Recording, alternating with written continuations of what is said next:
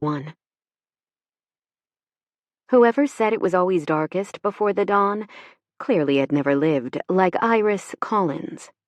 Sometimes she felt like a cave creature that never saw sunlight.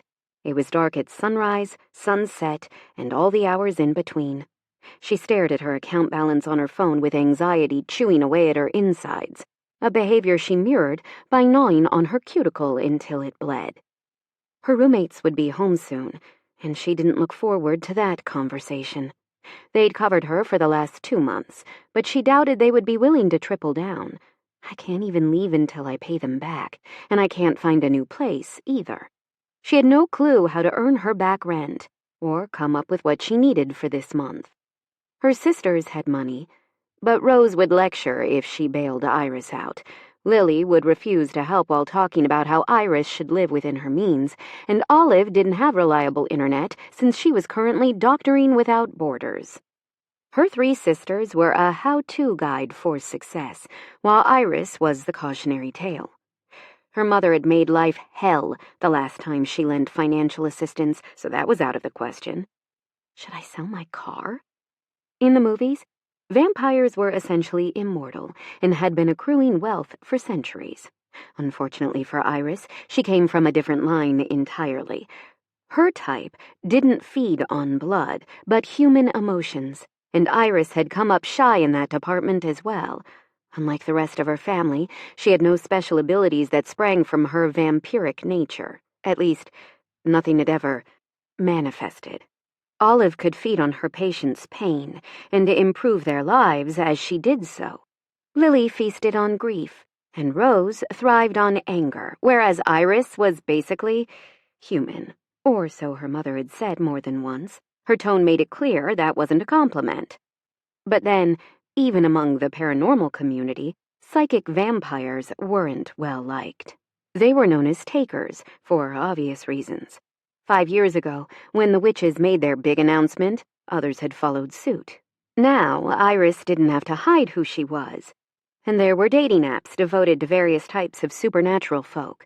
Iris had been on Shifted for a while, but she kept meeting lone wolf types who just wanted to hit and quit.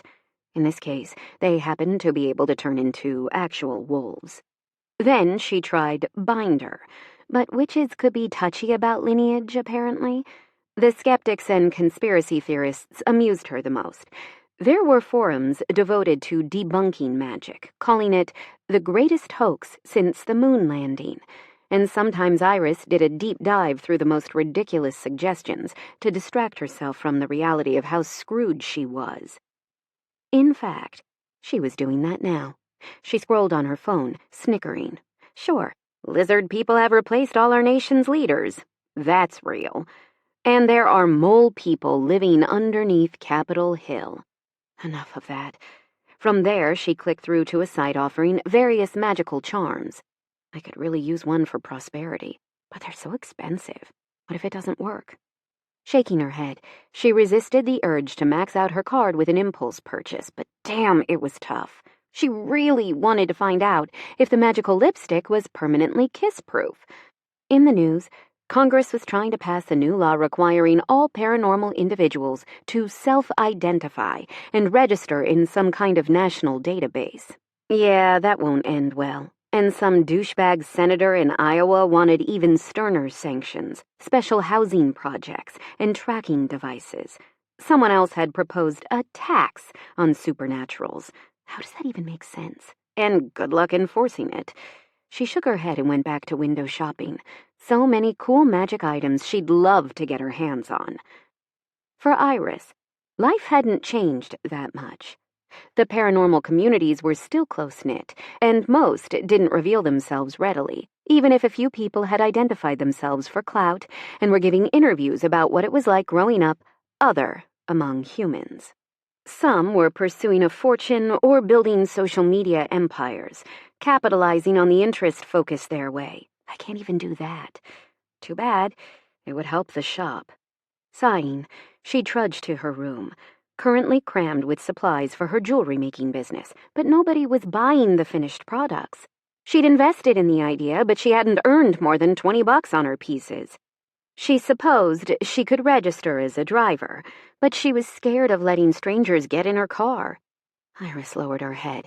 It was ridiculous that she was afraid of so many things. Pacing back to the dining room, she feverishly tried to think of a solution. Do I have anything left to sell besides my car? You owe me $600, Frederick said. Iris let out a cry, juggled her phone, and then dropped it, screen down, because of course.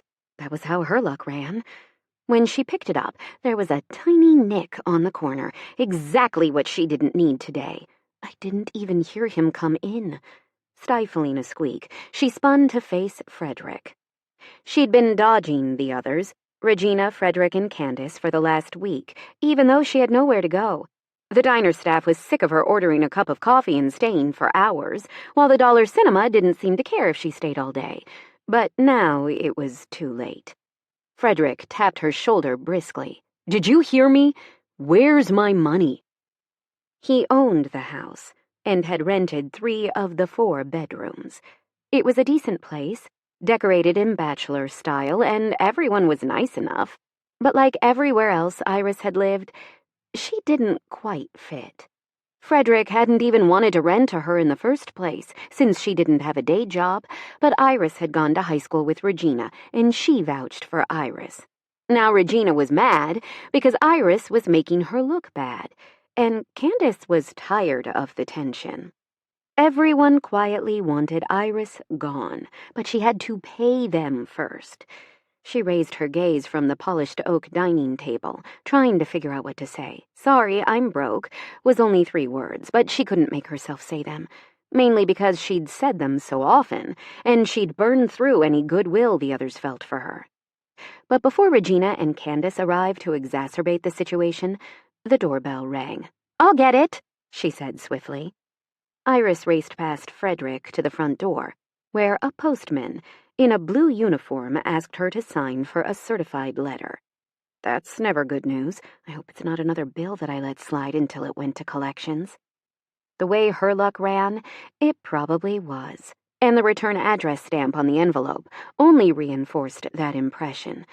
Digby, Davis, and Moore sounded like a law firm. I hope I'm not being sued.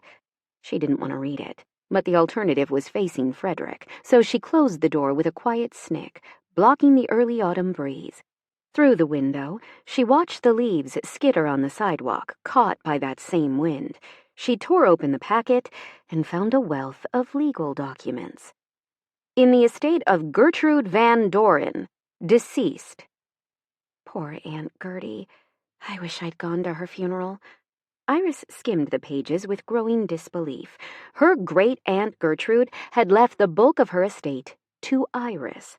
A small amount of cash, her collection of ceramic angels, and a house in St. Clair, Illinois, including all contents within. Iris had no clue why Great-Aunt Gertie had done this, but the bequest burned like a spark of hope. Her great-aunt, her paternal grandfather's sister, had been reckoned rather odd. Something of a misanthrope, just because she never married. Maybe she thought I'm the weirdest, the most like her, or the one who needs the most help. Either way, true enough. Iris hadn't seen Great-Aunt Gertie since the summer after graduation, when her parents had dragged her to St. Clair for a courtesy visit. Iris had sent yearly Christmas cards, however, mostly because she enjoyed the ritual of writing them out and mailing them, and occasionally her great-aunt sent snail mail in return. Maybe that haphazard correspondence meant something to her? Whatever the reason, the inheritance couldn't come at a better time. Quickly, she read the letter telling her how to proceed, and when she folded up the packet of papers, she had a response for Frederick, at least, who was standing behind her with his arms folded. "Well," he prompted. Iris handed him the will. "It'll take a little while, but I'll pay you soon. You can start looking for someone to take over my room." "You're moving out?" Though he tried to sound neutral, she read relief in the flicker of his eyes, in the faint upward tilt of his mouth. Over the years, she'd gotten good at gauging people's moods, actively looking for the disappointment and impatience her mother tried to mask, usually without success. Her face silently said, "Why aren't you more like your sisters? Why are you so exhausting? Why can't you get yourself together? Not right away, but yeah. You're running away again, her mother's voice whispered. Some people would see it that way, but Iris viewed it as a fresh start. While she didn't have a plan, per se, when did she ever? She'd figure it out when she saw the house. At the least, it was a place she could live rent-free. Her expenses would be lower, and she wouldn't have witnesses when she failed. People in St. Clair didn't really know her either, so maybe she could shake off her reputation as well. I can be patient, Frederick said with a magnanimous air, now that he's seen proof that I have money incoming. When Iris had gotten word about Great Aunt Gertie's passing, she'd scraped up enough to send flowers, living on ramen that week. If I'd known she meant to leave me everything, I would have sold something for gas money to show my face at her service. That was a crappy feeling, one that she couldn't shake even as Regina and Candace got home. She heard Frederick in the kitchen, explaining the situation in a low voice. Then Regina headed into the living room, where Iris was curled up on the couch. I'm so glad you figured out your next move, she said in an overly cheerful tone. Regina wasn't really a friend, more of an acquaintance who'd vouched for Iris. She tried not to take the comment the wrong way. Yeah, it's a minor miracle. Candace came to the doorway, folding her arms. You realize you're praising her for having a dead relative. When you put it that way. Sorry, I didn't mean to be hurtful, Regina said. When are you going to see about your inheritance? Frederick asked. Though he'd said he could be patient, he wanted his money. Iris headed for her room to pack a weekend bag. According to the navigation app on her phone, it was 6 hours in the car from here to St. Clair. If I go now, I could be there by midnight. She knew where Great Aunt Gertrude used to keep the spare key, too. It was impulsive and absurd, the kind of behavior that made Iris an odd duck in a family of swans. Thankfully, none of her relatives knew about this yet, and her roommates didn't care enough to stop her. Her mind made up, Iris crammed socks and underwear into her backpack, along with a few clean shirts, plus 1 pair of pants and something to sleep in. She dropped toiletries into her purse and snagged her keys. I'll see you later, she said. I don't know how long it will take to square things away, but I'll be back to pay my back rent and to collect my stuff. Drive safely, Regina said, seeming relieved that she wouldn't wind up pissing off everyone in the house. Frederick waved, and Candace watched from the doorway as Iris drove into the night, away from the house where she was a square peg in a round hole. Eli Reese wasn't the kid everyone made fun of anymore. He owned a condo in Cleveland and a vacation cottage in Myrtle Beach, by virtue of 2 successful apps steadily feeding his bank account. One to gamify household management, including to-do lists and budgeting, and another social platform that focused on sharing recipes. The second had taken off in a modest way. Users were collaborating on dishes, doing recipe challenges, and sending food pics to each other. And he'd just patched in an update supporting video clips.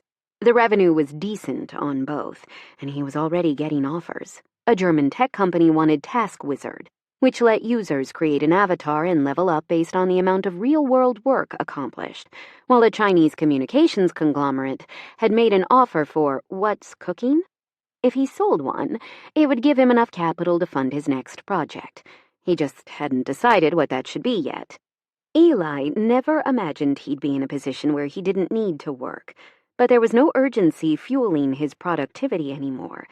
It was strange being free to do what he wanted with his life, the problem being he didn't know what that was. His favorite thing was flying.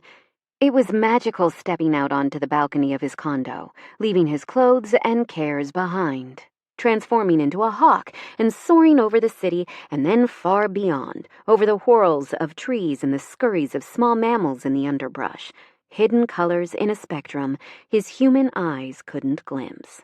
Red-tailed hawks were common enough that he didn't attract unwanted attention from ornithologists. Although he was larger than usual in his shifted form, those nightly flights were the closest Eli came to pure freedom, but multiple people would disapprove of him withdrawing from personhood in favor of joining birddom. Mostly Liz and Gamma, to be honest. Music played in the truck, soft classical that didn't distract him from his thoughts. Currently, his most pressing concern was his grandmother. He'd come to St. Clair to help her relocate, as she was selling her house in the Midwest and moving to New Mexico. Gamma had looked at Florida and Arizona as well, but she'd bought a condo in a retirement community in a suburb outside Albuquerque and was looking forward to all the activities and built-in social life. Eli had offered to assist with cleaning her basement, attic, and garage, getting the stuff she didn't want hauled away, and prepping the house to be put on the market, which involved painting and staging to make buyers picture themselves living there, undistracted by the current owner's clutter. He could have contracted the work out, hired someone to do this, but Gamma hated strangers touching her belongings, and unlike the other grandkids, he didn't have a day job or a limit to his vacation time. Plus, some of them agreed with Gamma's ex-wife, or had been conditioned to do so. So there was a certain distance between them, and Eli appreciated the chance to spend time with Gamma and help her out. She wasn't the kind of grandparent who said stuff like, "You'll regret not visiting me when I'm gone." But since Gamma had held Eli's hand as they buried his dad, and then helped raise him, he understood that it was important to see people while he still could.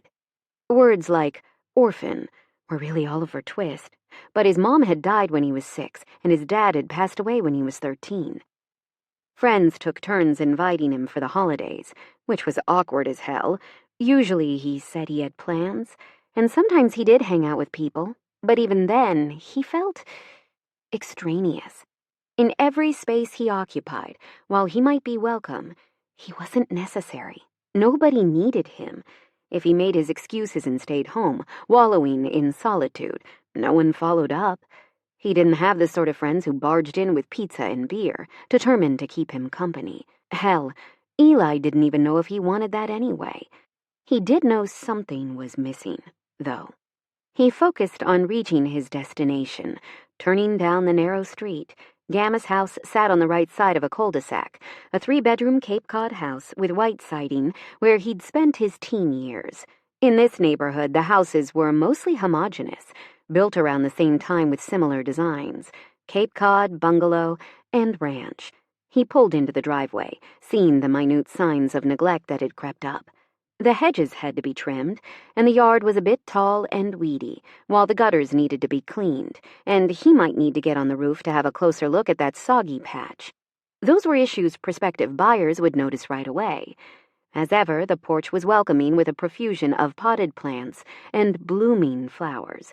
2 Adirondack chairs painted forest green framed the front door with the single step leading inside. Gamma opened the screen door and popped her head out. "Come in. I made your favorite." Eli smiled, wiping his feet on the mat. He took his shoes off on the uncarpeted tile just inside and padded across the improbably pink carpet, through the living room and into the kitchen. He breathed in deep, savoring the smell of barbecued chicken. There was also macaroni and cheese and garden salad with a bottle of ranch dressing on standby. She put the platter of drumsticks on the table and hugged him, smelling faintly of poison perfume. For as long as Eli could remember, she'd been using that brand. He'd been so proud of saving up to buy her some the year after he moved in. "You didn't have to go to any trouble," he said as his stomach growled. Gamma waved dismissively. "It's the least I can do. Besides, it was nothing. I used the air fryer for the drumsticks and finished them in the broiler with barbecue sauce. The macaroni and cheese is Blue Box, and the salad came from a bag." He grinned. "When you put it that way, let's eat. After dinner, we can talk more about the projects you've volunteered for." "Why do I feel like you should have made me steak instead of chicken legs?" She smirked right back. "It's not my fault your taste buds are cheap." As Eli sat, he reflected that she was nothing like most other grandmothers. She didn't own a set of pearls, preferring feather earrings, leopard print, and spandex. Honestly, he was a bit concerned about the havoc she'd wreak on the local populace when she moved. "I won't be a cliché, so I refuse to ask if you're seeing anyone," Gamma said. "And I greatly appreciate your forbearance. But at the same time, I worry. You were uprooted from your friends, and you never settled in here properly. Oh, no. You played the worry card. Seriously, I'm fine. I have friends, and you'll be the first to know if I find someone special. I'd better be. He pretended to be stern. But I expect the same courtesy. You're a catch, and you're better at socializing. I'll probably get a wedding invitation by Christmas. That fast? Gamma pretended to wipe sweat from her brow. I can see I have my work cut out for me, but I suspect I'm up to the challenge. By the time they finished, it was getting dark. He helped her rinse the plates, put the food away, and load the dishwasher. Thanks for dinner, he said. You don't need to thank me. Gamma donned a determined look. It's too late to start today, but you should see what we're working with. I apologize in advance for the state of my hidden assets. Assets? I'm sure she means junk. Nevertheless, he followed her into the basement, which was piled ridiculously high with unmarked boxes. He stared. What's in here anyway? I have no idea, she said airily. To be honest, some of this stuff was your father's, and I didn't have the heart to go through it. I still don't. The rest has been in here since I moved, and that was... She paused, apparently trying to count back the years. 1988? He suggested, based on the amount of dust on the cartons. Could be. Is the attic like this? Gamma bit her lip. Possibly. It's worse. I haven't been up there in forever. Those drop-down stairs are terrifying. I'm not turning into a cautionary tale for Life Alert. I'm not old. I refuse to be old. You're immortal, Eli said, wishing that were true. He had a lump in his throat when he imagined going through his father's belongings, but it had been 12 years. It's beyond time. Maybe I'll find something that makes me feel closer to him. But the melancholy truth was, he'd lived longer without his dad, and that gap would only grow because that was how time worked. To reward himself for facing down these bad memories, he'd go for a long flight later. Watch your step, okay? I'll get you a flashlight. There's one on my phone. She cocked her head. Have you ever watched a horror movie? You'll drop your phone after being startled by a cat. Or maybe a raccoon. Anyway, I'll be right back. When she returned, he said, Tell me you're kidding. There are raccoons? Gamma put the sturdy flashlight in his hands, patted them, and made no promises. Be careful. I'll send help if you're not back in an hour. Chapter 2. Iris pulled into the driveway beside the ramshackle Victorian she was set to inherit. If the correspondence from Digby, Davis, and Moore could be believed. It was past 1 in the morning, and her body ached from the long drive. She'd paused once to fuel up, stretch her legs, and use the restroom. It was impossible not to think about her sisters in this situation. Any of them would have energy to burn, siphoning from humans they encountered along the way. That aptitude had given them an unfair advantage in pursuing higher education, too. Shrugging, she grabbed her backpack, locked the doors of her crappy Sentra, and headed toward the rickety front porch. Even in the faint glow of the streetlights, she could see the ravages of time. Peeling paint and weedy front lawn. The plants were all dead, dry leaves spilling listlessly over the stone lip of the pot. She levered the one on the left up and found a rusty key. Yes, still here. Thankfully, nobody had meddled with the property, or Iris would be sleeping in the car. There was no money for a motel, barely enough for her gas tank. With a little coaxing, she got the door open and stepped inside. The first breath smelled of loneliness. Liniment that carried faint eddies of camphor and menthol, dusty books, and stale air. She flipped the light switch, but there was no power. Looks like I'll be charging my phone in the car. Better than nothing. Using the light on her phone, she crept through the dark house to the kitchen and tested the tap. At least the water is still on. She could take a quick cold shower in the morning and arrive at the law office looking presentable. Bless Great Aunt Gertie. She had a whole cupboard full of emergency candles. along with books of matches from the oddest of places. Iris examined them one at a time. Minden's Wax Doll Workshop, the Murder Room, Noise Factory, a club in Germany, and a host of other places that made Iris believe that Gertie had led a fascinating life. She lit one candle and decided she didn't feel up to exploring further in the dark. The house was large and creepy at this hour, with narrow hallways and staircases. Rooms had generally been smaller when this house was built, and apart from adding electricity and indoor plumbing, few renovations had been made over the years. Iris found 4 knitted throws scattered around the living room and snuggled under them on the overstuffed sofa. Between those and the hoodie she had on, it was cozy enough, even without heat. Possibly she ought to be nervous, alone in this big old house. But sleep claimed her immediately, and she rested better than she had in a long while, deep and dreamless.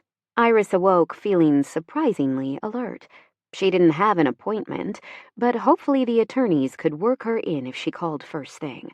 Her cell phone had battery life to complete the call, at least. A professional voice answered on the second ring. "Digby, Davis and Moore, how may I help you?" "I received a letter about my great-aunt's estate, Gertrude Van Doren. I was hoping to speak with the person in charge." Iris loathed talking on the phone, and she hoped she didn't sound as nervous as she felt. "Just a moment, please." Calming yet bland music piped into her ear, and 2 minutes later, the woman returned to the line. "Can you come in at 2? We have a cancellation. Otherwise, Mr. Davis won't have time until next week." 2 is perfect. "I'll see you then." "Excellent. I'll let Mr. Davis know."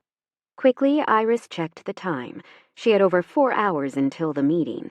Best to get the cold shower over with. In daytime, the house was even more dated, with pink and gray walls that had probably been painted in the 90s. Everything was dated cottage chic, echoing trends that died long before Great-Aunt Gertie. The bathroom was even older looking, harking back to the 70s. Or maybe the 50s? Iris wasn't a professional decorator, but the lime green tile and Pepto-pink tub, sink, and toilet truly were astonishing. On the bright side, she was delighted to coax some warm water out of the shower.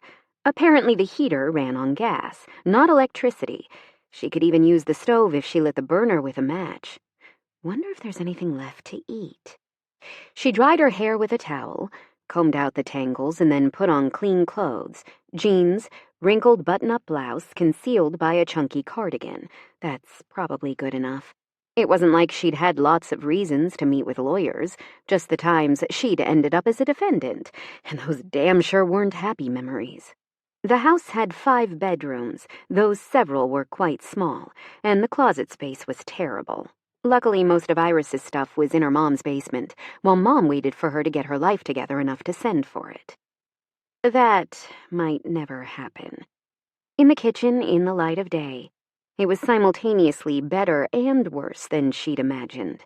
Everything was white with black accents and fairly clean, but the cupboards were ancient particle board, and the counters were scarred-up butcher block.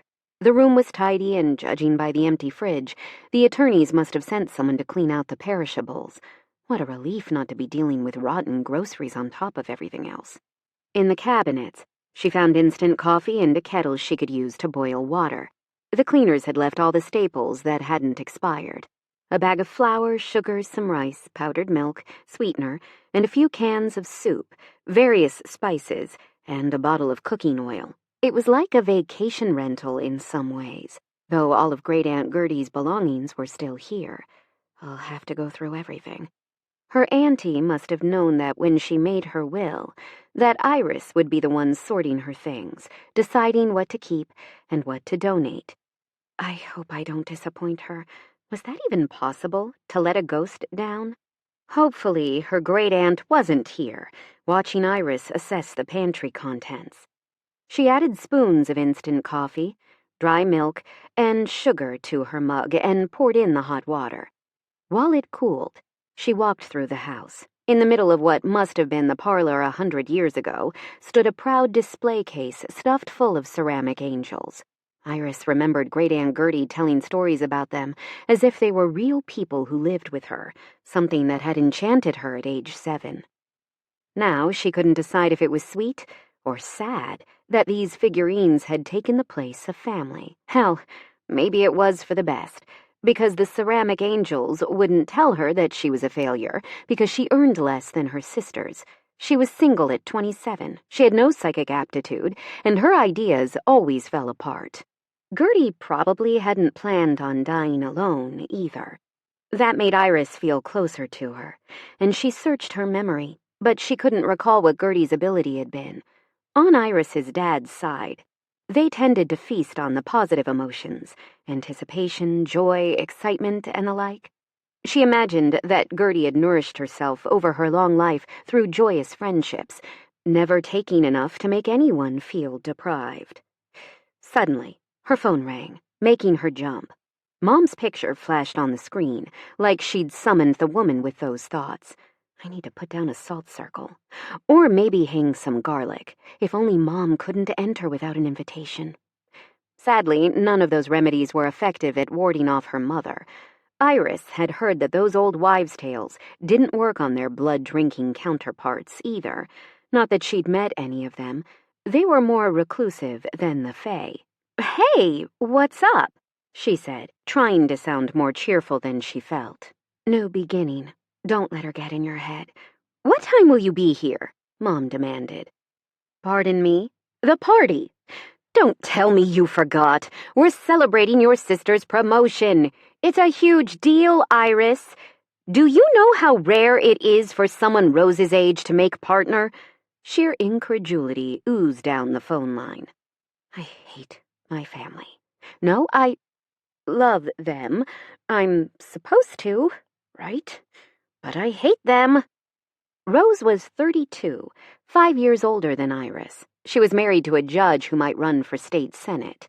Privately, Iris loathed her brother-in-law, Greg Connery. He was smug and pretentious, prone to name-dropping and boasting about his connections. If that wasn't bad enough, he also watched Iris in ways that made her deeply uncomfortable, his gaze lingering on her ass, on her cleavage, while he lectured about her life choices. The one time she'd mentioned it to Rose, her sister practically hissed like a cat and threatened to tell Mom what a jealous liar Iris was. So Rose either had no clue that her husband was a creep or refused to admit it.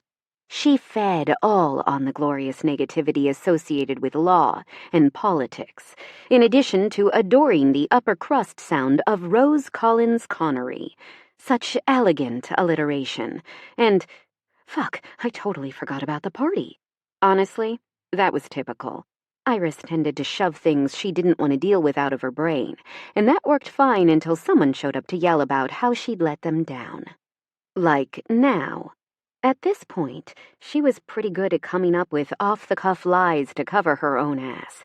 This time, she decided to pretend this was an intentional decision, not a mental glitch. "Nobody will miss me," she said lightly. "Something came up, so I'm not even in Ohio right now. Congratulate Rose for me, though." "Iris, please, just... By the way, do you happen to recall how Great Aunt Gertie's powers worked? If she had any." "Why are you asking that all of a sudden?" "Because I'm curious. Obviously." A long-suffering sigh slid out of her mother like a tire deflating. "Iris, tell me the truth.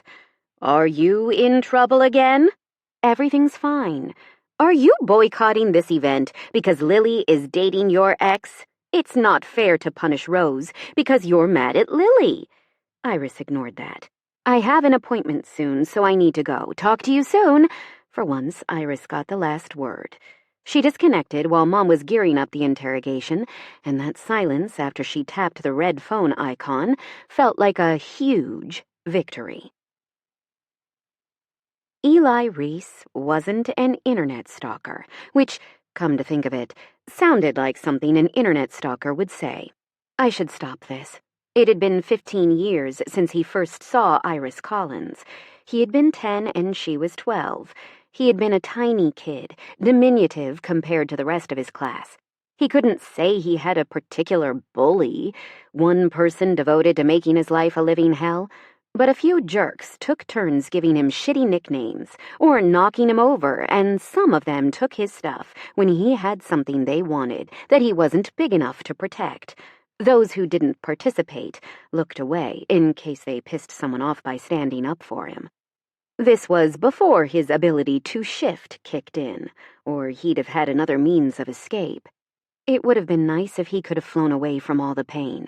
Then came Iris, the rainbow after a violent storm. Honestly, it was embarrassing how clear and sharp his memory was, even after all this time. Roddy Frierson had shoved Eli down and was rummaging in his bag for Pokemon cards when an older girl strode up. She was in 6th grade, the highest level at Ridgecrest Elementary, and she had sunny brown hair in 2 braids, gray eyes brightened by outrage.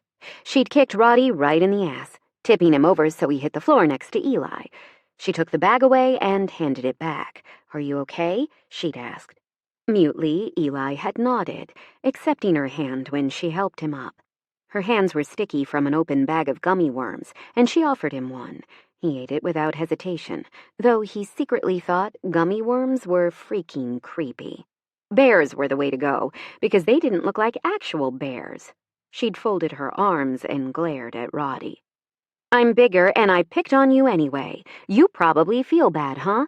That's how you're making him feel, so stop it. If I hear about anybody bothering—" She paused, glancing at Eli. "What's your name?" "Eli Reese," he said in a small voice. "Eli, again. I'm telling everyone. I'll tell your teacher, the principal, and your parents. I'll call your grandmother. Do you want that?" Roddy burst into tears. "Don't tell Nona." Since they'd gathered an interested audience, the girl glared at everyone. "You're all on my list.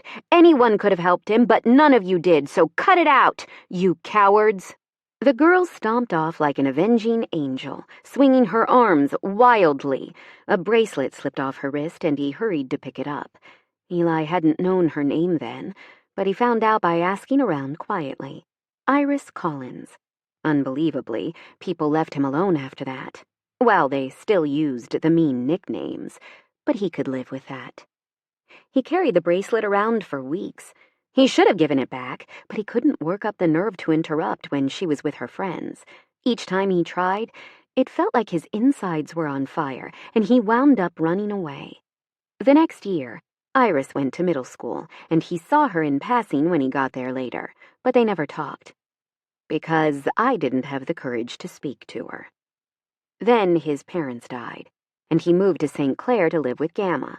At the new school, he kept to himself and read a lot of books, played computer games, and made friends online while telling himself the real world would be better. That summer, he finally inherited his dad's ability to shift and unlocked a whole different world, one that didn't care how tall he was or how many friends he had. Gamma had shown him the online communities where he could connect with people like himself, but he'd never had the inclination to socialize. Pack shifters probably felt otherwise. At school, nobody paid much attention to him, and by the time he got a growth spurt late in his senior year, it irritated him to suddenly qualify as attractive. Classmates saw him with new eyes, and they wanted to date him, but he had no use for those who had treated him like he was invisible before. He left for college without looking back. But over the years, he never lost track of Iris. Eli had developed this habit of checking out her social media. Once a month, no more. He'd skim posts and look at pictures, trying to imagine what her life must be like. It wasn't as if he was nursing a deathless love or something. He was just curious about her. Because she'd changed his life in one moment by caring, just a little, about someone nobody else at that school gave a damn about. Yesterday, he'd inspected the attic. Thankfully, there hadn't been any raccoons, and today, he had errands to run. Instead, he was staring at his phone. Today was the day he usually skimmed Iris's socials. Last month, she'd been excited about the launch of her online jewelry business. He was already planning to order Gamma some earrings. She'd love the blue enamel flower ones.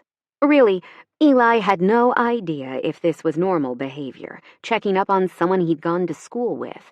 It wasn't like they'd been friends, although he wished they had. Making friends required talking to people, however, and Eli was bad at that. He was better with code and numbers, better where the data could be analyzed meticulously and relied upon to provide consistent results. He was good at flying, too, soaring beyond the reach of human hands. There was no conversation above the treetops, just the occasional shrill call of distant birds. He saw so much, though, and it didn't matter that he was a silent observer. The thought came again. I should stop. Even though his interest wasn't harming anyone, it probably wasn't healthy. Instead of following what had become a sort of comfort ritual, because it made him happy knowing she was out there, alive and well, he showered and went downstairs without looking at any of her accounts. Gamma had breakfast waiting, an odd assortment of toast, sausage links, sliced fruit, and hot tea. His grandmother had gone to the UK once, and she hadn't quite gotten a handle on English breakfast. But she tried. "Looks good," he said. "I'm heading to the hardware store later to get a few things to help with the—" what to call it? Packing up Gamma's life and tidying it up so other people would want to live beneath this roof? "Move?" she suggested. "Yeah, that. Do you need anything while I'm out?"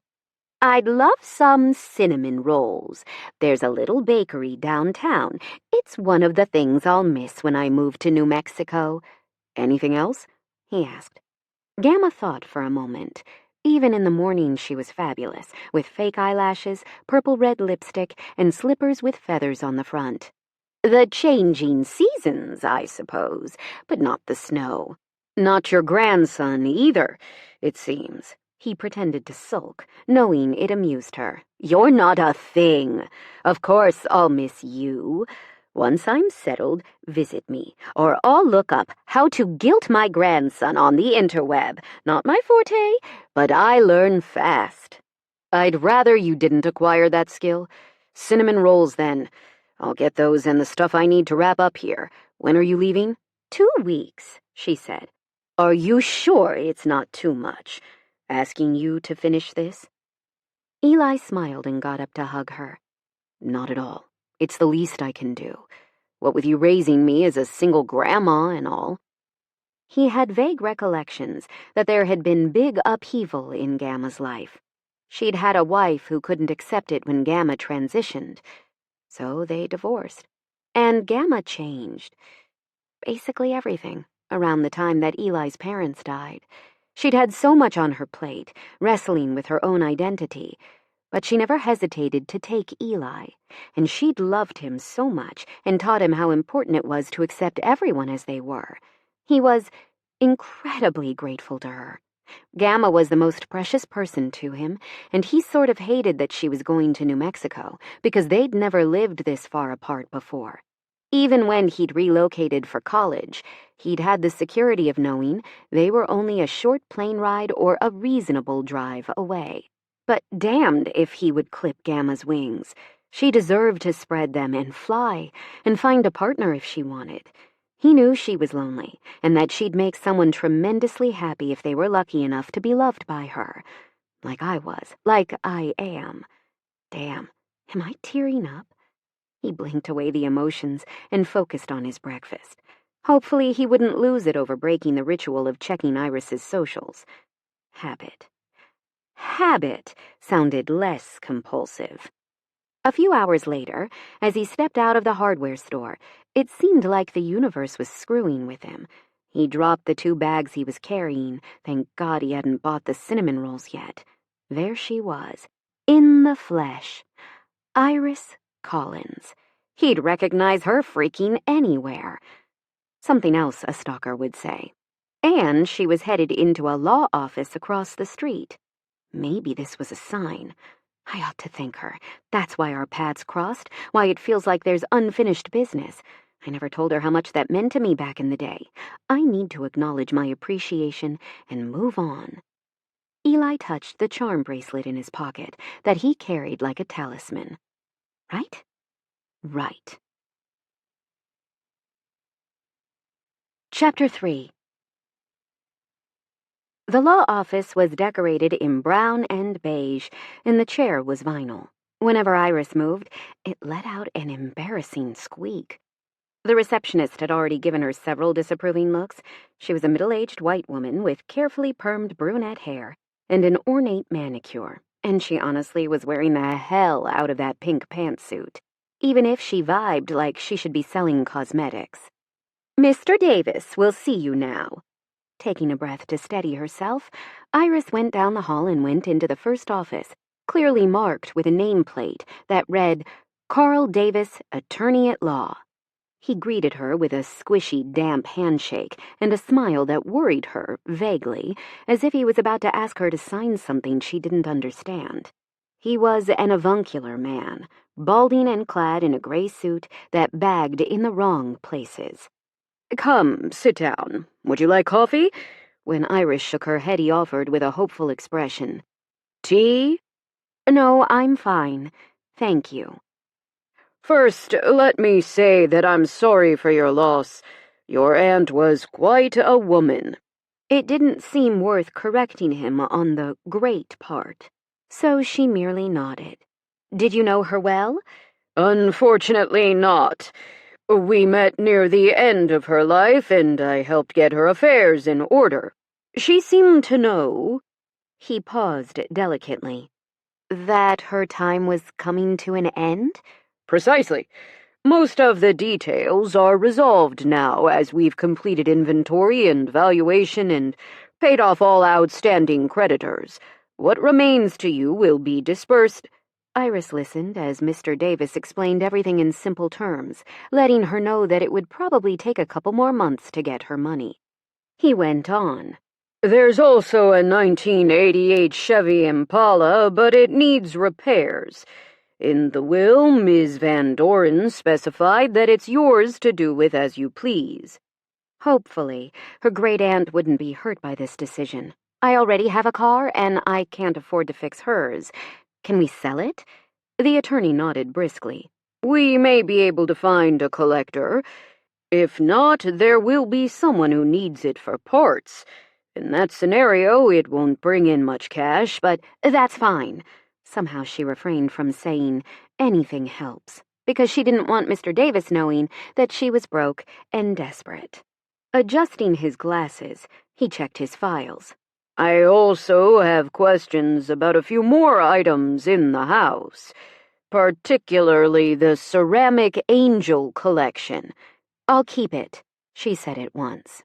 That was sheer instinct. It had been important to Gertie, and Iris couldn't bring herself to liquidate it. Not now, anyway. She was still getting used to the idea of inheriting anything. How could she be heartless right from the jump? "Understood. Then there are just some documents to sign?" All told, the meeting took less than an hour, and the attorney provided all the documentation she needed to turn the power on in her name. None of this solved her immediate cash flow problem, but hopefully, Frederick would be chill. While she understood that he needed the money too, she couldn't sell enough plasma to pay him off any sooner to make the process go smoother. "I'll be in touch as needed. Take care." Mr. Davis didn't walk her out. Soon she found herself on the sidewalk again, with people going about their day, running errands in the cute and bustling downtown district in St. Clair. Iris cast a longing look at a bakery across the square, but she talked herself out of spending the money. Learning to bake would be more sensible. She thought a man across the street was looking at her, but then he turned and hurried in the opposite direction. So maybe not. Weeks later, Iris stood in the driveway of what was now her house. So freaking wild. Her car was packed to the brim. She had no furniture, just clothes and bedding, various personal effects, and some kitchen items. Great Aunt Gertie had accumulated a lifetime of stuff, and dealing with it was Iris's problem. She had mixed feelings about that responsibility because she wasn't good at detail management, but it had to be done whether she liked it or not. At least she'd gotten an inventory list from Mr. Davis, so she knew exactly what the house held in store. By selling Gertie's car, Iris had gotten enough cash to pay off her roommates in Ohio, freeing her to hit the road. 2 weeks ago, she'd been forced to turn off her cell phone. First order of business, get a prepaid SIM with some data and minutes on the cheap. She'd probably donate more plasma to install Wi-Fi. She couldn't live without that, and her prospective roommates would expect to use it too. The long drive had given her lots of time to think about the future, at least. Iris had a vague idea about renovating the place and turning it into a bed and breakfast, but she was wary of her own enthusiasm. Just look at the boxes of jewelry-making supplies in my trunk. With a sigh, Iris stretched, popped her back, and started unloading. As she stacked boxes near the porch, a woman cut across an immaculate yard that was somehow still emerald green even though summer was over. Idly, Iris wondered if they paid to have the dead grass painted. The woman was tall and statuesque, with carefully curled hair, and she beamed a smile that alarmed Iris for some reason. "Hey there! So good to get some fresh blood in the neighborhood." "Right," said Iris, hoping she wasn't about to meet her first real-life sanguine vamp. "I'm Susan Calhoun. You must be moving into Crazy Gertie's place. So glad she's finally out of the way. Now you can spruce up the place. That porch is positively a death trap. I told her so many times that the mailman would fall through someday and then she'd get sued." Susan clicked her tongue against her teeth. "But did she listen? Of course not." Before Iris could get a word in edgewise, Susan took a breath and kept going. "Anyway, I just wanted to welcome you to the neighborhood. I would have brought a casserole, but these days people are so picky. I don't eat meat, don't eat dairy, and don't get me started on people who think they're allergic to gluten." Yelling at her new neighbor probably wasn't the way to go, so Iris mumbled something non-committal. She was actually kind of impressed at how wrong and awful Susan had managed to be in the space of 2 minutes. Thanks. I need to get my things inside, so..." Susan didn't take the hint, peering at Iris with judgmental eyes.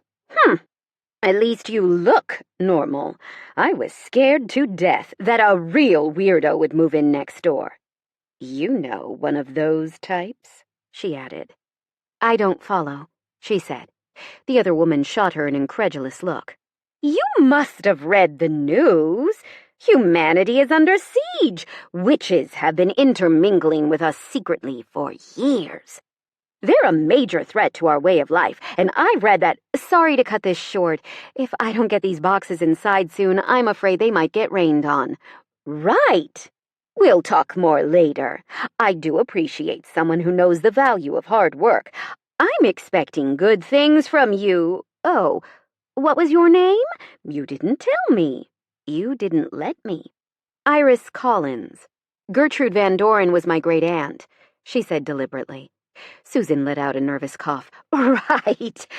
Well, I'm sure you knew she was a few hot dogs shy of a picnic, so it's not like I spoiled the ending of a good movie. TTYL." "Who says TTYL?" Iris mumbled, hoisting a box and hauling it into the house. She wished she'd put Susan in her place, but at this juncture she couldn't cope with additional problems. Once she got settled in, she'd make it clear to that awful woman just where Iris stood on all that bigoted BS. It took her an hour to drag everything inside, and she left it cluttering up the foyer, too tired to put anything away after the long drive. Like the last time she'd visited, it was late, but at least she had the utilities sorted out. The power, water, and gas were in her name, thanks to some guidance from Mr. Davis. Iris couldn't bring herself to sleep on any of the mattresses, because who knew how long it had been since they were cleaned. Maybe never. And while she wasn't ordinarily that picky about housekeeping, there was something unnerving about being in a house by herself that had belonged to someone who'd passed away. Yeah, I can't let myself think along those lines. My imagination will kick in. Before the world changed and the witches stepped out of the shadows, sometimes she'd even imagined she caught glimpses of the elusive fae while walking in the woods. Since her family was unusual, she'd believed in ghosts, unicorns, and mermaids, too. To Iris, it always seemed strange that her sisters didn't wonder at all about the other paranormal communities that might be quietly coexisting nearby, hidden in plain sight just like her family.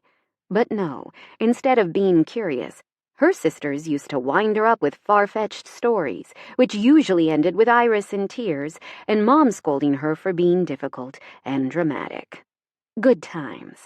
Her phone pinged, and Rose popped up in the notifications. Until now, nobody had messaged her since she'd skipped Rose's party, and if she was honest, she'd welcomed the silence. Things hadn't been the same since Iris brought home her boyfriend of 2 months, and her sister Lily had snapped him up. She hadn't been in love with Dylan, but in her view, both he and Lily were wrong. He shouldn't have flirted with her sister, and Lily damn sure shouldn't have gone along with it, even if those two were a better fit. Now everything was awkward, and Iris couldn't help feeling resentful toward everyone currently enabling that relationship. It felt like she didn't even have a family anymore, frankly. She wished she could opt out, like people did with newsletters they didn't want anymore. But there was no button to press that would get her out of those blood ties. Iris sucked in a calming breath, wishing that she was enough for someone. Anyone. Without changing who she was, or... She could practically hear her mother's admonition. Get your head out of the clouds. Dreams won't get you anywhere. It's all about hard work. Look at how well Rose is doing. Mom usually didn't add the last unspoken sentence. Why can't you be more like your sister? But Iris didn't have to hear the words to know Mom was thinking them. Pretty much everyone believed that Iris was wasting her life. It was yet another layer of disappointment that Iris was so... average, unable to share in the family legacy, or even know what it was like to feed. Which was a gross way to put it, but her family seemed to look on most humans as a snack pack, rather than individuals with their own hopes and dreams. Olive was the only exception, as she genuinely cared about others. Iris should be able to relate better to humans, but her sisters were experts in mental and emotional manipulation. They had, well, minions seemed like the right word to Iris, even if Lily and Rose called them friends. Anger and envy burned within her in a bitter, blazing knot. Most people could hold on to friendships at least, but people always drifted away from her, as if she had nothing they needed long-term. Her family, on the other hand, cultivated sycophants addicted to the faint euphoria that came from draining their emotions, a blissful numbness that approached inner peace. Her mother's best friend, Misty, had been running errands for Delphine Collins for over 30 years, whereas Iris's bestie from high school had ghosted after graduation. Since Iris had gone to 4 different colleges before dropping out, she hadn't made lasting impressions there either. As she rolled up in a blanket and curled up on the couch, she thought, nobody would care if I disappeared. That was a lot grimmer than she usually felt. Maybe exhaustion was making her emotional. Things would look better in the morning, right? The next day, things were still messy. She hauled all her stuff upstairs, and then got started sorting Great Aunt Gertie's earthly effects. Her family would have simply paid someone to do this, but that felt deeply wrong, even if she could have afforded it. To her surprise, she wept as she sorted. When she found a bundle of letters, she couldn't resist opening them. In a romantic movie, these would be a collection of love letters from some tragic affair, perhaps a soldier who'd perished in some long-ago war. The reason Auntie had never married, but no. These were chatty notes from various friends, illuminating what life had been like for her great aunt over the years. Those she elected to save because discarding responses to Gertie's words and emotions while living in this house seemed like an act of violence. Iris saved all the photos because they too felt like stories with a life of their own. Most of the clothes went, though she salvaged some vintage sweaters. Random bric-a-brac got discarded, along with musty decorative objects and muddy watercolors. Little by little over the course of 3 days, she packed most of what should be donated and called a charity service to collect it. Then she popped out for the cheapest prepaid SIM she could find. She'd probably keep the data turned off and stick to free hotspots, as this purchase had to last her for the foreseeable future. Between credit cards, student loans, and paying to deep clean the house, there was no room in her budget for extras. Hell, she'd probably be eating oatmeal for weeks. Iris cringed at paying online for hired cleaning professionals. It'll be worth it, she told herself, and put the transaction on her card. I'll never pay this off. but the site promised that they'd scrub the place, top to bottom, and they'd also deep clean all the mattresses and rugs. The next day, the team showed up in pristine uniforms, ready to scour. Iris spent the afternoon weeding while the crew blitzed the house with cleaning agents. When she came in hours later, the place smelled much better. It couldn't make up for years of neglect, of course, but stripping away the junk helped. So did making the woodwork gleam. Now the house itself felt lighter, somehow, as if she'd lessened its architectural burden. Even the air seemed easier to breathe. "You paid online," the team leader said. "So we're finished, unless you'd like to schedule regular appointments." "I can't afford that," she admitted. "Sorry if—" "No, it's fine. We often do one-shot visits when houses are changing hands. Good luck." With that, the crew headed out, getting into the van with the anthropomorphized vacuum cleaner stenciled on the side. After that, Iris sent a few requests for quotes to various home reno sites and shuddered when they called her back. "Yes, this is Iris Collins." "What's your renovation budget?" a deep-voiced contractor asked. I was hoping to find out how much it would cost." She hedged. "To turn your old Victorian into a B&B? I'd have to do a walkthrough, but you're looking at a minimum of $50K. Okay, thanks. Did you want to set a time for me to come out and take a look at your property?" How much would that cost? "I'm talking to a few companies," she said swiftly. "I'll be in touch." Her credit wouldn't qualify for a loan, and she didn't want to get in more debt over an idea that even she wasn't convinced would pan out. To say she'd lost confidence was a misnomer. That would mean she'd had some in the first place.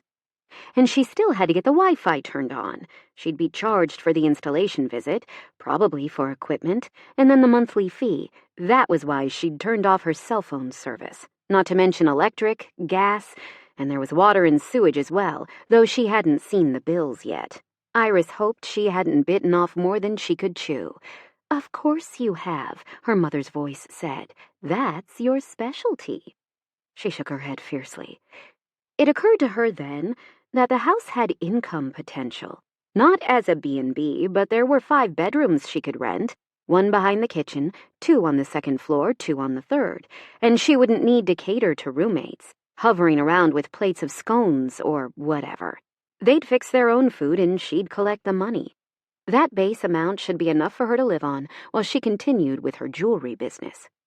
"I can fix up the attic for myself. At least it's finished and I like the space. It's big enough for me to set aside part of it as a studio. I'll probably need to buy an air con, though." There was even enough old furniture stored up there that she could arrange it in a way that made sense for her private living space. Her mind made up, she opened her laptop and wrote the ad before she could change her mind.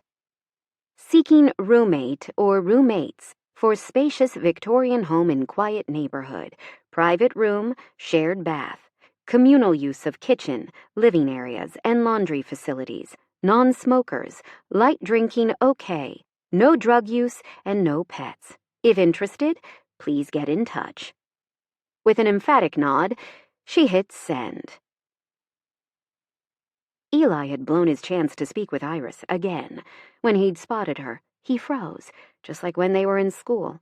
Instead of going over to say hi, he'd bolted like a coward. He told himself it was no big deal. He'd run into Iris again before she left town. St. Clair wasn't a huge city by any means, only that hadn't happened. He never saw her again, and he'd tucked away the vague disappointment. Not meant to be, that's all. For the past 2 weeks, he'd focused on spending time with Gamma. They watched movies, chatted, ate meals together, and worked on the house. Eli did the heavy lifting while Gamma shared her many opinions regarding his work. Thankfully, she never asked about his social life, or when he was planning to get married, and she respected his need to slip away to fly when the prospect of saying goodbye to her overwhelmed him. And today, he drove her to the airport, reassuring her that he, and her house, would be fine.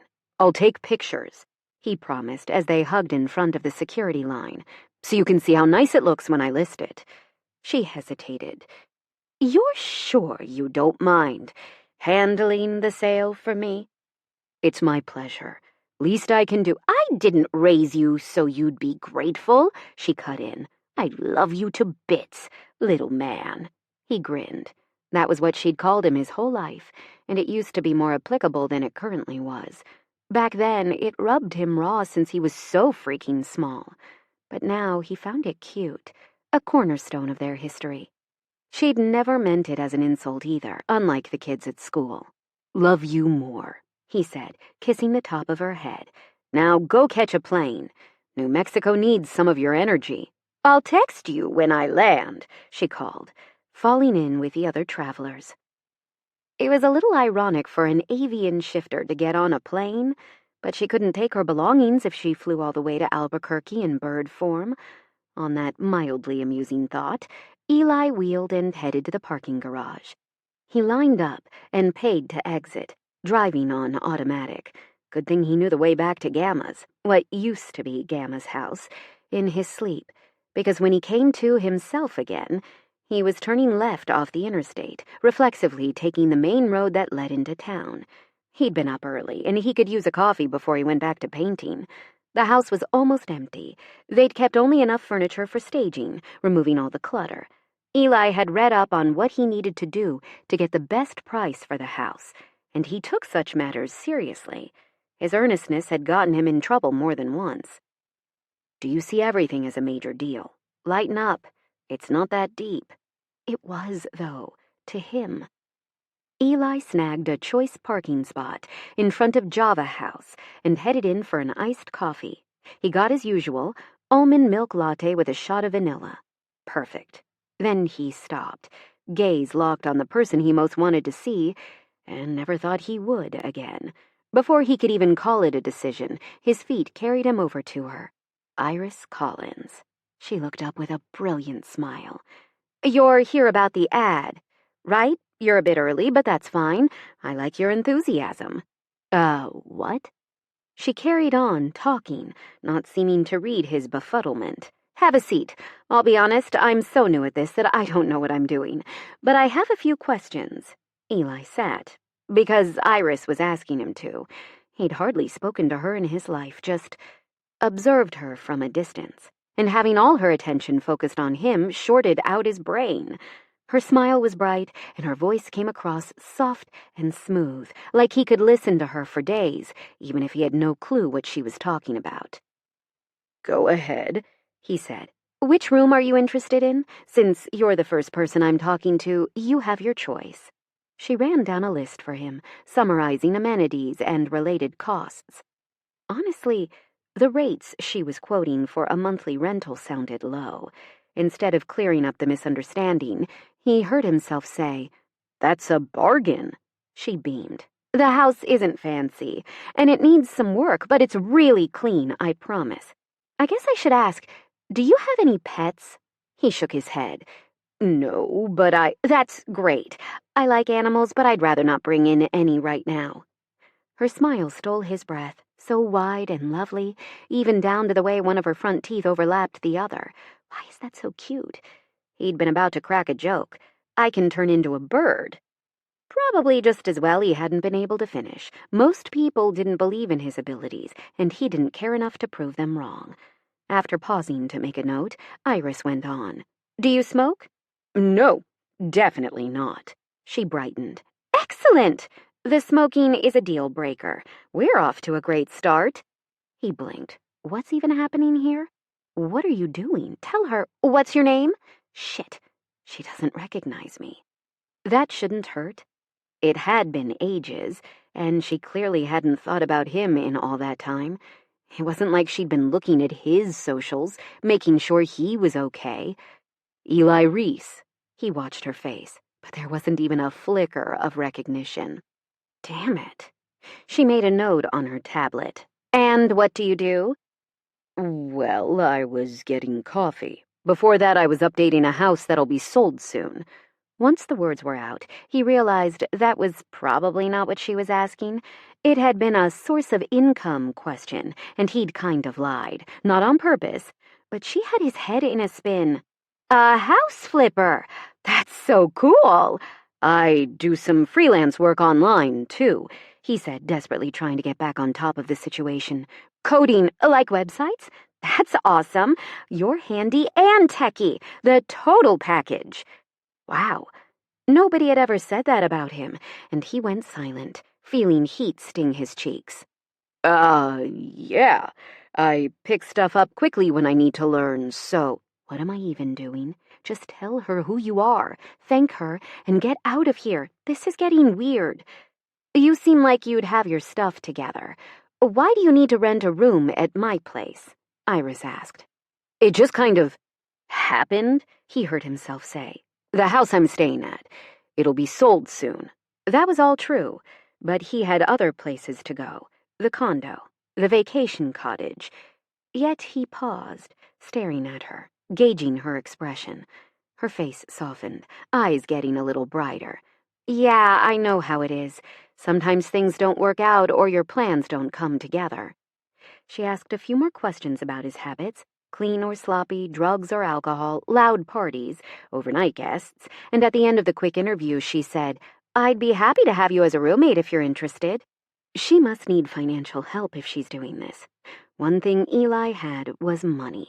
He was great at coming up with app ideas, and when he got tired of managing them, he'd sell them for a tidy profit. Inspiration would strike again soon. He still hadn't decided whether to sell Task Wizard or What's Cooking. I'll take the main bedroom, he said. $500 a month is fair. How much is the damage deposit? She blinked as if she'd never even thought of that. This woman was too soft to live in the real world.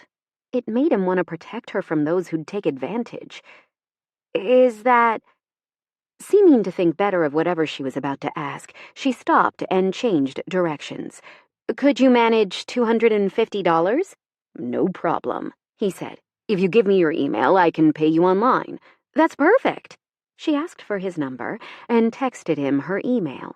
Eli saved her information in his contacts right away. Anything else? He asked. She shook her head. I'll have the rental agreement ready to sign next time we meet. You can move in whenever you like. Just give me a heads up first. The rooms are furnished but not fancy. I hope you like living with me. Then she bit her lip, eyes wide. I meant rooming. I didn't mean... It's fine. I know. With a casual wave, he got the coffee he'd come in for and headed out to his truck as an elderly man sat down at the table. Eli leaned his head on the steering wheel. What the hell have I done? Then he straightened. It wasn't like he had any pressing reason to rush off. Maybe things happened for a reason. This could be his chance to finally get to know her. Eli got out his phone, stared at her number for a moment, then quietly changed Iris's contact info to Dream Come True. Chapter 4. Henry Dale Maccabee, the older man said, offering his hand with a pugnacious tilt of his unshaven chin. Iris Collins. Have a seat. He wore a short-sleeved, button-up plaid shirt, carefully tucked into worn jeans. The man shook her hand firmly and took a seat, hot coffee in hand. Iris was a little surprised he'd bought any, but it seemed to be plain and black. No frills for this senior citizen. I'm on a fixed income, he said without waiting for her to begin, and I won't tolerate a lot of nonsense. No smoking indoors, no loud parties. She was torn between the desire to laugh and the urge to set him straight. The former would likely offend him, so she tried for the latter, tactfully. I'm the homeowner, so I'm setting the conditions. But smoking and loud parties are deal breakers for me as well, so you'll have to host your ragers somewhere else. The old man's eyes snapped up, and for a moment he glared at her, eyes narrowed, then eventually a reluctant smile tugged at the edge of his thin mouth. You're sassy. I don't entirely mind a bit of pertness. That's good. From there, she described the 4 available rooms and showed him pictures on her phone. Then she added, The house is really clean, but it's old and, well, I'm old too, he cut in, so you can put a pin in whatever you were about to say. There aren't many options for my budget, so if you're willing, Let's do this." She hesitated. Maybe renting to an old grouch wasn't the best idea, but she couldn't bring herself to say no. Which room did you want? I'll take the one off the kitchen. It's away from everyone else. Yeah, she'd read him right. He was a curmudgeon who didn't want to live with other people. Iris quoted him the total: 1 month up front, half a month for a damage deposit. She was grateful to Eli Reese for bringing that up, as she hadn't even thought of it. She hoped nobody would wreck the place, but inviting 5 strangers to live with her, anything could happen. It was tough not to be nervous about that, but she planned to run criminal checks on everyone using an online service that promised a complete national report for a reasonable price. It'll be fine. Probably. I don't have my checkbook with me, but I can pay right away. I'll be here for a couple more hours talking to people if— I'll go right now, the old man interrupted. I don't intend to let someone else snatch the room I want out from under me. Don't give the kitchen room to anyone else. Understand? I'll be back soon. He was gone before Iris could say another word. She blinked and tried to decide if Henry Dale Maccabee's eagerness was a good thing. He seemed a little desperate, and that made her feel bad for him. But maybe she shouldn't do this first come, first served. It might be better to take applications and— The next candidate arrived, a buff guy in his 30s who kept winking for no reason. Clint McMahon, I had no idea you'd be so cute. I would have worn better underwear. What? Just kidding. I don't sleep with people I'm rooming with. Too bad for you. I know, it's very sad. So let's see. I manage Big Fitness. That's a gym if you didn't know, and honestly, you could be really hot if you just put in the time. I hate seeing people not living up to their potential, you know? I really would rather— Don't worry about it, doll. Once I move in, I'll help you manage your lifestyle. You'll get fitness and nutrition tips free of charge. Clint winked again. If you play your cards right, I might even make you one of my special breakfast shakes. Thank you. I'll be in touch, Iris said, fighting to keep a straight face. Clint seemed both surprised and disappointed that there were no further questions. He flexed as he pushed back from the table, winking at 4 other people before he made it out the door. Iris imagined how much she'd enjoy taking a shower later. 2 more potential candidates arrived. With these folks, Iris did a better job of controlling the encounters, and she promised to call them once she made a decision. Unlike Clint, they seemed normal enough. And maybe that was the issue. With Eli, it seemed like he was in a jam due to poor planning, and Henry Dale had said he was on a fixed income. Iris realized she was leaning toward people who needed to rent a room at her place, who didn't easily have other options. Maybe she had her shoes on the wrong feet, something she'd done literally as a kid. But to her, that seemed like a safe way to choose her new roommates. People who had no other fallbacks ought to be more considerate, easier to live with. Since Iris had been in that situation, she knew how it felt to be dependent on someone else's goodwill. She'd never take advantage of that desperation, but she understood it for sure. As she was about to leave, Henry Dale rushed in with a check in hand. Once she had it, she input her number into the old man's flip phone and wrote down the address. "You can move in whenever you like," she said. "Just let me know beforehand. I'll have the rental agreement ready to sign then as well, and if you don't like the furniture in your room, I'll remove it." He shook his head. "I'm sure it's fine. I just need a place to lay my head at night." He hesitated. "Listen, from the photos you showed me, it's an old place. Could use some looking after. I like to keep busy. Would you have a problem with me puttering?" Iris blinked. "You mean, like, working on the house?" "Exactly. Just from looking at the photos, I know I can improve that kitchen." "I'd love the help. Anything you feel like fixing. I'll knock it off your rent." She hoped Henry Dale would be honest about the value of his work, however, because she had no clue about that sort of thing. "That's a generous offer," he said, visibly brightening, "and I'm happy to take you up on it." I'll know better what I ought to be doing once I check the house in person. I'm looking forward to this, Ms. Collins. Iris. Ms. Collins. He repeated with a firm nod. Looks like I'm Ms. Collins. As she stood, Eli's payment popped up in her phone notification. In the end, she'd conducted 10 interviews and only promised rooms to Eli and Henry Dale. I'll post another ad. This is enough money to get by for the first month. She could cover necessities, though she needed to be careful with groceries. As ever, eating out wasn't an option. "When will you move in?" she asked, deciding not to bicker over what he called her. Monday, all right. I need the weekend to pack up and organize my things. It's fine. I'll see you then. She stood and stretched, stiff from 2 hours on a coffee shop chair. Henry Dale left without looking back, and she stifled a laugh. She'd never been close to her own grandparents, like Mom. They compared Iris to her sisters and found her wanting. So this might be a nice change of pace. Dad's parents were long gone. She'd never met them. And Dad? Well, he rarely glanced up from his professorial pursuits to intervene in the way his wife saw fit to run their home. After buying a sandwich to go, Iris headed out to her Sentra, parked a block away because she hadn't wanted to occupy a primo parking spot for that long. Her meter had 2 minutes left. Perfect timing, and she drove home slowly, satisfied with how the day had gone. Iris rarely felt this way, as if she'd done an adequate job. Her phone rang and she let it go to voicemail.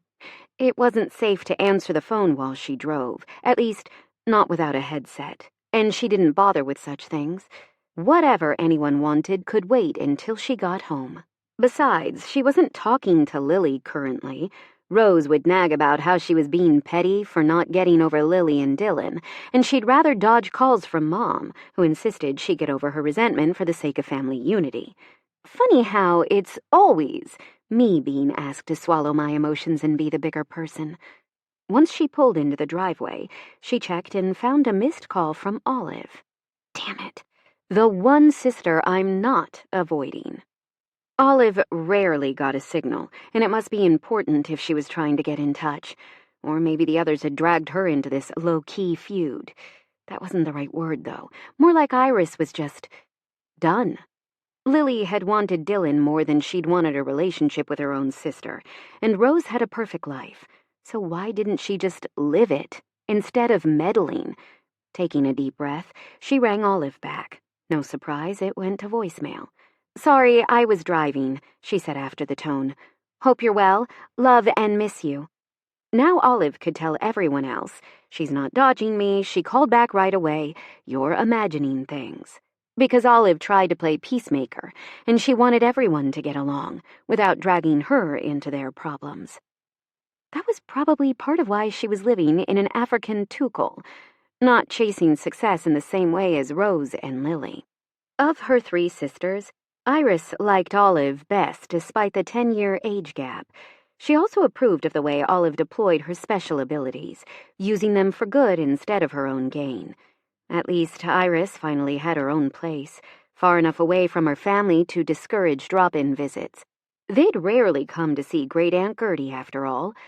Things might finally be looking up. This is ridiculous. Eli had paid hundreds of dollars to avoid clearing up a misunderstanding. His chagrin didn't stem from spending the money. He could afford it, but now he was connected to Iris through deception. And as he finished the final coat of paint in Gamma's dining room, he let out a breath, irritated with himself. It would have been simple to square everything away. But no. And now look, you made it worse. Yet part of him also simmered with excitement. Becoming Iris's roommate would allow him to get to know her without her suspecting that he'd known her for most of his life. Regrettably, the opposite wasn't true, but she might like him if they spent time together.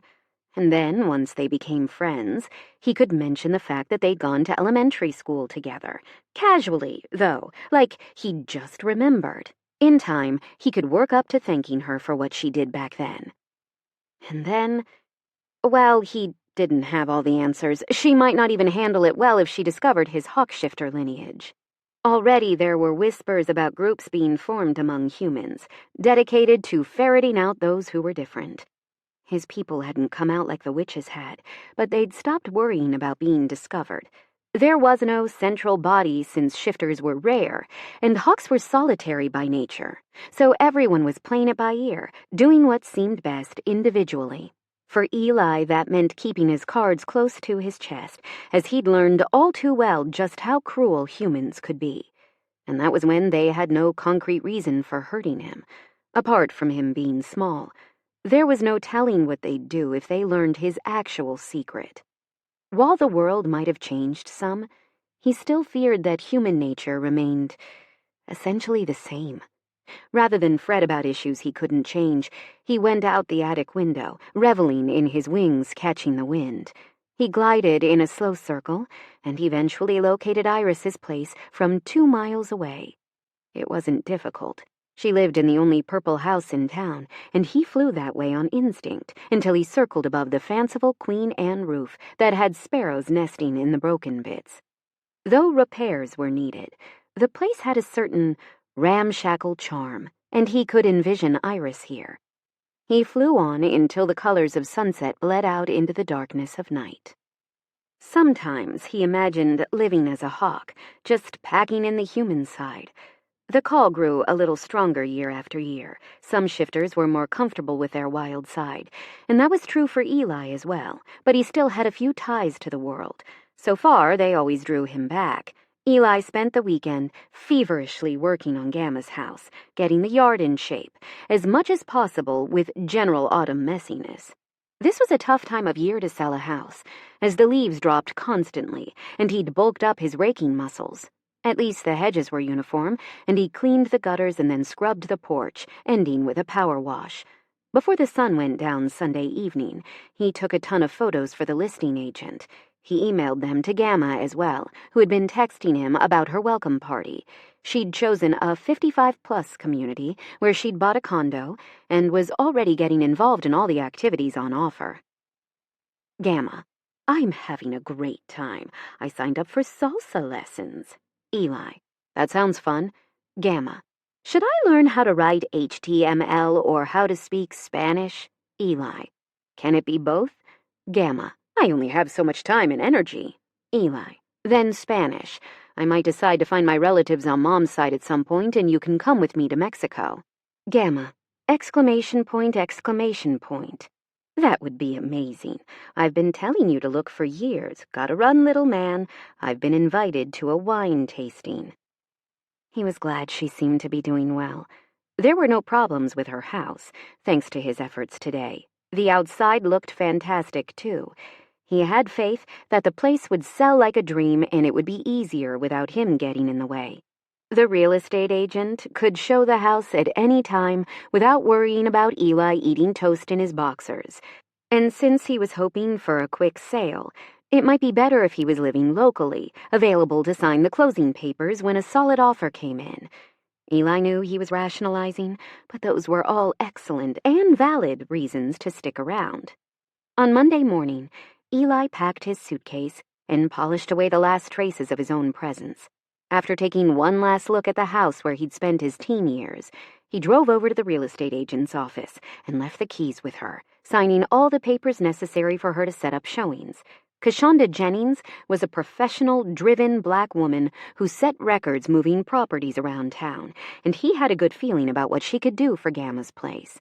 Kashonda shook his hand with a polite smile. I had a chance to review the photos you sent. You've staged the place well, but we should get a professional in there to upgrade the listing. Are you on board? For photos or staging? Both. I can invoice you for the work. He didn't even hesitate. This was an investment, one that would benefit Gamma. Let's do it. The house is nice, but if you can take it to the next level, I can and will. I just need your approval. Kashonda cut in. Where do I sign? He joked. As it turned out, there were documents for that as well, so he scrawled his signature until Kashonda said they were done. That should do it. Thanks so much for trusting me with your grandmother's home. You come highly recommended. She walked him out, past the receptionist tapping away on her keyboard. I'll keep you posted throughout the process." Eli nodded and jogged to his car. Everything he'd brought from home was in the trunk, a suitcase, and a backpack. Can't believe I'm doing this. After texting Iris as requested, he input her address into his phone's navigation app. He'd done the flyby, but the streets didn't look quite the same in his truck. Better not to get lost and show up late. He drove carefully, minding the turns. Since it was past noon by now, he shouldn't be too early, but he was still nervous as hell. In the daylight, the flaws he'd glimpsed as a hawk were even more obvious. The house desperately needed to be sanded and painted, and half the gingerbread trim was rotten or had fallen off entirely. The porch didn't look stable, and one of the upstairs windows had a massive crack. This was the sort of house that kids on the block told stories about. They claimed the old woman who lived in it was a witch, and they'd cook up tales about the ghosts who haunted the place. But ghosts and witches didn't frighten a hawk shifter. With a mental shrug, he navigated past Iris's Sentra in the narrow drive, parking in front of her. If everyone who rented from her had a car, parking would become an issue. If they didn't, that would be a separate problem because life in St. Clair could be challenging without transportation. He opened the tailgate and hauled his stuff out. A woman came outside next door and stood on her front porch with folded arms, watching like a creeper. Ignoring the woman's strange interest, Eli dragged his suitcase to the steps, avoiding the soft spots. Gathering himself, he rang the bell. A few minutes later, Iris flung the door open. She had her hair up in a messy bun, and she was still in pajamas. Adorable pink ones with sleeping kittens on them with little Z's coming from their tiny mouths. Okay, it should be illegal for anyone to be this cute. Oh, wow. You're here already. I just saw your text 2 minutes ago.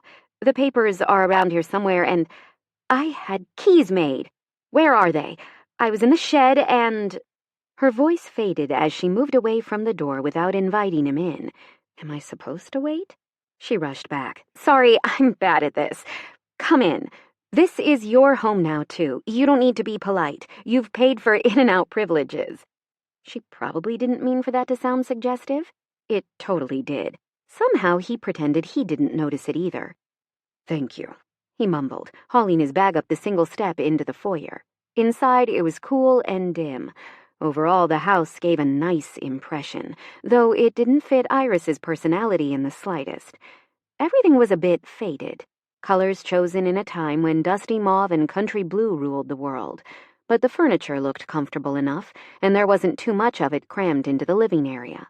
She had a good eye for flow, it seemed. None of this is mine, she said, seeming to misread his silence. I did the best I could with Great Aunt Gertie's stuff, but it's nice. He meant that. The place already had a homier feel than either of his professionally decorated residences, a lived-in air that only came through wear and tear. I'm glad. Here's your key. Iris handed him a keychain with 2 charms on it. One was a tiny functional measuring tape, and the other a small USB drive. Apparently responding to his look, whatever that was, she hurried on. I thought those were cute, and based on what you said at the interview, I thought, oh, it's because she thinks I flip houses and build websites. That's sweet of you. I'm sure I'll get a lot of use out of these. Really? Sure. Hell, he'd measure his own dick to keep her smiling with such delight.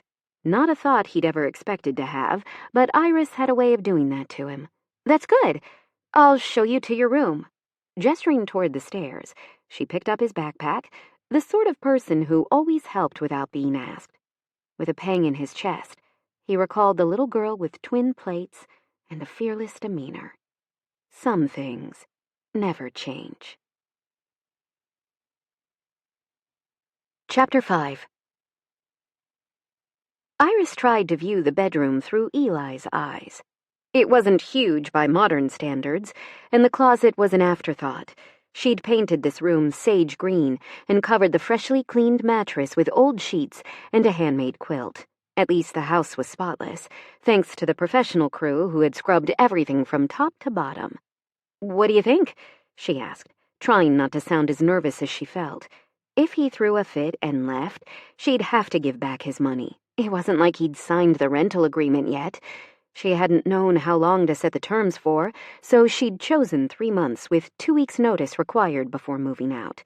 Iris had adapted a free agreement she found online, mostly because she couldn't afford to pay Mr. Davis to write one specific to her situation. Carefully, she set the printed page on the old dresser, which was currently more shabby than chic. "It's fine," he said eventually. Fine was what people said when they'd expected something else, different or better, or both. Iris bit her lip and pretended she didn't realize that. "I'm glad you like it. I'll put the paperwork here. You can sign and return it later. I'll leave you to get settled in." She settled his backpack on the floor by the door. "Oh, and if you're hungry, I made oatmeal." She caught herself before she explained that she didn't particularly like it, but it was good for her. And cheap. Cheap was the important bit until her jewelry business took off. "I already ate breakfast, but thanks." "If you need anything, let me know." That was so awkward. She'd had roommates before, obviously, but she'd never been the responsible party. Hopefully it wouldn't be another disaster. She needed a break from relentless failure. Hell, if this fell through, there was no plan B. "I will. Iris?" "Yeah?" She paused in the hall, casting a curious glance back at her new roomie, who really was distractingly attractive. During the interview, she'd thought so as well, but having him in the house only reinforced her initial opinion. Hopefully, she wouldn't embarrass herself by being even more awkward than normal around him. Eli hesitated and then shook his head. Never mind. With a mental shrug, she went back downstairs to finish washing her breakfast dishes and to put her leftover oatmeal away. As she opened the fridge, she realized she was barefoot, still in kitty pajamas, and with unbrushed hair. OMG! Iris buried her face in her hands. This wasn't the impression she'd wanted to make. Too late now. She supposed it was better to dispel all illusions, since they'd be living together while Eli worked on houses. Or built websites? She wasn't clear on what exactly he'd be doing, but as long as he paid the rent on time, it was none of her business. She wanted to get upstairs to organize her studio, which wasn't a word she normally used, but this was a fresh start. If she took some nice photos, updated her online store, and did some advertising, maybe she'd start getting orders. Every little bit would help. But she was expecting Henry Dale Maccabee today as well, and she'd thought he might show up at the crack of dawn. But it was just past noon, and she still hadn't heard from him. She had his check, and he had seemed desperate, so he'd turn up sooner or later. Once she put her clean bowl in the drainer, Iris went upstairs, up, all the way to the attic. Fortunately, she'd only needed to haul a mattress up here on her own. The rest of the furniture had been hibernating here for decades, and she'd had this space cleaned as well, so at least she wasn't breathing in a quarter-century of dust. Once she'd read that dust was mostly made of dead skin cells, and, yeah, stop thinking about that. She'd built herself a bed from old pallets she'd found tucked away up here, and she'd set up a seating area with 2 armchairs and a side table. Across the room, a dated dining table served as a workstation. Her clothes were still in boxes, bags, and suitcases, shoved up against the wall to clear a footpath. The sloped ceilings might bother some people, but for Iris, this space felt cozy. In summer she might feel otherwise, but since it was fall trundling toward winter, she had some time before sweltering heat became an issue. She'd showered the night before, so she dressed in a ratty sweater and yoga pants and followed through on her plan to set up her workspace properly. Bins full of beads, pendants, and cabochons, pins and earring hooks, various wires and strands and tools. There was a certain peace in putting everything in its place, but it was impossible to focus when she was listening for the bell. When Henry Dale arrived, she'd have to sprint down 3 flights of stairs. Finally, she took her sketchbook and sat in the front room, listening for the old man's arrival. An hour later, he turned up in a rideshare, with even less fanfare than she'd imagined, carrying only a small suitcase and a duffel bag. Iris couldn't decide if it was impressive or sad to have lived so long and to own so little. "Hey," she said, stepping back so Henry Dale could come in. She snagged his paperwork from the dining room table and led the way to the kitchen. The old man inspected everything with critical eyes. Hopefully, he was imagining all the fun projects he could take on, not judging the house defective. She already felt protective of the place, even if she lacked the resources to restore its former glory. The bedroom off the kitchen was on the small side, a single bed with an antique brass headboard, a small trunk, a night table with a vintage lamp, and a wardrobe. If Henry Dale needed more furniture, he could check the attic or supply it himself. Again, she'd tapped into old sheets and quilts that had been hidden away in various trunks, though she'd had the linens professionally cleaned also. Is it okay? He stood for a moment in silence. Then he set his duffel on the bed. I like it. No clutter, no nonsense. Here's your rental agreement. I haven't deposited your check yet, but I will now that you're officially rooming with me. His mouth pressed together, but she couldn't tell if he was annoyed at the reminder or repressing a smile. Henry Dale had a weathered face that reminded her of an old map, as if it had been used well, folded often, and the lines represented roads he'd traveled and stories he could share. Then his shoulders rounded as if he was repressing a sigh of relief. Over having somewhere to stay? Relatable. Thank you, he said quietly. Iris figured she shouldn't make a big deal out of his gratitude. Welcome. I forgot to mention, certain items will be communal, like cooking oils, spices, sugar, tea, and coffee. I'll figure out how much we use in a month and tell you how much to contribute to keep the kitchen stocked. Label your food to avoid confusion, and let me know if you need anything. Henry Dale nodded, and she got the impression he was done with the conversation. Since he was older, it would be challenging not to slip into the misguided dynamic that he had authority over her, simply by virtue of greater age. I'm in charge. This is my house. If she repeated that often enough, she might even believe it. There were 3 rooms left to rent, but she'd worry about that next month.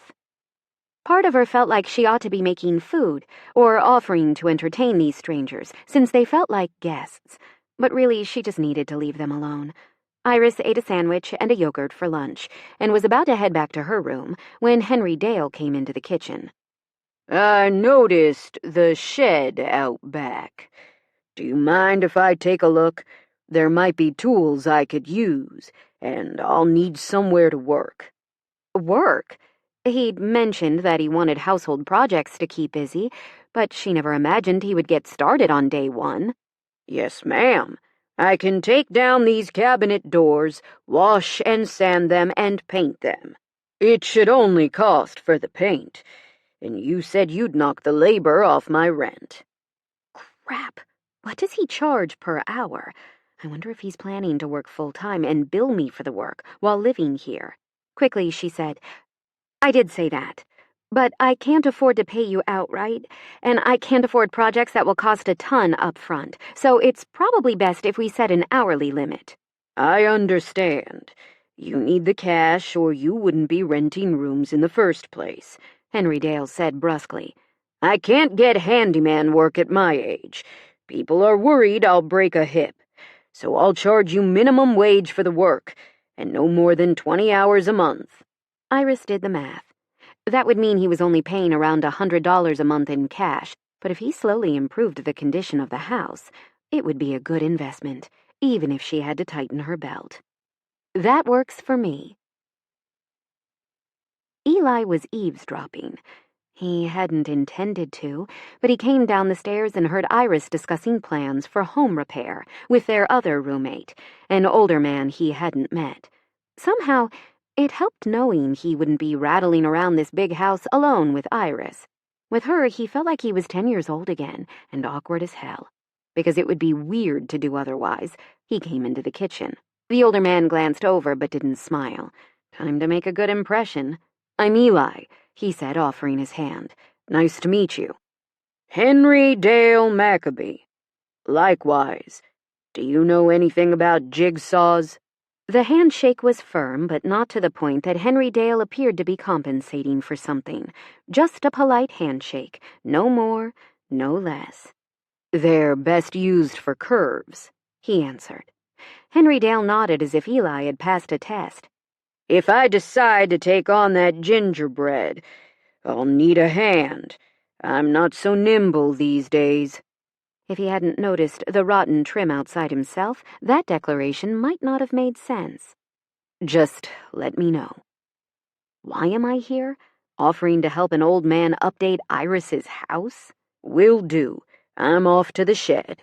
With that baffling assertion, the older man let himself out the back door and left Eli staring at Iris. He's okay, she offered.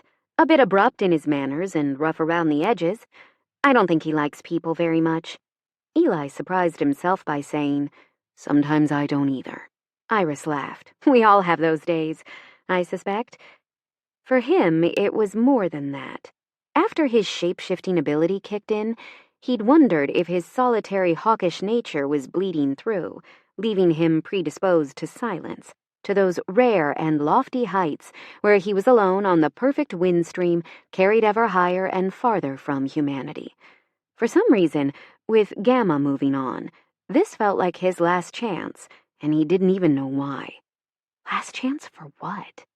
His brain wouldn't cooperate. Just being in the kitchen with her made him anxious. His heart fluttered as he produced the rental agreement. I signed both copies.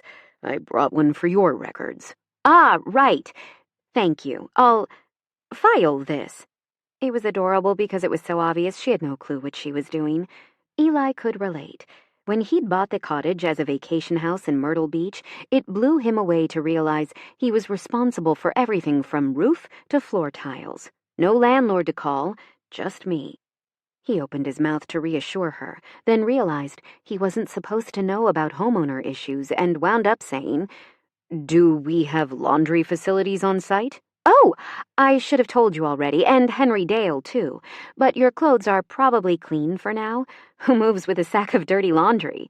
She gave a laugh that sounded nervous to Eli and his heightened senses, even in this form, picked up a certain quiver in her tone. Something about Iris struck him as different from other people. Not the energy of another shifter, no tingle of witchy magic, but she didn't smell human either. Eli couldn't pin down exactly what made Iris unique, and his curiosity brightened to unbearable intensity. Eli needed to know her better, to know her and learn her secrets. Maybe then he could let her go. Then where?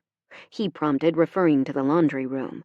Her cheeks flooded with color, and he bit back more comforting words. Now that he'd spent a little time with her as an adult, she no longer seemed as strong or fearless as she had when they were children. Did life siphon away her spirit?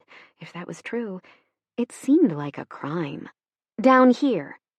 Multiple doors led out of the kitchen. One opened to a mudroom with steps heading down. The basement was perfect for filming a horror movie, complete with skeletal stairs, stained cement floor, and exposed pipes and wiring. In the corner, he spotted the washer and dryer, old, bulky, and dinged up from years of use. Judging by the dials, these machines had to be 20 or 30 years old. Do they still work? Iris bit her lip and shrugged. I presume so. But to be honest, I haven't done laundry yet. I let it pile up because I'm dreading the long haul from attic to cellar and back again. I can carry it for you, he offered. She stared at him. Why? He shrugged. Because you don't want to. And I'm sure you're dying to lug someone else's clothes. It's good cardio. She laughed, evidently not realizing he was serious. You're funny. Anyway, feel free to use the machines any time, if they still work. Eli peered at the brands. Does Westinghouse still make washers and dryers? I have no clue. I've never bought a major appliance, and the ones that came with the house will need to be nurtured. He liked that word. Liked it a lot. And he liked that she didn't immediately plan to gut the place. Sure, some of that prudence probably stemmed from being strapped for cash, but he pictured Iris as someone who cared about the mark she left on the world. She was the type to repurpose instead of discard whenever possible. Is the stove gas or electric? Eli asked the question, not really caring about the answer, but it served to keep her with him a bit longer. It's gas. I was so glad when I first arrived. The power had been cut off, and I thought I'd be taking cold showers until I got it turned on, but apparently the hot water heater is gas too. The tank is on the small side, so we'll need to stagger our showers. I should probably consider a bathroom and laundry schedule. It's probably okay for now. He cut in, seeing that she was getting stressed over all the little details. Letting out a breath, she nodded with a grateful smile as they went back upstairs to the kitchen. This is all new to me. I'm not great at being in charge, but I'll worry about it when the rest of the rooms are rented. You're doing fine. She blinked, gazing at him in wonder. Am I? Sure. My room is comfortable, everything is clean, and the bathroom is quite a unique experience. I've never seen a pink toilet before. For some reason, Iris burst out laughing. Purple house, pink toilet. What was Great Aunt Gertie thinking? Eli smiled, not because he understood the joke, but her amusement was infectious. It was a different time? I guess so. By the way, he listened as she filled him in about a communal fund for cooking oil, coffee, and the like, then instructed him to label his food. Frankly, he wasn't worried about someone eating his protein bars or quaffing his canned beverages, but he nodded all the same. Anyway, that's about it. I hope you like living here and that we'll get along. Me too, he said. It was difficult to imagine anyone not getting along with Iris, actually. She radiated a cartoon princess vibe. If she sang out in the yard, mice and squirrels and bluebirds would perch on her shoulder. Suddenly they were just staring at each other. Not speaking, just staring. He was barely breathing, and she... I can definitely work out there, Henry Dale said, stepping into the kitchen. It wants tidying up, but that's work I can do as well. And somebody left a really nice tool set. It's a wonder nobody's carted them off. Shed wasn't even locked. That's St. Clair for you, Iris said. Did you grow up here? The older man asked. Eli's even more if she thought he was local. How am I supposed to tell her we went to grade school together when she thinks I'm from here? From middle school on, he added, hoping to clarify, but he'd already lost them. Henry Dale was checking the hinges on all the kitchen cabinets, and Iris was asking the old man if it was possible to remove scuffs and stains from the flooring. A skilled tech witch might be able to do it. They didn't just magically repair machines. They could also restore organic materials to pristine condition. But the old man wouldn't have anything to do if Eli suggested to Iris that she could call Fix-It Witches and get a complete kitchen facelift for a reasonable price.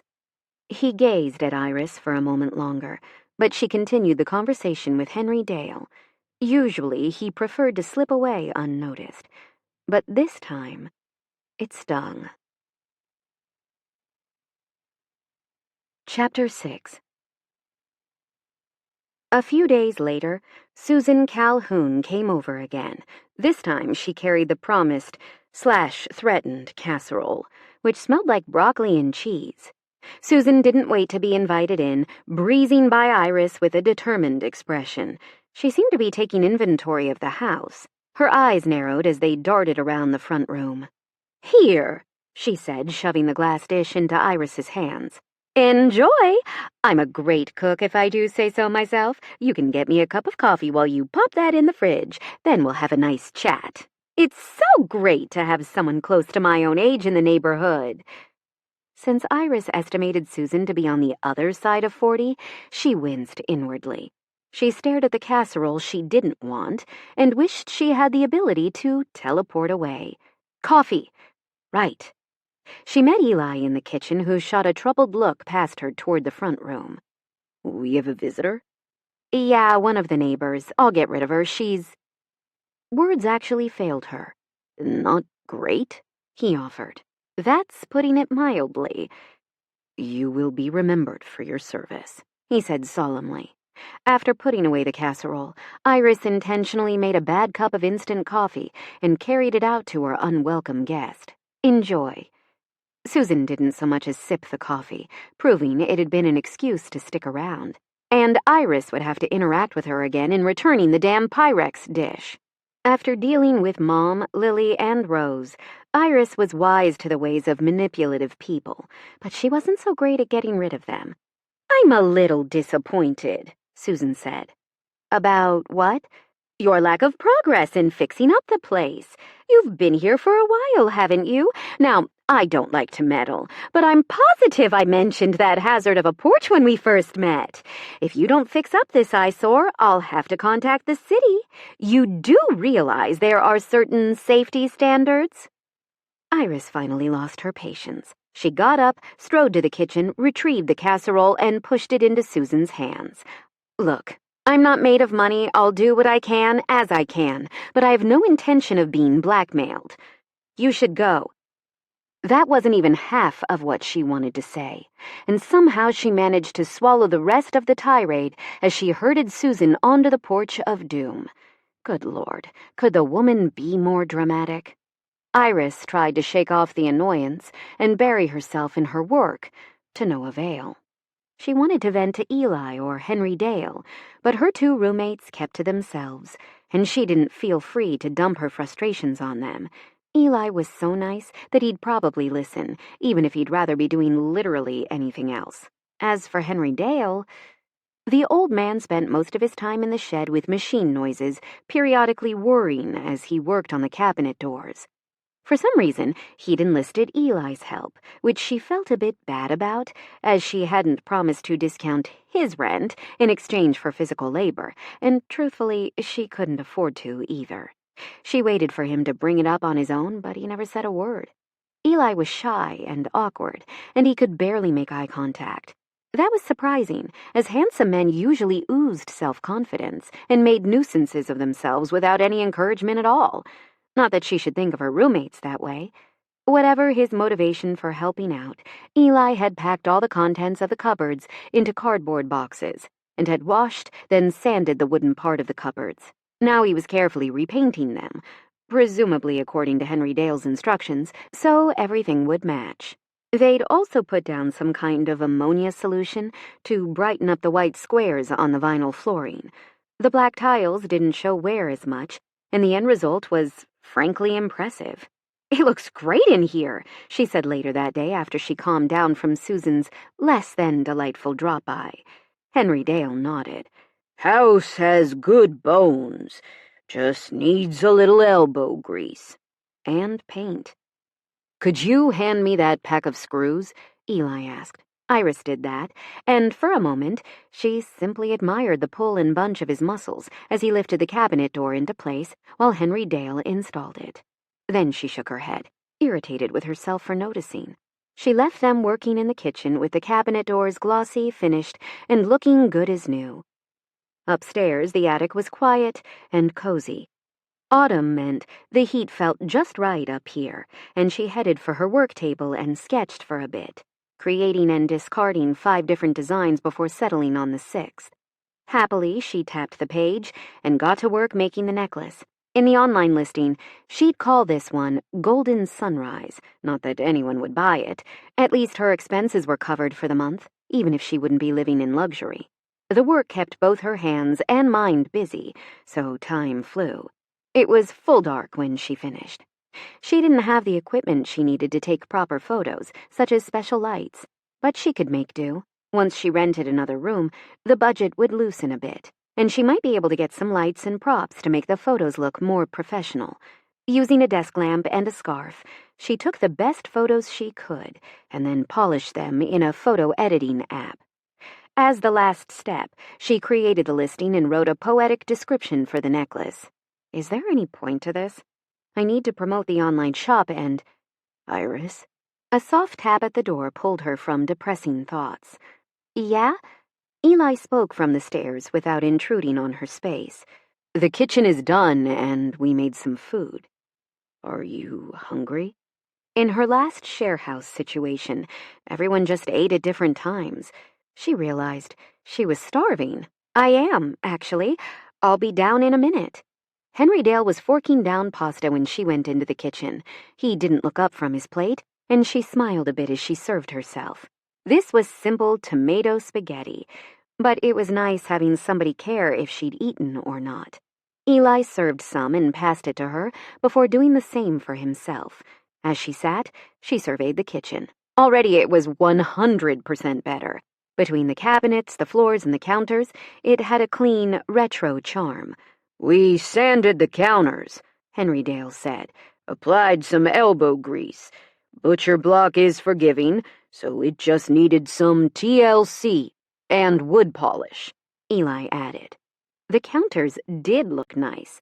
She'd had no idea the kitchen could be brought back so effectively without major expenditures. Even the appliances gleamed after being scrubbed by the professional cleaning crew, scouring away years of neglect. Thank you, seriously. I can't believe how good everything looks, and for dinner, too. Who made this? It's delicious. Eli smiled slightly while twirling pasta around his fork. "I did. Glad you like it." "It's all right," Henry Dale said gruffly. "Not difficult to boil a noodle, is it?" But she noticed the old man ate every last bite. Great Aunt Gertie hadn't installed a dishwasher, so Iris washed everything by hand. That seemed fair since the men had cooked. Eli stuck around to dry the dishes and put them away. Oddly, the silence felt companionable. There was no pressure for her to fill the quiet with pointless words. "What do you think he'll work on next?" she asked eventually, as Eli put the second plate in the squeaky clean cupboard. Henry Dale had gone to his room to read, leaving them alone in the kitchen. Eli paused, staring thoughtfully at the old-fashioned pattern on the china. Iris quite liked these plates. They had scalloped edges and lavender flowers painted daintily on the border, with one small blossom in the center. Actually, these plates might be valuable antiques, but she had no intention of selling them. Then Eli said, "I think it'll be the porch. He's worried about the soft boards. Somebody could get hurt if they fall through." Iris winced. "I might have gotten into it with our next-door neighbor over the porch earlier today. She threatened to report me to the city." "I heard some of that while I was hiding out in the kitchen," Eli admitted. "I might have steered Henry Dale toward the porch as a result. Hope you don't mind." "Not at all." Still, she sighed, trying to imagine how much it would cost to replace the lumber. The kitchen work hadn't cost much, just paint and a few miscellaneous supplies. But porch repair? Yet Eli was right. If someone stepped wrong and got hurt, Iris might get sued. Maybe I should sell the ceramic angel collection? That felt borderline immoral, as Great Aunt Gertie had considered those things her family. "You look worried," Eli said. "I'm sure you've guessed that I'm not exactly well off despite owning a house, so I was just wondering how to pay for everything." "You mean the porch? Henry Dale has contacts in construction. I think he's planning to get scrap wood from a builder he knows. If that doesn't pan out, there's always something being torn down." She stared, unable to believe this was real life. These two were so obviously going above and beyond that she didn't even know what to say. Wow, I'm speechless. Thank you isn't enough. So dinner is on me next time. How did I get so lucky? Henry Dale is a retired contractor, and Eli is a handyman who flips houses. Oh, and codes. I wonder. Silently, she shook her head. I can't ask him for even more help. "I'd like that," he said quietly. "But you look like you want to say something else." Apparently her mouth didn't obey her brain. Thing is, you said you do web stuff, right? I have an online store for my jewelry-making business, but I don't get many hits. Is that something you could help with? She couldn't read his reaction to the request, so she hurried on. Like with Henry, I can discount your rent next month, accounting for the time you spend helping me. And if you don't want to or don't have time, it's totally okay. "Iris." "Yeah?" "Breathe." "Okay. I hate asking for favors. Let's pretend I never said that." Eli smiled and took a step toward her. She noticed that he smelled clean, like soap, evergreen, sage, and cinnamon. Idly, she wondered what cologne he was wearing. "Nah, I've no reason to do that. I'd be happy to look at your online shop and make some recommendations. Send me the link. It's no trouble." "Oh, wow. Thank you." Before she chickened out, she texted him the link and tried to pretend she wasn't imposing in a major way. Hopefully, Eli wasn't someone who'd choose to inconvenience himself for a stranger. He must have time and was truly willing, right? Deep breath. Everything would be fine. Thankfully, he didn't look at the sight with her standing right there. "It's my pleasure." "You're so nice. I don't want to take advantage." "You're not. I never do anything I don't want to. So, while we're on the subject, the other bedrooms need to be painted, I think. The main bedroom was done recently, but the others?" He made a face that she interpreted as, yikes. Yeah, the other bedrooms were dingy, small, dismal, and smudged. Henry Dale didn't care, but other potential renters would. Of the folks she'd interviewed, 3 had declined after looking at the pictures because the available spaces were so basic and unappealing. Erasing the ravages of time on the house wouldn't be easy, or cheap. "I should do that before I try to rent them," she said, stifling a sigh. "I can help, if you want." Eli made the offer immediately. Spending more time with Iris would be a dream come true, and this provided the perfect excuse. He could see them now, spending hours painting together. They'd talk more, obviously, and then... Well, he didn't have it all figured out, and maybe he didn't have to. "I can't ask you to do that," she answered at once. "You're not on the job here." "Right. She thinks I rehab houses professionally." He couldn't get himself to correct the misapprehension, because that might make her disinclined to accept his help. But he'd painted every room in Gamma's house before turning the place over to the real estate agent, so that basically made him a pro now, right? "I like staying busy, and if I do nothing but code, I'll develop back problems." "That's true. I can't stay hunched over my work table for too long either, for the same reasons." When she smiled at him, directly at him, it felt like a punch in the heart, as if he'd been waiting for her to notice him all these years, which was patently ridiculous. I wonder how she'd feel if she knew who I really am, that I'm one of those special types. Humans were as divided on that issue as any other. Some thought the revelation of the paranormal was cool as hell, while others were lobbying for legislation to isolate and control their numbers. And, of course, there was the fringe element who believed this revelation heralded the apocalypse. Eli wanted to believe his personal truth wouldn't even faze Iris, but it was too soon to test that theory. For now, painting. "We'll go to the hardware store tomorrow. They're running a sale on interior stain-resistant paints. The bedrooms are small, so I think 1 can per should work." Thankfully, Great Aunt Gertie stayed with antique white, and we're not trying to cover up navy blue or puce, Iris said. Eli laughed. "God, yes. We need 3 cans of paint, plus primer." He felt a little proud of that knowledge, as he'd studied painting the way he did everything, reading all the hints and how-tos, and watching endless tutorials. Now he might even be qualified to make his own guides. Iris seemed to make a decision, even nodding to herself with her eyes slightly narrowed. Okay, clearly it's a sign from the universe if the paint is even on sale. Why is it so cute that she believes in signs from the universe? Frankly, it didn't surprise him, given the things he'd seen her post on social media over the years, but he still found it adorable. Soon, his vague interest might ripen into an embarrassing crush, but that was a problem for later. "Tomorrow at 10? We can get to work as soon as we get home." When Iris smiled, stars might as well be twinkling in her gray eyes. He lost his breath a bit. "Seriously? You're the answer to my prayers."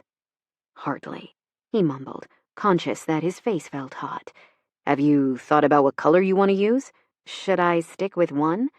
"Well, it'll be faster, because otherwise we'll need to clean the brushes, rollers, and trays.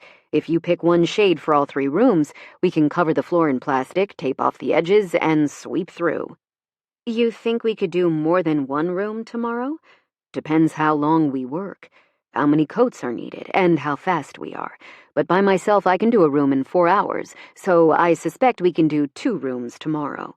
"Wow, you really know your stuff. I'm not that experienced, so I probably won't be fast." She bit her lip. "I hope I don't get in your way." "That won't happen. Tomorrow at 10, okay?"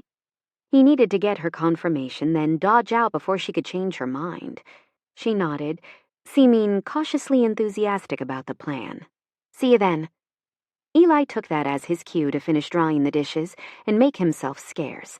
He retreated to his room, which was sparsely furnished with a full-sized bed, a night table, and a dresser, while the walls were painted a surprisingly restful sage green. There were no paintings or pictures. Iris had said he could hang some, but she'd prefer if he used putty or sticky tape hooks to avoid putting holes in the walls. His other residences didn't display much of his taste either, but here, for some reason, he wanted to leave his mark. Maybe he'd print out pictures of him in Gamma or something else to personalize the space. I have plans with Iris tomorrow. He tried not to feel absurdly gleeful over that, but it was impossible. The little kid he'd been did a victory dance over finally having her attention. He threw himself on the bed, cozy with floral sheets, a fuzzy blanket, and what seemed like a handmade quilt. Iris had done a fantastic job of appointing the rooms with her aunt's belongings, without overwhelming the spaces with that certain old lady aspect. There were also homemade cushions, sewn in a variety of vintage fabrics. It felt homey here in a way that nowhere else ever had. At least, not since he'd left Gamma's house.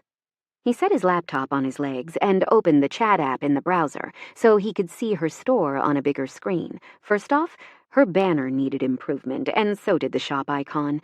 He wasn't amazing at design, but he didn't need to be. He had a subscription to a service that let him do high-quality drag-and-drop graphics that would serve her purposes. Eli created 3 different branding sets, using the colors she clearly preferred. The shop could also benefit from collages and carousels to draw the eye. Iris must not be paying for plus features, as she wasn't using any of the advanced site design options. Or maybe she didn't know how? I can teach her. With that enticing thought, he handled some issues related to his 2 apps and noted that the Chinese conglomerate had set a deadline. He had to respond in 72 hours, or the offer would be withdrawn. Since he'd be busy helping Iris, it made sense to divest at this point. I'll sell what's cooking and keep Task Wizard. By halving his workload, he could focus more on the house and Iris's shop. He enjoyed knowing that he could be useful and that she'd appreciate his time. It clearly hadn't made an impression on her, but he carried a sense of debt for the way she'd stood up for him back in the day. Paying her back made him happy, even if she never knew the details. Once the house was in good shape, he might move on without even telling her the truth, if that seemed like the best option. What she doesn't know won't hurt her, right? He was acutely aware that he might come off as a stalker or a creep if he explained things wrong, as he often did. Frequently, words were his enemy, and the last thing he wanted was to upset or frighten her. Hell, I'd be alarmed if someone told me they'd been reading my socials for that long. And then I moved in with her? Yeah, there probably wasn't a way for him to explain that wouldn't end with her calling the police. Just help her for now, return the favor, and move on. Quickly, he checked the time in Shanghai. It was morning there already, so he typed out his response. I'm pleased to say I'm considering your offer. Send all related paperwork to my attorney, Liz Fielding. I'm copying her on this email. Once she's reviewed the contract and given me the green light, we can proceed. I can't guarantee she will be able to fully assess the offer in less than 72 hours, but I hope we can come to a tentative agreement nonetheless. Eli thought they'd just wanted to get an answer from him, one way or another, so hopefully asking for a formal contract would satisfy them without the deal breaking down. More to the point, it was best to have an expert review the fine print and make sure there wasn't anything that would land him in hot water later. Within 15 minutes, he had affirmation from the rep who was handling the matter for WeGen International. Lu Honshu promised they'd send the contract before close of business. Eli sent a brief email acknowledging that. Then he stretched, rolling his neck. Time to kick back. He was reading a web comic on his laptop when Liz messaged an hour later. Working this late? Wait, what time is it where you are? He checked the time. Eli, almost 10. I don't keep normal hours anyway. Liz, no kidding. I'll let you know when I get the contract. Eli, just ping me if you find anything sus hidden in the legal speak. Liz, you play too much Among Us. Eli, or maybe you don't play enough. Liz, are you really arguing with your own lawyer? Eli, I'm going to bed. Liz, before you do, I'm forwarding a proposal, and don't say no immediately. I know you prefer a lone wolf dev life, but this opportunity could be life-changing. For both of us. That was enough to pique his interest, so he opened his laptop and skimmed through the documents. Dear Ms. Fielding, as Mr. Reese's legal representative, we hope you'll facilitate a meeting between us. We're looking to enter the social media market, and to that end, we've researched the best possible candidates to head up this project. We love what we see in What's Cooking, and feel that Mr. Reese could provide exactly what we're looking for. I have attached a project overview, and look forward to discussing the matter further. Sincerely, Kelsey Grant, Executive Assistant. Eli clicked through the attachments, and when he saw the proposed budget, his eyes widened. This wasn't just an app. They wanted a whole new social media platform with cross-compatibility and the potential to change how people spent their time online. It was an ambitious undertaking, but also a risky one, as there was no guarantee a new platform would take off. Liz was right, though.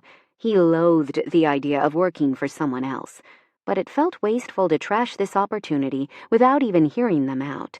Before he could change his mind, he texted her. Eli, fine, I'll talk to them. Liz, awesome. I'm raising my billable rate when you start making Gates money. Chapter 7. Iris woke at 9:23 a.m. without needing an alarm. She was sleeping well these days, comfortable in a way she'd rarely been anywhere else. Both Eli and Henry Dale were good housemates so far. They never left dishes in the sink, and they didn't scatter their belongings in the common area. If everyone else was as conscientious, this would be a successful endeavor. Without a schedule, she'd taken to showering at night, since Henry Dale used the bathroom practically at dawn, and Eli went in a bit later. Iris didn't mind either way. Really, she needed another bathroom with a shower, but in a house this old, she was lucky to have even a half bath on the first floor and the full bath on the second. She put on comfy clothes that would serve for the trip to the hardware store and for painting afterward. Then she headed to the kitchen for more oatmeal. This bowl she topped with frozen berries, making the flavor a little different at least. She didn't mind eating the same food every day, especially if it meant not telling her family that she was having trouble making ends meet. Iris would rather eat oatmeal 3 times a day than get in touch with her family. But of course, as if she'd manifested the call, her phone rang anyway before she finished eating. Her dad sounded perpetually vague, untethered to reality. Instead, he lived in the past, forever buried in texts from ancient Rome. I haven't heard from you in a while, Flower. Your mother said you're sulking over that boy Lily is dating. Is there something I should know? She stifled a sigh. I was dating him first, Dad.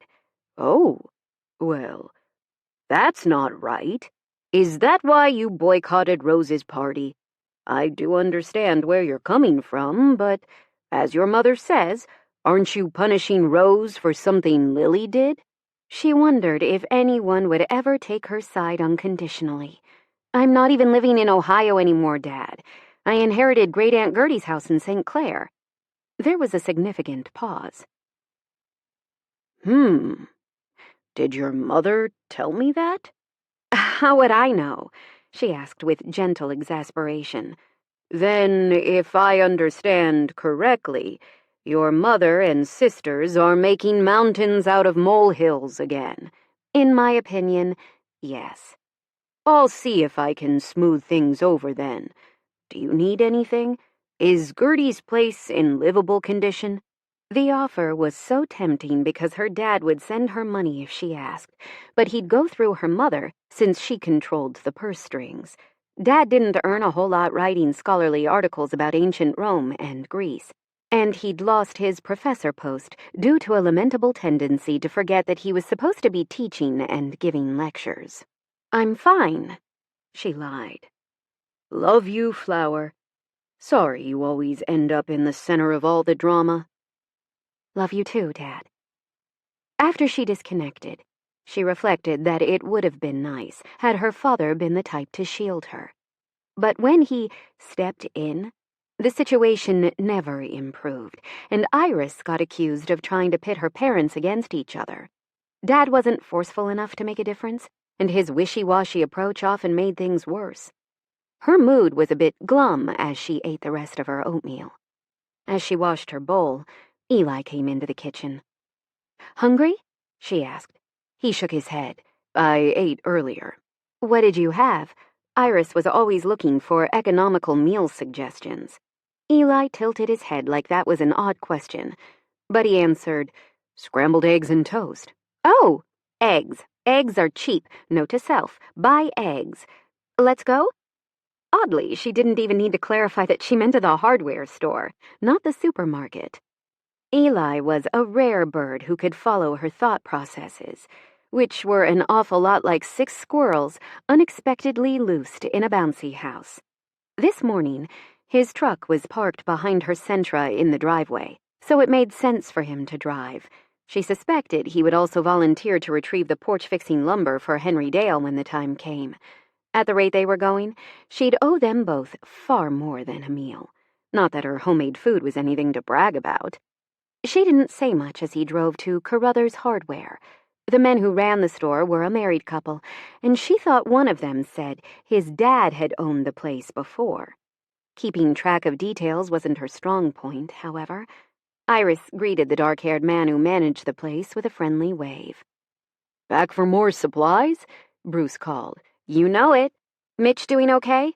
"He's great. I'll let him know you asked about him. He was all excited about the sale flyer he posted on social media yesterday. Any chance you saw it?" "We did," Iris assured him. "That's why we're here." That was the benefit of shopping at a store like this one instead of a big box place. Learning people's names and feeling like part of the community. She headed for the paint section since she knew where it was. She'd been here to buy the sage green a couple of weeks ago. For a minute, she stood looking at the color cards, trying to make up her mind. As Eli had said, it would be easier to use one color, but it had to be the right one, something pretty and peaceful. "Any winners so far?" Eli asked. She jumped a bit. He'd come up behind her so quietly that she didn't even sense a flicker of his presence. "Not yet. This is an important decision. I can't rush it." Her family would mock her for saying something like that. She could hear it now. "It's just paint, Iris." But it wasn't, really. It was about building a mood, telling a story with each room, and picking a single color reduced the amount of personality she could imbue. But this was a safer and easier choice. She could use textiles to add visual interest, whatever the walls looked like. Eli nodded. "Any favorites, then?" "I'm stuck between Snow Day and Harbor Mist." The first was pale and should brighten the walls, while the second was a cool gray. "If the rooms were bigger, I'd say Harbor Mist, but with the space..." "Snow Day, then. We'll look at this as offering a clean canvas. I'll supply the basics, and our future roomies can figure out the rest." "Sounds reasonable. I like how you did the main bedroom." "I painted it green when I was planning to move in there," she admitted. "But then I realized I could turn the attic into a studio and sleep up there." "And earn more," Eli said. She grinned. "There is that as well." "Do you have painting supplies already? If not, I have some in my truck." That made sense if he'd just finished flipping a house. Iris wondered idly how that worked. Did the owners often let him stay there while fixing it up? But when it was ready to be sold, he probably had to relocate quickly, and it was probably tough to know exactly what date that would happen. "I have what I used for the main bedroom. Not enough for 2 people, though. So if you're willing to dedicate your own..." "Of course, it's no problem. Then we just need the paint and some new plastic sheets for the floors." He hesitated. "I know you don't have much to spend on house reno, but I was thinking, we'll probably have paint left over. If we buy some self-adhesive wallpaper, we could do an accent wall in the front room, then use the leftover paint in there." Iris could imagine the wall he meant. It was the whitest one in the space, and it was currently an eyesore, painted in some dreadful sponge daubing technique that was supposed to make it look like a Venetian palazzo, but failed on all counts. Neither the colors nor the style worked with the rest of the house. She'd figured that living with it was the only option, but now Eli gave her hope for a reasonably priced fix. Were you thinking of doing the paper above the wainscoting, which her great-aunt had painted dusty blue for some reason? Exactly. I have some primer left in my truck. We can do snow day on the wainscoting and other walls. Just then she spotted a bin of deeply discounted wallpaper. I think I see why you're suggesting this. I'll tell Bruce what color we need and take a look. She headed to the counter with the color card. We need 4 gallons of snow day. There will be other odds and ends, so don't ring us up yet. I would never, Bruce said with a smile. You might find something else you can't live without. As Iris went over to the discount wallpaper bin, the bell on the door jangled, jealous because she didn't own one just like it. She whipped past Iris in a swirl of blackberry and jasmine. Iris breathed in the scent and wondered what perfume the woman was wearing. Mom, I didn't know you were stopping in today. Bruce was beaming as he came out from behind the counter and gave her a hug. I didn't know myself, but I was baking today, and I thought of you and Mitch. You both like my cheesecake squares, right? I packed a few for you. She dug into her bucket bag and produced a small container. Are you kidding? We'll inhale them. Thank you. Bruce pulled the lid off to snag one, and even from this distance, she could smell the lemony sweetness. Are you still staying at Ethel's place? Worrying about me again? Exasperated tone delivered with a gentle pat on his arm. Bruce sighed. You haven't had a permanent address since you and Dad divorced. I'm the last person who would insist you stay in an unfulfilling marriage, especially after what we talked about. But you're still worried. Look, I promised Ethel I'd take care of Percy until she gets back from the Caribbean. After that, I'll find a place, okay? Sounds reasonable. I love you, and I'm proud of you, even if the rest of the family doesn't understand. I knew you would, Bruce's mom said in a fond tone. The older woman swirled out as swiftly as she'd come, and Iris realized she had been staring at the wallpaper without really seeing it as she unashamedly eavesdropped. Why? Because it seemed like Bruce's mom might need somewhere to stay. Wonder how she would get along with Henry Dale. Of the bargains offered, only 2 patterns spoke to her. The white and black herringbone would be difficult to line up properly, which would make it more time-consuming, and it didn't match the feel of the house. She picked up 2 rolls of the gray and white damask. That would class up the room and go nicely with the paint. I can probably get covers for some of the furniture, too. Iris took the wallpaper to the counter while waiting for Eli. I wasn't trying to listen in, she said to Bruce. But in a week or 2, I'll have more rooms to rent if you think your mom might be interested. That would be great.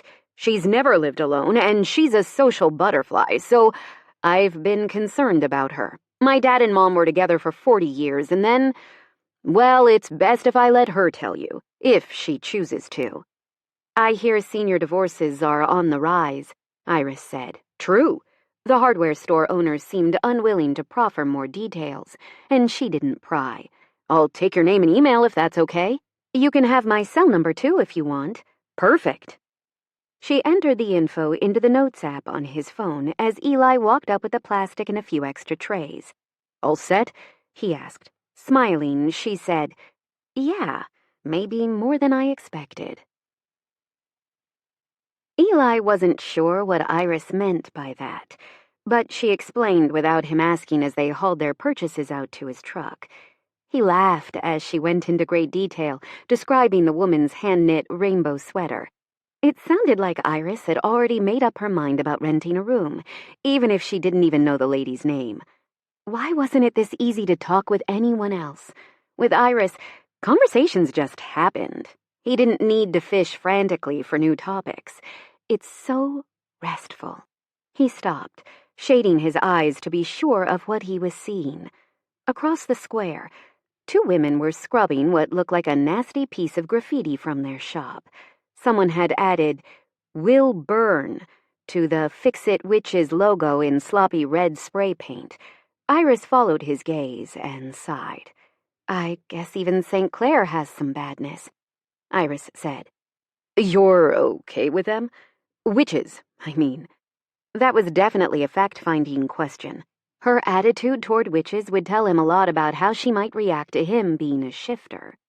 I try to treat everyone equally, she said, but honestly, I've never met one, that I know of, but I think that's what has people riled up, the sense that it could be anyone and that humanity has been infiltrated. Ugh, I don't even know why we're talking about this. That response didn't offer as much insight into her thoughts as he'd hoped, but it would likely seem strange to persist.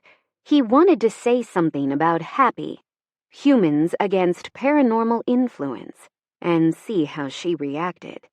Chapters had sprung up all over, and a former local politician had been yelling online about it for several years. Now others were joining Dan Rutherford, and Eli hated to see the movement gain traction. "Let's go see if they need help," she said. Before he could respond, she jaywalked across the street and was animatedly offering her services. At least, he assumed so, as he couldn't hear Iris from this distance. When he caught up to her, a woman with sun-streaked curls was saying, "I really appreciate the offer, but we're good. I'm only doing this because Clem is afraid it'll make things worse if we cast spells on Main Street, so to speak." The brunette woman sighed. "Gavin is reviewing the security footage now. Soon we'll know who did this, okay? There's no reason to—" "I'd love to see you fix the sign with a spell," Iris said, wide-eyed. "We're not giving demonstrations," said the second witch, as the first one studied the sign with a measuring look. "Danica, I'm so sorry this happened again." Now someone else joined the convo, a slim, dark-eyed person in a hoodie. "Rowan, good to see you again. Do you have something for us to fix?" Rowan raised a small paper bag. "My old iPod? I started feeling nostalgic, and I want to check out what I was listening to in middle school if you can get it working." "Of course we can." The friendly witch turned to them with a warm smile. "Thanks for offering to help. St. Clair is great, mostly, but no place is perfect." The other three headed for the door to the shop, while Iris glanced at Eli with an apologetic expression. "Sorry, I didn't mean to delay us." "It's fine. You were trying to do a good deed." She laughed. "Yeah, that didn't pan out. They often don't." Iris went on. "But at least now I can say I've met some witches. They seemed nice, right? Well, Danica more than— what was the other one's name?" "Clem," Eli said. The two retraced their steps and got in the truck. While Eli brooded, Iris filled the silence with ideas, projects, things she wanted to try for the house if they wouldn't cost a fortune. He only had to nod, put in a quiet opinion here and there, and it was perfect. Maybe he wouldn't be this happy listening to someone else, but her voice soothed him, as if there were deeply woven magical notes. Honestly, the woman could convince him to do almost anything. Possibly I ought to be worried about that. He was deeply curious to see her with a hawk's eyes, because in that form he could discern more, and he wondered what those extra color spectra would reveal. In some worldviews, they'd say he could perceive her aura as a hawk, but for Eli it was much simpler. Different people radiated energy in unique ways, and he wished to know as much about Iris as he could. How would she react if I told her? Taking a breath as he turned down the road leading to their house, he decided to risk it. Otherwise, there might be issues down the line. "I'm not sure how to bridge this topic, so I'll just be direct because I think you should know. I'm not like other people." Iris laughed. "Neither am I. That's how I ended up with a purple house, few friends, no job, and hardly any money." Despite the nerves making his palms sweat, he laughed. "Okay, fair. But I mean more than that. You know how we were talking about witches before?" "Yeah. What about them?" "I sympathize. Because I'm a shifter, red-tailed hawk, so I might leave my window open sometimes if I'm out flying. I hope that's okay. I won't do it often when it gets cold," he added quickly. Iris stared at him. "That is the coolest thing I've ever heard." "It is?" He drove past Susan Calhoun, raking leaves in her front yard. Their neighbor stared hard at the truck and scowled at her pile of leaves. The woman already seemed far too invested in what Iris did with her own home. Eli suspected that the word busybody didn't do the woman justice. "Definitely, but I'm glad you gave me a heads up, because if I noticed your window wide open, I might have shut it, and then you'd be pantsless in the yard without keys." Eli chuckled, appreciating that she understood without him needing to elaborate. "I've been in that situation before. Less than ideal." She grinned at him. "You have a gift for understatement.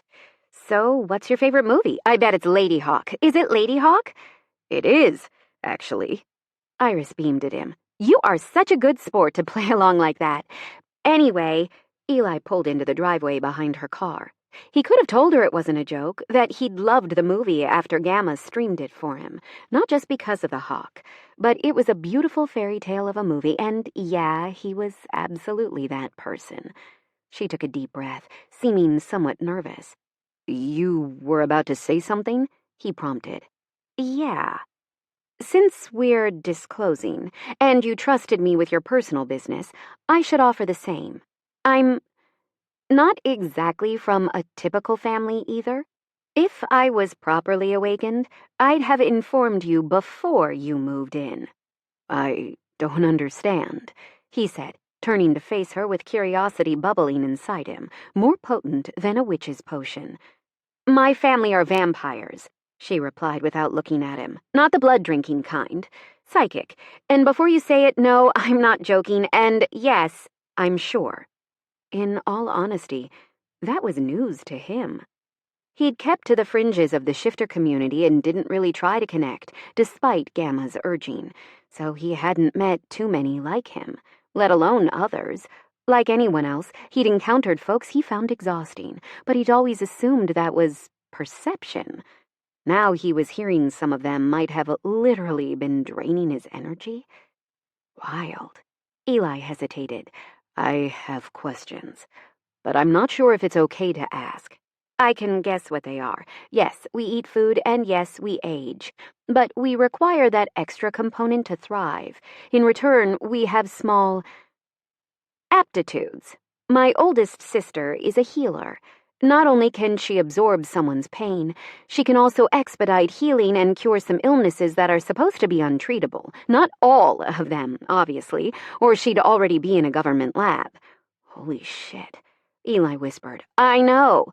In my opinion, Olive is the best of us, but I also think that's why she left the country. Miracles would attract too much attention here.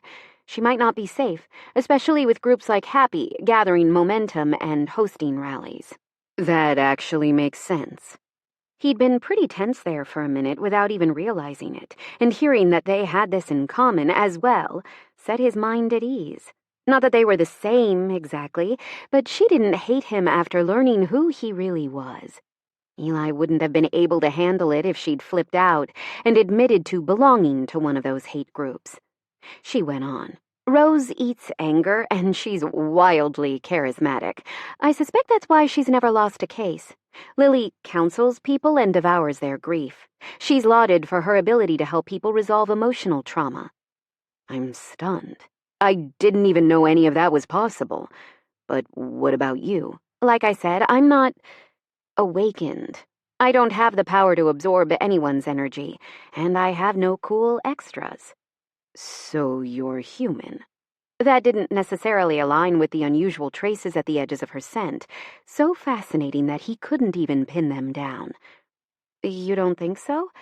I'm not sure. He saw no reason to confuse her when he wasn't even sure what he was sensing about her.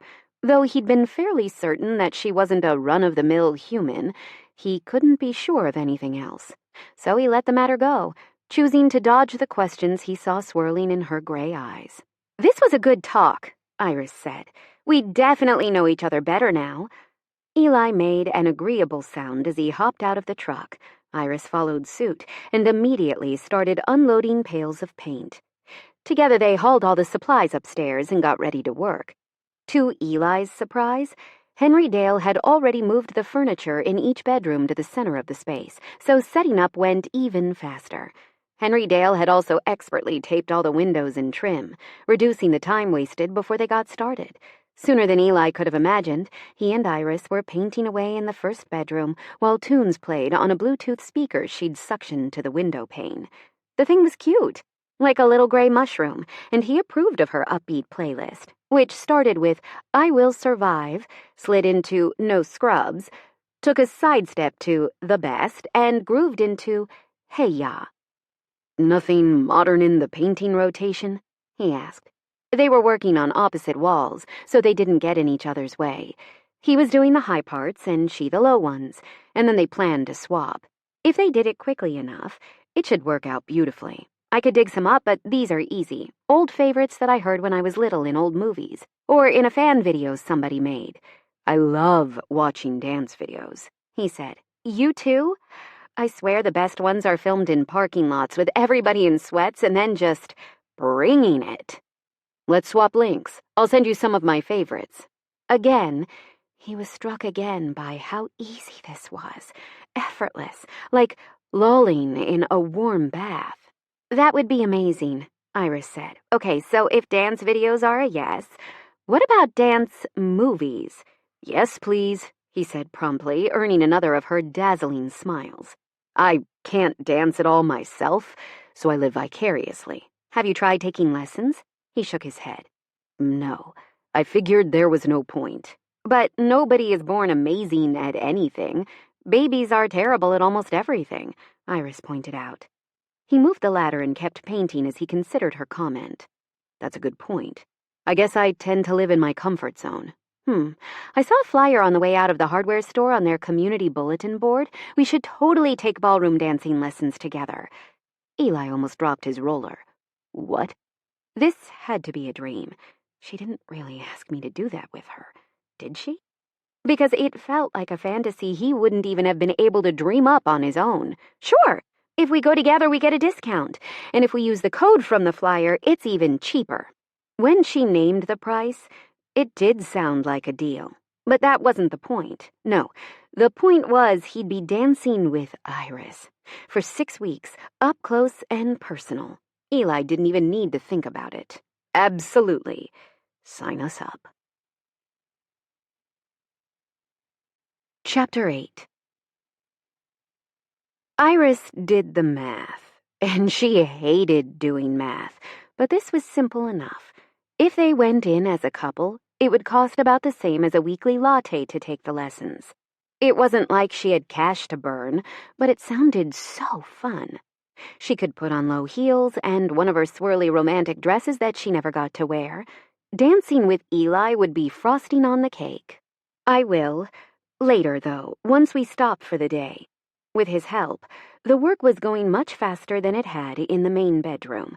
Within a couple of hours, the first bedroom was covered completely, and Iris cracked the window. Though this type of paint was supposed to be low odor, low didn't mean none. As she took care of that, Eli transferred their supplies to the next room. She was a bit hungry, but not enough to stop working. Since she knew herself, if she relaxed and filled her belly, she wouldn't want to get back to work. Inertia was seductive, and she'd end up watching something in her room, reading or sketching, and the walls wouldn't get painted. If Eli was willing to help out, she should throw herself into the task as well, even if she ended up exhausted and sore. I can't believe he can turn into a hawk. That was just cool as hell. She'd never told anyone about her family either, but something about Eli made her want to trust him. It gave her hope that they could become real friends, not just housemates. It would be nice to have someone who stuck around too, who didn't find Iris inadequate or exhausting, or both. Iris turned the music on again and lost herself in the peaceful repetition of rolling paint on the scuffed walls. It felt good, as if they were bringing the place back to life. Hours later, she stretched and slid her roller across the last untouched spot. "Done," she said. "For today." She aimed a playful scowl at Eli. "You couldn't just let me have that?" "We'll be done with the bedrooms tomorrow. It went pretty fast because the rooms are small." "You think one more day to do the front room?" she asked, stretching to relieve some of the stiffness in her shoulders. If Henry Dale helps us with prep? Absolutely. In fact, you could start on the painting while I put up the paper, and then I'll switch to painting when I'm done. Sounds like a plan. I'll shower first, then you can. I owe you food, I believe. I'll get started on dinner while you wash up. Even to Iris, that sounded... Well, it sounded like they were more than roommates. She repressed the impulse to stammer nervously, to explain that she didn't mean anything by taking charge of his shower arrangements. It seemed best not to lie, after all, because maybe she did despite countless articles warning people not to get involved with their housemates. It might seem like the best of both worlds at first, but if things soured, the living situation might swiftly become untenable, and Iris needed the money. So I can't date him, even if he's kind of perfect. Besides, she wasn't even sure what was going on emotionally. She might be confusing gratitude with attraction, and sleeping with someone wasn't the only way to say thank you. Giving herself a stern, silent warning, she headed into the Pepto-Lime bathroom. Oddly, the colors were starting to grow on her. The curtains had to go, and so did the wallpaper, but otherwise, as long as everything worked properly, she had no plans to gut this room. She took a quick shower to scrub off the paint, wrapped up in a thick, cozy robe, and left the door open to air the room out. Eli met her in the hall, and she was absurdly aware of being nearly naked despite how the robe covered every inch of her. Her cheeks heated as he stepped to one side, averting his gaze with color darkening his cheeks. "Sorry," he mumbled, rushing past her. "Did I make him blush?" "Okay, that's adorable." "No, stop. You're not doing this." As Iris headed up to the attic to get dressed, she wondered how Great Aunt Gertie had managed here alone. "All these stairs will take care of my cardio." She put on random, comfy clothes, soft, baggy cotton pants with pockets, and a t-shirt that said, "Unicorn Rider." Warm, fuzzy socks on her feet completed the ensemble, and Iris went downstairs to see what she could make for dinner. She found a bit of cream cheese, a rind of Parmesan, penne, and half a bag of frozen spinach. "That solved itself," she said, putting on the salted water to cook the pasta. Just then, her phone beeped, signaling an incoming video call. Her hands were wet, and she accidentally tapped the accept icon. Silently she swore as Mom, Lily, and Rose appeared on her screen. It looked as if they'd gathered at Rose's house.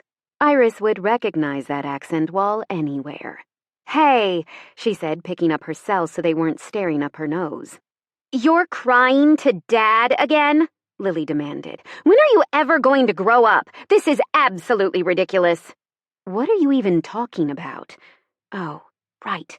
She'd spoken to Dad not long ago and explained her side of the situation. Evidently, that counted as whining. "Look, I'll tell you exactly what I told him. I don't think dating Dylan is a good look for you, but that had nothing to do with me missing Rose's party. I wasn't in town. That's all." "I worked really hard for this," Rose said. "You didn't send a gift or a card or anything. I've tried so hard to get closer to you, but you act like you don't care about any of us at all." Iris stifled a sigh, wishing things weren't so fraught with Rose, but Rose was much closer to Lily than Iris, whereas Olive was the only one who ever understood where Iris was coming from. "Okay, that's fair. I'm sorry I didn't at least send something. I am proud of you, but did you send me anything when I opened my store?" "Why would I?" Rose asked, swapping a puzzled look with Mom and Lily. "Because it's important to me. Honestly, this shit shouldn't even need to be explained." "It's not like you're earning a living that way," Lily said. "So only milestones that mark financial gain are worth celebrating. Noted. That means I don't need to send gifts on normal holidays, right?" She could have said more, so much more, but there was no point. They expected her to give and yield, and always had. Those metrics didn't seem likely to change. And she was done. Meanwhile, Mom was talking over everyone, a skill she'd perfected. "Stop blabbering nonsense. You're mad at Lily over nothing. It's not like you'd have married Dylan, and I think we all remember when you were trash-talking Greg for no reason." "We're all doing our best here," Rose added. "Are you? Really?" Why is everything always my fault? Iris said. You know that's not true. Mom immediately went on the defensive and started listing all the problems Iris had caused over the years. Did we make you drop out of college? Lily snarked. Probably, Rose muttered. You know how she is. Blames us every time something doesn't go her way. Here's the thing. I'm never going to give Lily my blessing with Dylan. If he becomes my brother-in-law, it's whatever, I guess. But I'm done pretending things are fine when they're definitely not. Make of that what you will. Rose, I'll send you a special necklace for your promotion. Not that I expect you to wear it. What are you planning to send me to congratulate me for inheriting a house? That's a financial gain that should be acknowledged, according to Colin's creed. Rose sighed. I can see there's no talking to you. Okay, Iris said, once this conversation would have crushed her. I need to finish dinner. Bye. She got the last word and cut the call just in time to plop the penne in the frothing water. The meal came together quickly. Penne in creamy spinach sauce, with plenty of black pepper and a hint of nutmeg. She dished out 3 portions and topped each plate with grated Parmesan cheese. Eli paused in the kitchen, smiling at the food she was plating. Last week we were strangers. Now we live together, eat together. He sees me fresh out of the shower. It's ready. I hope you like it. I'll go get Henry Dale. I think he's in the shed. Still? She shook her head ruefully. I suspect he'd live out there if I let him. Eli laughed. Don't give him any ideas. Though Henry Dale grumbled a bit, he still joined them for dinner. They ate mostly in silence, and the old man seemed to be in a decent mood until Iris asked, I'm just curious. Have you ever been married? At that apparently forbidden question, his mouth tightened. I never wanted to. Something wrong with that? Abruptly, he set his fork down and left the table, retreating to his room. She bit her lip, glancing at Eli. I get the feeling I shouldn't have asked. With Henry Dale, I think we need to wait until he volunteers the information. We haven't known each other that long. True, Iris said. It was a measure of how upset Henry Dale must have been that he'd just left his plate on the table. As a silent apology, she washed it. Eli helped with the rest, of course. She could get used to this constant camaraderie, feeling like she wasn't alone anymore. The whole house smelled lightly of paint, but not in a bad way. Between the professional cleaners and the work they'd already done on the place, the house no longer felt so desolate, redolent of dust and loneliness. If she took it slow and spaced out the paint costs, they might be able to do the whole house, not soon, but eventually. The hallways needed some TLC too, and the attic?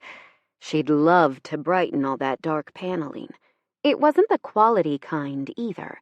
This had been done in the 70s, so it was the cheap stuff, and she wouldn't hesitate over painting or papering it. What are you thinking about? Eli asked suddenly. House stuff? There's a lot to do.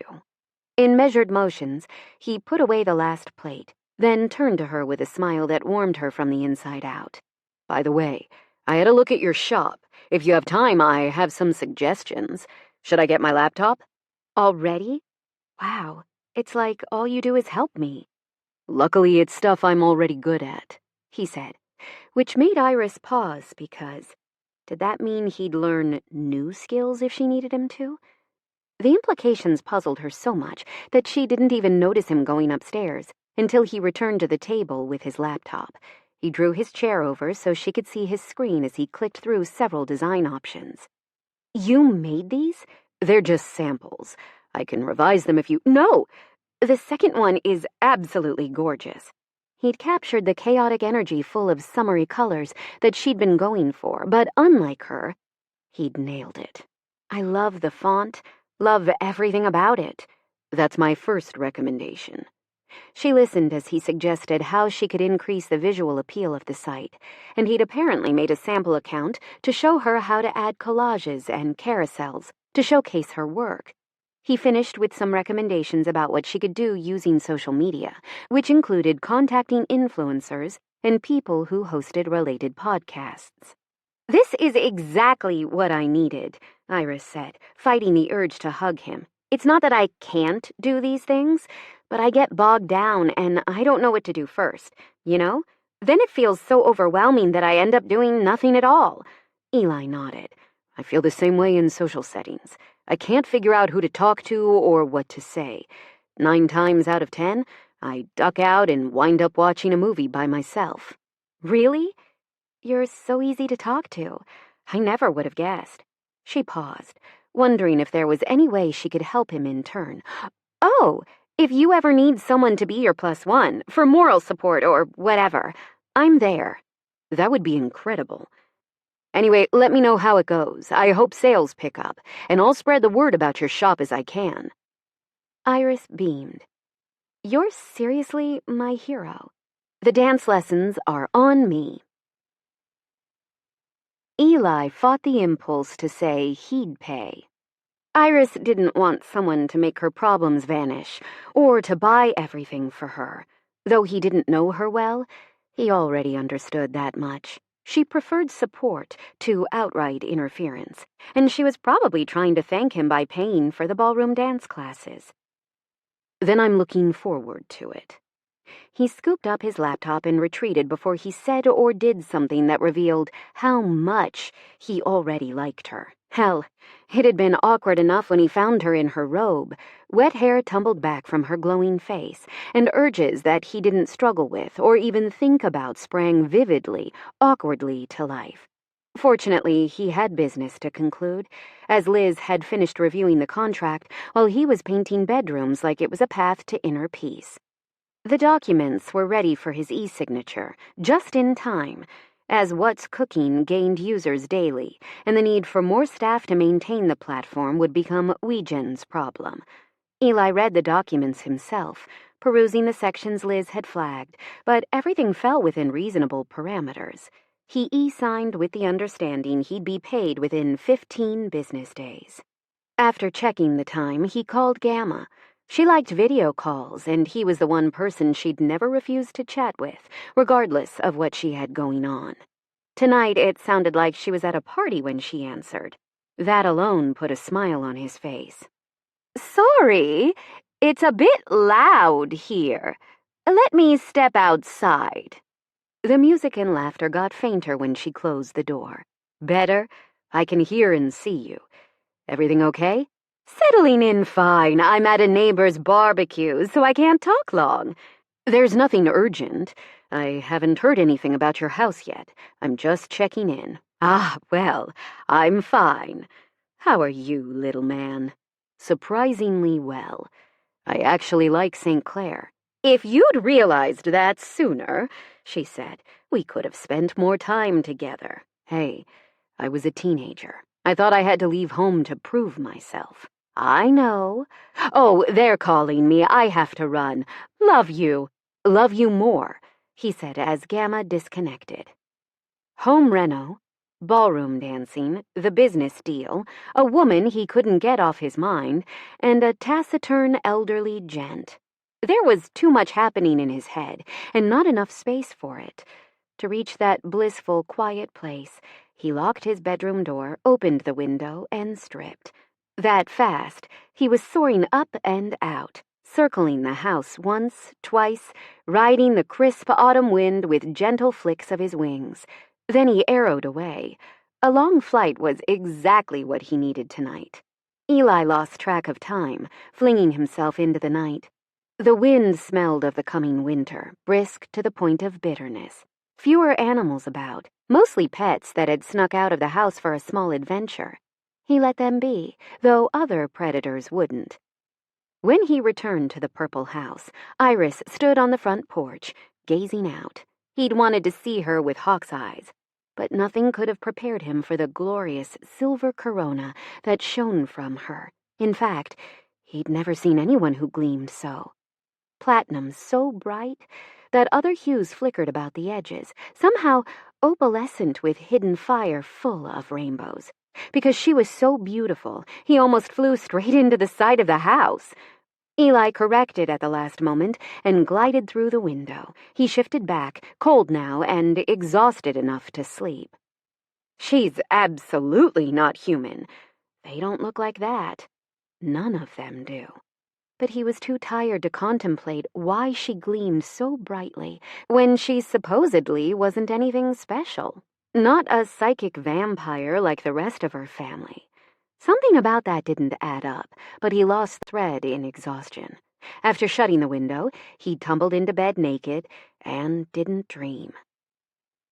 The next couple of days, he focused on finishing the work he'd started with Iris and trying not to stare too much at her. Consequently, he lost his ability to speak naturally in her presence and started acting more like his weird self. On the fourth day, they wrapped up in the front room. Between the paint and the gray and white paper on the accent wall, it was a new space. "It's great, isn't it?" Iris didn't seem to have noticed his odd behavior, at least. "You did an amazing job with the wallpaper. The wainscoting was all you, though." "I did my best. I wonder if Great Aunt Gertie would like what we're doing with the place," she added in a musing tone. "Definitely. She's probably beaming right now, wherever she is." "Hopefully not here," Iris said with a small shiver. Eli couldn't resist teasing her. "You never know." "That is not funny." "Should we host a séance?" he asked, just as Henry Dale came to inspect their handiwork. The old man ran a hand over the walls and offered an approving nod. "Looks good. I like gray and white." He turned a hard look on Eli. "But no mucking about with spirits. You hear me? No candles, no table rapping, no asking if anybody's here. Even if they are here, there's no point getting them stirred up, is there?" Iris tilted her head, visibly surprised. "I didn't know you believed in such things." Henry Dale cleared his throat. "Believe might be a strong word, but I've lived a long time and seen some odd things. Not everything can or should be explained, Ms. Collins." "I actually agree with that," Eli said. Iris smiled. "Neither of you needs to worry. I'm not planning to bother Great Aunt Gertie even if she walks among us." With that, she grabbed her keys from the bowl on the table near the front door. "I'm off to pick up some cheap couch covers I found online. Only 40 minutes away." Both he and Henry Dale hurried after her. Henry Dale objected first. "You can't just randomly go to some stranger's house. There's no telling what'll happen." "I don't need a bodyguard," she said, but her steps slowed as if she was considering the validity of their concern. Actually, I agree with Henry Dale," Eli put in. "There have been killers who used online ads to—" "I know that, but with couch covers?" Henry Dale scowled, his white brows contracting. "Could be bait. Don't risk it." She sighed, but Eli noticed that her eyes twinkled a bit, as if she might be enjoying how protective they both were. "Fine, put your shoes on. We're all going on a mini road trip." Eli complied right away, while Henry Dale's frown didn't abate. "Why do I have to be the third wheel? This guy can protect you." "No way," Iris said. "We need your stern energy, and I'm stopping for lunch after." Though Henry Dale mumbled complaints all the way to the kitchen and back, Eli could tell that the old man was secretly glad to be included. Outside, he got in the back of Iris's Sentra, letting Henry Dale ride shotgun. Iris turned the radio on and found an oldie station, again, likely for Henry Dale. "Bunch of nonsense," the older man muttered. "You love it," Iris said. "Anyway, I just wanted to say I'm sorry for being nosy the other day." "I hope we're okay." "Are you worried about my feelings?" Henry Dale asked in an incredulous tone. "Well, yeah," Iris said, as if that should be obvious. "God, she's sweet." Henry Dale cleared his throat. Well, I'm fine. And if you must know, I never wanted a wife or a husband. I never wanted to be kissing anybody. Though I had some wonderful friends back in the day, they've all since passed on. My family, too. And I guess that's my one regret, that I'm the last. I miss my older brother the most." Henry Dale took a steadying breath, as if bracing for the next revelation. After his wife died, I moved in with him. They never had children, and we lived together up until the last 2 years of his life. His house had to be sold to pay for memory care.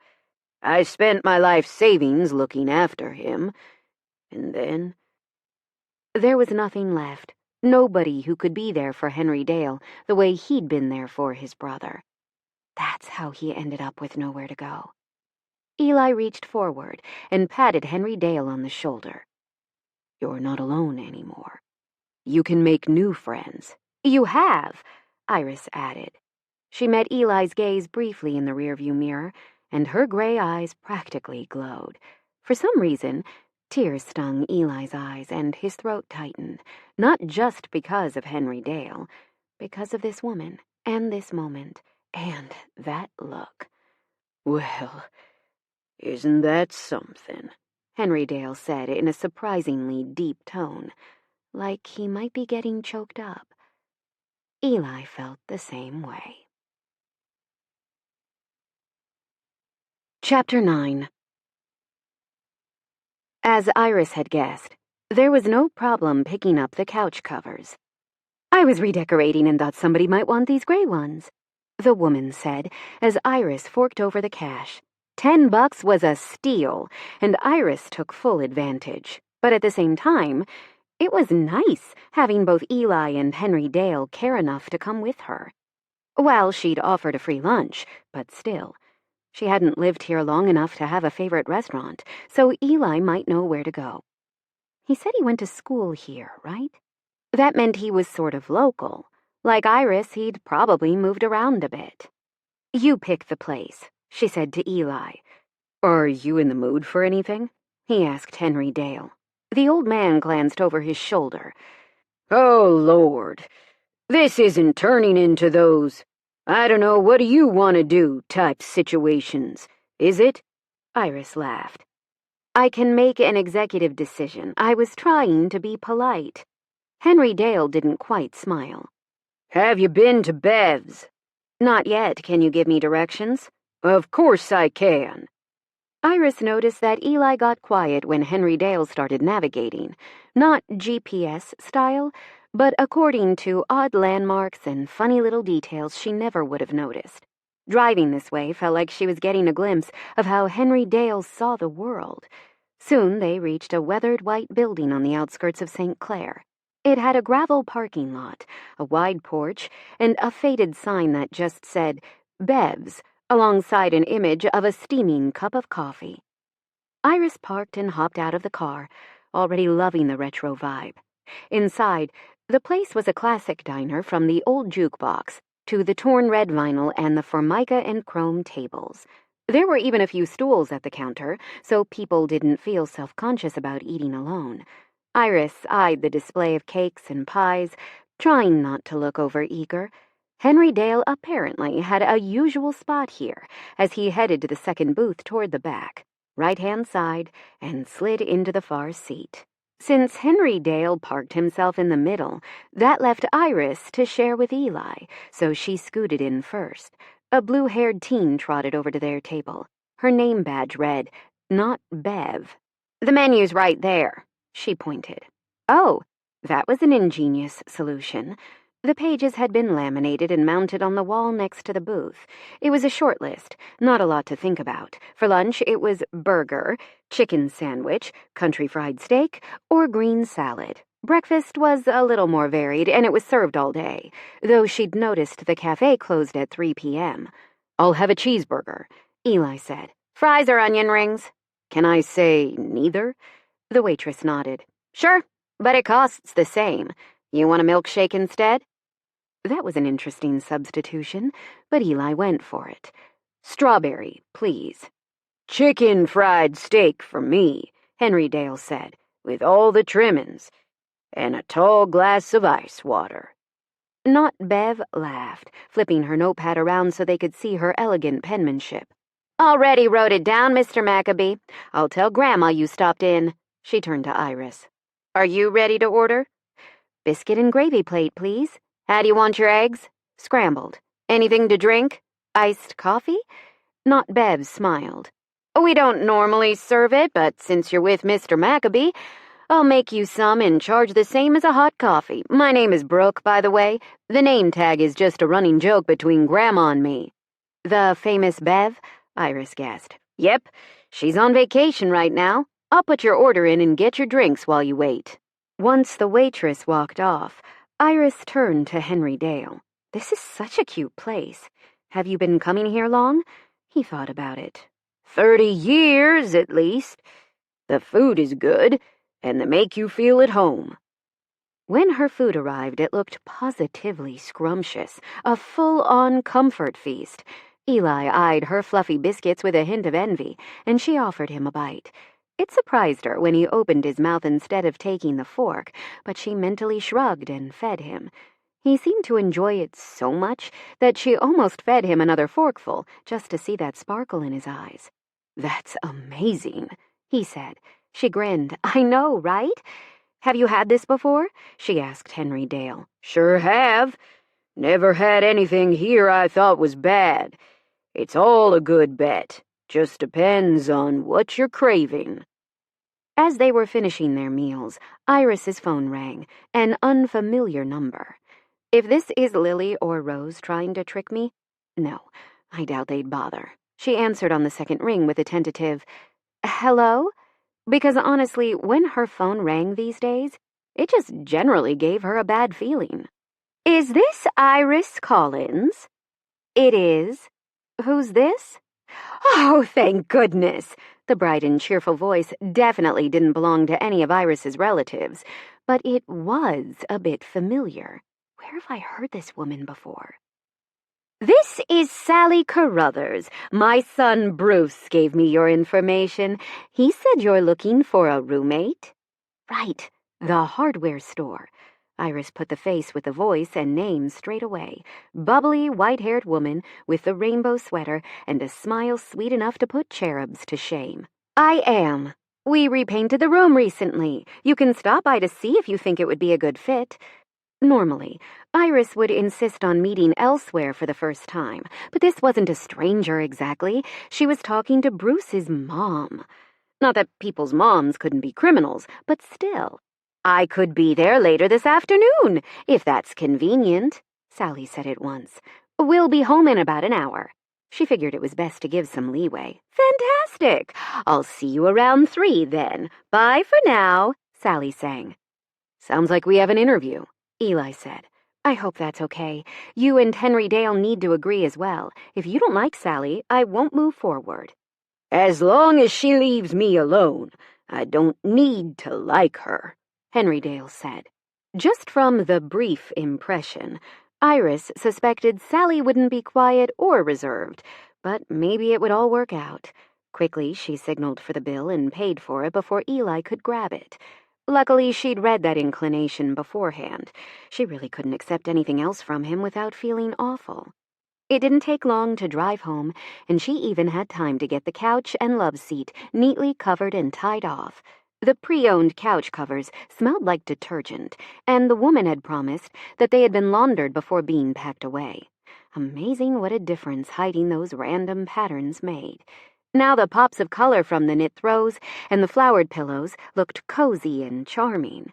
The neutral walls and the elegant wallpaper improved matters as well, as did the white wainscoting. I love this room now, she said to Eli. It's so much better, he agreed. Henry Dale offered no commentary. He just tried to retreat to the shed, but Iris grabbed his arm. Oh, no, you don't. We're talking to Sally together. The old man mumbled something unintelligible and likely uncomplimentary, but he still took a seat on the sofa, wearing a resigned look. They didn't have long to wait, as soon Sally arrived in a flurry of exuberant knocks. Iris answered the door and waved her in, confirming her initial impression. Again today, Sally was dressed in a bright floral dress adorned in scarves, the same lime green Crocs, and her hair was a silvery cloud. Smiling, Iris performed the introductions. I'm Iris. This is Eli and Henry Dale. There's one room available on the second floor and 2 rooms on the third. They're not large, but let's take a look, shall we? Sally cut in. First, I need to see what's available to know if I can envision myself here. Everything else follows. Eli stayed with Henry Dale while Iris gave the older woman a quick tour. Neither one of them showed any sign of breaking the silence. For his part, he was a bit nervous about bringing in someone else. A new person could upset the balance, and Eli didn't love change at the best of times. Change usually meant his life being turned upside down and ensuring that it got worse. "What do you think?" he asked eventually. The older man shrugged. "Hard to say from a look, though she seems chipper." After a pause. "I don't much care for unfounded optimism." What do you mean, unfounded? Eli wanted to know. There was a lengthy pause, as if Henry Dale was considering whether he ought to answer. "Look at her situation. It's no better than mine." How do you know so much about Sally Carruthers? Eli asked. "Small town, coffee clatch. I'd go for cheap coffee and crullers, get the gossip for free. When Sally left Howard, it was all anybody could talk about for months." Huh, Eli said. "I never knew you went to senior gatherings." Henry Dale snorted. "You don't know everything about me, not by a long shot. Anyway, I feel a bit sorry for Howard. Sally is a handful. As I was saying before you cut me off, I might even argue her situation is worse than mine, because she left her husband and her family. And for what?" "That's for me to figure out," Sally said crisply. Oh, damn. Heat washed Eli's face as it seemed they'd been caught gossiping. Well, Henry Dale had been talking about her, and he hadn't shut it down. Right. Do I need to apologize? Iris came in right after, and since she didn't know what had happened, she moved the conversation along. Thankfully, Sally allowed it. "So that's the house. The only thing I didn't show you is the basement with the washer and dryer." "Those are all the same," Sally said, waving a hand as she took a seat opposite Iris. "The rest of the house is charming. I love the bathroom. So much personality." This lady reminded him a bit of Gamma, and that was a big plus in his book. Her energy shone with similar light. He listened as she and Iris discussed which room she'd prefer, the terms of the rental, and so on. "You can have any of those rooms," Iris was saying, "but we do need to have a house meeting about it as well." "Oh, good. I was afraid I had to decide here and now. I do tend to be impulsive, but I wanted to give this a little thought." "That's a good idea," Henry Dale said. Judging by his frosty tone, the old man was hoping Sally would pass. Eli considered speaking up, but Iris was already on it. Keep an open mind, okay? When Iris patted Henry Dale's shoulder, he sighed, but he didn't say anything else. Sally stood. "I'll take a copy of the rental agreement to look over and let you know in a couple of days." "Perfect. You have my email and my number if anything comes up, and tell Bruce we said hello." That brought a proud smile to Sally's face. She'd apparently been on the verge of leaving, but she joined Iris on the sofa, bringing up the gallery on her phone to show off pictures of Bruce and his family without being asked. Eli circled behind the sofa to dutifully admire the chubby babies who grew into sturdy children with each swipe of Sally's screen. Honestly, her grandkids were super cute. "I have other grandchildren, too," Sally was saying. "But Megan is older. She's my daughter's daughter, and Kim is a lot older than Bruce." Henry Dale sighed. "Is there a reason for us to know any of this yet? We're not even sure if you're moving in." The older woman scowled at him. "Do you need a reason to be friendly?" This time Eli intervened before Iris had to. "I enjoyed seeing those pictures. Thanks for sharing them." Sally bestowed on him a radiant smile. "You're sweet. I already know I'll like you. Do you like cheesecake squares?" Eli blinked. Maybe?" "Anyway, I was on my way out. I'll be in touch." It felt like much longer than 40 minutes had passed. Weirdly, it was like being released from a time warp spell when Sally sailed out the front door, as if the normal passage of moments had resumed. Henry Dale grumbled beneath his breath, and this time nobody stopped him when he stomped off to the shed. "They're going to clash," Iris predicted. "I suspect you're right. Does that mean we should tell her she can't move in?" Eli hated doing that to such a sweet woman, especially one who reminded him of Gamma. Iris shook her head. "I mean, honestly, Henry Dale is cranky. I like him, but if we let him, he'll veto basically everyone, and you need the money." He didn't finish the thought, but he was aware of her financial status. That was why he was working on a bot to scrape references on social media for people interested in handmade jewelry. This wasn't the right moment to mention that, however. "We can let him mull the idea over," he said.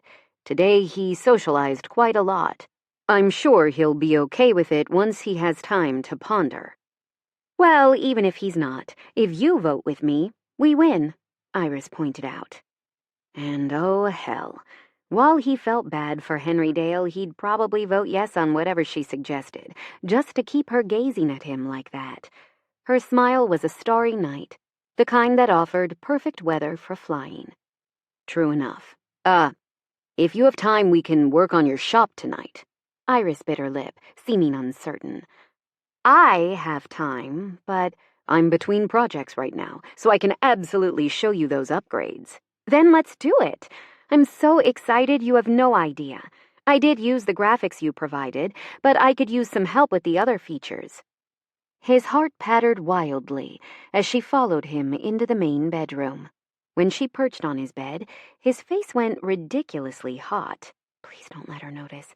I don't want her to think I lured her into my room for some weird reason. Eli had no intentions other than to pay her back. But shivers of reaction went through him when she perched next to him on the bed, eyes fixed on his screen. "Should I log in so we can just work on the shop directly?" she asked. "Go ahead. I'll delete all traces of your login afterward."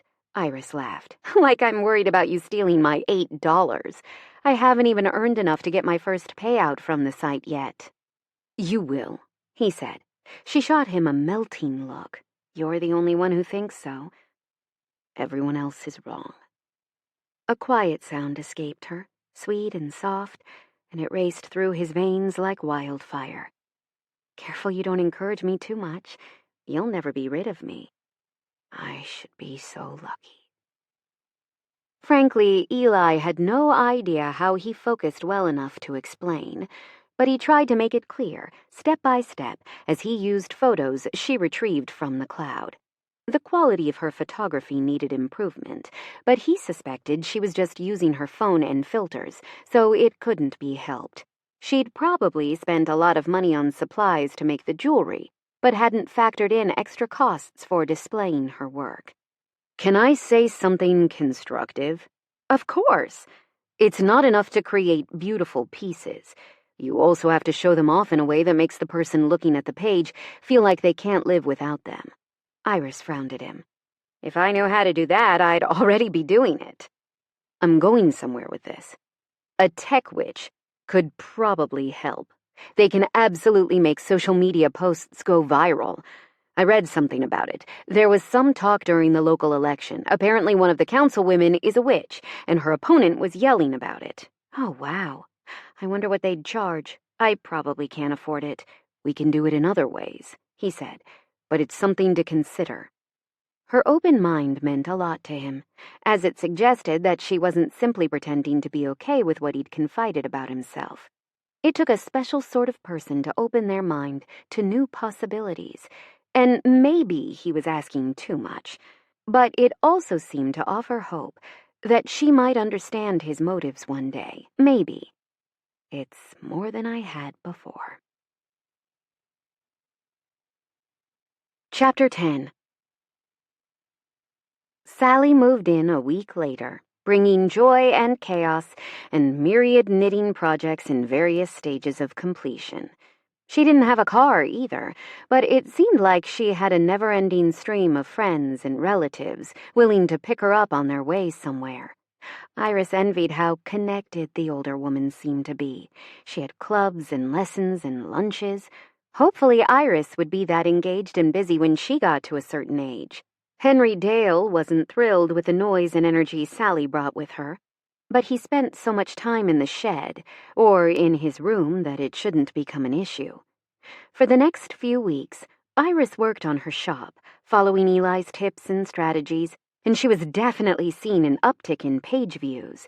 She'd even gotten a couple of orders, and she was so excited to pack and send them. Tiny steps toward success, but they counted. She hummed as she worked, turning her dreams into reality. If I worked with a witch, we could sell magical jewelry. That would be amazing.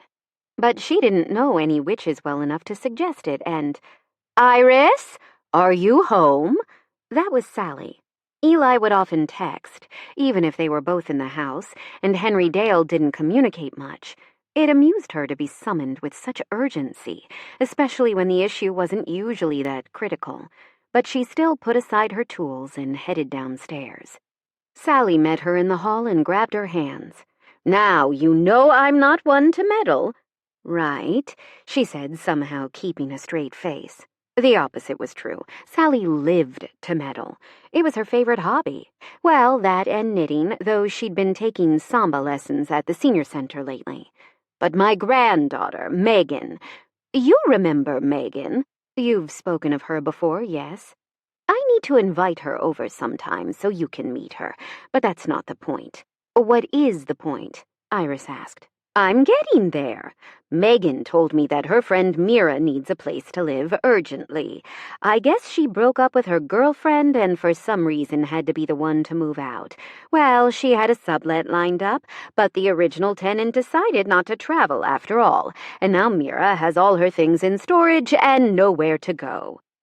Wow, that's awful. Iris could relate to the perfect storm of seeing all plans fall through. Immediately she felt for Mira. "We have 2 rooms left, so if she's interested, I'm happy to meet her." "You're a lifesaver. Megan never asks for anything, so it means a lot that her Sallygram can come through when it counts." Iris laughed. "Sallygram? That is the cutest nickname I've ever heard."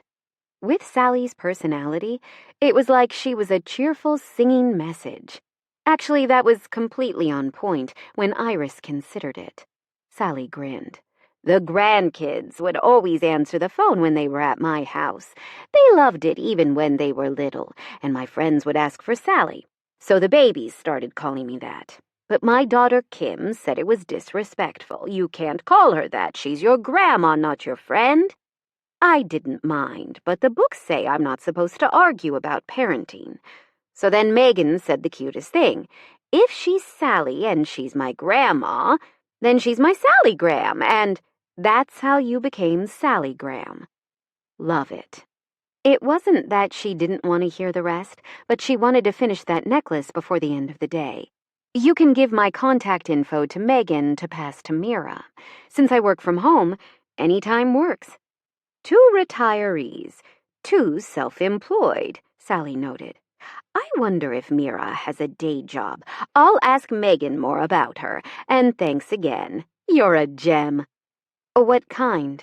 Iris asked, unable to resist. It was the sort of silly, speculative question that made her an oddball among her own family.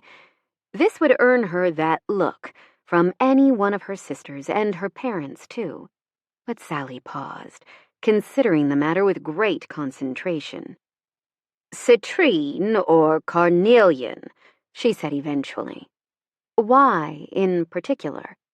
"Citrine attracts good fortune," Sally told her. "And you're pure luck for me, Iris, for everyone in the house, really. We were all in a pickle, but things got better as soon as you said we could stay here. I can honestly say I've never been happier." "Wow. I feel like I want to hug you," she said. "Go for it. Hugs are free."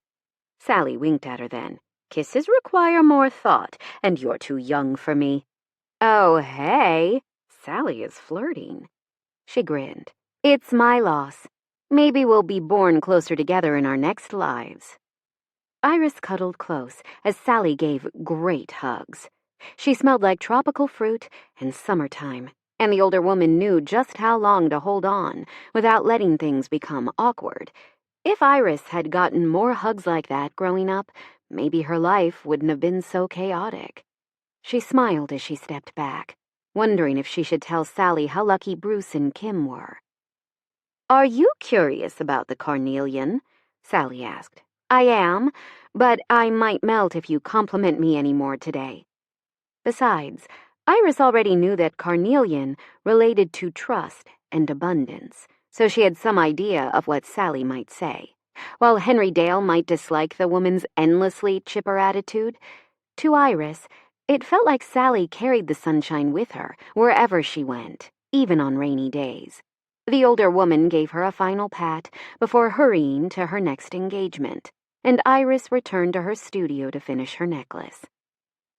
A bit past dinner time, she got a text from Eli. "Food is done." That was beyond nice. When he cooked, he always made enough for everyone, and if somebody didn't feel like eating, he'd put it in the fridge for later. It was odd. She felt more like she had a family now than she ever had while living at home. Her father was the dreamy sort, prone to leave messy life details to his overbearing wife. If he had the option, he'd stay in his study writing papers no historical journal wanted to publish, and Mom was still busy pretending he was a professor to keep up appearances. She'd never thought about whether it was normal until she saw how other families lived. Her relationship with her folks had been chilly since she dropped out of college for the 4th time, anyway, and things went from frosty to absolutely Arctic when the rest of the Collins crew realized she had no plans to apologize for missing Rose's promotion party. They probably found it incomprehensible that she was still pissed about Lily dating Dylan. Iris didn't intend to let Lily off the hook. Not this time. Really, she should be hurt, right? That she'd been cut off. But instead, it felt like freedom. No more dodging calls. No more inventing excuses. "You look conflicted," Eli said as she stepped into the kitchen. She admired his and Henry's work all over again. The white cabinets looked fantastic with the wooden counters, and the black and white tile floor hardly showed its age. This kitchen really was a welcoming space now, albeit like stepping back in time. Not as much as I expected. He flashed her a curious look. "Do you want to talk about it?" "There's not much to say. I don't get along with my family, and I was just thinking that I'm happier now that we just don't talk." Eli didn't say he was sorry or offer any of the usual platitudes. "I have cousins I rarely see, and I'm only close to Gamma, so I don't quite know how it feels. I miss her a lot, but I'm glad she's happy and having fun." "Gamma? That's so precious." As they ate the vegetable soup, she repeated the story Sally had shared with her. Sally Graham. Kids are so funny. "I know, right?" She glanced at the hall that led to Henry Dale's room. "Is he okay?" "He took a bowl of soup to his room, said he wanted to finish his book, and it's rude to read at the table. This is really good, by the way." Eli often made good use of Great Aunt Gertie's old slow cooker, choosing soups and stews that were low effort, high reward, and perfectly suited to a chilly autumn evening. Tonight, he'd made a vegetarian minestrone, chock full of carrots, onions, celery, white beans, spinach, green beans, zucchini, tomatoes, and plump little pasta shells. It reminded her of going to an Italian restaurant in college that offered unlimited soup, salad, and breadsticks, likely without realizing how much starving students could eat. "Glad you like it." "I like you too," she almost said, but that would be too much. They were housemates, right? He'd never indicated he saw her as more. And she shouldn't read into his kindness. She'd gotten in trouble being impulsive and making assumptions before. Don't ruin this. Things are going well. Just be happy. Everyday magic. If someone asked Eli to describe his current life situation, he'd choose those 2 words, because there were small wonders every day. New things he learned about Iris just from being around her. She had a sweet tooth, and she had a habit of putting whatever was handy in her hair to keep it out of her face. So far, he'd seen her use pens, pencils, chip clips, a chopstick, and once a wooden spoon. From what he could tell, she hated shoes, and she only wore natural fabrics, none of which helped him figure out her true nature. He hadn't been able to get those colors out of his head. Because he was so baffled and fascinated, he'd even asked on a shifter forum about how a psychic vampire's aura looked. Most commenters hadn't even run across them, but those who had described something bleaker than the incandescent beauty Iris radiated. "Who are you, Iris Collins?" Absurd how happy he was, simply washing dishes with her. She liked the scrubbing better than the drying, and he enjoyed putting things in their proper place. If he believed in fate, he might imagine they matched. In time, Henry Dale brought out his empty bowl and insisted on washing it himself. Eli loved the warm feeling in his chest when Iris shot him a conspiratorial look, assuming they'd be on the same page. And while he did share her amusement at Henry Dale's prickly tendencies, he also understood the man. Henry Dale felt alone. He'd lost everyone who mattered, and he was maintaining emotional distance to protect himself. Eli had grown up solitary despite Gamma's best efforts. He just wasn't good at connecting to people either. So Henry Dale's emotional retreat made complete sense, even if Iris just saw him as a grumpy old man. But Eli saw a man who was hurting and needed friends. "Do you think you could give me a ride tomorrow?" Henry Dale asked. Eli nodded. "Did they finish the teardown?" "Yup. They said I can take whatever's fit to haul away. I'm sure we can pick up enough lumber to repair the porch." "Name the time," he said. Soon after, Sally came home, but she'd already eaten with her friends. She hung around the kitchen to drink a cup of tea, however, chatting with Iris while they tidied up.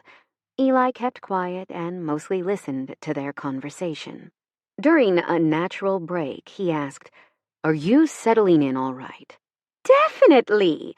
It's homier than home. I even have an old man to bicker with, so what could be more familiar than that?" Sally flashed Eli a smile. Iris chortled. "Howard wasn't that bad, was he?" "I suppose not, but I just wasn't happy. back in the day, they said we should stay together for the children, but my kids are 39 and 47. I figured I'd done my bit. I married young, and I've been taking care of someone else for my entire life." Is that how Gamma felt? He tried not to be a burden, but maybe Gamma had been waiting to cut loose all this time, too. Iris touched his hand lightly. The woman might not be a natural at running a business, but she seemed attuned to his every flicker of expression. Maybe he shouldn't like that as much as he did. "I don't blame you," Iris said in a supportive tone. She glanced at Eli as if for confirmation. Quickly, he said, "There's nothing wrong with choosing to pursue your own happiness." Sally sniffed. "From what I hear, Howard's doing the same. He went after Gladys as soon as our divorce was finalized." Eli had no idea who that was, but he supposed it must be someone from their circle, so he made a sympathetic noise. "Did he start—" What was the right word? "dating her?" The older woman shook her head. "Nope, she ended up with Leonard. Howard is single and ready to mingle, just like I am." Before Eli could reply, a sharp rap sounded at the front door. Iris hopped up, and he heard multiple voices coming from the foyer. Unable to stifle his curiosity, he went to see who'd arrived on their doorstep. He didn't recognize any of the new arrivals, but they felt cold in a way he'd rarely experienced, radiating a bone-deep chill that threatened to suck away all light and joy. 3 women, all dressed in fashionable attire, immaculately coiffed, and each wearing expensive shoes while carrying designer bags. This has to be Iris's family. It didn't seem like an improbable conclusion, given her tight expression and the way her shoulders rounded. He stepped to her side instinctively, as the older woman said, "Aren't you planning to invite us in, Iris?" "Mom, Lily, Rose, the front room is through here," she said, her whole body radiating tension. "I'll make tea." "That won't be necessary."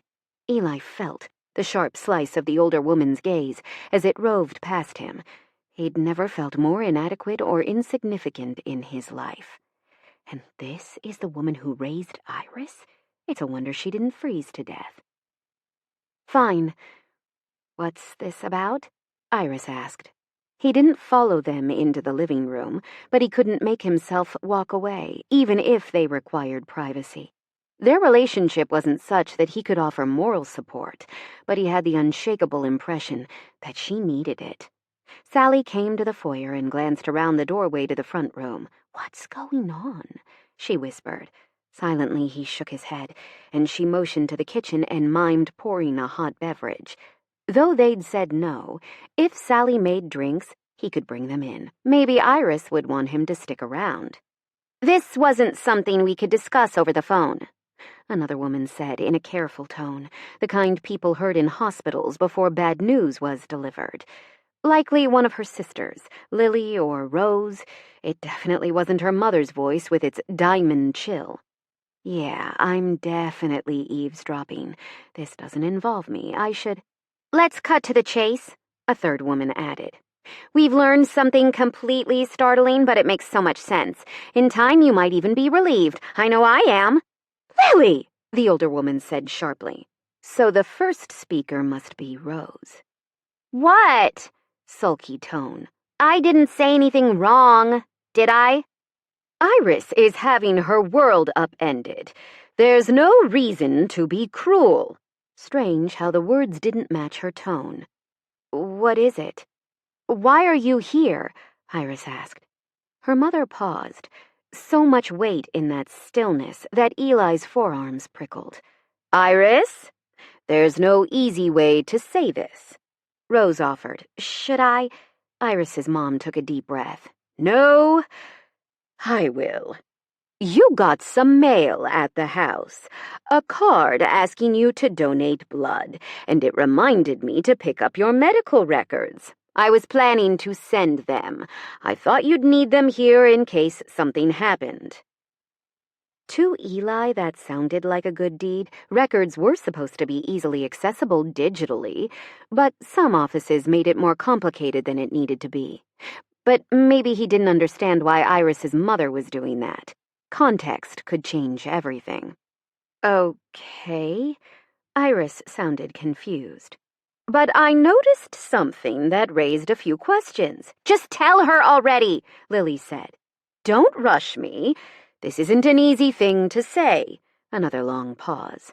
Eli could only imagine how baffled and worried Iris must be. It took all his self-restraint not to interrupt and get in the middle of a complicated situation that had nothing to do with him. Finally, Rose spoke up. "Mom wasn't there when you got your physical before college, and none of us had any reason to check on your blood type. But it was in the records they sent. Just tell me," Iris said, sounding resolute. "You're AB," her mother said in a neutral tone. "Iris, I'm type A. Your father is O, and—" Oh, shit. That's not possible. Even basic bio informed him of that much. Eli wondered if the woman was about to confess to cheating or something. Maybe Iris was about to learn she had a different biological father. He glanced at Sally, who was standing beside him in silence, her eyes as wide as his own must be. "This is better than a telenovela," she breathed. Rose continued the narrative. "I asked Mom if she cheated." "Never!" The woman sounded genuinely indignant.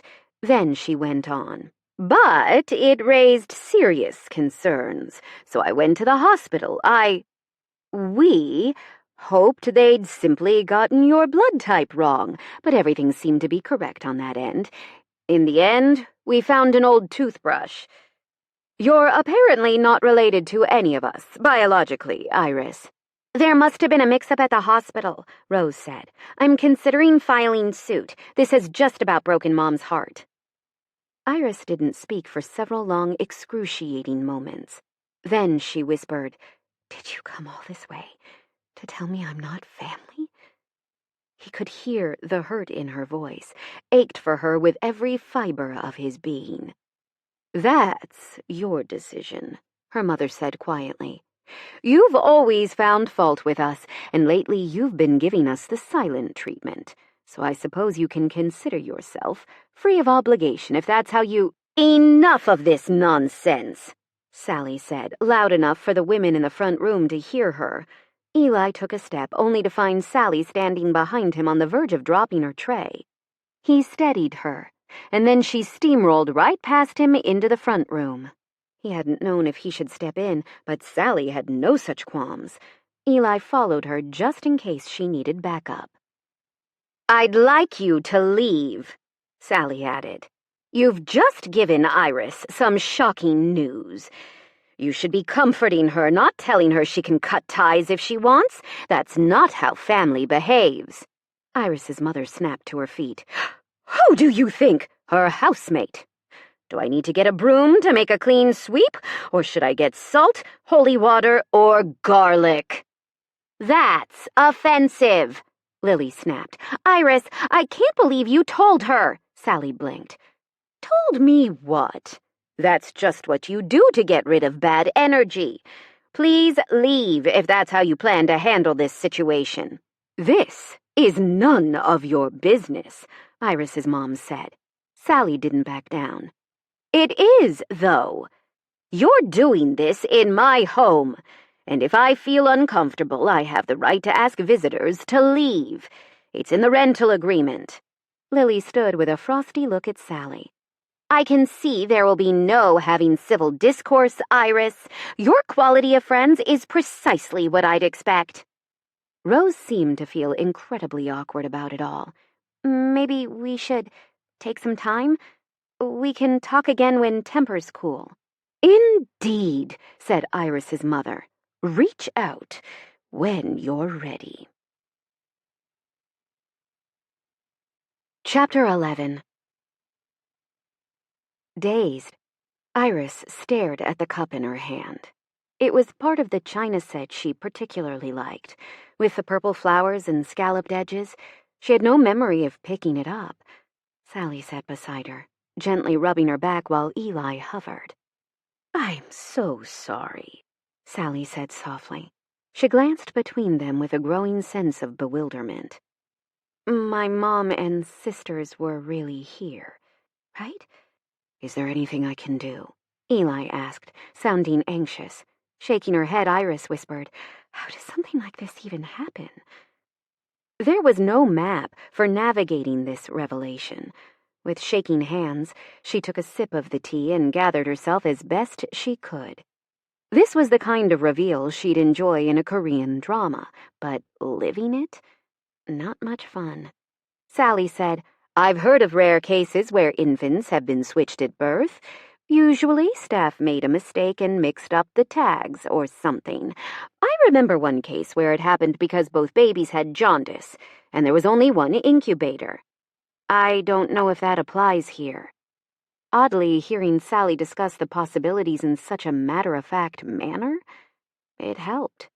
"The most important thing for you to keep in mind, this isn't your fault. You didn't do anything wrong." Iris drew in a shaky breath, trying not to cry. I swear, Lily was glad. Now she doesn't have to feel guilty about Dylan, I guess, because I'm not really her sister.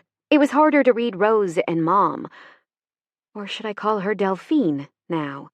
"Lily is a piece of work," Sally muttered, shaking her head. "Bruce and Mitch adopted both their kids, and they're every bit as precious to me as Megan." Iris tried to smile because Sally was right. Blood ties shouldn't matter. The people who raised and loved you ought to be your family, but she didn't feel confident that Mom really wanted her to reach out later. Maybe everyone would be happier if Iris used this as an opportunity to cut ties for good, and that was a heartbreaking possibility.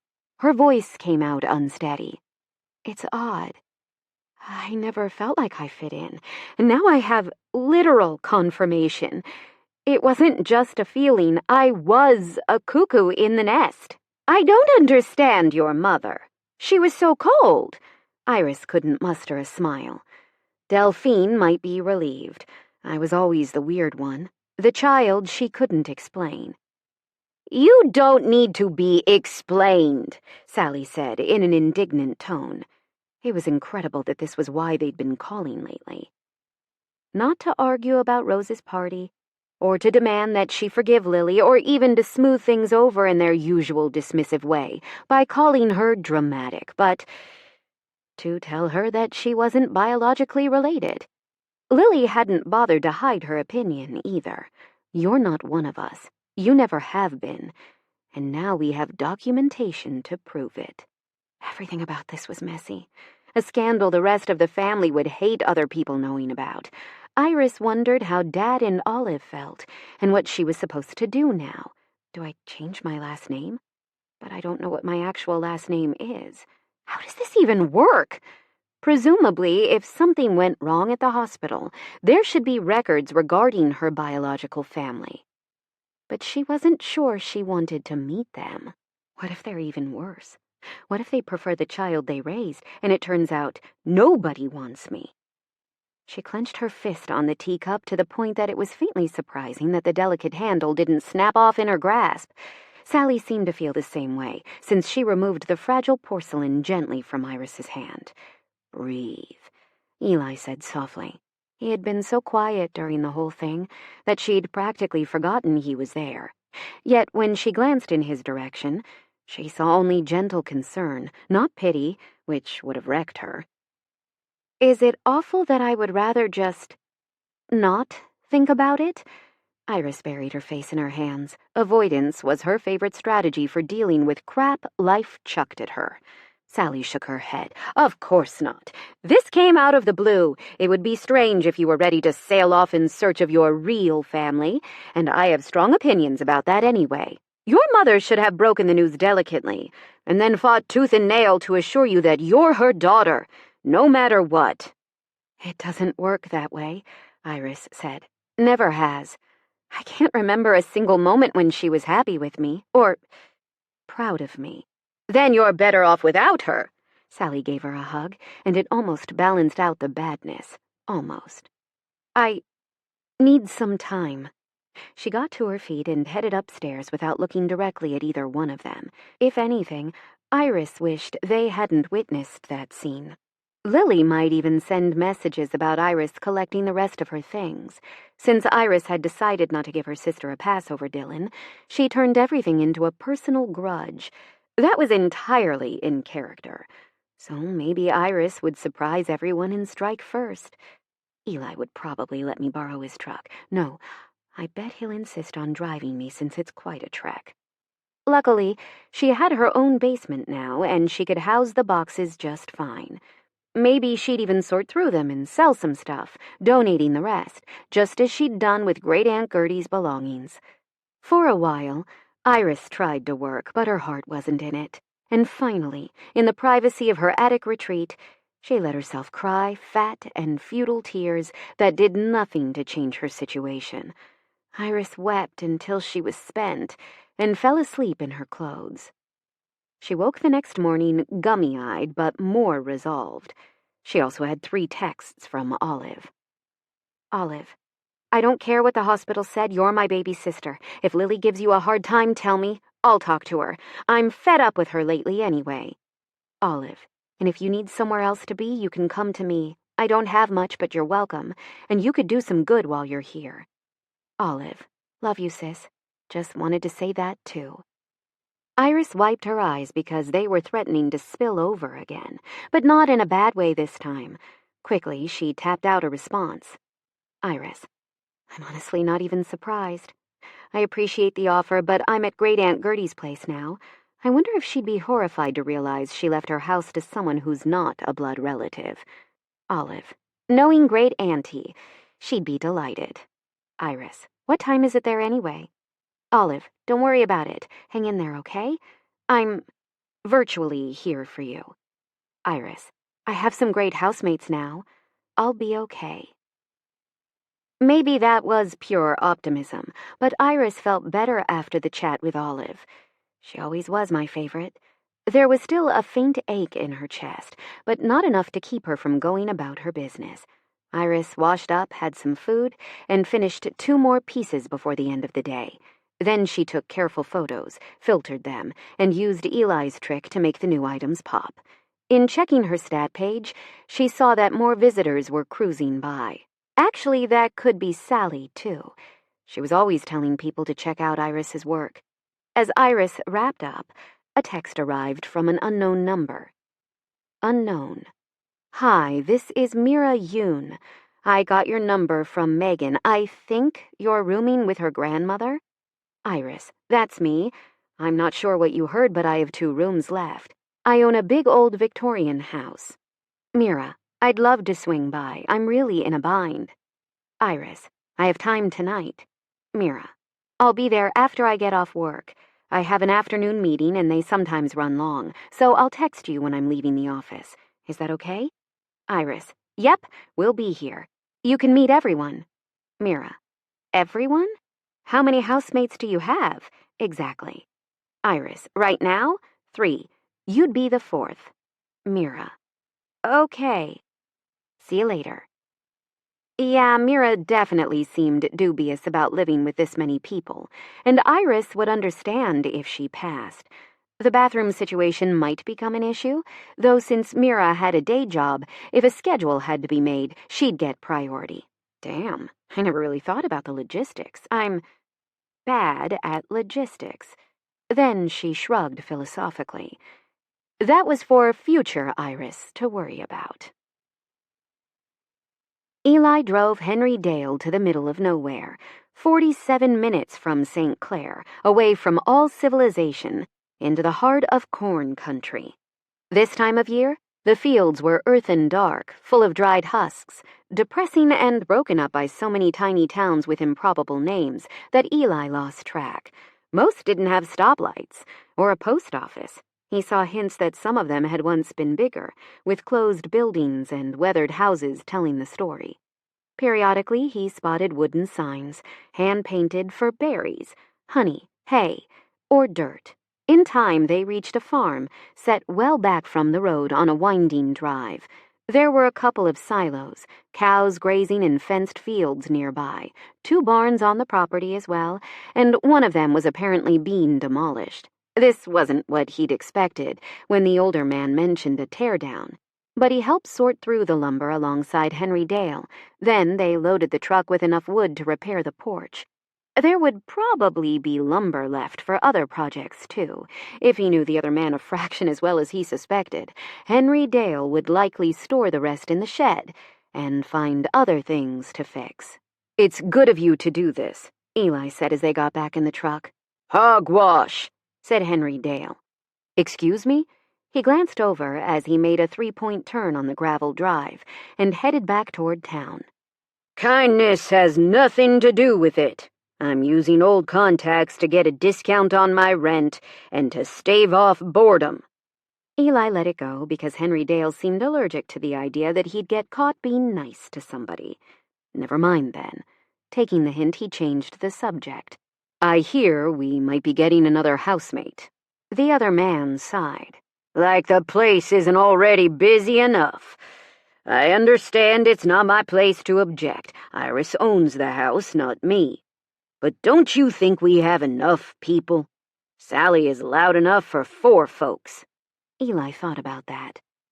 "I've lived alone for years," he said slowly, "so I don't really mind. I like having dinner with everyone, and I enjoy the company. It's—" He paused. What was the right word exactly? Comforting. Henry Dale made a scoffing noise, but he didn't offer further argument. The ride home passed quietly, with Eli trying to decide how long he planned to stay. 3 months might be long enough to wrap up the sale of Gamma's house. Kashonda had sent him an update, detailing how many calls she'd gotten and how many showings she'd set up. So far, no offers. But the market was a bit sluggish. Once the house sold, he'd play it by ear. He couldn't, in good conscience, move on until he was sure Iris had everything under control and could make ends meet. Since he had the main bedroom, He was currently contributing most to her financial stability, and he couldn't just walk away. But maybe he could say he was traveling to check out properties or something while continuing to pay rent? It probably wasn't the best idea to stay for ages, as that would create deeper connections under false pretenses. Damn, why is this so complicated? This was just him paying it forward, no hidden motives. But it probably wouldn't scan that way to anyone else. "Back it in," Henry Dale said suddenly, interrupting his thoughts. Without realizing it, Eli had driven all the way home. He complied without asking why. It seemed pretty clear that Henry Dale intended to use the truck bed as the staging point for the porch repair. At least the weather was right for it, not so cold that working outside was difficult, not so hot that they'd sweat themselves sick. Together they fetched necessary supplies from the shed, including a miter saw, a sawhorse, and various other tools. As the older man arranged things to his satisfaction, Eli got started tearing out the bad boards. Fortunately, this wasn't a complete overhaul. It was only 2 bad steps and a small section in the middle that needed to be replaced. "How long do you think this will take?" Eli asked. Henry Dale shrugged. "Hard telling, but I think we can do it before the end of the day. Just the construction, mind.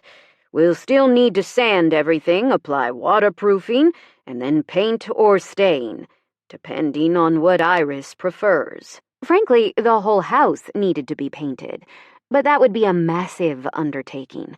Iris probably couldn't even afford the cost of all the supplies that would be required, let alone manpower. Gamma had white siding on her house, so Eli had no experience with exterior work. He assumed it would require a fair amount of specialized equipment as well. As Eli carefully pried up the rotten boards, Henry Dale checked the rest of the porch and found 2 more troubled areas. Fortunately, they had plenty of lumber for repairs. The old man got busy taking measurements, while Eli worked on removal. They didn't speak much while they went about their tasks, with Henry Dale cutting the pieces to fit, then sanding and waterproofing the backside of the replacement boards. A black truck drove by and leaned on the horn. Then a man in a ball cap shouted, "You forgot the rainbow flag on your gay purple house, losers." "What a turd wrapped in human skin," said Henry Dale. Eli couldn't agree more. The world was better these days, but people like that still existed, unfortunately. It was also why groups like Happy could grow their numbers at an alarming rate. Later in the day, Iris came out with mugs of hot coffee. "It looks like rain," she said, peering at the clouds with a worried look. "We can wrap up before it breaks." Henry Dale took the mug with his usual stoic air, but Eli could tell the old man was happy. "Don't get sick," she said firmly. "Thanks." Eli met her halfway, stepping around the gaps in the porch. "And be careful out here. It's kind of an obstacle course." "This is amazing. I can't believe how much you've already gotten done. Can you imagine how pretty it will be when I have a chance to redo the flowers out front?" Before he could respond, the next-door neighbor, Susan, marched across the yard like she was going to war. Granted, she normally looked like someone had pissed in her cereal, and today she appeared no more cheerful, her face pulled into an expression of discontent. Though it wasn't freezing by any means, she was wearing a huge puffy coat, and her orange hair had been permed within an inch of its life. That might be new, both the perm and the color. He couldn't recall if she'd looked this way before. "How much longer do you plan on keeping up this racket?" the woman demanded, addressing Henry Dale. The older man shrugged. "Until the weather breaks. We lose daylight, or the work is done. Hard telling what will come first." "The good Lord knows I have tried to be polite, welcoming even, but you refuse to extend me the same courtesy." Susan stepped closer to glare at Iris. What's wrong with this woman anyway? "I don't understand the problem," Iris said. "You threatened me about contacting the city, and now that we're fixing the porch, like you wanted, you're mad about that too? It's just good manners to advise close neighbors when you're starting a renovation project. Yes, I advised you to fix the porch, and you kicked me out of your house without even tasting the casserole I made. You obviously have no intention of being a good neighbor, as evinced by the way you do whatever the hell you want, regardless of how it impacts the rest of the neighborhood." An older woman across the street happened to be getting her mail. Eli didn't know her name, but he sighed as she came to the end of her driveway. If she ganged up on Iris, too, he honestly didn't know how he'd keep himself in check. If he slipped away and shifted silently, they'd never know it was him dive-bombing Susan as an angry hawk. In that case, they couldn't charge him for assault, either. The older woman frowned. "That's enough, Susan. You drove Gertie to an early grave with your nagging. Don't start with her little niece now, too." Hearing the other neighbor lend some support allowed Eli to keep quiet. "I'm just her housemate. I don't have the right to step in." Chapter 12. Crap. At least all the neighbors don't hate me.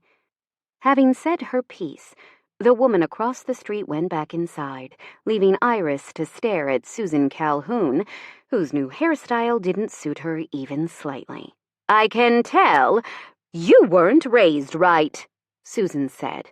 "Oh, Delphine would love that. Maybe I could introduce them to each other." Yet Iris tried to stay civil since escalation would only make things worse. She'd already lost her temper with this woman once. No benefit in doubling down. "Look, I'm sorry we got off on the wrong foot. We won't be working on the porch late into the night or anything, so it shouldn't disturb your sleep." The woman scowled. Lines on her face made it clear this was her usual expression. Then she let out an exaggerated sigh. "I should have known that anyone who's related to Crazy Gertie couldn't be normal." Iris narrowed her eyes. "Excuse me?" Susan had gotten a free pass the first day they met, but Iris had no intention of letting anyone trash-talk her auntie. Susan didn't take the warning in Iris's sudden shift in posture. "We've discussed this before. It's nothing new. Gertrude Van Doren had a bunch of screws loose, bats in her belfry. Do I need to go on?" "Don't talk about her that way. Actually, don't talk about anyone that way. That's incredibly hateful. And hurtful." Iris's palm itched to deliver a slap, but that would just get her hauled in by the police. Again. "Fantastic. You're one of those. No wonder." Iris spoke through clenched teeth. "What's that supposed to mean?" "You're trying to police my thoughts and actions. This is a free country. I can say what I want. I wonder how you ended up so sensitive yet so rude at the same time. You don't even know basic manners, and you're lecturing me?" "Seems to me you're the rude one," Henry Dale said quietly. "Ms. Collins apologized when you came looking for a scrap. And now you're disrespecting her deceased auntie. Does that seem like good manners to you, ma'am? Truly?"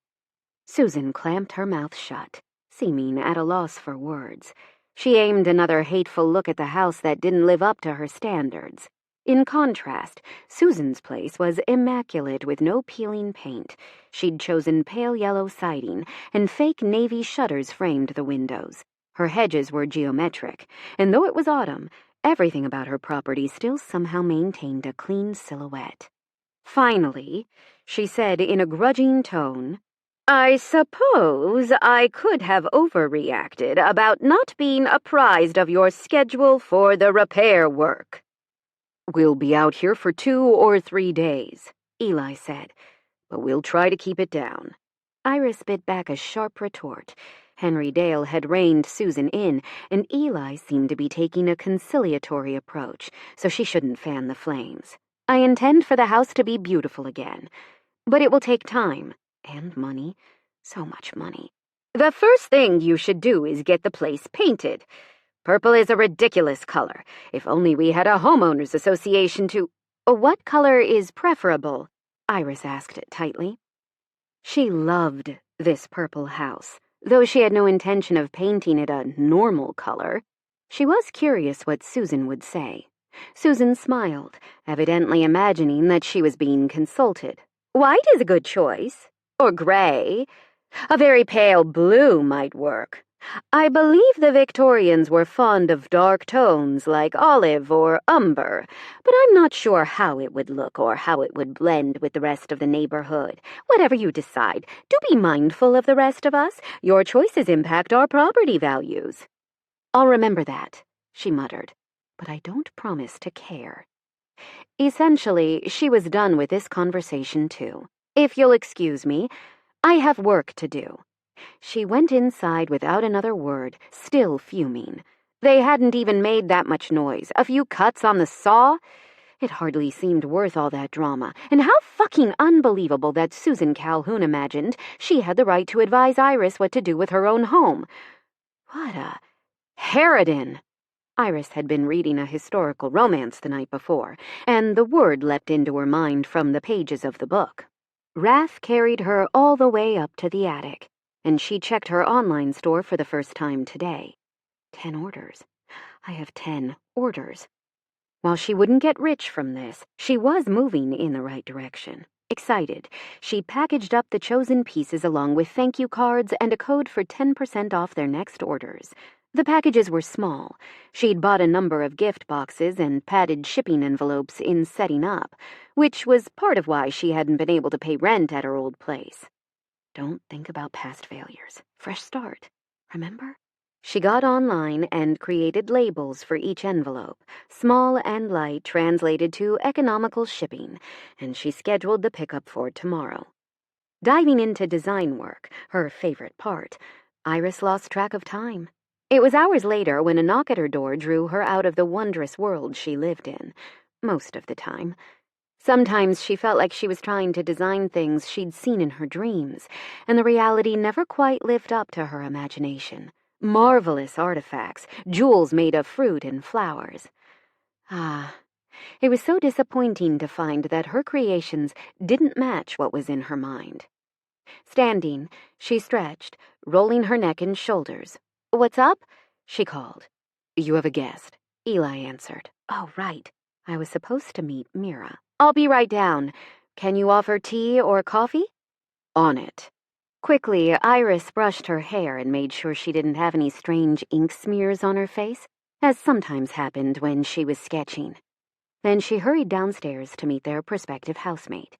When she got to the front room, Sally was chatting to Mira like they were old friends, showing off one of her knitting projects, a rainbow scarf to match the rainbow cardigan that Iris envied. "It's gorgeous," Mira said. She stood as Iris offered her hand. "Mira Yoon, well, technically it's Mireille, but I go with Mira when I'm in the U.S., which is most of the time." Iris took a seat. The other woman had short hair with a side part and an undercut. She wore a tailored black trouser suit with tasteful accessories, no makeup apart from a hint of lip color. "To recap, your sublet fell through, is that right?" Mira nodded. "I'm in a bit of a bind. Would you like to see the room first?" she asked. "I think so. If I can't see myself in the space, then there's no point in chatting because I won't be staying, even if we get along well." "Makes sense. You'd be on the 3rd floor. This way." Mira didn't say much on the way up, but Iris could tell she was making careful note. She probably noticed that all of the hallways needed to be painted, but that couldn't be helped. At least she and Eli had done the bedrooms. Otherwise, nobody would be tempted by such cramped, dingy offerings. Without fanfare, she opened the door and let Mira have a look. What would deter most people was the wardrobe in place of a proper closet. Technically speaking, this room couldn't be listed as a bedroom because of that. "It's small," Mira said eventually. "Yeah, that's why it's priced low. This is the bigger of the 2 rooms, to be honest." Immediately, Mira went across the hall with apparent curiosity and peeked in. "Wow, you weren't kidding. This is more of a nook, isn't it?" "Yeah, I wasn't even sure if I should rent it at all." For storage solutions in the tiny room, she'd mounted a short bar on the wall for hanging clothes and set up shelving with cinder blocks and scrap wood she'd found in the shed. She'd painted some crates, and in addition, she'd created a daybed out of pallets and topped it with a new foam mattress. In her own boxes, she'd unearthed a string of fairy lights, and she'd affixed those above the bed. At least the walls were bright, right? Maybe somebody with imagination could do more with the space, as Iris had thought it best to leave the room like a blank canvas. "This is quite clever," Mira said. "Thanks. I did the best I could." When Eli brought out the coffee Mira had requested, he learned that she was upstairs with Iris. "I like her," Sally said. "The woman asked all kinds of smart questions about my latest project." She raised her knitting bag to illustrate the point. "Your crafts are beautiful. You should ask Iris about selling a few pieces on her site." Sally stared at him. "Do you think people would buy them?" "Absolutely. Handmade knit items are huge." "I was planning to make everyone something for Christmas. I never even thought about selling my work." Sally looked thoughtful. "I don't care so much about the income. I'm well enough off as it is, but—" "What?" "Would it make people happy to buy something I made?" Eli smiled. "Absolutely. Not everybody has a relative who knits, and there's something warm and comforting about wrapping up in a scarf that was handcrafted." "That settles it," Sally said firmly. "I'll talk to Iris later." Eli heard the voices in the stairway long before he caught a glimpse of Mira and Iris. Sally probably couldn't make out the words, and she was working on her scarf again. "If that's possible, then I think we can move forward," Mira was saying. "It's no trouble. I can clear the room for you." "That would be great. I have stuff in storage now, but I'd rather use my bedroom furniture and my own bed." She glanced around the house. "It looks like there would be room for some of my other decorative items as well, if you're willing." "We can look at everything as a group," Iris said. "But if there are no objections, I'm fine with it. The house should represent everyone, even the common spaces." "I doubt Henry Dale will care," Eli said. He wasn't trying to be mean, but the older man just wasn't a pick-out-curtains type of person. Sally agreed with an emphatic nod, her fingers moving in hypnotic patterns. "That's absolutely right. He'd have strong feelings about the type of kitchen tile we plan to use, not the pattern." Mira glanced between them, seeming confused. "Are we replacing the kitchen tile?" Sally flashed her a gentle look. "Just an example, dear." While Eli sat and picked up his own coffee, Iris went over the house rules, explaining about the condiment fund and general other points of clarity. Mira nodded along, seeming to approve of what she heard. Iris went on, "As for chores, I haven't come up with a schedule or anything yet. Generally, we pick up after ourselves and wash our own dishes. The washer and dryer is in the basement. I'll probably pay to have the house deep cleaned once a year, and I just had that done recently." "I noticed how clean everything is," Mira said. "It's an old house, so there's wear and tear." "I could help with that," Mira cut in. "Fact is, I'm a bit short of cash right now because I had to pay for a storage unit. All of my stuff won't fit here, so I need to keep paying for it, which means I was hoping you might be open to a barter arrangement for the deposit." Eli read Iris's surprise, but she didn't look annoyed. "I'm listening." Mira took a breath. "Damn, it feels strange being able to say this openly, but I'm a witch. A tech witch, to be exact, and I can do all kinds of cool updates to the house if you're willing to accept my services in lieu of cold hard cash." Sally dropped her knitting needles, eyes wide. "Do you know Ethel? What about Gladys? No, they're old, you probably don't. What about Danica and Clementine? They own Fix-It Witches here in town." Mira glanced at Sally, seeming startled. "Actually, I do know them. Well, of them, anyway. We belong to some of the same online forums, and we've chatted about various projects over the years. I was hoping— We're getting off topic here." "Are you serious?" Iris asked. Eli had his own misgivings because if Iris accepted this at face value, Mira might end up living here for free, or at least paying only a nominal amount. And it wasn't that he disagreed on principle. The house did need work, and he himself had thought that a tech witch might be the better option instead of doing deep and messy work in the house walls. Hell, from what he'd heard, tech witches could even transform pipes and wiring without needing to touch the plaster. But Iris also needed money to live on. If she kept taking in people and agreeing to barter, she might end up— "No, it's her decision, not yours." Mira nodded. Absolutely. For instance, I could make the woodwork look like new. That would be one spell. I could renew the paint in the hallways upstairs. I could restore the gingerbread or revitalize the peeling exterior. Each task would be an additional spell. Doing everything all at once would require too much energy? Iris guessed. Exactly. Mira paused, as if weighing her next words. You're taking this better than I expected. Some people laugh and say I've read too many Magic Academy stories. Others get nervous and stop talking to me. We're trying not to make it weird, Eli said. Iris added, It must be harrowing to come out with it like this. Mira nodded. A little. There's still some risk involved in self-identification, but I wanted you to know before I moved in. She must be referring to the proposed legislation that would require a database monitoring all paranormal citizens and the rise of Happy. Eli had his own fears connected to those issues. He would follow Iris's lead, however. At this point, only she knew about his double nature. Sally bounced a little in her chair. I've bothered Ethel and Gladys about this ever since I found out, but they won't tell me anything. Can I ask you a few questions? Sure, Mira said warily. Eli smothered a smile. He also noticed that Henry Dale was lurking in the hallway outside the kitchen beside the china cabinet, full of ceramic angels. The old man was interested, but refusing to admit he was. Henry Dale's irascible nature made him endearing rather than annoying. Eli had no idea why he felt that way, but he wanted to look after the old fellow, almost as much as he did Iris. Sally got started right away. I don't understand what a tech witch does, exactly. Danica and Clem seem to fix broken machines, mostly, but you're talking about refreshing paint? How does that work? Tech makes it sound like it needs to be a gizmo with moving parts for me to impact it, but actually my magic works on pretty much any non-living thing. Wood is a bit of a gray area because it was alive, but now it isn't.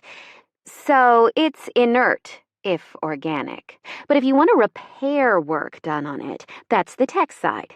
If you want a witch to take an old cypress board and turn it into a living tree, that's on the Vivimancer side.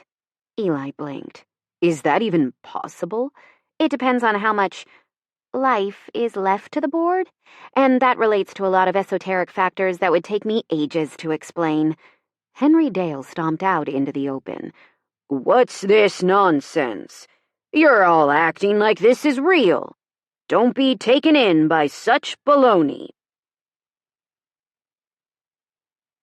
Chapter 13. Henry Dale! Iris scolded. You didn't want to hold a seance because you're willing to believe ghosts are real, but you draw the line at witches?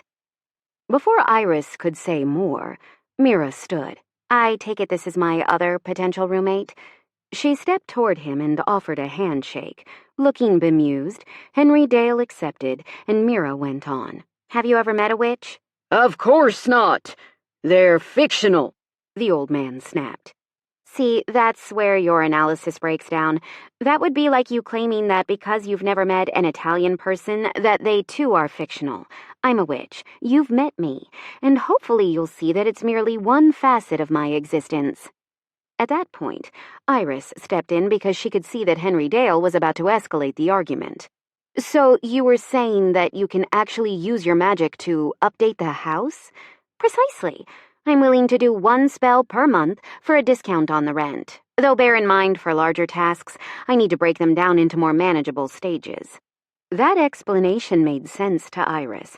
Energy was finite, so Mira wouldn't be able to snap her fingers and restore the whole house exterior, at least not without more witches to increase the size of her magic pool. Otherwise, she'd be too exhausted to function at her day job. Sally was practically vibrating with excitement over the idea, while Iris found Eli more difficult to read. He wasn't openly antagonistic like Henry Dale, but it seemed like he might be reserving judgment. Would it be possible to get a tiny demonstration? Not that I don't believe you, but... She couldn't think of a way to finish that sentence. But you'd still like to see for yourself? Mira's gentle suggestion took the pressure off, and Iris nodded gratefully. Me too, Sally put in. Henry Dale made a skeptical sound, but she noticed that he didn't make himself scarce either. Instead, he perched on the edge of the sofa next to Eli, as if he had no intention of missing whatever the next step might be. Mira glanced around the house, as if seeking something in need of repairs, and Iris promptly pulled out her phone. "It has a tiny crack, right here." She pointed at the lower right corner of the screen, showing the minor fault to everyone before she handed it over. "Oh, this will be easy. It's a small problem and quite superficial." The tech witch took the phone and ran her fingers over the front, closing her eyes as she did so. "Everything is fine inside, so..." A soft glow rose from Mira's fingertips as she smoothed them over Iris's screen, and then she handed the phone back. No nick, no fissure. It looked as it had when Iris had purchased it. Holy crap. "I'm convinced," Sally declared. "You're incredible, Mira." "Are you all right, though, dear? Do you need some cookies or orange juice?" Mira laughed. "I didn't donate blood. Yes, I'm fine. That was a tiny working, so it scarcely impacted my magic at all." "I've never been to Fix-It Witches," Sally said. "Now I have regrets. I bet their customers love seeing the magic happen." "Literally," Iris added. Henry Dale let out a long breath, not a sigh exactly, and when he spoke, his voice was deeper than usual, laced with regret. "I owe you an apology, young lady. I've made it my policy not to put my faith in fanciful poppycock, but facts are facts, and I'm truly sorry." "Forgiven and forgotten," Mira said promptly. "I can waive the deposit," Iris said, refocusing their attention on the original issue. "But I need to decide what to ask in return." "Unless fixing my phone screen—" "Oh, definitely not," Mira cut in. "A spell like that would cost less than having it physically fixed at a repair shop. I could restore the paint in the hallway on the second floor." Iris nodded at once. "Sounds good to me. For each project, I'll discount your rent by 25%. Does that seem fair?" Mira went on. "Definitely. Next month, I'll do the paint on the third floor for a discount on rent. With that, the whole house interior will be bright and fresh, and we can discuss the rest of the updates as we go." "I like that idea." She paused, trying to decide what else to cover. "It's a 3-month rental agreement, and I told you everything else, so are you interested in moving in?" "Absolutely," Mira said. "But is everyone else okay with it?" "I'm good," Sally said at once. Eli nodded, and Henry Dale didn't object, so Iris took it for agreement. As did Mira, evidently, because she said, "Then if you give me your banking details, I'll transfer the first month's rent and move in next weekend. Right now I'm borrowing a friend's couch, but I don't want to outstay my welcome." "Ms. Yoon." It seemed like Henry Dale had been waiting for a break in the convo, less interested in general logistics, more concerned with a personal request. Iris glanced at the older man and realized she'd never seen such a tentative expression on his face. She didn't interrupt since this felt like a pivotal moment. Eli and Sally sat quietly as well, watching with interest.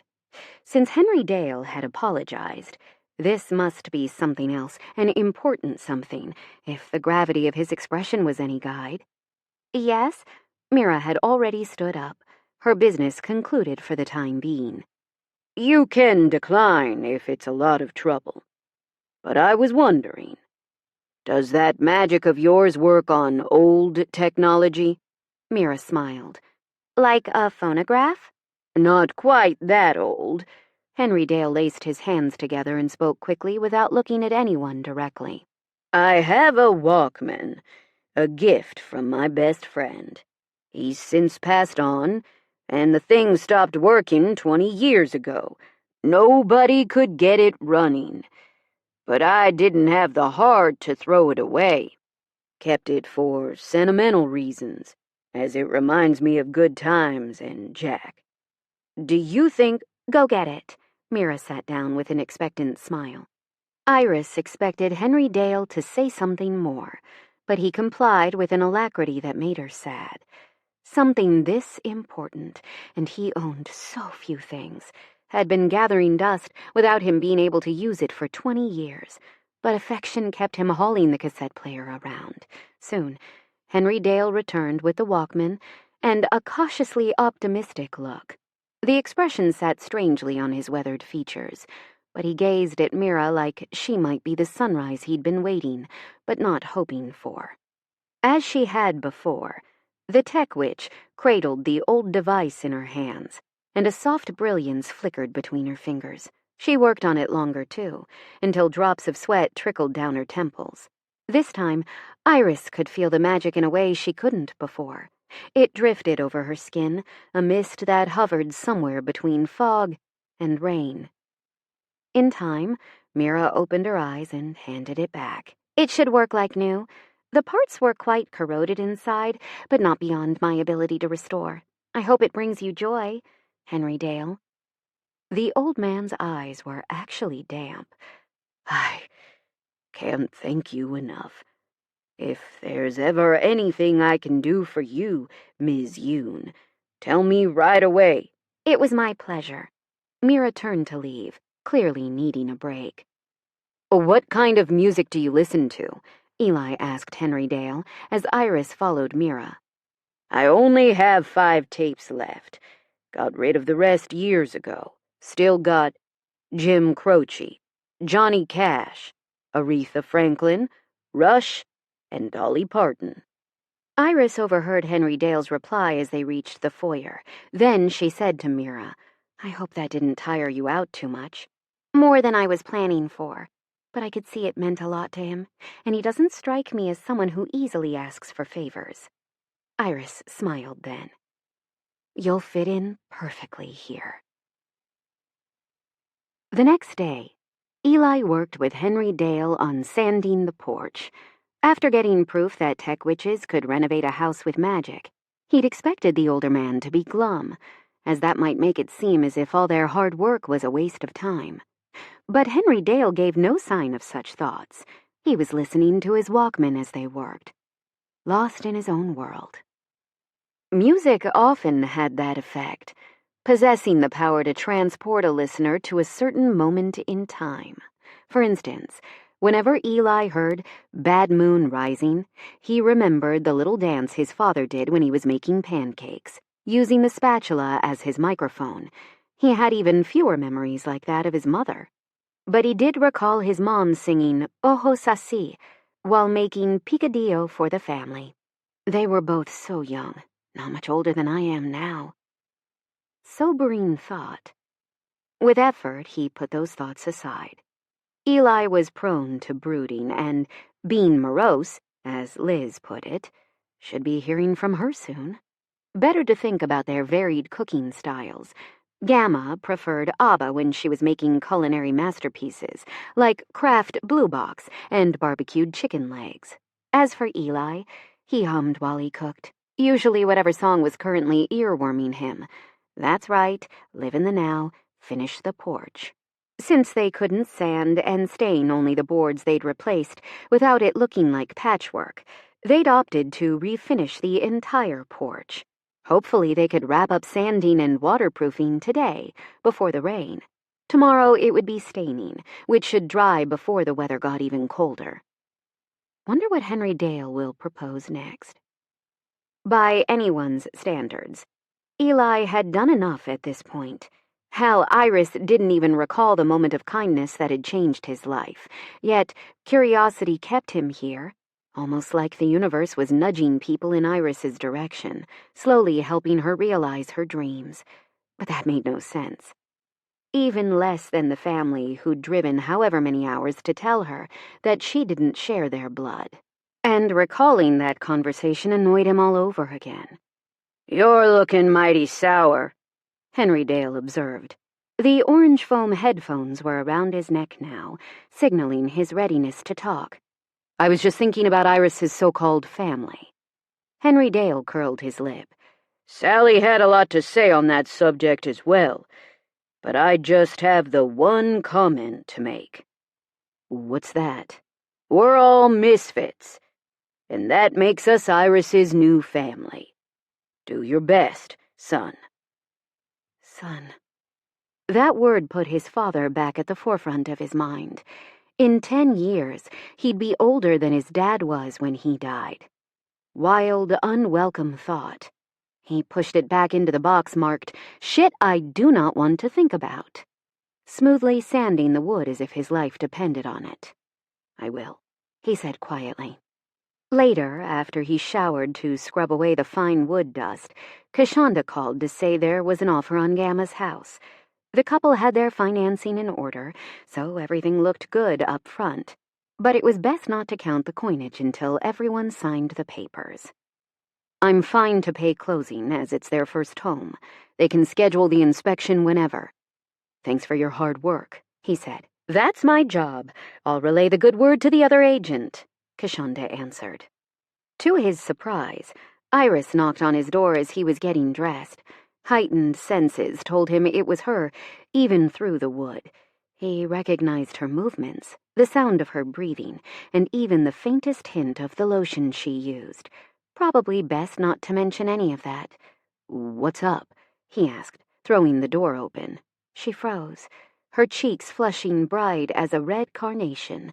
Belatedly, Eli realized that he hadn't buttoned up his shirt, but it would be weirder to slam the door in her face now. He maintained a neutral expression, carefully examining the possibility that she liked what she saw as he toweled his hair. Yeah, it's tonight. You should, put on your shirt all the way and find some shoes. Are you still going?" That made remarkably little sense, even for Iris. He stared at her. "What?" "We agreed to do those ballroom dancing lessons together. I paid for everything and signed us up online. The first class is tonight." "Oh, holy shit, this is happening." "Sorry, I didn't realize. Give me 15 minutes and we can go." She pressed a hand to her head, pretending she'd been about to faint. "Oh, thank God. I would have been upset to waste that money. It's not like I'm rolling in it, and I keep bartering with people." Quickly, she added, "Not that I regret those decisions, but things are tighter than you expected, currently." She didn't need to explain her situation to anyone, least of all him. Her smile widened, showing a hint of dimples. "Yeah, I finally earned a payout from my shop, but it's not much." "Yet," he said.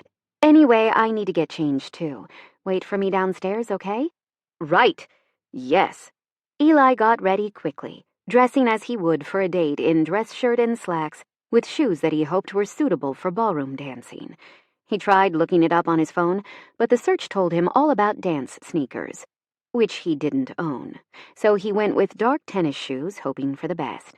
He found Iris in the front room, and, oh Lord, she had on the prettiest dress, all floral and swirly, chunky, strappy heels on her feet, her hair tumbling around her shoulders, mink brown shot with gold, and her eyes, gray as a stormy sea. His heart went wild in his chest, just gazing at her.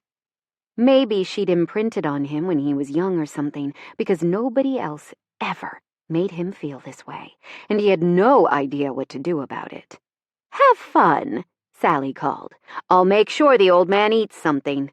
"Don't call me that. You're not much younger than me," Henry Dale snapped. Leaving them to bicker, Eli grabbed his keys from the bowl near the front door and headed to his truck.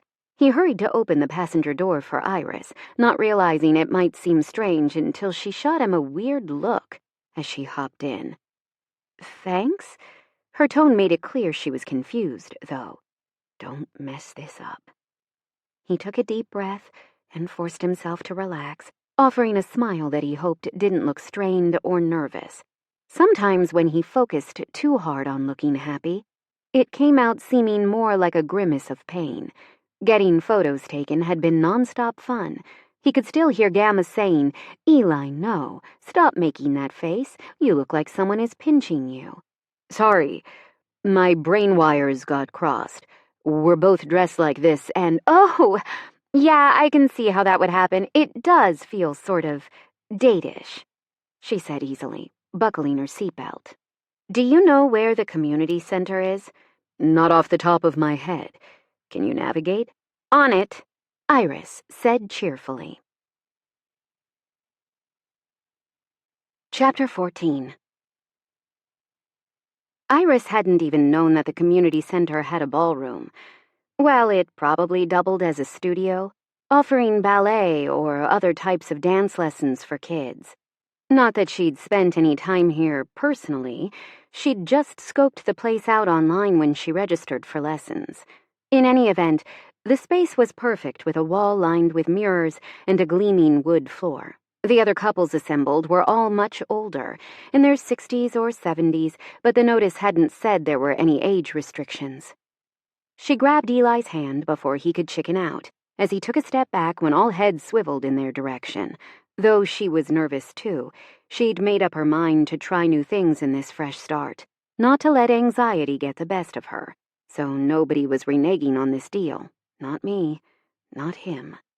The instructor was a lithe woman in her 40s, who clapped her hands in excitement. "There's our last couple now. We're just introducing ourselves. I'm Norma Jean Martinson, and no, you can't call me Marilyn." Everyone said their names again for Iris and Eli's benefit, and Iris gave up trying to recall all the names halfway through. Only 4 of them stuck: Leonard, Gladys, Howard, and Hazel. Leonard was a tall, distinguished man with heavy brows, broad shoulders, and silver hair, while Gladys was a small, round woman with white hair and dark skin. She had the smile of an angel, too. Hazel was plump with a puffy perm, while Howard was thin and lanky, peering at the world through horn-rimmed glasses. "Good to meet you," Iris said 4 or 5 times. "It's a pleasure," Eli added.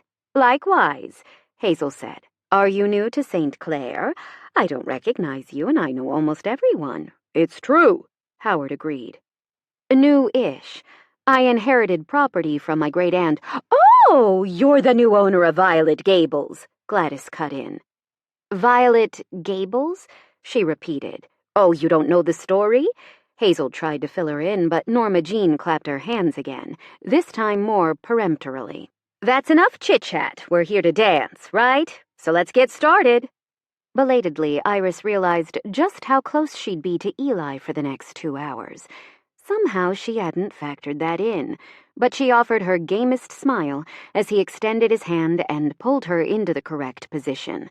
This close, she could smell the soapy, clean smell of his skin and hints of pine and juniper that teased her senses.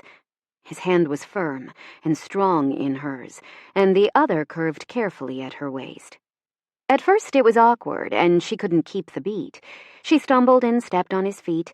He never complained, never faltered. And then everything shifted, as if the world vanished apart from his golden eyes. One night, while getting some fresh air, she'd seen him gracefully glide through his bedroom window, and she could see Eli's hawk aspect, even in his human form, quietly watching, waiting, though for what she had no clue. His movements guided hers, step and spin, 4 paces, back, forward. The music laying the magical lines they followed. Iris could have danced for 2 more hours when the melody suddenly stopped. Honestly, it was like being freed from a spell that prevented her from detecting the passage of time. She gazed up at him for a long moment in breathless silence, and she saw his mouth. A smile meant just for her. It was as if he lived for her. No, that was absurd. One of her wild flights of imagination. But before she could make sense of her chaotic impressions, Hazel and Gladys were beside her. Gladys said, inexplicably, in an oddly formal tone, "It has been a long, long time since we welcomed one of your kinfolk. Please let me know if there is anything I can do to keep the peace, lady." What? The statement felt weighted.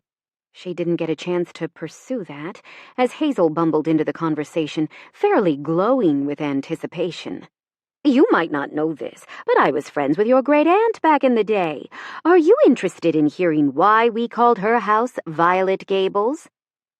As it turned out, the story wasn't as riveting as Hazel imagined, having to do with Anne of Green Gables, some homemade apple wine, and Great Auntie's impulsive decision to paint her house purple. And while Hazel recounted that long-ago evening, the rest of class trickled out, including Gladys and Leonard. Iris listened to every last word, feeling glad that Great Aunt Gertie once had friends like Hazel, at least. The other woman sighed, evidently realizing that Norma Jean wanted to lock up. "Looks like I've done it again. Talked too much and made a nuisance of myself." "That's why we like you," Howard said in a bracing tone. "You're just saying that." But Hazel seemed pleased with the comment, a touch of pink in her round cheeks. "I'd love to hear any stories you might want to share about Great Aunt Gertie," Iris added. "You're welcome to come by and chat." She gave Hazel her phone number, and the older couple walked out with Iris and Eli, who didn't open the door for her this time. Why does that bother me? I can't afford for things to get complicated between us. No, this was clearly for the better. Boundaries shouldn't get blurred when they lived together. The parking lot was almost empty, just Eli's truck and Howard's car. Before Iris got into the truck, Howard said, "I hear you're living with my ex-wife." "Oh, wow. You're Sally's ex?" she exclaimed. "That's me. Well, can you make sure she's all right? Things didn't work out for us, but she's not used to being on her own." "There are 4 of us in the house," Eli pointed out. "Sally isn't alone." "Right. The woman lands on her feet. I'll grant her that." "I heard she's dating—" "So are you," Hazel snapped. "If you keep this up, I'll never go out with you again." "I think this is our cue," Eli whispered. Iris couldn't get in the truck fast enough while the old couple argued in the community center parking lot. She could understand Howard being concerned for his ex, but it was a bit insensitive to leave his date standing while he asked about Sally. Ugh, so awkward. But she smiled faintly as a sudden thought occurred to her. "I hate when people pester me about what's making me smile," Eli said softly. "But you're curious?" She grinned. "It just dawned on me. We think everything will be clear by their age. We'll have it all figured out, right? But living with Sally and Henry Dale has clarified a few things." "Like?" For Iris, it felt like a critical insight, because it took the pressure off. There was no deadline, after all, to get her shit sorted and get all her ducks in a row. "Some people don't like ducks," she said, forgetting that Eli couldn't read her mind. Or rows, for that matter. Why do the ducks have to be in a row? What if they prefer circles? "You lost me," Eli said. "Okay, back to my original point. Older people don't know what they should be doing either. They've lived longer and seen more, and they've learned some things, sure, but it doesn't mean they automatically have all the answers or act exactly like they should. From cradle to grave, there's a learning curve," he agreed with a gentle smile. Eli never pictured himself taking dance lessons, but since reuniting with Iris, he'd been stepping out of his comfort zone more and more. "I had fun tonight," Iris said, almost as if she could read his thoughts. "Me too. I'm looking forward to the next class. I wonder what Hazel can tell me about Great Aunt Gertie. I'm living in her house, and I feel a tad guilty about it because I didn't know her well, and I wonder if it's okay for me to be there because—" He glanced at her, taking his eyes from the road only briefly. His sharpened senses made night driving easier, but there was no reason to be careless. "Because of what you found out recently." He couldn't bring himself to say, "You're not biologically related," when that wasn't her fault. "Yeah," she whispered, "that." "I think it's enough that you care," he said. "The rest of your family doesn't." "Well, Olive is cut from different cloth, but she's not here. Have you spoken to your dad since you got the news?" "Not yet, but historically he takes the path of least resistance, whatever allows him to peacefully read books about ancient Rome." "Write him a note, and put it in a biography of Julius Caesar. That way you know he'll see it." Iris finally smiled, lightening the load in Eli's heart. "Thanks. You always know what to say. It's wild how good you are at getting me out of the bad place in my head." Eli didn't know how to respond to that, so he changed the subject. "Was it me, or did the other lady, Gladys, seem a bit strange You noticed that too? It was so weird how she mentioned my kinfolk and called me lady. Like, it didn't sound like, hey lady, move your car or else. It felt more like a title. She made a softly disparaging sound. That probably doesn't. No, I agree with you. He cut her off, because she was likely about to start second-guessing herself.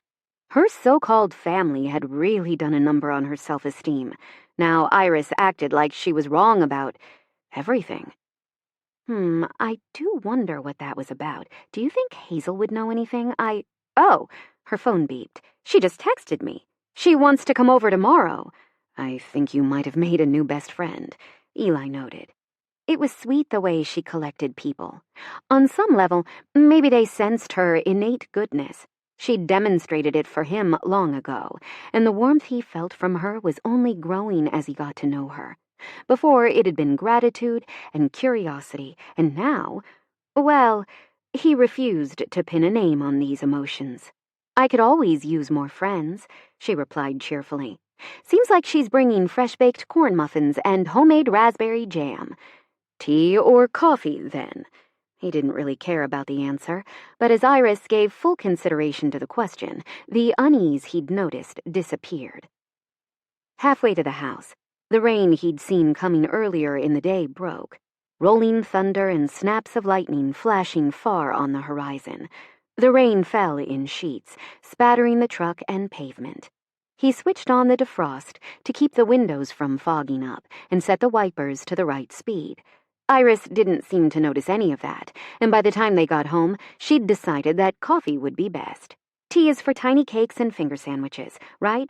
I'll definitely make coffee for Hazel.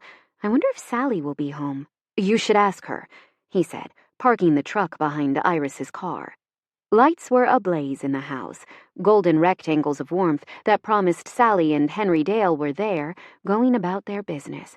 That was an unexpectedly welcome realization, as his other properties were always dark, cool and in violet spaces that offered silence and privacy. There were no baskets of knitting, no dog-eared paperbacks. Henry Dale had a collection of well-loved books, and he would read the same stories until the bindings fell apart. Already, Eli was planning to get him a collector's edition copy of The Last Unicorn for Christmas. If I'm still here by then. Briefly, he imagined the house covered in lights. He and Henry Dale would spend 2 days decorating, just to make it beautiful for Iris. Violet gables would be a stately grande dame wreathed in snow, icicles dangling from the newly repaired gingerbread trim. Inside, the place would smell of sugar, cookies, and peppermint bark.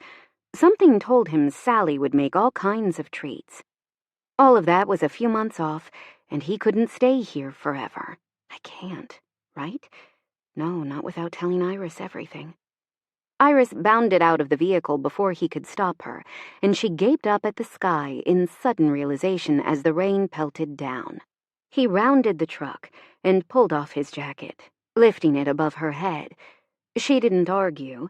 Instead, they raced around the house together, as the front porch was still roped off from the work earlier. Both of them were drenched, despite his best efforts, by the time they came in through the mudroom behind the kitchen. Eli kicked off his sneakers, while Iris toed off her heels, tugging at her damp dress in little flutters. She was beautiful, even bedraggled like this, with water spangled on her skin like silvery sequins. He had a powerful urge to touch her, but he made himself step back instead of yielding to it, giving her a clear path into the house. But she didn't move. She stared up at him with an expression that tugged at his heartstrings. An inexorable pull. "I made hot tea," Sally called. Iris quickly shook her head, as if dismissing some strange thought, and her smile didn't look as it usually did when she brushed past. "You're a lifesaver." After hanging up his coat, Eli followed. Sally smiled at him. "What would you like, my dear? The water is hot and we've got apple cinnamon, lemon ginger, chamomile, and English breakfast." Chamomile. Lord knew he could use a calming drink right about then. "I'll be right back. I need to put on some dry clothes." That wasn't a lie. But the real truth was he needed a solitary moment to get his head in order. You're not allowed to fall for her. That would be ridiculous under the circumstances. And yet she had so many endearing facets, so much that made it difficult not to. He cut the thought with the sharpest of mental shears and continued onward up the stairs, ignoring the rise and fall of feminine voices as Iris and Sally chatted over tea.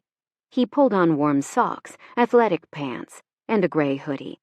Warm, comfortable clothing that should have felt like being enfolded in a hug. But the clothes didn't do the trick. Truth was, he'd wanted to kiss Iris in the mudroom. He still wanted that. Oh, hell. I'm in so much trouble. Chapter 15. For once, Iris woke feeling energized and excited. Business was picking up at the store. 12 orders today. And she was making friends. Even if Hazel was older, she still counted. Not to mention Sally, Henry Dale, and Eli. Best not to focus on Eli. He was altogether too sweet and hot for her own peace of mind. The bathroom was free when she went down, so she took a quick shower and continued to the kitchen in her robe.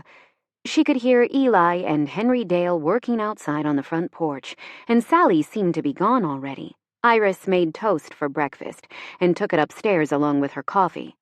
Today was overcast, just as yesterday had been, so it was cozy tucked beneath the eaves of the roof as she got to work sketching new designs.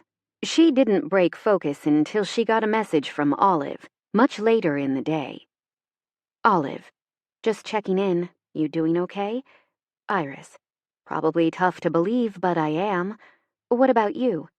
Olive, I'm not the one who's recovering from a bombshell. Iris, that reads like deflection. Olive, if you must know, I might have fallen for someone here, but there are barriers. Iris, oh, I feel like I should say something pithy like, all you need is love, or love finds a way, but those might just be old song titles. Whatever you decide, I'm rooting for you. Olive, that helps, more than you know. Iris, I'm glad I didn't lose you in the family lotto. Olive, you'll never lose me. After the text convo ended, Iris felt warm and fuzzy, but she also realized how stiff she was. I have to get a better chair. That was the first thing she'd spend money on, once her store was earning more. Tomorrow she'd make a few new necklaces, since the old ones were almost sold out. Now there's a problem I couldn't have imagined, even a month ago. Iris went downstairs in time to see Eli and Henry Dale hauling in boxes. Wow, I should have expected this. These cartons had been stored at Delphine and Roger's place since college. There was no correspondence, just a delivery from the freight company. She glared at the boxes and nudged one with her foot, fighting the urge to kick it. This is my stuff anyway. Are you okay? Eli asked. I don't know. Let's take these to the basement, I guess. I'll go through them later. I'll pay you handsomely in grilled cheese sandwiches. I do enjoy a fine grilled cheese, Henry Dale said, picking up a box. Eli followed suit. As do I.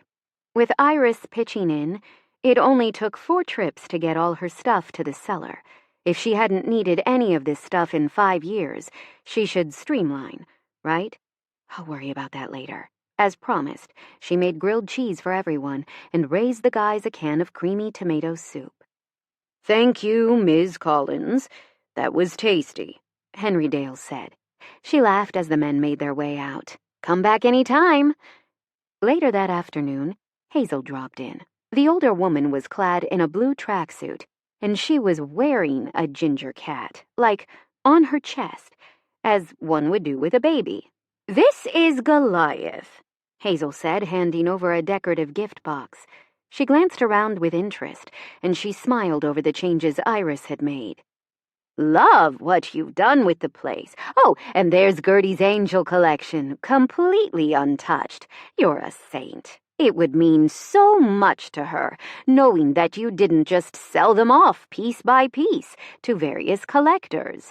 Iris didn't know what to say. Of course, it had occurred to her, but so far, she hadn't bothered to look into it. So she was being praised for being apathetic and unmotivated. She couldn't bring herself to set the record straight, not when Hazel was beaming at her. "You know the way to the kitchen? I'll make some coffee." Iris measured out the ground beans and put them in the filter. This coffee maker had to be 20 years old, but it still worked fine. Hazel took a seat at the table, admiring the work Henry Dale had done in the kitchen. "My word, it looks just like it did 25 years ago. Gertie always wanted to get quartz counters in here, but then she learned how costly they were, and she decided the butcher block would do." "I like the wood," Iris confessed. "It balances the black and white." "That's what I said." Hazel opened the box she'd brought and set out a container of corn muffins. Then she produced a jar of dark red jam tied with a yellow gingham ribbon. Goliath wriggled in the cat sling and tried to touch everything with curious ginger paws, while Hazel gently nudged his pink beans away from the food with the air of one who was practically a professional cat wrangler. "This looks amazing.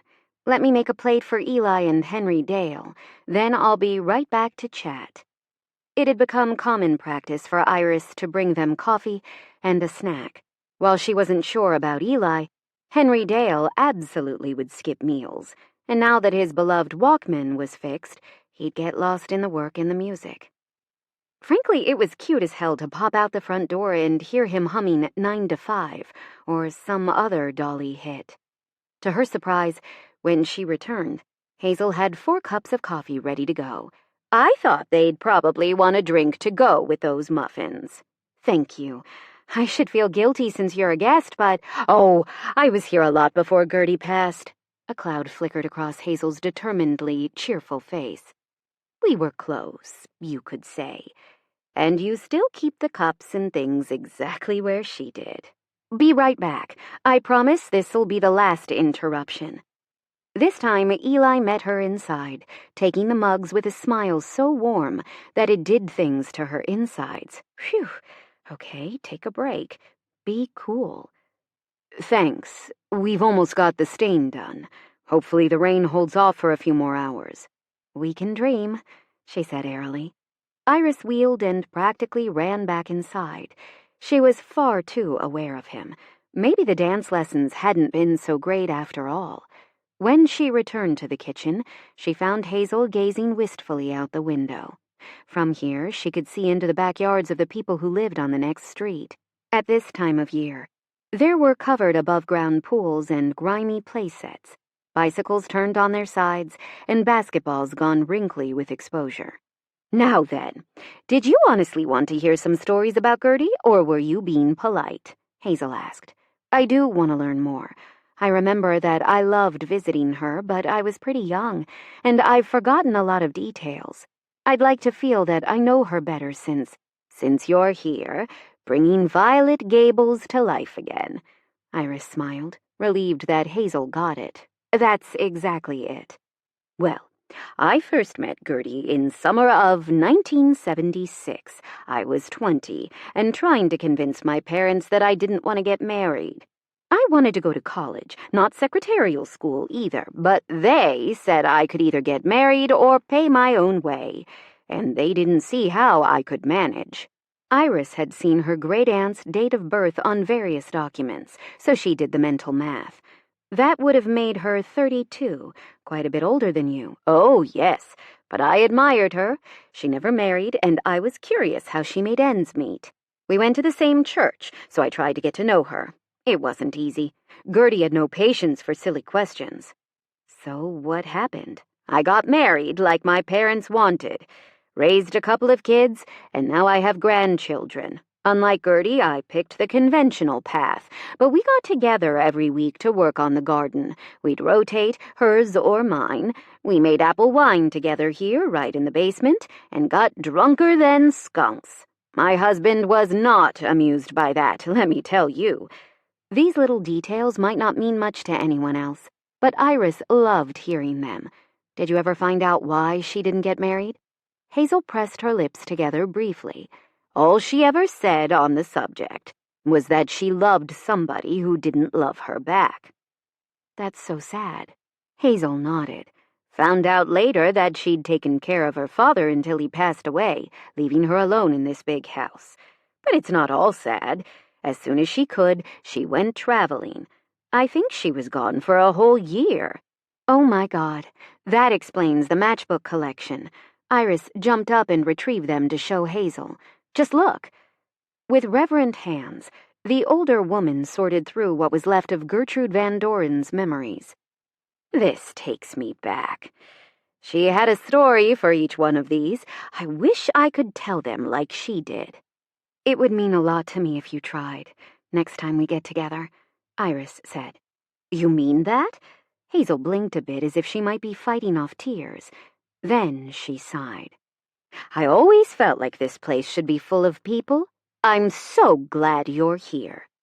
Unaccountably, tears filled Iris's eyes too, and she reached across the table to take Hazel's hand in hers. Me too. It feels like I've come home. Yard sale, rummage sale, whatever the right name for it, they were having one. Eli had been hauling stuff all day. Last week, Iris's crappy family had sent all her belongings, and she'd sorted them, determining what could be sold for fun and profit. Plus, Mira was moving in later, and with the ruckus being created by the amount of used goods currently arrayed on the front lawn, Susan from next door might have a stroke. As he understood it, anything that didn't sell would be donated. Along with Iris's old stuff, they were also offering the last of Gertrude Van Doren's worldly goods, apart from the ceramic angels. Iris had donated some things earlier, but she'd held back some items she wasn't sure about, in case they were needed for furnishings, or because she couldn't decide if the stuff should stay or go. Evidently, she was sure now. Henry Dale grumbled beneath his breath. I don't see why I'm even doing this. Not getting anything out of it. Neither are you, for that matter. The time has come for me to speak the truth. Eli grinned, drawing out the momentous pause. It's because you're a nice person beneath your grouchy exterior. Henry Dale gave him a filthy look, but Eli glimpsed the hint of a smile crinkling the older man's eyes as he turned away to arrange the goods in a more orderly fashion. From Iris, there were old shoes and clothes, some crafts and knickknacks. From Gertrude, they had a few amateur paintings, canning supplies, some larger furniture pieces, and other odds and ends. Eli had no clue if this was even worth the time, but he did know that rummage sales were popular around here. With the sun shining down, people wandered in and out for most of the morning. Iris joined them and peered in the tin box they were using to collect the cash. Wow, somebody bought the bed set I was using in Mira's room? $50 for a bed, mattress, and dresser is a steal, Eli pointed out. I suppose so. You did tell them I had the mattress cleaned recently. We did, Henry Dale answered. Today was perfect for an outdoor event, brighter than usual, but not so warm that it was a hardship to be outside. Perfect sweater weather, in fact. The kind of day that should end curled up with somebody special with a romantic movie playing. And here I go again. He really couldn't keep a lid on these thoughts when Iris was around. She hurried off to intercept a kid who was about to see if the vase he was holding was breakable. Spoiler, it was. He laughed as the mother apologized profusely and tried to pay for the damage, while Iris waved away the offer. In the end, they compromised, and she took $5 to assuage the woman's conscience. Eli got a broom and dustpan to sweep the broken glass up from the gravel driveway. Oh, you're 2 steps ahead of me, thanks. I'm planning to split the proceeds with you and Henry Dale, by the way, just so you don't think I'm making you work for nothing. You're not making me work, Eli said gently. Like most other days, Sally had gone over to a friend's house. Actually, she spent a lot of time with Ethel, come to think of it. Eli didn't want to make assumptions, but he did wonder if romance was blooming in that direction. Not that it was his business. At the end of the day, there were only 4 boxes left. The charity service took them, and that truck was just pulling away when Mira showed up. That must have set their cranky neighbor off, because Susan slammed out of her house, storming across the sea of dead leaves with an expression that boded ill for residential peace.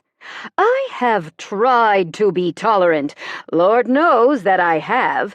But this is the last straw. Constant noise, constant traffic.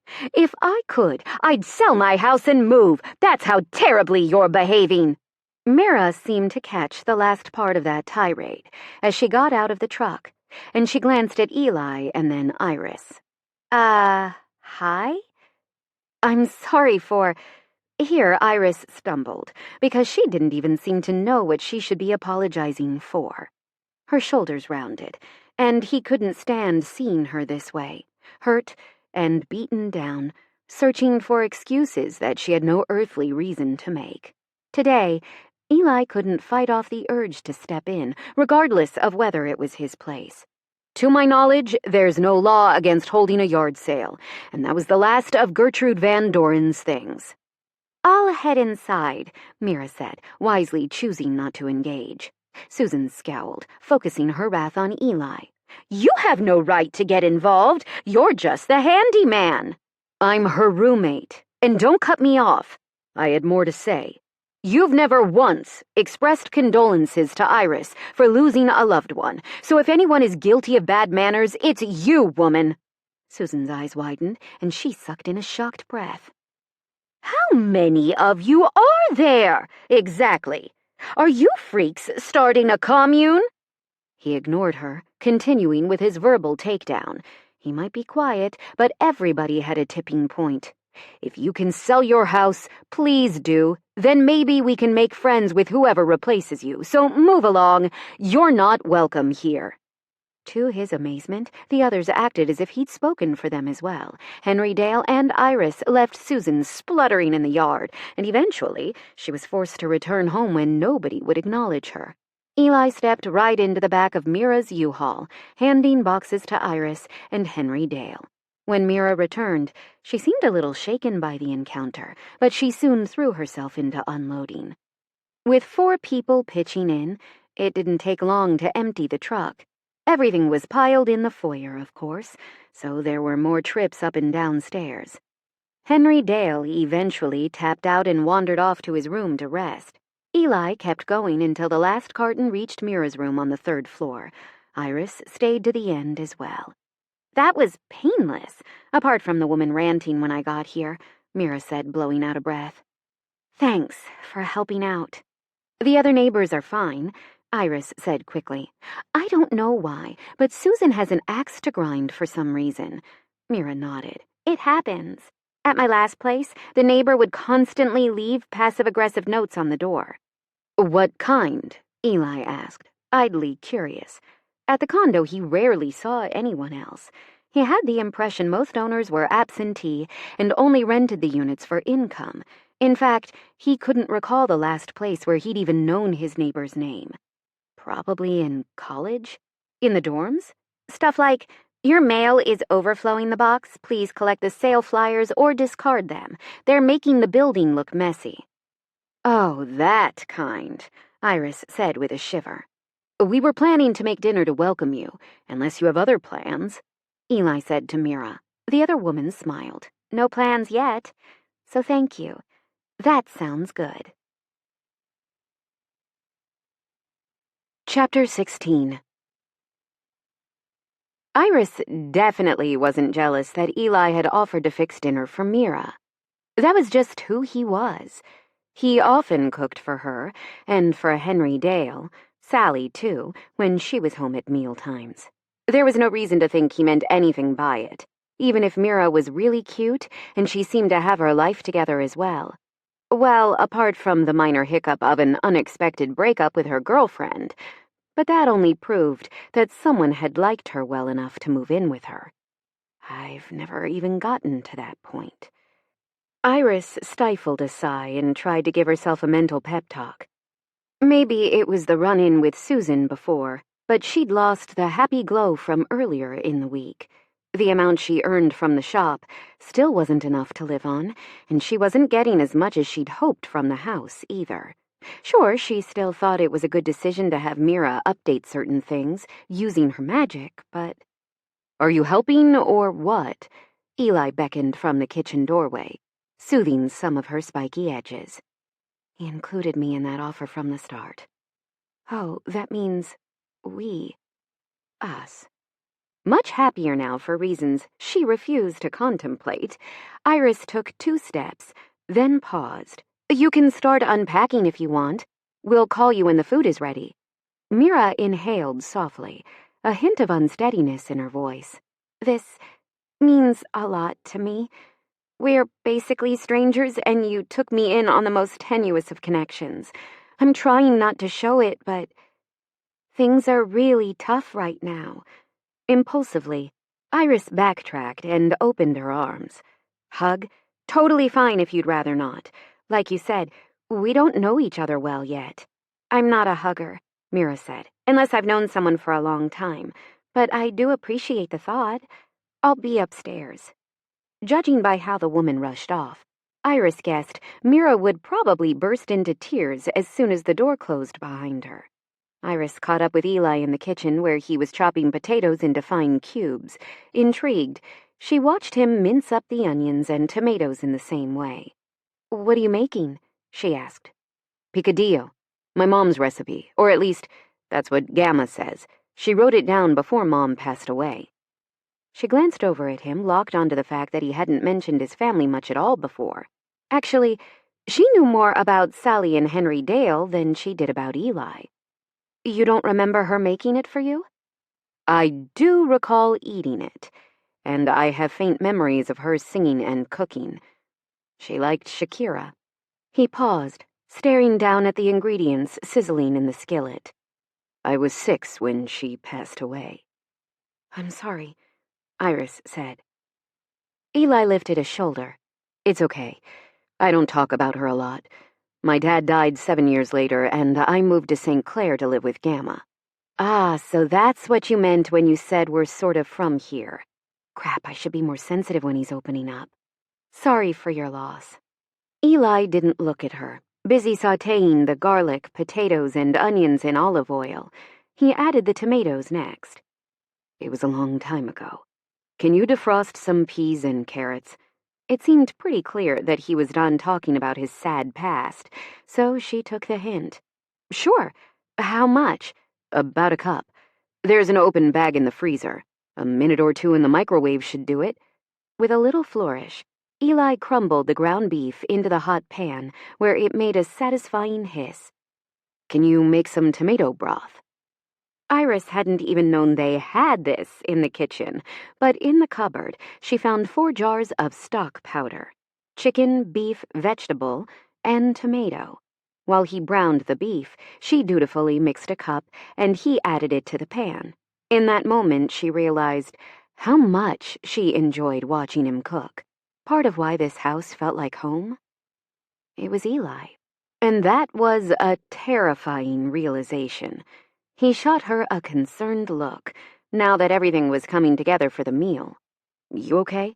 I noticed that you seemed down earlier. Wow, he reads me that well? Iris decided to tell him part of the truth. Honestly, I was thinking that at least Mira had someone who loved her enough to move in with her. As a partner, I mean. I've never even gotten there. She sighed softly. Hell, the last person I dated decided my sister Lily was the better option. Wait, should I still call her that? That's up to you, Eli said, carefully tending to the food in the skillet, which was starting to look sort of like corned beef hash.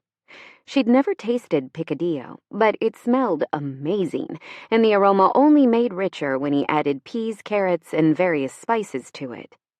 What is? Whether you still consider them family. Apart from Gamma, I'm not close to anyone in my family. On my mother's side, I have relatives in Veracruz.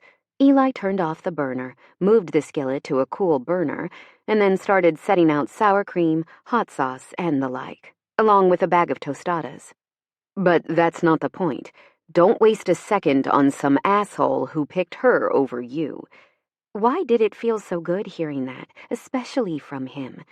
He'd seen Lily and Rose, too, which meant he had some basis for comparison. She forced herself to stay on the far side of the table, not to hug him like she wanted to. "I've warned you, right, about being so nice to me?" He smiled, and her heart turned over. "I guess I'm a slow learner." The look built between them, becoming powerful enough that Iris almost closed the distance. What she would have done, she had no idea. Just as well that he ended the moment by turning away. Eli knocked on Henry Dale's door while Iris called Mira down. "We're having hash?" Henry Dale asked with a dubious look. "Picadillo," Eli corrected. "We have tortillas if you'd rather eat it that way. I didn't make rice. I usually put it on tostadas." "This looks delicious," Mira said. Iris bit her lip as a worrisome thought occurred to her. "You do eat meat? Sorry, we should have asked." "Yep, I'm an omnivore. I don't know if it's related to the type of magic vivomancers use, but they're more likely to be vegan," Mira said, taking her seat. "Interesting," Eli said. Henry Dale eyed the food, but he followed Eli's example and put a spoon of picadillo on the tostada, then topped it with a drizzle of cream and a swirl of hot sauce. He took his first bite and smiled. "This is darn tasty." Iris was too busy enjoying her own tostada to say much, so she let the others carry the conversation. She wondered if Eli spoke Spanish.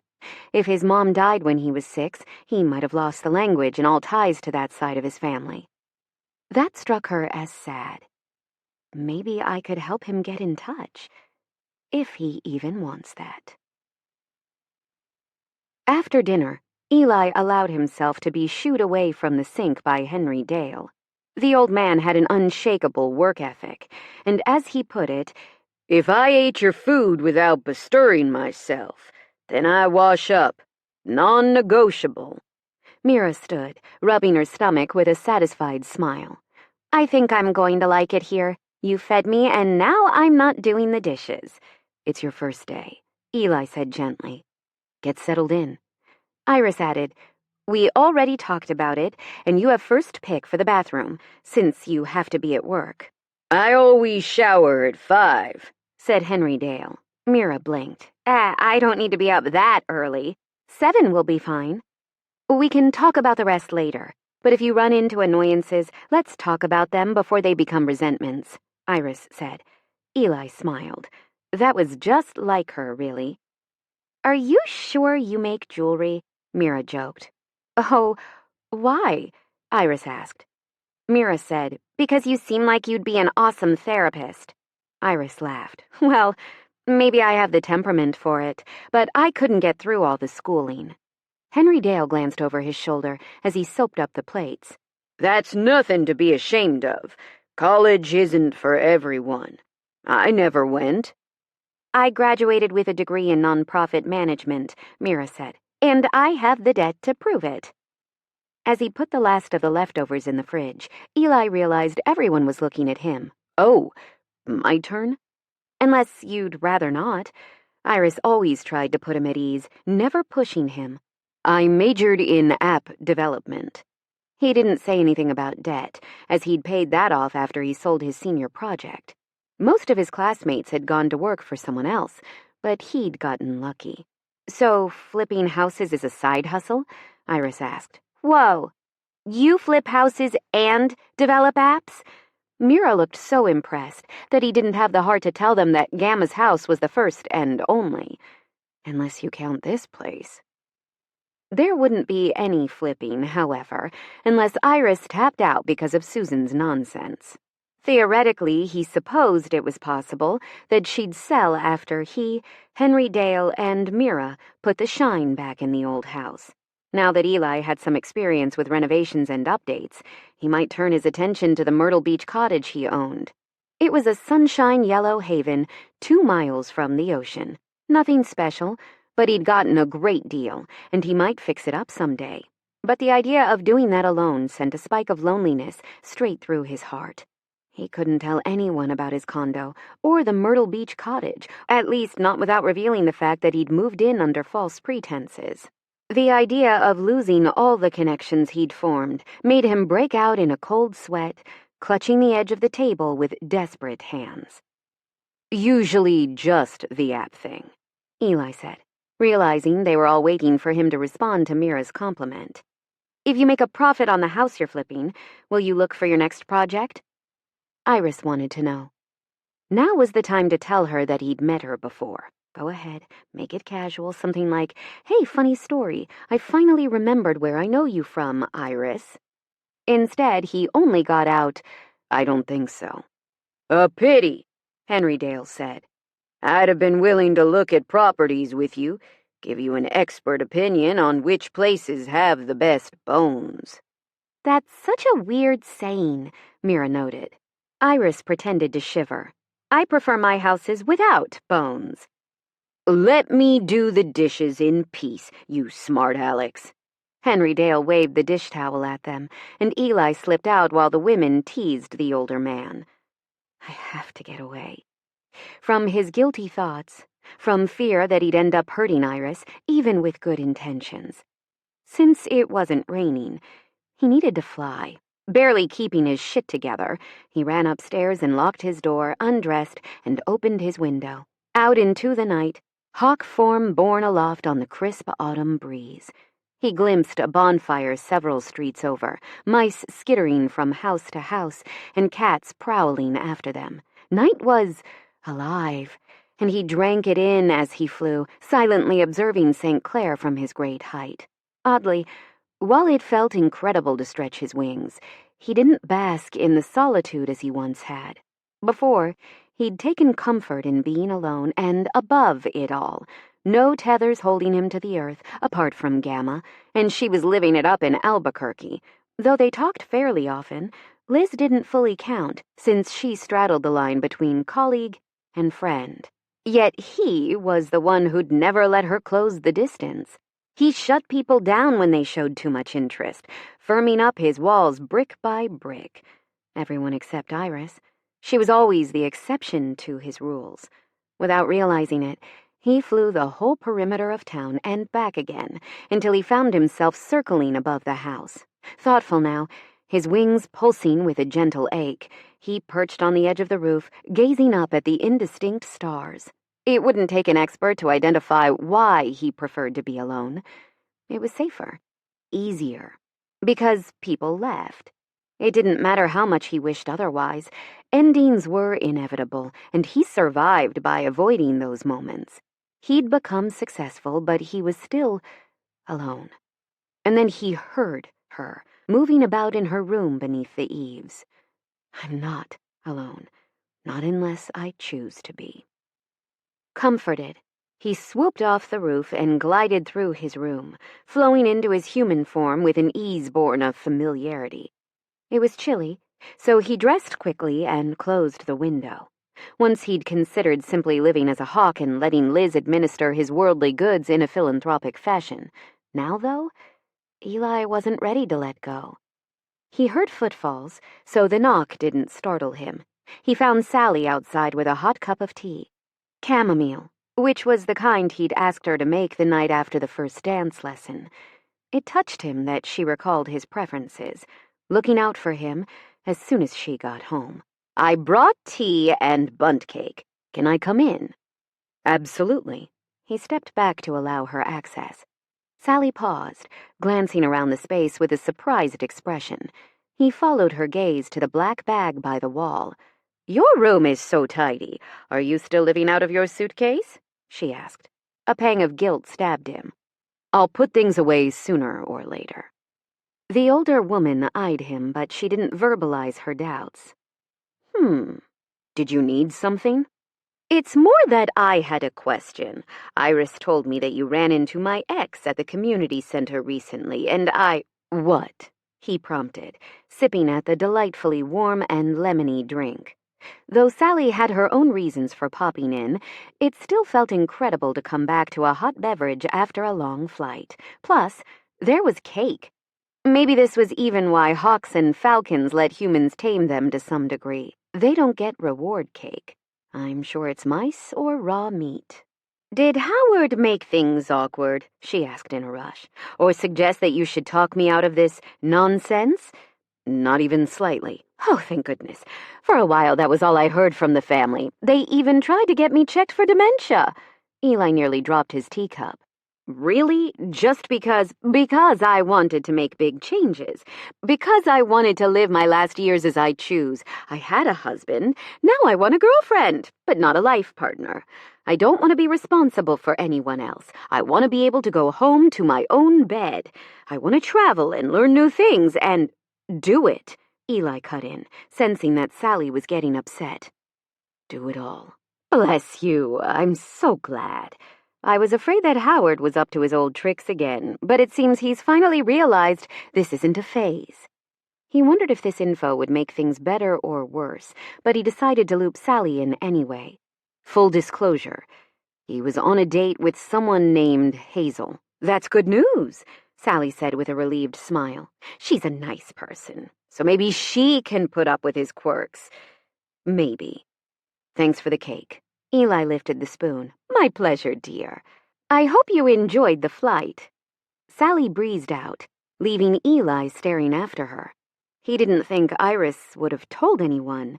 So how does Sally know? He followed her, unable to refrain from asking, How did you find out? Eli called. Sally laughed and answered without breaking stride. Eli, you silly goose. I've seen a bird flying into your room so many times when I was coming home from Ethel's. You don't own a bird. No pets allowed, remember? Ergo, you must be the bird. Most explanations are simple when you let go of your preconceptions. Chapter 17. A couple of peaceful weeks passed, with Iris's store slowly getting more orders, and Mira settling in. Since Mira preferred having these things formalized, everyone got together and agreed on a work schedule for basic cleaning in the common areas. If they stuck to it, there wouldn't be a problem, and so far, Henry Dale was the most finicky of residents. The man turned up his nose at a dust mote, let alone a dust bunny. Sally sighed a little over being assigned to the first rotation of kitchen chores, but she didn't complain. As for Eli, he seldom revealed his true thoughts. Man of mystery, that's you. Iris gazed at him wistfully, while trying not to reveal just how intrigued she'd become in the time they'd been living together. The dance lessons granted her his attention 1 night a week, and she'd started looking forward to those evenings, doing her hair carefully, picking out the cutest dress. It's not a date, she told herself more than once. We're not dating. But her reckless heart wouldn't listen. Anyway, there were 2 more days until the next lesson. Any other business? Sally asked. The house meeting was wrapping up. They got together on Sunday nights to discuss matters relevant to those sharing space at Violet Gables. Such a cute name. Honestly, Iris wanted to get a plaque made, something adorable and vintage, to post next to the house number. But so far, she hadn't seen anything that looked exactly right. Actually, I do have something, Mira said tentatively. What's up? Eli asked at once. He was always a bit more forthcoming with Mira than with most people, and the other woman shot him a grateful smile. Iris restrained another flicker of something. It's fine. It's great. We all get along. That's flipping fantastic. You have the floor, Iris added. You have one last room, right? I wasn't planning to say anything, but I guess things got worse this weekend. At hearing this, Sally frowned in concern, her knitting needles at a rare pause. Worse for who? Tell us from the beginning, Henry Dale put in. Right. Let me back up. I used to be Rowan's big sister in a volunteer mentor program. They're 19 now, and we're still friendly. Evidently, things have gotten scary at home. I mean, it wasn't great before. Evangelical household. Oh no, Iris breathed. She could easily imagine what scary entailed under those circumstances. Before what? Eli asked. Henry Dale was frowning, and Sally set down her knitting bag. Both of the older folks seemed focused on the story now, worried for someone they'd never met. I have the best housemates. The gist is, Rowan's cousin screenshotted their locked socials and outed them to the rest of their family. Iris drew in a sharp breath. Are they safe? Things were tense last time I talked to them, but they stopped answering my messages last night, and the texts have been left unread. Does Rowan usually take a while to respond? Sally asked. I forget that my phone can even get texts, Henry Dale said. And it takes me forever to send one. Iris tried not to laugh. That was because Henry Dale had a classic flip phone, and he used his thumbs on the numeric pad. Anyone who wanted a quick answer should call him or ask face to face. She'd learned not to message the old man if she needed a fast turnaround. Mira shook her head. They usually reply within an hour. So it had been almost 24 hours since Mira had heard from Rowan? Iris didn't like the sound of that. Not at all.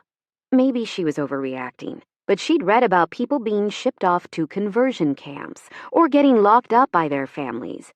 Unease jabbed at her insistently. I don't know what you're about to ask, but can we pick Rowan up? It sounds like they might not be safe. We can figure out the details afterward. Mira stood. I was hoping you'd say that. We have the little room ready here.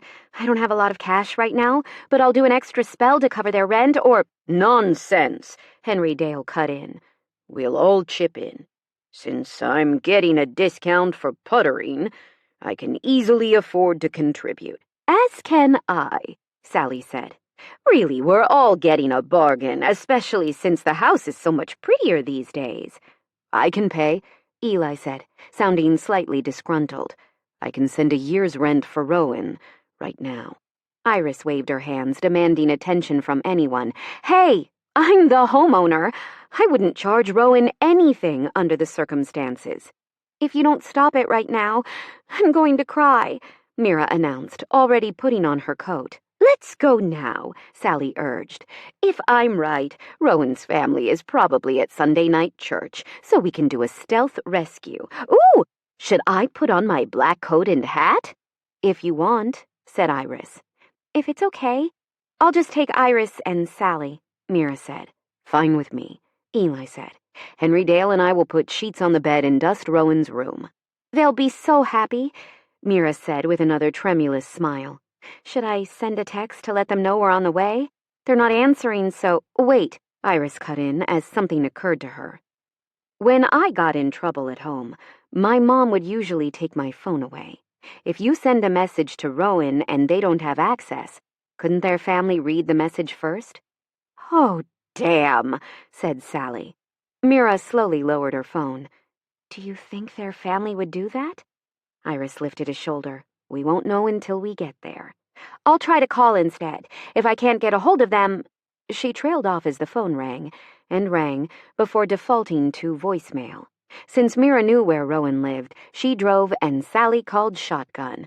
Iris gazed out over the cornfields as they left town. Somehow, it was worse knowing that Rowan lived out in the country. It would be so easy for their family to isolate them, cut them off from friends who cared, and— Ugh! This line of thought reminded her of Lily, who was so glad not to be related, and of Rose and Delphine, who'd essentially ghosted her while claiming to put the ball in Iris's court. 20 minutes later, they arrived at a dilapidated farmhouse set well back from the road. It would take an hour to walk into town from here. Mira had grown more agitated from the silence, and by the time they got there, she raced to the front door, pounding on it with both hands.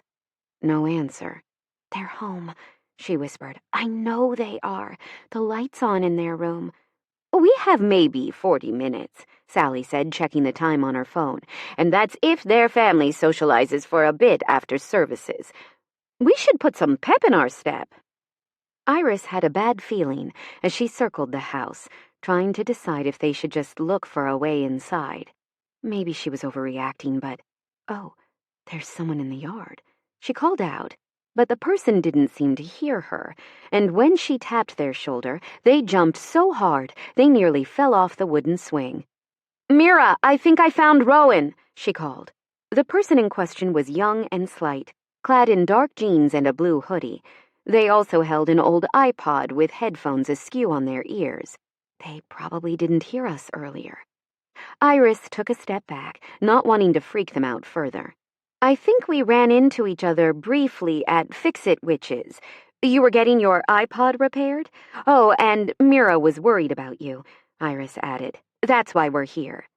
Some of the tension drained out of Rowan's posture. Yeah, I'd be wary too if someone startled me in the dark, and I lived in the middle of nowhere. Oh, yeah, I remember you. Turns out I needed the iPod, Rowan said in a cautious tone. Soon, Sally rounded the house, followed closely by Mira. The younger woman rushed to Rowan's side. I was so worried when you stopped responding to messages and didn't answer the phone. Are you hurt? I'm sad and pissed, Rowan replied. My parents confiscated my phone. They tried to make me go to church tonight too, but I refused. Things are tense, to say the least. I can't believe Peyton did that to you. Mira shook her head, clenching a fist. It sucks. I trusted her at first, because she had her own doubts about the lifestyle. But then they brainwashed her or something. Now she thinks she's doing this for my own good, and... Rowan trailed off, glancing at Iris and Sally. Who are these two, anyway? My housemates, Mira said. Rowan seemed to put the pieces together then. I've heard a lot about you. You must be Iris. And Sally, of course. Love your cardigan. It's too cute. Maybe now's not the time for a lengthy chat, Sally said. They nodded. Yeah, I need to get out of here. Don't know where I'll go, but you're coming with us, Mira cut in firmly. Rowan didn't seem sure about that, but they didn't argue. Just as well because Sally was right. It would be safer to avoid a confrontation with Rowan's family. Maybe they wouldn't make a huge fuss, but Iris would rather not test the issue. She focused on the practical side of the situation. Do you know where your phone is? Iris asked. My dad put it in the locked file cabinet in his home office. I can retrieve it while you pack, Sally said. Everyone just sort of stared at her after hearing that. Iris had to smile over such a kindly, innocent old lady confessing to thieving skills. Care to explain? Iris asked. Sally waved a hand airily. Now isn't the time. Rowan needs to get their stuff. We can talk about it later. 10 minutes later, they were backing out of the long drive onto the country road when a truck with high beams on came toward them. Rowan glared. That's them. You don't have to worry about them anymore, Sally said.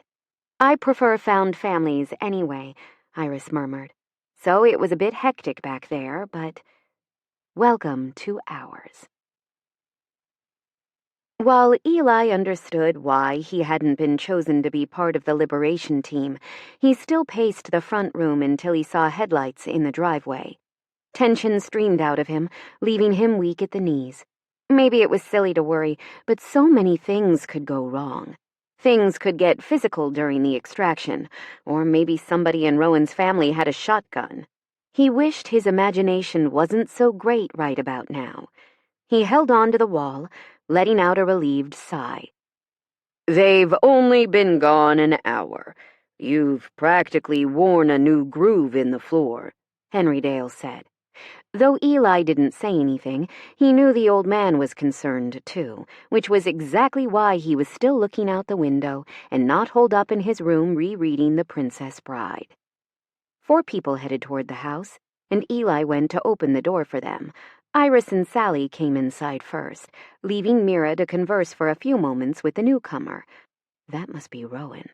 They had a small suitcase, a backpack, and a duffel bag with clothes sticking out the top. Yeah, definitely a stealth extraction. Rowan looked nervous, completely understandable since everything was happening so fast. Eli decided that Sally's solution, warm drinks for everyone, made a lot of sense in this situation. He conscripted Henry Dale to help him, and the older man appeared to understand his intentions. Even in the kitchen, Eli could hear the conversation, however. Mira had gotten Rowan into the foyer, but they were objecting. I can't just move in. I don't have a job. I don't have anything. I need to...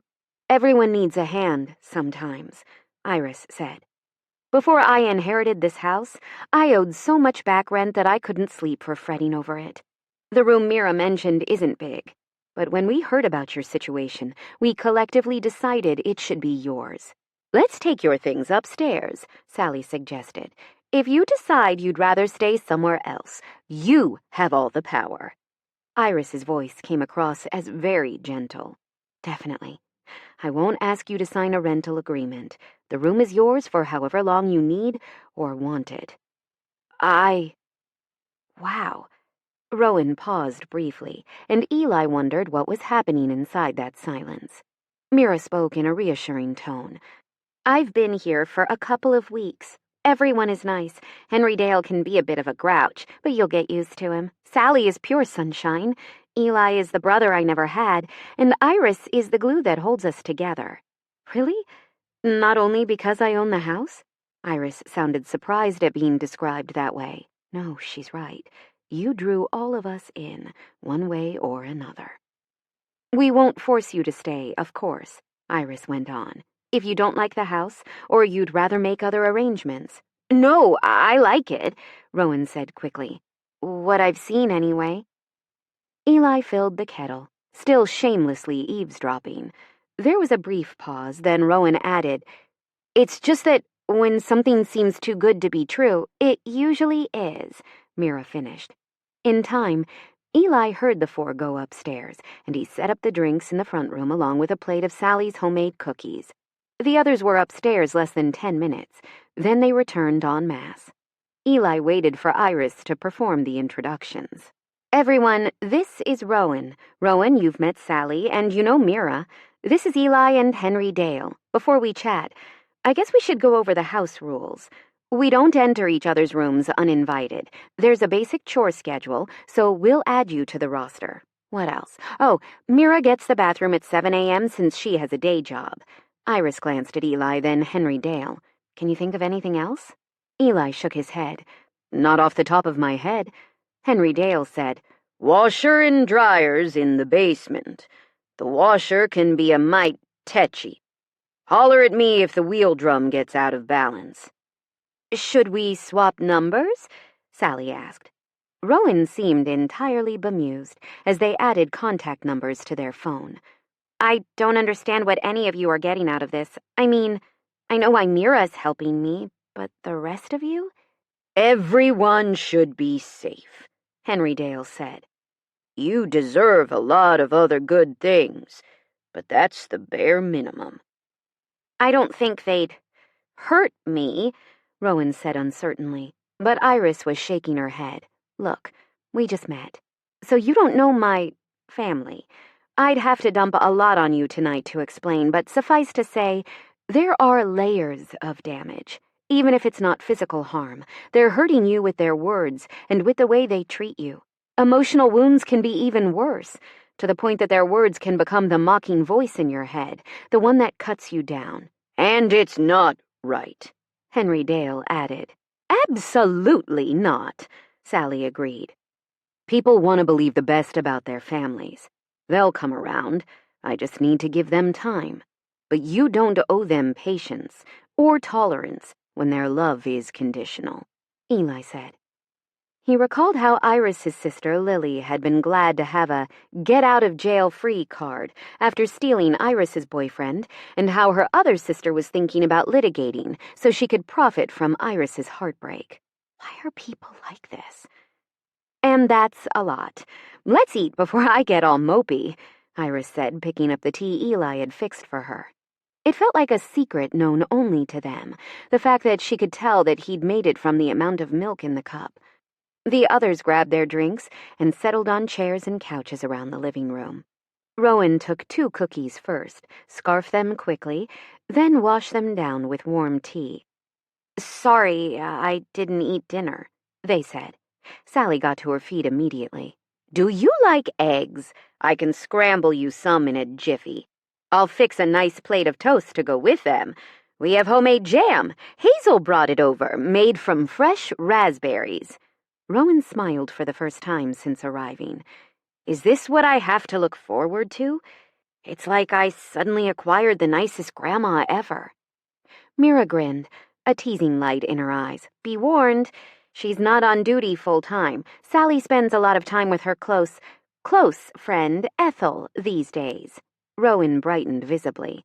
I have a gay foster grandma?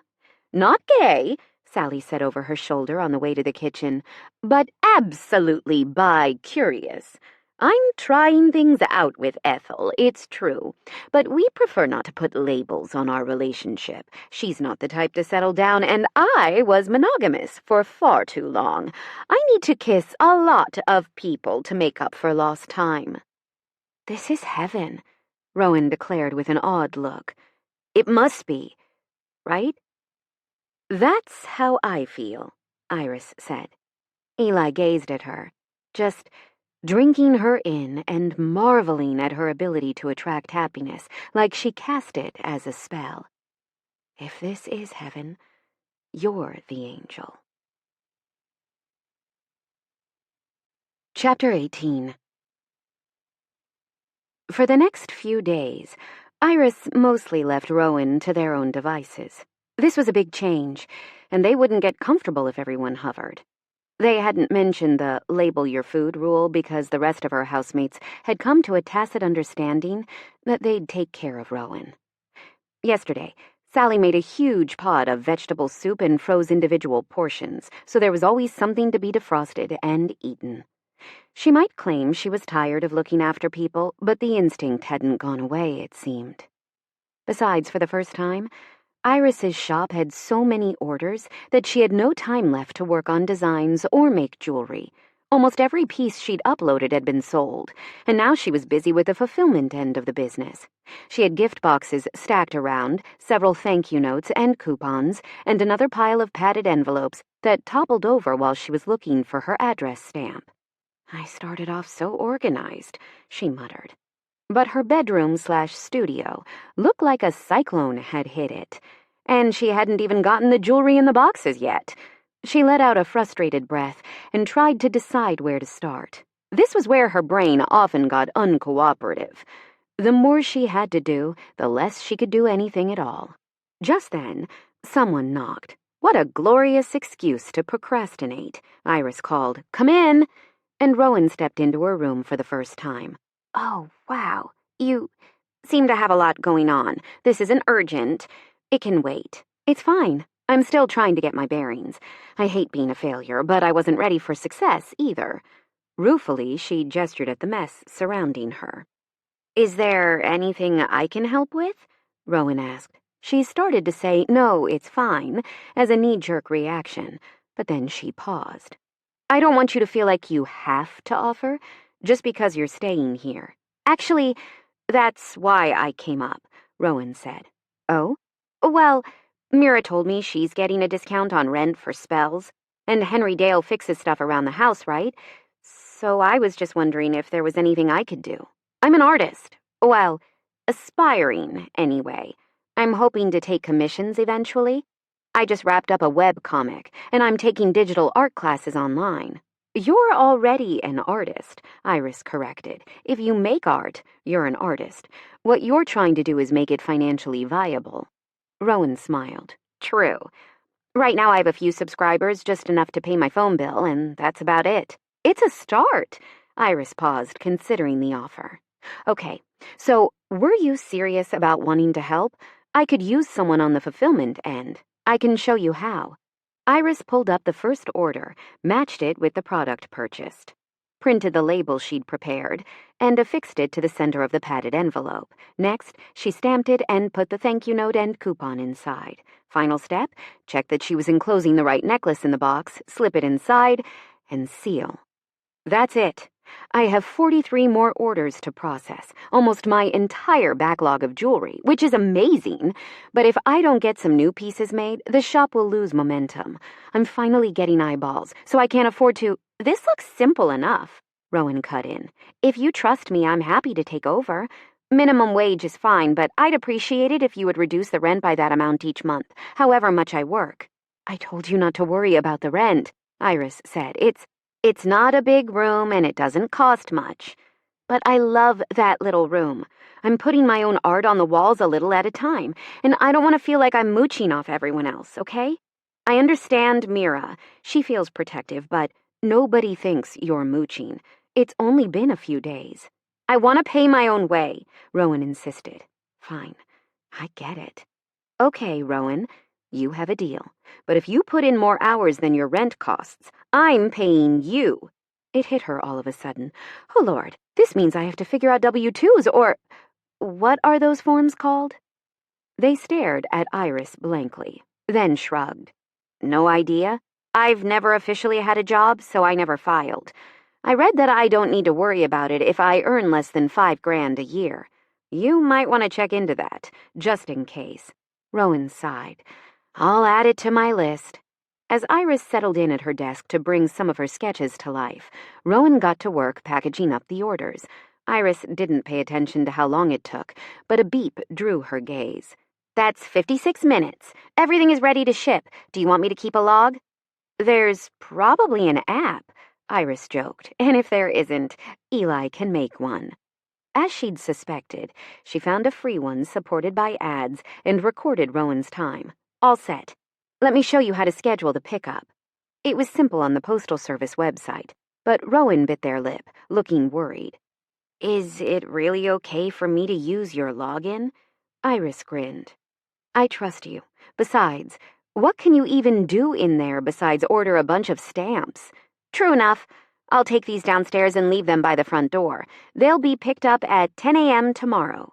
That's perfect. I'll add an hour to tomorrow's timesheet, since you'll be waiting for the mail carrier. That doesn't really count as work, though. She folded her arms, brooking no disagreement on this point. It absolutely does. That's time you could be devoting to your art. Rowan appeared to consider arguing anyway, but they ended up yielding. Okay, when you put it that way. Anyhow, it makes me happy that I can pitch in. I want to be useful to the Iris Collective. She burst out laughing. Is that what Mira calls us? I prefer Violet Gables. She took a moment to explain the name. That's so cute. It makes me want to draw the house even more. I'm looking for my next web comic idea. Wonder if people would be interested in reading about us. Looking pensive, Rowan loaded the packages in the hamper Iris used for transporting her creations and wandered downstairs. I'd read it, Iris said to nobody in particular. Then she got back to work. Eli's phone pinged, signaling a new message. There were also several emails waiting for his attention, including an invitation to a Zoom meeting to further discuss the huge proposal that Liz had been enthusing over for the past few weeks. He still had mixed feelings. While he might not be rich the way some app developers were, he also enjoyed the freedom he currently had in deciding how a project would go. If he signed on, agreeing to work for someone else, even as a contractor, they could control more than he felt comfortable with, which was why he'd agreed to attend the video conference, but had yet to sign anything despite the seductive figures being tossed around as enticement. Liz, why aren't you more excited about this? This is life-changing. But instead of getting on board, you're fiddling around in Illinois. How long are you planning to stay, anyway? Eli, that's a good question. I admire your perspicacity greatly. Have I said that? Liz, and that's not an answer. Eli, no idea. I'm figuring some things out. Liz, I see. Eli, why? You don't usually ask personal questions. Liz, and you don't usually move in with a gaggle of strangers. You're not acting like yourself, and it worries me. You might blow this whole deal. Eli could have written touché, but instead he snapped his phone shut. A while back, he'd spent a small fortune on a cutting-edge smart flip phone, and there really was something ineffably satisfying about closing it. He didn't get that mental boost with a regular smartphone, no matter how emphatically he tapped the screen or closed an app. It was a good thing nobody had noticed how pricey his tech was, as it would give away the fact that he could afford to make other housing arrangements. Iris will be so hurt. If he'd learned anything, it was that she prized honesty, and she thought everyone in the house had laid all their cards on the table. No secrets, no lies. which made Eli feel terrible, but he wouldn't focus on that. Other matters required his attention. As the weather turned colder, Henry Dale had run out of house projects that could be tackled by two people with a can-do attitude, which meant he was crankier than usual, likely stemming from the fact that he felt useless. It made him even crabbier when Mira spent all of 15 minutes keeping her promise to update the paint in the second-floor hallway. Now Henry Dale probably thought his own existence was pointless, as it would have taken him several days and been messy and costly besides. Normally, Eli wouldn't care about any of this. They weren't his people, right? He was alone in the world, soaring above it all, untouchable and... Nah, not anymore. An hour after the text chat with Liz, he was conspiring with Mira and Rowan to find Henry Dale a project. They were both in his room, away from any chance of being overheard by Henry Dale. He filled them in on his suspicions regarding Henry Dale's bad attitude, and then said, "Any ideas?" "Is that why he's in a mood?" Mira asked. "He seemed okay with my magic in the beginning, but now—" Rowan nodded thoughtfully. "It makes sense. I was feeling kind of meh, like a charity project, until Iris hired me for her shop." With a pensive frown, Mira paced a bit. I see why you wanted us to collaborate, because I can't come up with anything off the top of my head." "It has to be something we actually need," Eli cautioned, "or he'll know." The silence stretched for a few moments. Then Rowan cleared their throat. I have a want, maybe even a need.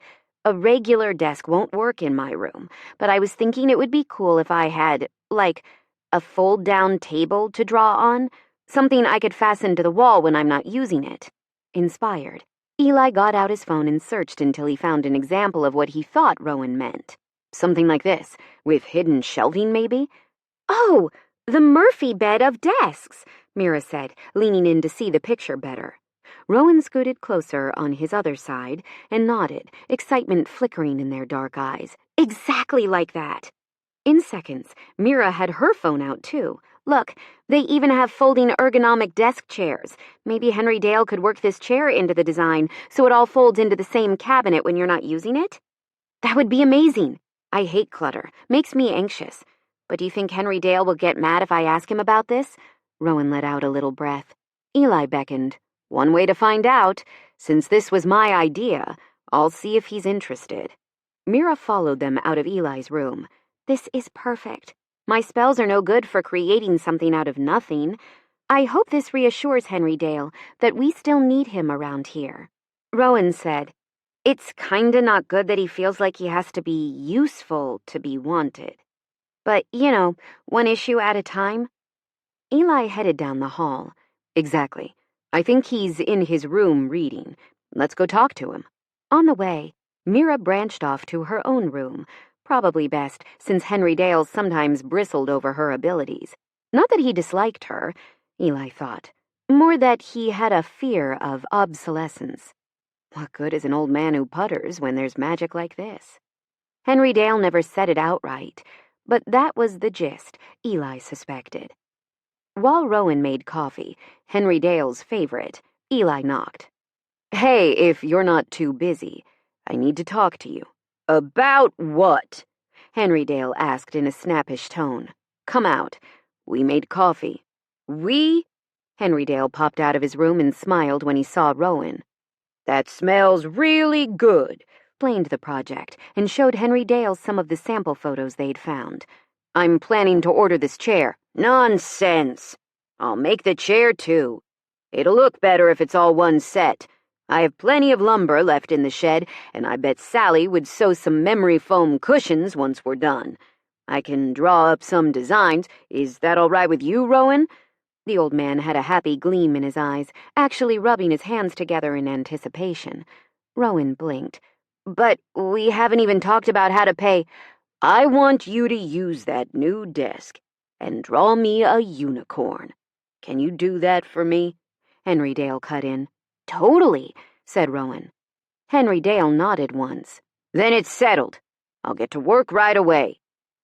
"I don't think I'll ever understand him," Rowan said, as Henry Dale sat down at the kitchen table with a yellow legal tablet and a cup of coffee. Eli smiled, imagining that unicorn framed and hanging in a place of pride in the old man's room. Me either, but it's more magical this way. Chapter 19. At this point, things were going almost too well. In the usual course of events, Iris could expect life to throw her a curveball right about now, some terrible catastrophe that she hadn't planned for, because frankly, she wasn't great at planning or paying attention to details that might catch her unaware.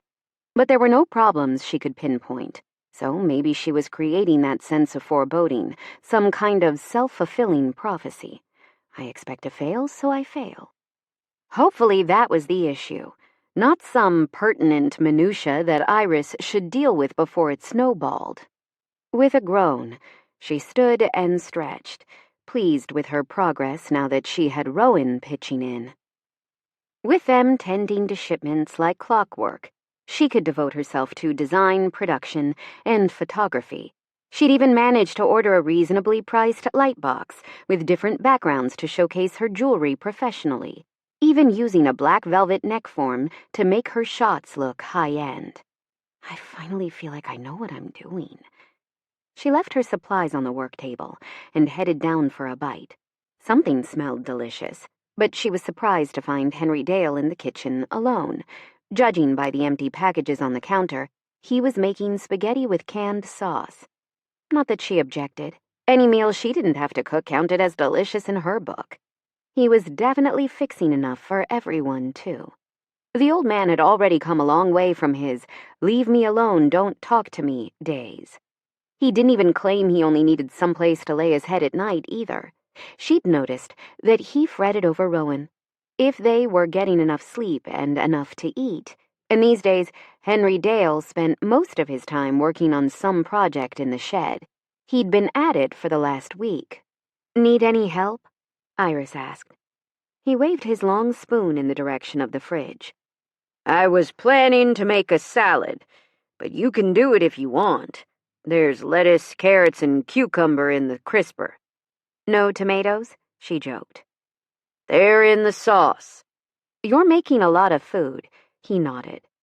Sally is inviting Ethel over, and Eli is bringing someone, too. She paused in pulling vegetables out of the fridge, trying not to show too much interest. Oh? Anyone I know? Henry Dale shrugged, swirling the pasta around in the frantically boiling water. He didn't say. Maybe I should call Hazel, Iris joked. If you want. I've made enough food to feed 10 people. She opted not to, mostly because Hazel might feel like she'd been added at the last minute, and it was better not to do things impulsively that could hurt people's feelings. I'll invite her next time. Quickly, she washed the lettuce and chopped the veg, throwing together a salad in record time. Looks good, Henry Dale said. We have any Italian dressing left? Iris grinned. It's cute. You think we can't eat salad and spaghetti without it. Oh, go away. But he seemed to be smiling, too. At least she'd gotten a heads up. That gave her time to head upstairs and put on some better clothes. It would have been embarrassing to receive visitors in paint-stained yoga pants and an old hoodie from a college she didn't graduate from. I'm definitely not competing, she said, rummaging through her options.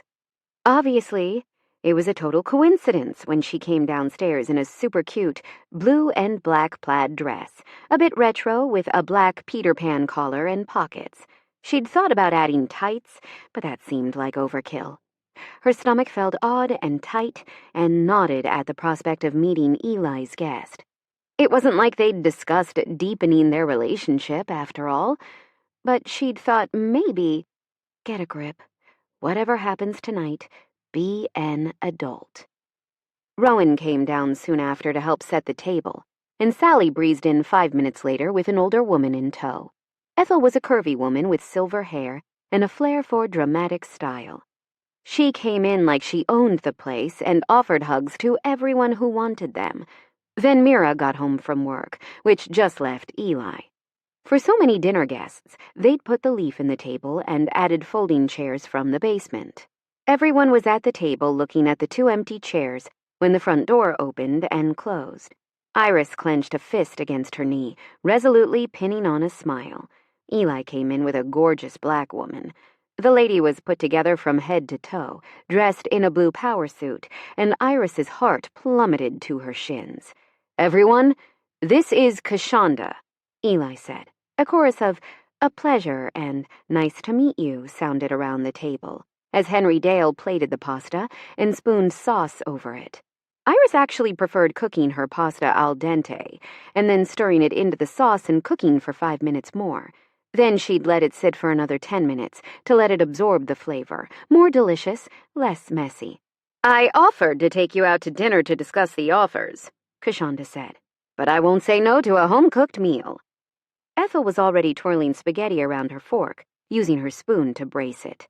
"I love doing this. Best pasta I ever had was in Venice. Little place on the corner, run by 2 delightful old gentlemen who had no idea where St. Clair was." She ate her bite with relish, seeming surprised to see she still had everyone's attention. "More about Venice? Okay. Surprisingly, I also had the worst shrimp cocktail. Different place. They put mayonnaise on it for some reason. But they also had a tiny balcony out back where you could eat by the canal, and they served food through the windows." "Now I want to go to Venice," Kashanda said. "Me too," Rowan agreed. "I'm saving up for a trip," Mira added. "My dream vacation, but it's not Venice. For me, it's New Zealand." "What about you, Henry Dale?" "What about me?" he muttered. "Do you have anywhere you'd like to go?" Rowan asked. He sighed. "I can't afford to travel." Iris couldn't focus on that when she was so busy wondering what offers Kashanda was talking about. Maybe... "But you can dream," Ethel pointed out. "I'd really like to know," Rowan coaxed. The old man could never say no to them. "Fine. If you must know, I always wished I had joined the Navy, so I'd like to own a boat and just sail wherever the whim took me." "Oh, that sounds amazing. Do you need a first mate?" Ethel asked. "I'd invite Rowan, not you," said Henry Dale. Rowan grinned. "I might be interested in that." "What about you?" Mira asked Kashanda. The woman didn't contemplate for long. I'm all about tropical islands and getting oil rubbed on me. I'm thinking Tahiti." "Eli?" Sally asked. "My turn? This might be weird, but—" "Veracruz," he said softly. "Interesting. Veracruz, Mexico, right? Any particular reason?" Ethel asked. He nodded. "It's a long story." Thankfully, Sally was ready to ease the awkwardness, changing the subject smoothly. "So how do you know Eli?" she asked Kashanda. Kashanda smiled. "I'm his real estate agent, and we've got 3 offers on his house. Well, his grandmother's house. This is the ideal situation, so I wanted to do a business dinner to discuss the pros and cons of each, but he invited me home instead." Oh my God, he's flipping his grandmother's house. And this isn't what I thought at all. After dinner, Eli found the kitchen to be the quietest spot once everyone else wandered off.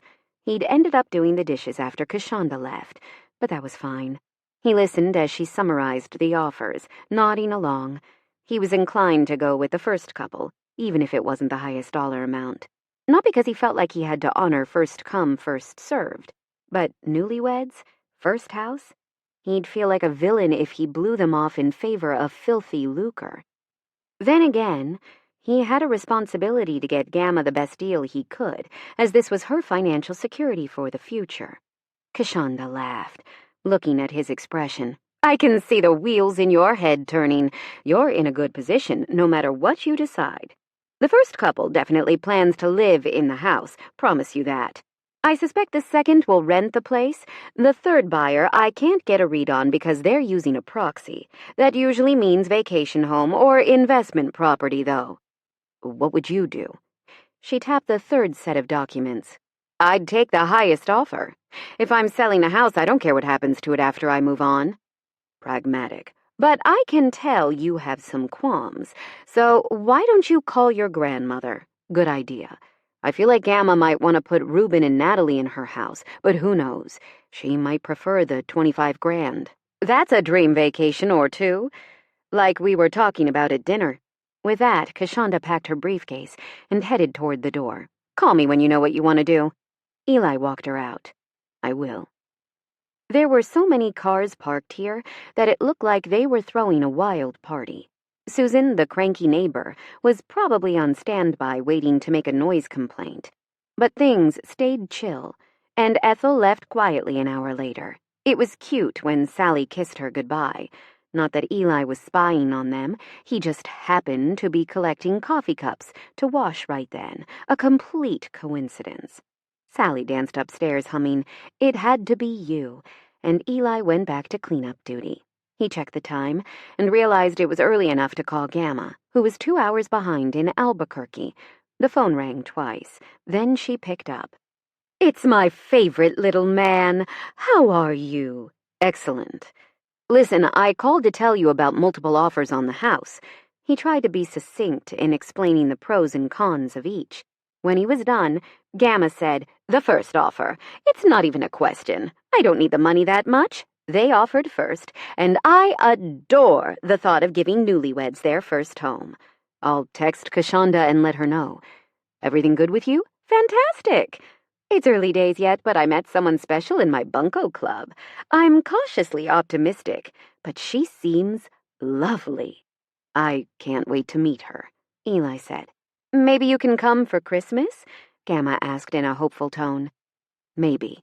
Fact was, the house would likely be sold by then. He didn't want to think about leaving. "I'll let you know." "Love you. Talk soon." Sighing, Eli got back to work, tucking his phone in the pocket of his sweats. He was almost done, dishes stacked in the drainer, pots and pans upended on the mat, when Iris came into the kitchen. She seemed determined in a way he hadn't seen before, and he'd thought he was an expert on all her expressions. "Hungry?" he asked. They'd eaten every last bite of the spaghetti and salad feast, which had visibly made the old man happy. Being needed seemed to be a key component of Henry Dale's psyche. And on that note, Eli couldn't wait to see how the desk-chair combo cabinet turned out. "No." She chewed at her lip and paced around the space, touching stuff here and there. What looked like restless hands made her grab a dish towel and start drying, all without making eye contact. Okay, this is weird. "Something wrong?" he asked. "Not wrong, I'm just really nervous, and I don't know what to say or how to say it, or if I should say this at all. I might ruin everything." Eli strode over to her and put his hands on her shoulders. Maybe it's family stuff? "Whatever's happening, we can figure out a solution together." For some reason, that relaxed her. Iris smiled and took a breath. "I should have known you'd say that. Okay, here it is. I got upset when I found out you'd invited someone home because I thought it was a date. Lately, I've had feelings for you, romantic ones, and I was wondering if you feel the same at all. Is it just me?" She peered up at him with hopeful gray eyes, as if she hadn't just made all his dreams come true. Just like he'd named her contact info when they first met. And if he just happened to be here, if everything was random chance, then maybe they could... No, I have to tell her. We can't date under these circumstances. But instead of the truth, he said, "I like you too." Just that. And she was so happy.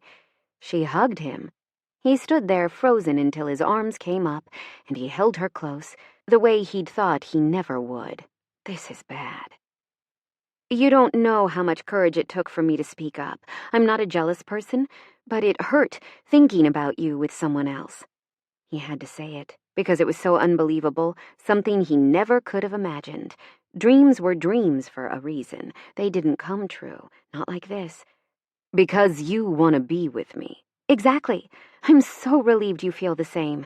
I can't believe this worked. Violet Gables is the happiest place on earth, not Disneyland." "Careful. The mouse will get you for that." Iris laughed, giddy and breathless. We should probably lay down some ground rules. I don't want our relationship to make the others uncomfortable." Right. Limiting the PDA. He started to step back, but she held on. "Just a few seconds more. Let me be greedy. I doubt anyone will come to the kitchen before the dishes are done. They'd feel obligated to help." Her hands moved on his back, sending pleasurable chills throughout his whole body. She felt so right cuddled against him, the way nothing and no one ever had. Before, he had been a tree unable to put down roots, and he thought it was because of his dual nature. He was meant to live in the skies, not to forge connections on the ground. That no longer felt true. For a few moments, Eli reveled in the hug, breathing her in. This much was fine. Soon he'd figure out how to tell her the truth, before things got more complicated. And then she kissed him. The world melted away. Chapter 20. Some kisses were fireworks. Some were spiky aliens with lizard tongues, and others were summer nights by the ocean with sand between the toes. This one? It was the chill of an autumn night, warmed by the sweetness of hot cocoa. It was soft and shy, with a slowly building heat that felt like a roaring fire by the time Iris pulled back, breathless, to peer up at Eli. He was smiling slightly, gazing at her with such affection that she felt a bit silly for not having noticed how much he cared before. Those are the eyes of a man who, okay, maybe not that L word, a man who likes me a lot. How's that? Limited PDA, huh? Then he did pull away, resuming the kitchen work with a haste she found mildly unsettling. Maybe he's worried about getting caught. If she was smart, she'd share that concern, because the last thing she wanted to do was make anyone else uncomfortable. She'd never been in this situation before, so she couldn't say what the etiquette was. In other roommate situations, the rules had been: partners should stay no more than 2 consecutive nights, and no more than 7 nights a month total, and don't wake anyone up with your nocturnal doings. Since they lived together, the first rule didn't apply, but the second made sense. If she got teased by Sally the morning after, "Oh God," she mumbled. "Wow, you're really pink," Eli noted. Despite being flustered, Iris decided to continue drying dishes and keep him company. "Are you selling the house soon? Kashanda said it was your grandma's place." "Sales often don't happen fast, even after the offer. The process takes time." "What will you do when everything is settled?" she asked. It had been a couple of months already, so he only had a month left on his 3-month rental agreement. She'd never bought a house, just inherited this one. But she knew there were usually terms like 30 or 60 days to close. But since he was out of the house already, the buyers could move in right away. Once the papers were signed, he could go. Damn, he might go. "I'm not sure yet." Yeah, that wasn't what she wanted to hear. But one kiss didn't make a relationship, and she had no clue where to go from here, because if she said something non-committal, he'd probably sense her disappointment. Yet Iris was fully aware that she had no cause to feel that way. No promises had been made. Changing the subject seemed like the best idea rather than put weighty expectations on him when he hadn't suggested they become official after she kissed him. "By the way, my store is doing a lot better. I've been using all the techniques and strategies you taught me. Views and orders are way up. Rowan's helping with the shipments." "I knew you'd do amazing," he said. And his tone bothered her. There was a finality and a sadness in it, as if he had some bad news to impart. But he hadn't figured out how yet. Shit, he's not sick, is he? That would explain a lot. His reluctance to let people close, the way he chose not to make major decisions or long-term plans. She gazed at him, wide-eyed. What would I do if that's true? And then suddenly it was crystal clear. It didn't matter, not to her. If he had 2 months, a year, 2, then she'd want to be with him. Life didn't come with any guarantees, after all. She'd rather be with Eli than look for someone else. Her mother would say this was just more of her romantic nonsense. utterly divorced from reality. But that only made Iris more certain. In that moment, all her doubts disappeared. "It doesn't matter," she told him. Eli blinked. "What doesn't?" "Never mind that for a sec. I have to tell you something. Here it comes. Cancer? Bad heart? I'm ready. I can take it." Just then Rowan dashed in, waving their hands wildly. "Hey, come up and see! Henry Dale finished installing my desk!" Iris hadn't even heard the banging, which proved how distracted she had been. Eli sighed a bit over the interruption, not so loud that Rowan noticed. He dried his hands on the towel and followed them upstairs to see the custom build. Iris was too curious to pass up the invitation, so she went along with them. Sally and Mira were already there, peering into the small room from either side of the doorway. "Isn't it cool?" Rowan asked 3 or 4 times, getting affirmations from a different housemate each time. "I love the detail work," Mira said. There were fanciful cuts and grooves on the back of the unit, making it look like an art piece, and Henry Dale had painted it in different colors, so it brightened up the plain walls.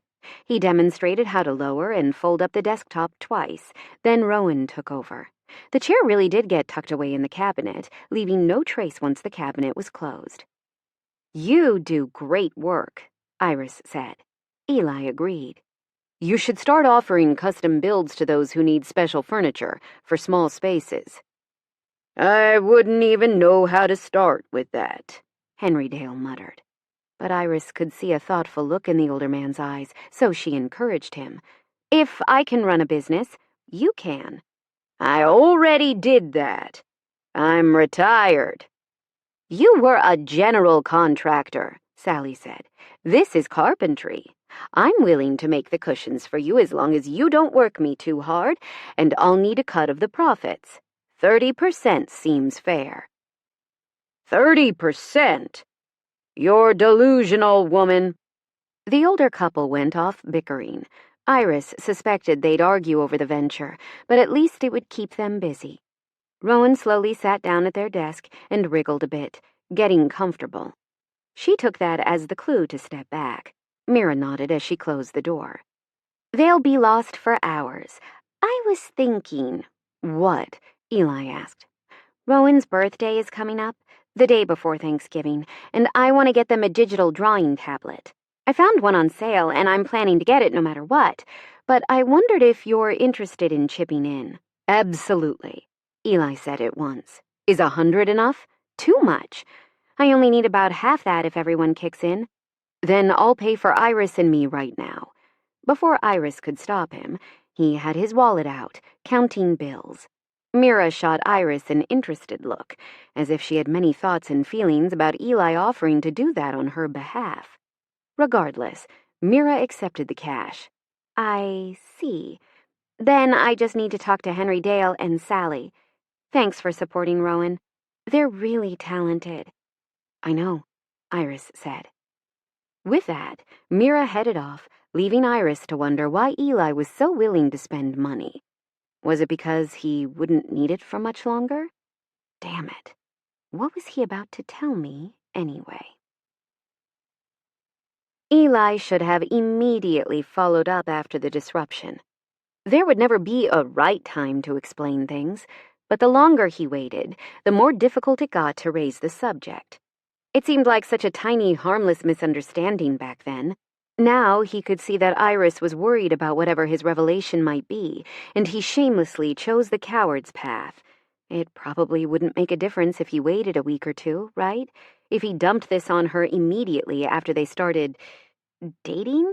Is that the right word? Then it might end before even getting started. If he tried to build a deeper relationship first, she'd be more inclined to examine events from his point of view. Probably. Hell, he didn't know anymore. This much he did know. He wasn't ready for this to end, and the minute he confessed the full story, she might ask him to move out. "I'll tell her when my rental agreement is up. Another month." Not nearly enough to do everything he wanted with Iris, but maybe, if the situation went sideways, those memories would be enough to console him. It'll be almost Christmas. Gamma had never believed in the religious implications, but she liked sparkly trees, penguins in sock hats, and red-cheeked Saint Nick with a bulging bag of goodies. Eli felt more or less the same way. "You look pensive," Iris said, worrying her lower lip with her teeth. "My grandmother invited me to spend Christmas at her place in Albuquerque," he answered, and it wasn't a lie, though it was an evasion. "Are you going? Is it my imagination, or does she look sad?" "Not sure yet. We don't always spend the holidays together. When I was in college, she went on a holiday cruise 2 years in a row, and after that, I started visiting friends. Or I stayed home by myself while assuring Gamma I had my own plans." But he didn't tell Iris that. "What about Thanksgiving?" she asked. "I'll be here. We should get everyone involved. I bet Sally knows how to cook a turkey. Even if she can't be here, she can teach us." Iris smiled. "That sounds fun. I'll ask who's going to be around." "Does Mira have family in the area?" he asked. He knew Rowan did, but they weren't likely to head back for Thanksgiving. To his knowledge, they hadn't contacted their relatives since moving out. Their family was looking for them, and they'd sent a number of messages demanding that Rowan return home at once. Thankfully, Rowan was safe here. Henry Dale had said he didn't have anyone, so he'd be around. Sally was the big question mark, as she was the most social of butterflies, and would likely have invitations from friends and family. Iris seemed to be considering. "Honestly, I don't think she ever told me. I know her ex-girlfriend is here. Anyway, let's ask them about it tomorrow. We can plan the menu together. And then on the big day, we'll eat until we're sleepy. Sports or movies?" she asked quickly. Movies. A beat later, he understood what she was asking. "But I think Henry Dale will want to watch sports, so we should take turns voting on the entertainment." "Ooh, or we could play games. Cards, board, or video?" he asked. "Let me think about it." She stood on tiptoe and kissed his cheek. "Night, Eli. See you tomorrow." After she dashed up the stairs, Eli touched his cheek, not realizing that he was smiling until Rowan cleared their throat. "You two are adorable. I ship it." "You overheard?" You decided to be cute right outside my room. The walls aren't soundproof." "Then what do you think about Thanksgiving?" Rowan gave Eli a speaking look. "It's a terrible holiday, for reasons that I think I don't need to articulate." "Absolutely true. But are you on board for lots of delicious food?" "I love turkey. I love gravy. I love gravy on turkey. And don't get me started on the stuffing. Mounds of mashed potatoes, green beans, yams, pumpkin pie. It's all so good." Rowan seemed to retreat into their mind for a bit, savoring some private fantasy feast. "This is the most excited I've ever seen you," Eli teased. "Gravy," said Rowan. "You should come with us to Bev's," he suggested. "What's that?" "Only Henry Dale's favorite eatery. Iris ordered the biscuits and gravy plate when we were there, and she gave me a bite. So good. If you like gravy, you have to try it." Rowan briefly affected a lofty tone. "I do enjoy a fine bechamel sauce. Anyway, I'd like to go next time." "Movies or sports?" Eli asked. "What?" "Oh, Iris was asking what we should do after the big meal." "Ah, I don't want to be that person, but both. Let's switch it up and play games, too." They paused. "Huh, this might be the first Thanksgiving I've ever looked forward to. I still kind of can't believe I'm here, you know? We're a family, people who care about each other. But it's low-key. Nobody's in my business all the time, and I love that."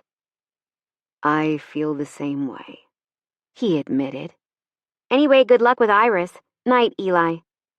He was headed to his own room when he remembered he hadn't switched the kitchen light off.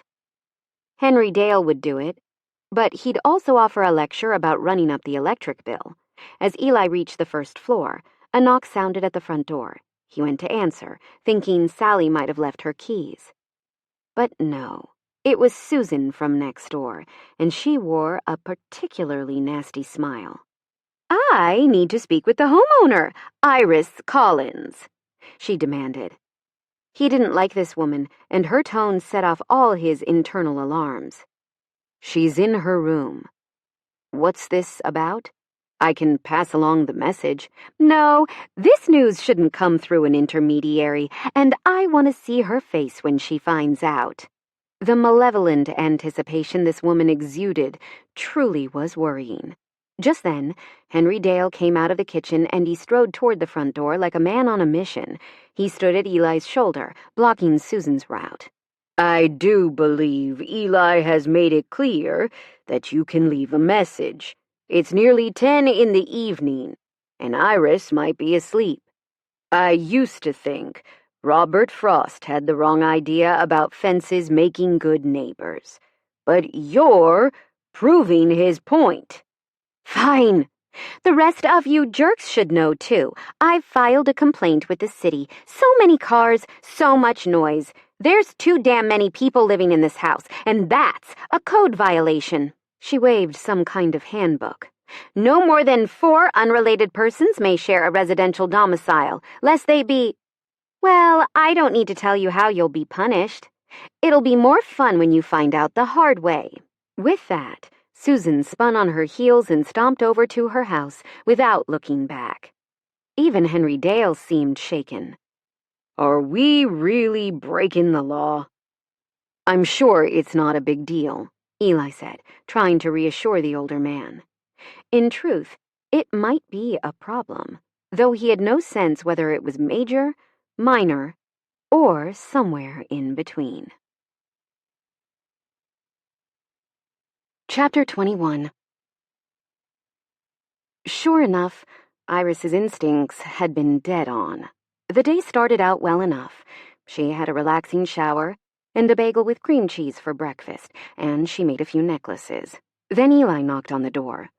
Normally, that would be an awesome excuse to chat and maybe kiss him again, but his expression gave away the fact that he wasn't looking forward to this convo at all.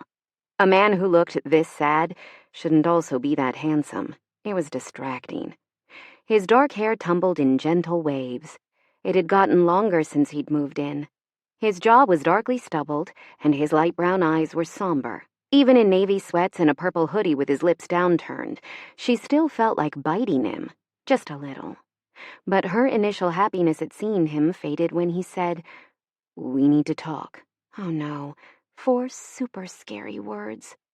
Now she listened, horrified, as Eli summed up the complaint leveled against them by awful Susan from next door. She started searching right away, and saw with alarm and bafflement that they did indeed exceed the 4 unrelated persons rule for a single-family dwelling. And when she dug deeper, it seemed like they didn't precisely qualify for a rooming house license, which was a building big enough to rent to more than 5 people. That's us, right there in the cracks.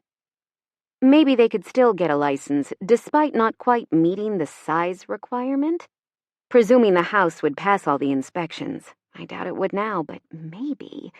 Panic blanked her mind, and she tried to breathe. We haven't hosted any parties. We're not playing loud music, and it's unfair of her to be annoyed about us improving the property. As for the number of vehicles, we only have 3, yours, mine, and Mira's. A regular family might have that many if they have a teen driver. The rightness of his statements made things feel worse, because it highlighted how unreasonable Susan was being. Calling her an asshole and demanding that she go away wouldn't resolve the dilemma this time. But what can we do instead? I agree with you, but what are we supposed to do? Will the city send out an inspector? Do we have to let them in? Will I be fined? I can't afford... Calm down. Breathe. Iris tried to do as he said, but the anxiety didn't abate. Looming failure threatened to crush her, and this time she'd dragged a bunch of super nice people into her latest fuck-up. I should have known I'd just make a mess of this, too. Everything my mother ever said about me was true. Ah, right. She's not my mother, after all. I have no idea what to do. Henry Dale can't afford to move, neither can Rowan or Mira. And I don't want you or Sally to go, she inhaled shakily, trying to fight off tears. Can we keep this between us while I figure things out? Crying wouldn't do any good, but she was trying so hard not to freak out that it felt like her eyeballs might explode. Eli sat beside her on the bed and pulled her into a hug, his hands moving in gentle strokes down her back. That was the last straw. She burst into noisy, messy tears that proved how woefully unprepared she was to own a home or be a landlord or even complete the most basic of adult tasks. She had notes on her calendar to do certain things, like pay the bills, and then she set alarms to remind her to check her calendar, or she'd just make jewelry all day. Eli said gently, "Henry Dale already knows. He was with me when I answered the door last night, and I don't know if secrecy is the answer. Maybe if we put our heads together, we can come up with a solution." She sighed. "You're right. I'm no good at hiding how I feel, so everyone will know something's up. Better to deal with it up front, I guess." He kept petting her. "These things take time. I'm sure that the city has limited personnel, so one approach would be for two of us to make ourselves scarce while the inspector is here. I could take Henry Dale on a road trip or something."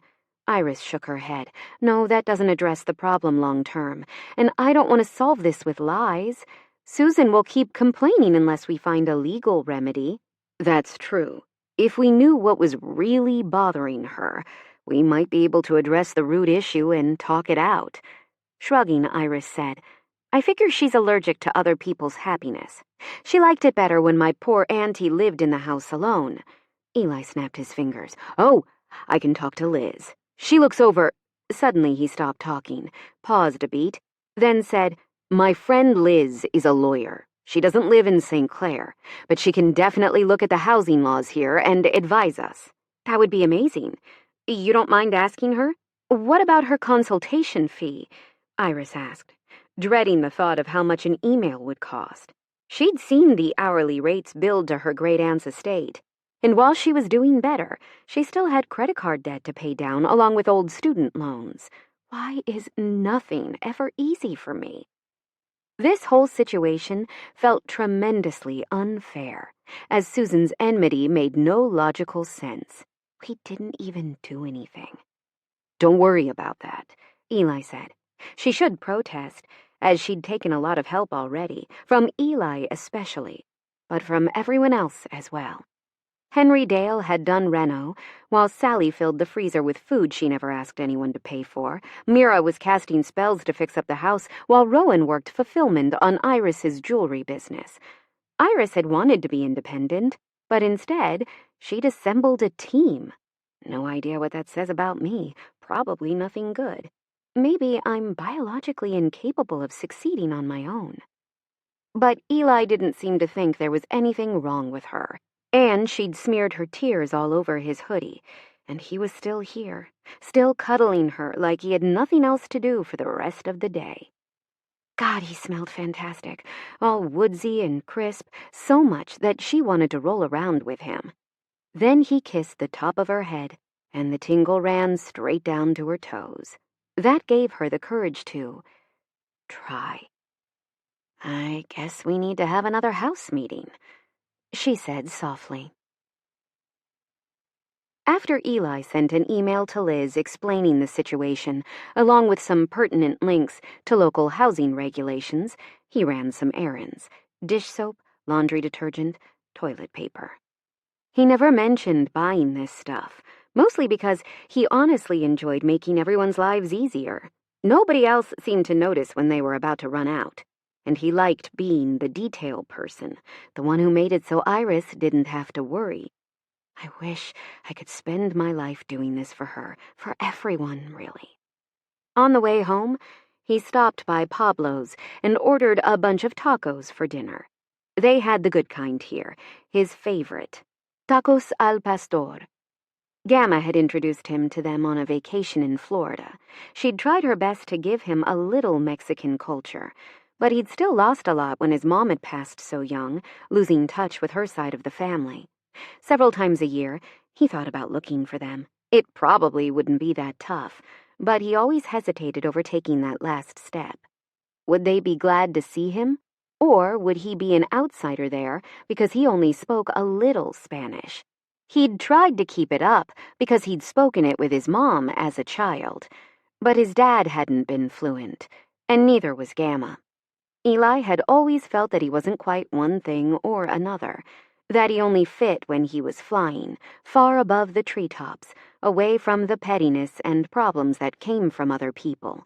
Though he wouldn't admit it, he'd also been lonely. I'm not lonely anymore. While he waited for the food, he checked email on his phone. There was an urgent one from Liz, and he read it with a frown. What is up with you? This is the third message I've sent. Aerotech is talking about going with another candidate on this project. They said you came across lukewarm in the video conference, and I can't say I disagree. Are you really letting go of this much money? Don't make me fly over there. I'm doing my best to reassure them, but they're insisting on a face-to-face to hammer out the particulars. They want your signature and a handshake by the end of the week, or this isn't happening. Get your butt to Seattle. Don't disappoint me. Before he could type a reply, the counter guy shouted, "Tacos al pastor!" And Eli went to grab the piquant-smelling bags. Currently, there was just too much going on for him to worry about a deal he wasn't even sure he wanted. Pushing the issue to the back of his brain, he drove home in a hurry, keen to check on Iris. The others greeted him at the front door, Rowan eagerly pulling the bags of food from his hands. "What did you get? Oh my God, it smells fantastic." He spoke in a bullet list. Tacos al pastor, refritos, red rice, grilled onions. Everyone helped set out the food and gathered around the table. Sally and Henry Dale watched Eli top his first taco with minced onion, green sauce, lime juice, fresh cilantro, and bits of pineapple.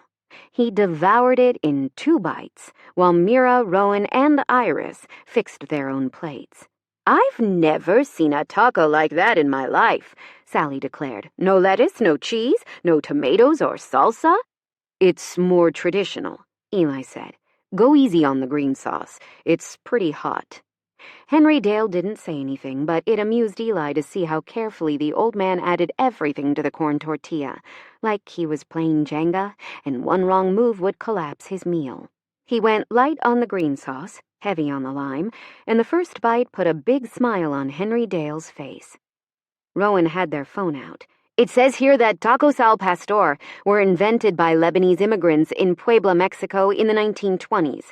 Originally, they were called tacos árabes, and they used lamb." Eli grinned. He'd done the exact same thing when he tasted these, looked up the history of the dish. Yup, the recipe was tweaked by local cooks, hence the spices and marinade, and they switched to pork because it's more popular in Mexico. Rowan ate another taco. "Oh, interesting. This article says that in the early 2000s, a chicken version of pastor arrived in Lebanon, and it's called shawarma Mexici." "And we come full circle," Iris intoned. "But while we enjoy the delicious grub, we have something important to talk about." Henry Dale said, "I think I know what this is about already." "Don't keep the rest of us in suspense," Sally urged. Mira folded her hands and looked attentive while putting pineapple on her second taco. Eli let Iris take the lead, since this was her house. While she hesitated here and there, she got the problem into the open eventually, leaving everyone silent in the shocked aftermath. People swapped looks, but he couldn't read what those measuring glances meant. "Does this mean we have to move out?" Rowan asked, their face still and sad. "I was the last person in, so I should probably—" "No," Eli cut in. "Definitely not. I'll go if it comes to that, which it won't. The whole point of this get-together wasn't the taco chat." "Though that was fun," Sally said cheerfully. "Why aren't you worried?" Henry Dale asked. "Isn't it obvious? Because we'll figure something out. So many smart people in one room. There's no way we don't knock this problem on the head before dessert." Mira laughed. "I so enjoy the way you put things, and I agree with you. It's not great news, but there has to be something we can do." "Off the top of my head, the quickest solution is marriage," Sally suggested. "We get some legal families and, boom, we're set. I nominate Rowan and Mira and Eli and Iris." Rowan dropped their taco with a shocked splat. What the heck? I'm only 19. Why don't you marry Henry Dale? Sally narrowed her eyes, pointing a forkful of refritos in retaliation. My backside! I'd rather marry the raccoon who rummages through our trash. Me too, Henry Dale snapped. Iris sighed, rapping her knuckles on the table. Nobody's getting married. Let's confine our discussion to reasonable, actionable ideas. No doubt, Rowan mumbled. Are we coming up with a feasible plan, or are we doing a wrong ideas only meme? Said Sally. Well, I could stay part-time at Ethel's place. I believe you need more than 30 consecutive days for residency. Eli shook his head. That still leaves us with one too many, and we're trying to avoid having anyone leave. I like things as they are. Me too, Rowan whispered. Henry Dale didn't chime in, but Eli could tell he felt the same way. While they didn't qualify as a traditional family, they were one. Mira shot a poisonous look towards Susan's house, though it wasn't visible from the kitchen. If I end up joining Ethel's coven, I'm so hexing that wench. Eli blinked. Why can't you do it on your own? The hex will be stronger if I add more witches to the spell, Mira said, as if that was the only answer that made sense. And it kinda was. Suddenly, Iris snapped her fingers and stood up. You're a genius, Mira. I am? The witch sounded none too sure. I have a plan. Well, part of a plan. The germ of an idea, really. Sally, Mira, you're with me. I need to talk to Ethel. With that, the three women headed out, leaving Eli to wonder what exactly went on in Iris's head.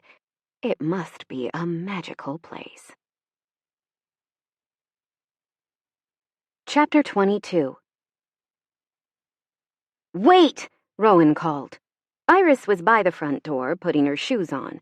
Mira and Sally were already heading out to Iris's car, which was parked at the front of the driveway. Yeah? Ethel's a witch, right? I want in. I know Danica and Clem, but I need to meet the rest of the coven if possible. It will make our webcomic even more awesome. Though the situation wasn't amusing in the slightest, she admired Rowan's inclination to capitalize on opportunity as it knocked. Then grab your jacket and put on your sneakers. I'm on it, Rowan said. Soon, the four of them set off for Ethel's place, and Iris was sort of surprised that nobody had asked what she had in mind. Maybe it was obvious. Ethel lived on a cul-de-sac about 15 minutes away, a cute bungalow with what was probably a gorgeous garden, though Autumn had done a number on her annuals. Plants that had to be replaced every spring always seemed kind of sad, while Iris admired the hardiness of perennials, returning year after year with steely determination. There were enough evergreens in Ethel's yard to keep it from looking desolate, however. Do you intend to tell us what you're planning? Mira asked as Iris parked. It makes more sense to explain in front of Ethel, since the whole thing falls apart without her cooperation. I think I know what you have in mind, Sally said. You love being mysterious, Rowan complained. You never did explain how you got into my dad's locked file cabinet. Sally laughed. Are you still thinking about that? It's not that interesting. We used to have file cabinets just like that, and the keys got lost pretty often, so I learned to pop the lock with a nail file. She raised her voice, talking to the streetlight. It's not even proper lock-picking, which I definitely do not know how to do. Any NSA officers who might be surveilling us. Both Mira and Rowan burst out laughing. Then Rowan whispered, I kind of love that I can't tell if she's joking. Iris let that go as she hopped out of the car and tried not to feel like the worst kind of parasite. She was about to request help from people she'd never met, on the most tenuous connections. Sally was dating Ethel, and Mira wanted to join Ethel's coven, and Iris just happened to live with both of them. Not too impressive a foundation upon which to request aid, but she had no better alternatives. Sally motioned for Iris to back off as she knocked. Ethel opened the door a moment later and smiled at seeing Sally. They greeted each other with a soft kiss, which made Rowan smile with such brightness that even Iris allowed herself to enjoy the moment. Then Ethel glanced at the others waiting on her porch. Huh, I wasn't expecting guests. I should have scried more thoroughly, but here we are. Come on in, then." "Pretty baby," a brightly colored parrot shouted as soon as Rowan stepped in. Rowan colored, their cheeks washed pink. Thanks?" "Don't mind Percy," said Ethel. "He has a favorite whenever I have new visitors." Iris waited for Mira, then closed the door. Inside, the room was warm and cozy, eclectic decor with all manner of bright colors. Sally went right in Ethel's kitchen and started making coffee, attesting to how comfortable she felt here. The two of them were definitely cute together, but that wasn't why Iris had bolstered her nerve. Normally, pride didn't let her ask for favors, but this isn't for me, it's for us, to keep everyone together, to protect our family. They made small talk until Sally delivered all the drinks and Iris wrapped her hands around the hot mug, drawing comfort from it. "I don't know where to start. It must be important, or you wouldn't have showed up at this hour," Ethel noted. "I'll just start at the beginning, I guess, since it's my house. I had no idea there were rules about how many people I'm allowed to let live with me. No more than 4 unrelated persons are supposed to share a single-family residence." "Ah," Ethel said. "The cranky pants next door reported us." Outrage showed in every line of Sally's body, from her clenched fists to her furrowed brow. "Rotten luck," Percy called. Rowan nodded. "Tell me about it. I just started feeling at home, and I can't get a deal like this anywhere else." Iris went on. "If I'd known, I would have looked into my options before, so that's on me. But what's done is done. Now I have people to take care of, you know?" Ethel sipped at her coffee. "I get it, but where do I come in?" "I intend to try and get licensed as a rooming house, but I doubt the wiring is up to code, and I can't afford to have the whole house physically rewired. Mira is a tech witch, but a spell to update all the house wiring is more than she can manage alone. She's been looking to join your coven, so I wondered if the rest of you would be willing to help with the spell." She took a deep breath. "I can pay, just not up front. It would have to be in installments, but it would mean a lot to us if it was possible. If Violet Gables gets approved by the city, there won't be any basis for Susan's complaint." "If you need a deposit, I can take care of that," Sally said. Mira finally spoke. "This is awkward because I haven't been voted in officially yet. We're still getting to know each other, so I understand if—" Smiling faintly, Ethel held up a hand. "Whoa, slow down. I didn't say no. I didn't say yes, either." "Do it," Percy shouted. "Do it, do it." The curvy witch laughed. "Well, if Percy thinks so, but seriously, I need to talk to Clem and Danica first, since this is their wheelhouse. They'd be doing most of the heavy lifting along with Mira. The rest of us would be lending our power to pull off a spell of that magnitude. I don't think any of us have tried to cover a whole house." "Would it be easier in stages?" Iris asked. She didn't want to be one of those people asking for the impossible because she didn't really understand how the magic worked. Mira laced her hands together in her lap, and Rowan touched her shoulder lightly. "It means a lot to me that you'd even consider it. I'm new here, after all." "But you'll most likely be one of us," Ethel predicted. The other witch glanced up with a tremulous smile, one that touched Iris deeply, as she understood so well how it felt to crave belonging to that extent. "You think so?" Ethel answered. "I do. I'll text you with the particulars after I call for a coven meeting. We're not due to meet again until next month, but we need to talk it over." "I appreciate being included," Mira said softly. "But—" Ethel fixed an acute stare on Iris, eyes narrowed. "Why don't you ask your people for help?" Honestly, Iris had no idea what the witch meant. "Excuse me?" "That's odd. Gladys mentioned you to me, and I just confirmed it myself. Why don't you ask the Fae? Is it because so few stay in the Sunset Lands?" Iris's heart started pounding so hard, she felt it in her ears. "I have no idea what you're talking about," Sally whispered. "I told you. She's been fighting with her family because of the mix-up at the hospital." "Holy shit," Ethel breathed. "That changes everything. No pun intended." Iris wished the world would start making sense again. What? I think I get it, Rowan said. It explains everything.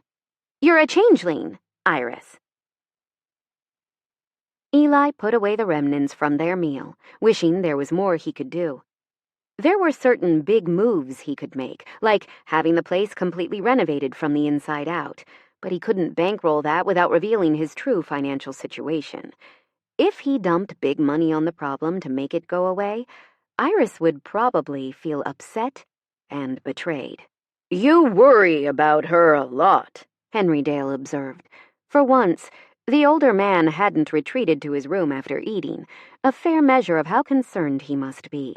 Though Henry Dale wouldn't admit it, he wanted to hear what went down just as much as Eli did. At first, Eli nodded without comment, then he added, "Do you think relationships are worth it?" "You're talking to the wrong person, but for most, they seem to be. Why?" "Never mind," Eli said, wiping the countertops. Happily, they didn't wait long. Soon, 3 of their housemates returned, but there was an odd energy between them. Rowan looked tentative and sympathetic, while Mira kept stealing glances at Iris, as if something had changed in the time they'd been gone.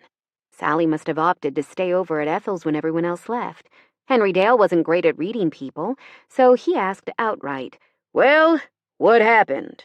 Are you working with the witches, or—" "They need to discuss it," Mira said. "But I'm hopeful." Rowan sighed. "I wish I had as much faith as you do." "Humph. Well, tell me if there's anything I can do. You know, other than move out. I was here first. I'm not going." Henry Dale headed to his room, evidently not noticing how Rowan flinched and hunched their shoulders. Eli wanted to comfort them, but honestly, Iris looked so shell-shocked that she was his first priority. She always would be, even if she wanted nothing more to do with him after she found out why he was really here. The others seemed to sense that they needed privacy and went upstairs while Iris just stood in the middle of the kitchen, lost as a person could be in her own home. "What happened?" he asked. "I'm Faye," she answered in a bewildered tone. "That's what Gladys meant at the community center.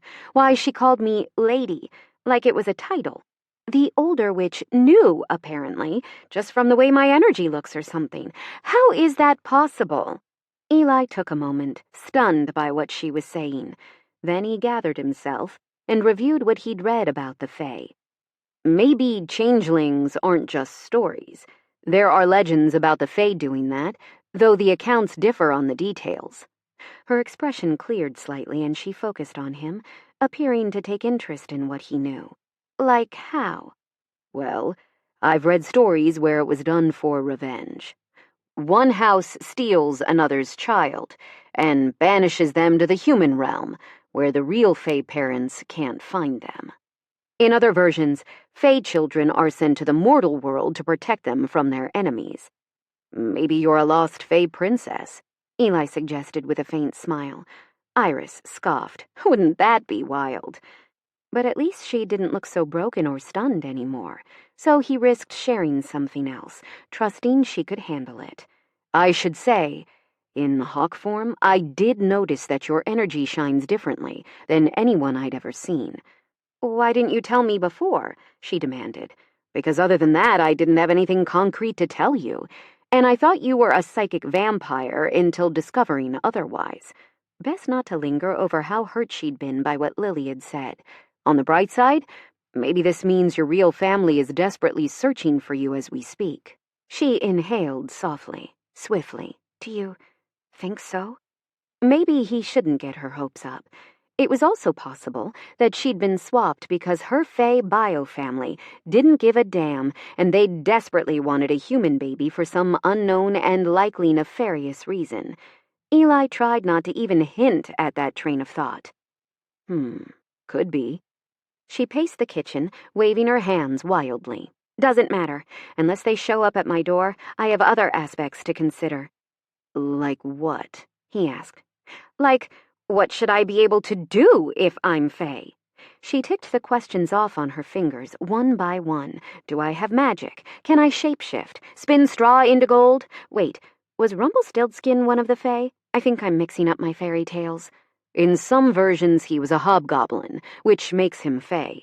Eli wasn't sure why he remembered that. In other renditions, he was a lesser demon. Interesting. I haven't tried to turn straw into gold, so let's put a pin in that. Iris drooped visibly, like a daisy about to drop its petals. More likely, I'm a dud, and I won't be able to do what other Fae folk can anyway. You're perfect, Eli said it once. Pfft, you're my boyfriend, you have to say that. As soon as she said that, she pressed both hands to her mouth, eyes wide. Eli could barely breathe for the joy cascading through him. He had no right to be delighted over hearing that word, since they hadn't even talked about it, and that must be why she was so horrified about declaring it unilaterally. I am, he agreed easily. So yeah, you shouldn't be looking for unbiased assessments from me. Clearly I have an Iris bias. You are my bias. She relaxed and wandered into his arms, nestling close. That's so cute. No matter how bad things are, you start talking, and I feel better. If I'm your bias, you're my panacea. Guilt prodded at him, but this wasn't the time to dump another revelation on her for the sake of clearing his conscience. He'd read that certain confessions were actually acts of selfishness, asking someone else to bear pain, and he rather agreed with that currently. Not now. I can't tell her now. I'll do it when everything's resolved. Instead, he kissed her forehead and offered a different truth. Funny. That's how I feel about you. Since my parents died, I've felt rootless. Gamma did her best, but I always felt like an interruption in her life. As soon as I could, I moved out and tried to find my own place to belong so she could do the same, but I didn't fit anywhere, not ever. I was even thinking I might be better off as a hawk because nobody would miss me. Oh my God, Eli. Before she could say more, he went on. That's not true anymore, and it's because of you, because of Violet Gables and everyone here. She seemed to take strength in his declaration, gazing up at him with over-bright eyes. We'll protect it, right? Absolutely, he promised. Chapter 23. The rooming house license application was 7 pages long. In a fit of ambition, Iris had printed it out upstairs, intending to jump right on this problem. Now she lined the papers up in order on the kitchen table, staring at everything with a growing sense of despair. There was so much information, most of which she didn't know or even how to access. Breathe. She heard the word in Eli's comforting, gentle tone, a welcome change from Delphine hissing poison about how she was disappointing and worthless. But as if Olive sensed she needed cheering up today, her phone buzzed. Olive, don't know if I told you, but this was my last year. I'll be back for Christmas. Iris, oh my God, you have to come. I want you to meet everybody. Can you? Olive, are you kidding? I'd much rather stay with you. Iris, even if there's drama? Olive, obviously, I might bring someone, if that's okay. Iris, awesome, and absolutely. You two can have my boyfriend's room. He might be sharing with me by then anyway. Olive, ooh, I can see we have a lot of catching up to do. Love ya. Iris, love you too. See you soon. It might be unwise to be making plans like that so soon, but she was too excited about seeing Olive again to care. How long has it been since her last visit, anyway? 3 years? Damn. That quick chat bolstered her spirits for about 5 minutes, just long enough for her to remember what she'd been doing. I have to talk to the fire chief about a fire plan, she said to no one in particular. Henry Dale popped into the kitchen. I know him. I can do that for you. She felt like hugging the old man. Seriously? That would be so helpful. I'm not a witch, but I know people, he said gruffly. Yeah, that was still bugging him. She stifled a smile over how consistent he was. The fact that Mira could use magic to replicate some of his skill set, He was still miffed that she'd done the second-floor hallway, and now the paint looked new. In the beginning, he deeply appreciated getting his Walkman fixed, and he acted like he was cool with tech magic, but the man wasn't good at pretending long-term. "I wonder if the shabby exterior will hurt our chances," she said. The old contractor took a seat at the table, skimming the pages. "Probably not the paint, but maybe the rotten gingerbread. It could conceivably be cited as a safety concern. I'm dead certain they'll say you need a smoke detector on each floor, and probably a few carbon monoxide detectors as well." "That's good to know." "If you buy those, I can install 'em for you." Ugh, how much will all of that cost? She chose not to search to find out, at least not right now. "You don't mind?" "Not at all. Whatever I can do to help bring the place up to code, I'm willing to pitch in." Actually, his expression said he was freaking delighted. His eyes sparkled at the prospect of another project. Maybe it's okay to ask. "Since you offered, on this page, they need precise measurements of every single room in the place. Do you think—" "I'll ask Rowan to give me a hand when they have a minute. We'll take care of it." Henry Dale's easy use of Rowan's preferred pronouns made Iris curious, though. "Can I ask you something?" "Sure. I can postpone my important business meetings." Henry Dale pretended to get on his cell phone. "Mildred, cancel my 2 o'clock and push my 3 to 4. Unfortunately, I won't be able to buy MySpace today after all." Iris burst out laughing. "Sally's rubbing off on you." "Hardly. My sense of humor is much sharper. Anyway, what did you want to ask?" "Some older people complain that they don't understand and refuse to honor non-binary pronouns, so I was wondering—" "Everything comes down to manners," said Henry Dale. "Maybe I don't understand. But here's an example. You meet somebody who says, 'My name's Bradley, but everybody calls me Buzz,' so you call 'em Buzz. You don't need to understand, do you? They don't have to share their life story and justify that name. It's just good manners. So for me, it's that simple." That made a lot of sense, given what she knew about him. "Thanks for telling me." "It wasn't a secret. That's just how I feel." Henry Dale had inspections on his mind, though. "Oh, you'll likely need a fire extinguisher, too. Maybe check into how many the house needs to get licensed." More dollar signs flashed before her eyes. Iris tried not to panic. "I have some room on my card, but I thought renting rooms would help me get out of debt." The barter system had made good sense when she agreed to it.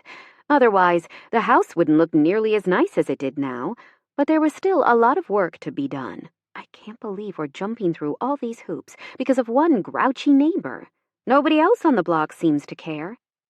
To her surprise, Henry Dale reached over and patted her hand. "I know it seems like a lot, but try making a list, and write down easy tasks for motivation. I enjoy drawing a line through the ones I finish. Maybe it'll help you too." Couldn't hurt, Iris decided. Doing that also let her procrastinate filling out the licensing application, so she obviously decided to make the checklist first. Price fire alarms.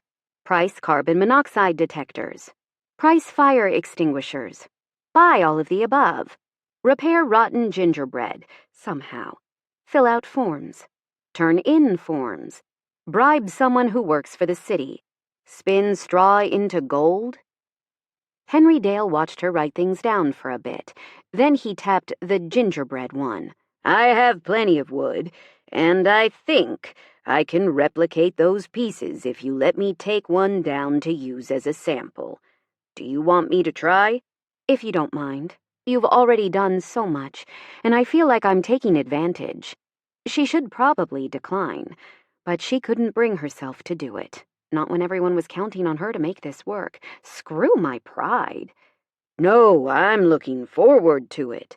I found a saw in the shed that makes complicated cuts, and I've been wanting to try it." "Huh. I wonder why Auntie had so many tools. Maybe she lived with someone who used them? Iris blinked. While Gertie had never married, Iris had no clue whether she'd always lived alone. Hazel might know more, although that wasn't her most pressing concern. Anyway, Henry Dale went on, I imagine you're joking about the bribery thing. But it might help if we could get in touch with someone who works for the city. Leanne's on the city council, Mira said. Iris jumped a little as she hadn't even heard Mira come in. Oh, wow. You're home already? How long have I been staring at these forms? What day is it? Laughing quietly, Mira sat down at the table. I'm a professional at forms. Let me fill some of it out. Ah, lots of repeated data blocks. Give me 5 minutes. Henry Dale got up. That's my cue. I'll roust Rowan and start those measurements. It took all of Iris's composure not to burst into tears. She was so bad at freaking everything, and here her housemates were, taking up the slack. Why am I like this? There. With a satisfied pat, Mira angled the pages so Iris could see the parts she'd filled in. It's not as bad as it looks, I swear. The paperwork or my life? Iris asked wryly. Mira chuckled. Would you believe me if I said both? Later, Iris put the application in the mailbox and retrieved her mail. She had 2 letters from a new collection agency, telling her one of her cards had been closed and charged off. Now the real fun would begin. She sucked in a breath and tried not to cry as she opened the statement for the one card she'd managed to keep active. Even the minimum payment was too much. Right now, everything felt like it was too much.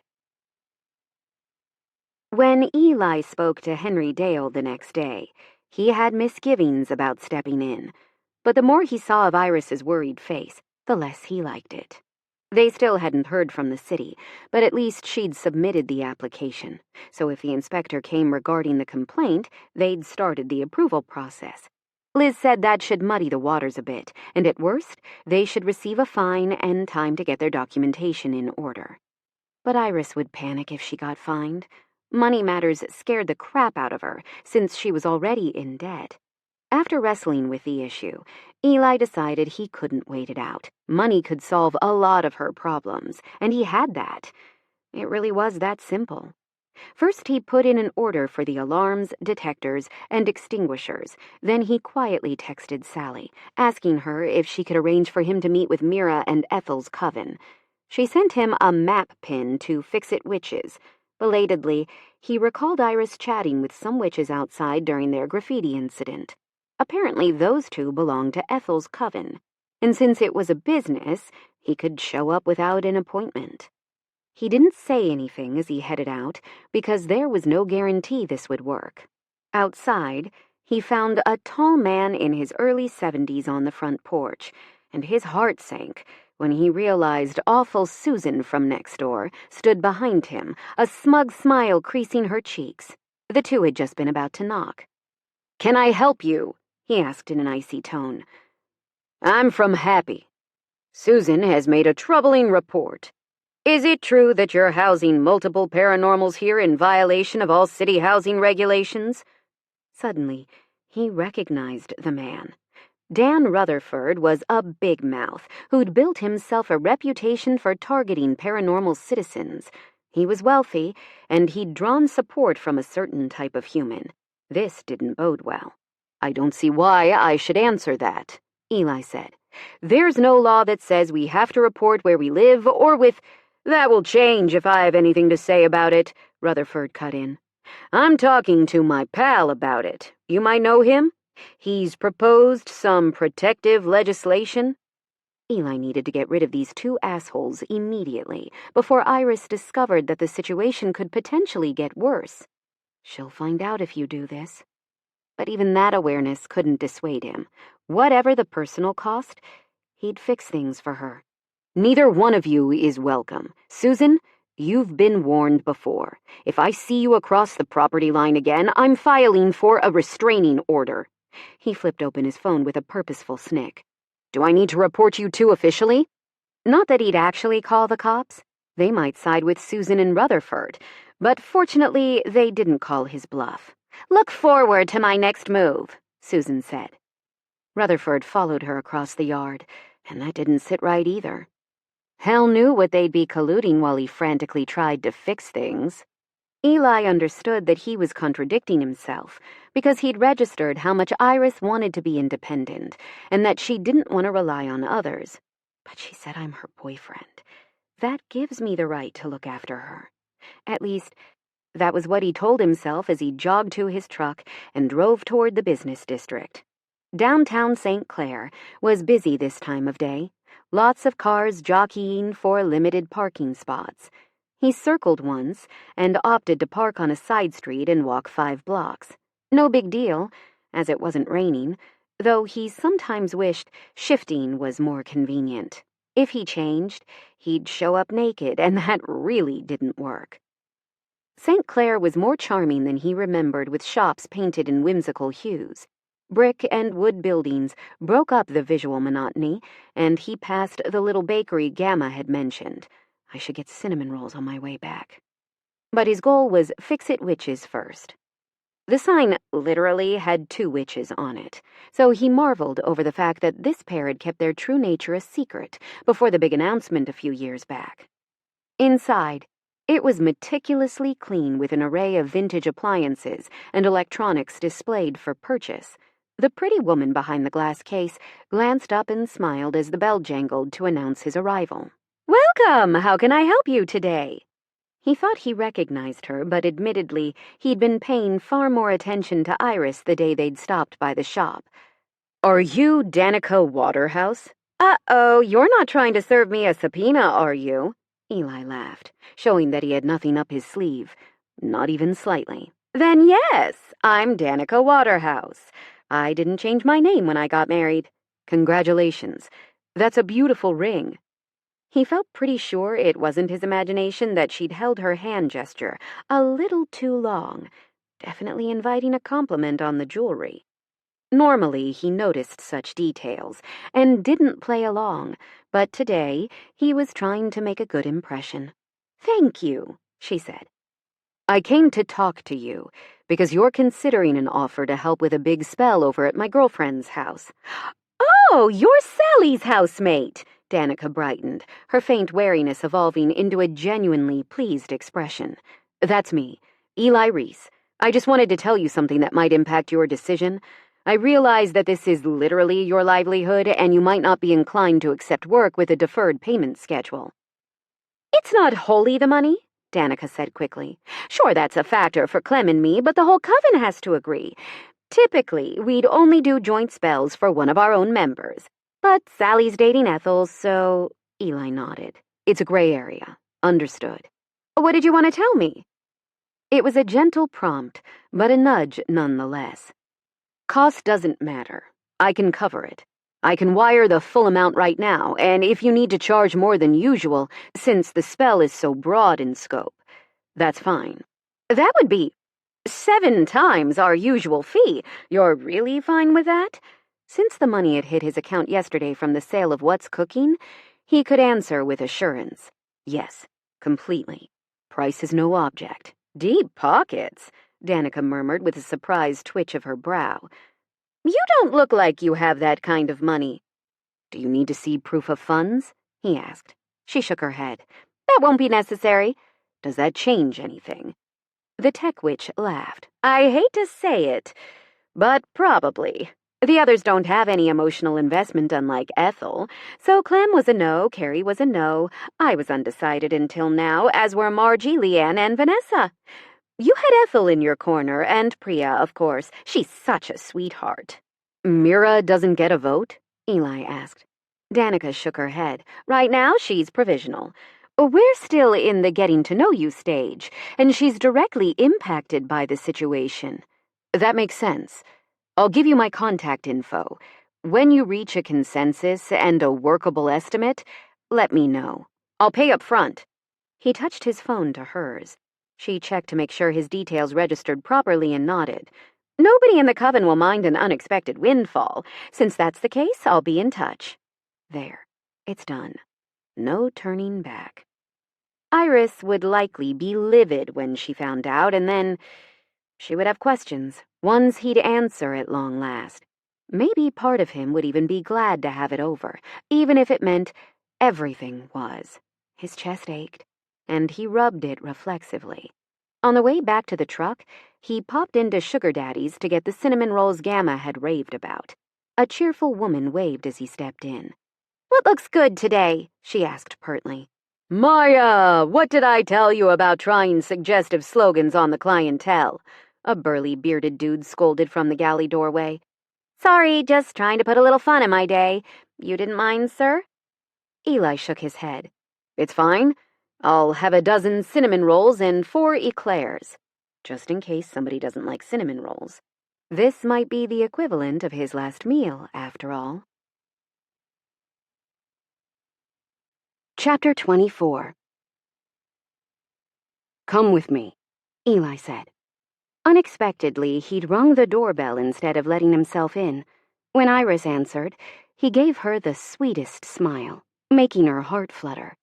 It was early evening, and she had a lot to do, but nothing more important than this moment. He stood on the front porch with an unfamiliar look, an expression somewhere between mischief and tenderness. She smiled and took his outstretched hand, content to let him surprise her. But she didn't expect him to lead her out to his truck. "Where are we going?" she asked. "It's a surprise." She didn't push for details, since that might spoil the mood, and she was so happy about being swept away that she let it happen with delight popping like corn kernels in a hot pan. Soon, Eli parked next to the river. At night it was quiet and romantic with the yellow lamps glowing along the walkway, but the chilly temperature kept most everyone else indoors. He got out of the truck and opened her door for her, and she had no idea what to expect. So she was properly startled when he dropped the truck's tailgate. Inside, there were a couple of blankets and an insulated chest, probably to keep something warm. Starlight picnic, she guessed. "It's nothing special. Just some fresh cinnamon rolls and a thermos full of coffee. I thought you could use a break."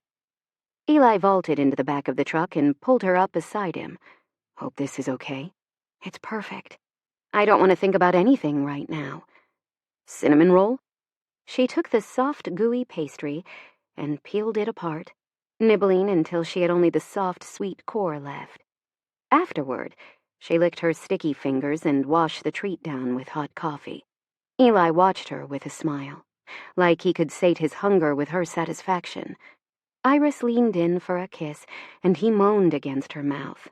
He cupped the nape of her neck, fingers dragging through her hair, and his touch sent shivers down her spine. Their kisses drew out, at first delicate, like the tremulous notes of a flute, and then they surged into operatic territory, leaving Iris breathless when Eli drew back. "I could easily lose myself in you," he whispered. "Same. But I don't want our first time to be—" "In the back of my truck?" He laughed. "Me either. Want to cuddle for a bit?" "I'd love that." Iris knee-walked until she could settle between Eli's legs, and he drew her against his chest, linking his arms to make her feel even warmer and more cherished. Between the blankets, the warm drink, and Eli, she couldn't feel any cozier. Despite the general messiness of her situation, complaints being filed and another card gone to collections, she still let out a happy sigh. "Comfortable?" he asked, his voice deep with amusement. "Extremely." "I know you have other stuff on your mind, but have you learned anything more about your Fae heritage?" "Not really. There's a lot of lore, but the Fae are incredibly reclusive, so the stories are impossible for me to verify." She lapsed into silence, and Eli didn't push, a fact she appreciated. Just snuggling with him and looking at the stars, Iris felt like the luckiest person in the world. All too soon, he stirred and touched her cheek. "You're getting cold, even with the blanket. We should get home." Home. Hearing him use that word for Violet Gables brightened her mood even more. "I'm all fueled up. Whatever comes next, I can take it." In quiet accord, They drove home in contemplative silence. Eli headed upstairs to take care of some business, and Iris decided to spoil him with a cup of hot tea. It was nothing compared to his surprise, but she'd gotten to stay toasty warm in his arms while he leaned against the cold metal of the truck. He could probably use some warming up. She came upstairs quietly and was about to knock on his door when she hesitated, because she couldn't believe what she was hearing, or rather, she didn't want to. But she was standing outside Eli's room, and he was definitely saying, "Are you sure 25 grand is enough? I'm happy to pay twice that if you can perform the spell right away." He has 50 grand? Dazed and confused, she stumbled upstairs and set the teacup on her work table with trembling hands, feeling shaky and queasy at the same time. Nothing made sense, and as she opened her laptop on automatic, because that was what she always did, checked on her shop, she found herself keen in the name Eli Reese and popular apps. To her astonishment, he popped up in a few feature articles, and he had a freaking wiki page. Realization hit her like a fist in the gut. He wasn't somebody who needed to rent a room from her. Why the hell is he even here? The sense of betrayal hit her so hard that she almost threw up, quivering in reaction. God, he must have laughed at her pathetic efforts, trying to get her life together. How much money does he have anyway? Fuck. Fuck! No damn wonder he was always offering to pay for shit. She felt like screaming or punching him, or both. Her face felt hot with humiliation, and she fought back tears, rage, sorrow, so many emotions. Nothing about him made any sense whatsoever. She read more, learning facts he should have shared himself. Her rage ballooned. She had to nix whatever backdoor deal he'd arranged with Ethel and Mira's coven. Like hell was she okay with Eli waltzing in like a big shot and just taking over with his bullshit secret rich guy entitlement? Maybe that didn't entirely make sense, but when Iris was this angry, making her thoughts flow in a straight line was freaking tough. She stormed downstairs, ready to let him have a piece of her mind. But Eli was on another call, and this time, he was arguing with someone. "I don't give a damn. I can't leave right now, and that's final." A pause. "My answer would be the same, even if it was 10 million, Liz. Just tell Aerotech there's no deal. I'm needed here, understand?" Those words eviscerated her. Iris took a breath. Another. Not only am I a failure, I'm dragging Eli down with me. Her righteous indignation yielded to an emotion altogether more painful. She tiptoed back to her room and gave in to heartbreak. Iris wept. For the future she'd imagined they were building together, and for everything he'd hidden while pretending to be one of them. Eli didn't belong on her island of misfit toys, and he never had. Even if she could forgive him for hiding such crucial information, there was no way she could picture herself beside somebody like him. A relationship between them would be too much like charity, or pity, or, hell, she didn't know what. Them being together made no sense at all. He had opportunities she could never imagine. For him, there was no worry about making ends meet, no cutting corners. Insta models were probably whispering in his DMs, promising him the time of his life. Probably he could eat filet mignon every night, get the expensive wine with dinner, and follow it up with a vacation in France. His dream vacation is in Veracruz? Yeah, right. He must have been trying to seem relatable. That bastard. The tears flowed down her cheeks until her eyes hurt and her cheeks felt sticky with the drying salt. Still, she tried to stay quiet. The last thing she wanted to do was worry her housemates, most of whom were wonderful humans. Of course, she didn't have a bathroom up here or even a pack of wet wipes, so she'd have to sneak downstairs to try and hide the evidence of this crying jag. But first, she called Fix-It Witches. The woman answered on the first ring. "Fix-It Witches, this is Clem. How can I help you?" Yeah, this is Iris Collins. I'm not sure who's been talking to Eli Reese, but he didn't have my permission to go around me and pay for anything behind my back. At this point, I'm withdrawing my request for assistance from your coven, and I'd appreciate if you would pass the word along. I'm sorry for bothering you and wasting everyone's time." Wow, this is awkward. Eli did talk to my cousin, and we thought it was fine since he's your boyfriend and everything. I'll let the others know. Thank you again, Iris said, fighting the urge to snort laugh at the idea that Eli was her boyfriend. Fresh fury roiled through her as she tapped to end the call. Mira's coven must think Iris was a bitch on wheels for flouncing away from their kindness, but she couldn't let Eli fix her problems, period. Even if she knew what was going on with him, she still wouldn't be okay with any of this. A bit later, Sally was at the door, tapping gently. Iris? I just heard something strange from Ethel. Can I come in? Wow, the witchy hotline is faster than the speed of light. There was no point in delaying the inevitable. Sure. Doors unlocked. The older woman noticed her swollen eyes and stained cheeks at once, gazing at her with open concern. You've been crying. Before asking anything else, Sally opened her arms, and Iris practically tumbled into them. The tears started again, this time so hard she couldn't even breathe. Sally just held her and rubbed her back, making comforting noises. This crying jag left Iris feeling lightheaded, like she might actually pass out. Can you tell me what's wrong? Ethel shared the gist of what you said to Clem, but I'm confused. Why are you upset that Eli's willing to help? Iris couldn't get the words out right, but she tried, explaining her reaction in fits and starts. Then she showed Sally just how freaking successful Eli was. The apps he'd developed and sold, the profiles, and the wiki page, and suddenly she saw comprehension dawn in Sally's expression. That's why, Iris mumbled. Oh, I see. He's out of your league, then? Freaking obviously. Why would he hide this? And why the hell is he living here? And how dare he just... Buy me peace of mind. This is my house. I want to solve my own problems. I'm not looking for a Prince Charming or a White Knight, damn it. No, I quite understand that part, dear. But I think you might be leaping to conclusions. I'm sure he didn't have bad reasons for keeping those things from you. Eli is a gentle soul, I'm sure of it. He's a liar, Iris snapped. A bag thudded to the ground at the base of the stairs, toppling what sounded like boxes onto the floor. She didn't get up to investigate. Iris waited with her arms folded until Eli appeared in the doorway of her studio, standing there with an anguished look. And she didn't have it in her to speak because she'd used up most of her voice crying. Now there were just jagged edges of her dashed hopes, scraping up her insides. I'm sorry, he said. I never meant to hurt you. Shit! You asshole!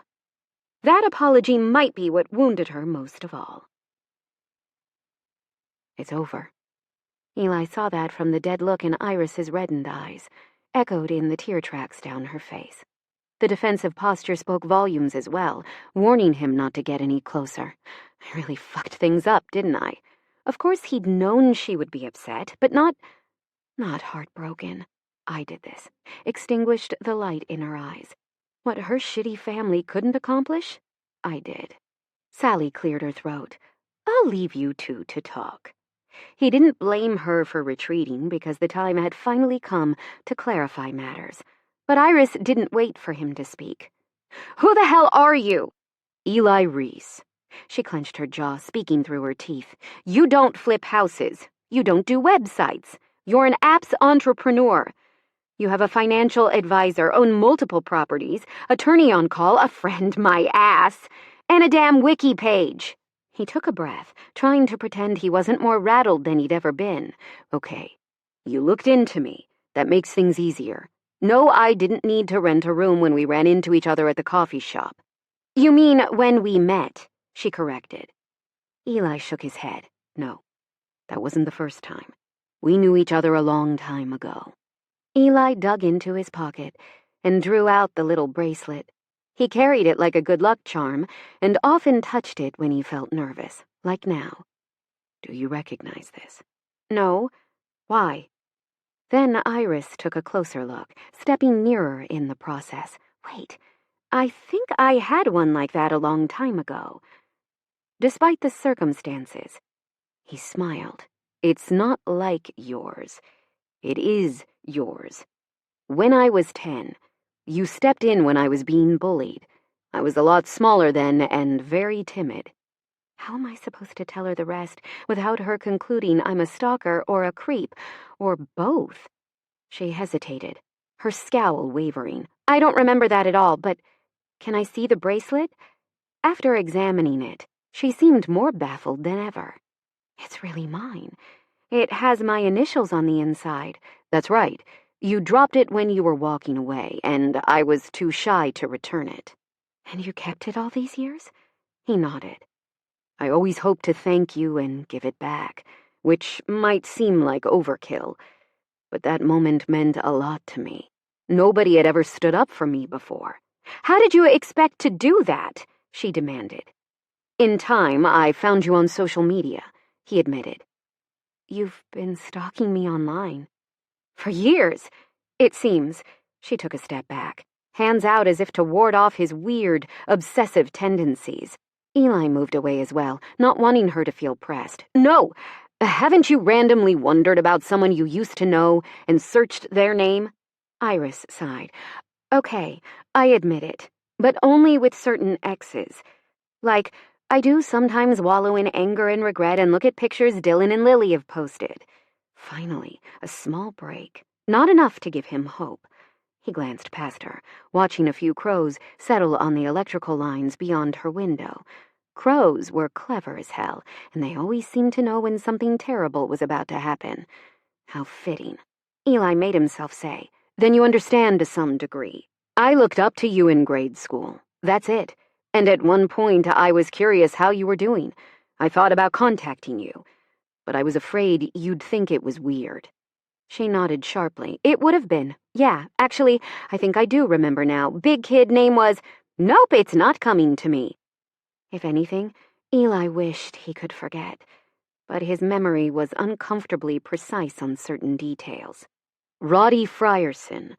He made elementary school a living hell for me until you intervened. You threatened to tell his grandma. Iris snapped her fingers, seeming pleased over retrieving the recollection. Yeah, he cried. I'd forgotten about that until now. Her sudden smile faded. You fixate, huh? That wasn't a big deal to me back then. Shouldn't have been to you either. You don't get to decide that.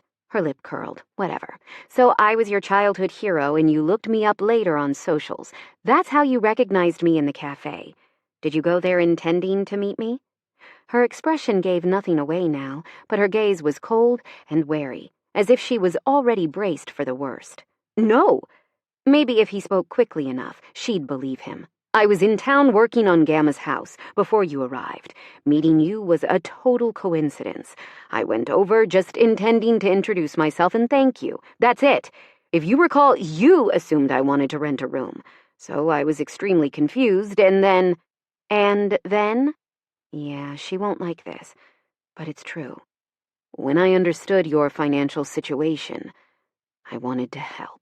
Which is why you rented my most expensive room, because you pitied me, when you didn't even need a place to stay. Well, fuck you, Eli.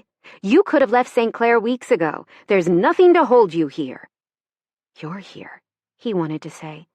But she wouldn't believe any declarations at this stage, so he didn't speak the words. Better to keep them than hear her call him a liar again. That fucking stung, even if she had it right. I just wanted to repay you, he said. Let's say that's true. It's still important to get someone's consent. I never authorized you to act as my agent with the coven. I'm not okay with being sugar-babied. Maybe you felt sorry for me this whole time, but I'm not interested in that either. He stepped toward her, and she moved back. Message received. We're not people who touch anymore. Fuck, that hurts. You can't turn away their help because of me. I already have. This is my issue to solve. I'll accept the bracelet and your thanks, nothing more. Any debt between us is more than repaid. You gave me a lot of emotional support these past months, and that's all I wanted from you. Sally said you had your reasons, but I frankly don't care. Lies are lies. So we're done? He asked, not wanting the answer, but needing it. Her gray eyes were like a heavy bank of storm clouds. I'm sure you foresaw that. If you move out, we're one step closer to solving the issue. What can I do? He whispered. How can I make it up to you? Iris replied with brutal honesty. You can't. I fell in love with someone else, the person you were pretending to be. There's only broken trust now. The real you? I don't know that guy. And I don't belong with him either. You do. You know everything about me that matters. But the words wouldn't fit past the tightness of his throat. She went on, relentless, severing their ties with words that wounded him surgically, each syllable a fresh slice. I hope you'll figure out a plausible excuse for everyone else. I don't want them hurt. He swallowed hard, past the ache that made him want to dive into hawk form and scream to the skies. Because of his own fuckery, he was losing the only home he'd known since his parents died, and he realized that Gamma had put her life on hold to raise him. I'll take care of it, he rasped. It took all his fortitude not to cry in front of her. There was no point, since he'd done this to himself, and he understood that well enough. Everything ends. Always. Chapter 25. The rest of the day, Iris didn't go downstairs except to use the bathroom. Somebody, probably Sally, left food outside her door, and apparently she told their other housemates that Iris had caught a bug, a devastating, heart-destroying bacteria. Yep. And while she was wallowing, Eli vanished as quietly as he'd come. Gone. Just like she'd asked. Ordered? Yeah, more like ordered. Now she had no clue how to pass this inspection, but she had to start somewhere. The next day, she stumbled out of her sad lady lair and found boxes of alarms, detectors, and fire extinguishers piled up at the foot of the attic steps. Eli must have bought them before taking off. Before the breakup. Is that even the right word? She couldn't obsess. Not now. Gathering her resolve as she gathered the packages, she hauled them to Henry Dale, who was sipping a cup of coffee at the kitchen table. You said you could install these. I'll take care of it. The old man scrutinized her from head to toe. Did you know that Eli left? He said he had to see his grandmother, that it was urgent, and he didn't know when he'd be back. She tried to keep her expression neutral. He told me yesterday. In other news, I can't afford the major cost associated with such a big spell, and I guess the coven isn't enthusiastic about a payment plan. We're back to square one. The older man patted her shoulder with a deadpan expression. If all else fails, I'll marry you, but we're not sharing a room or a bed. Startled to her soul, Iris cracked up laughing. You've made my day, seriously. I live to entertain, he said in that same droll tone. Though she still hurt, at least she wasn't alone. Eli might be. She recalled what he'd said about wanting to live as a hawk. Was any of that even true? Still, part of her hoped that Eli had indeed gone to seek comfort with his grandma. No, I won't waste my mental energy on him. Who is he again? Iris turned back in to find Henry Dale was in the middle of an update. I'm working on the gingerbread issue, but I'll have to pause to install the alarms, just so you know. I appreciate everything you do, she said. What about me? Rowan asked. I appreciate you as well, Iris said. Me too, Henry Dale added. Rowan had a sketch pad tucked under their arm, and they seemed a bit subdued, likely because of Eli's sudden departure. But they'd get used to the new dynamic soon enough. Everyone would. And Iris would act like she was fine until her heart stopped feeling like somebody had yanked it from her chest and stepped on it. To avoid further conversation, she smiled and left the kitchen, heading to the foyer. She stopped to grab a jacket, then stepped outside, shivering at the icy touch of the wind. Eli helped fix this porch. He sanded these boards, applied the weatherproofing and the stain. OMG, stop! You're doing it again. Zipping her hoodie, she went down the steps, now firm and sturdy thanks to Eli and Henry Dale. As for Violet Gables, the house was like an aging actress with her makeup smeared. Iris could picture what it would look like if it was glorious, riotously purple, no, violet, just gleaming with color. But she didn't have the magic to make it happen. Yet that didn't stop her from focusing all her anger, all her despair on the house. Iris closed her eyes and locked onto the word Violet.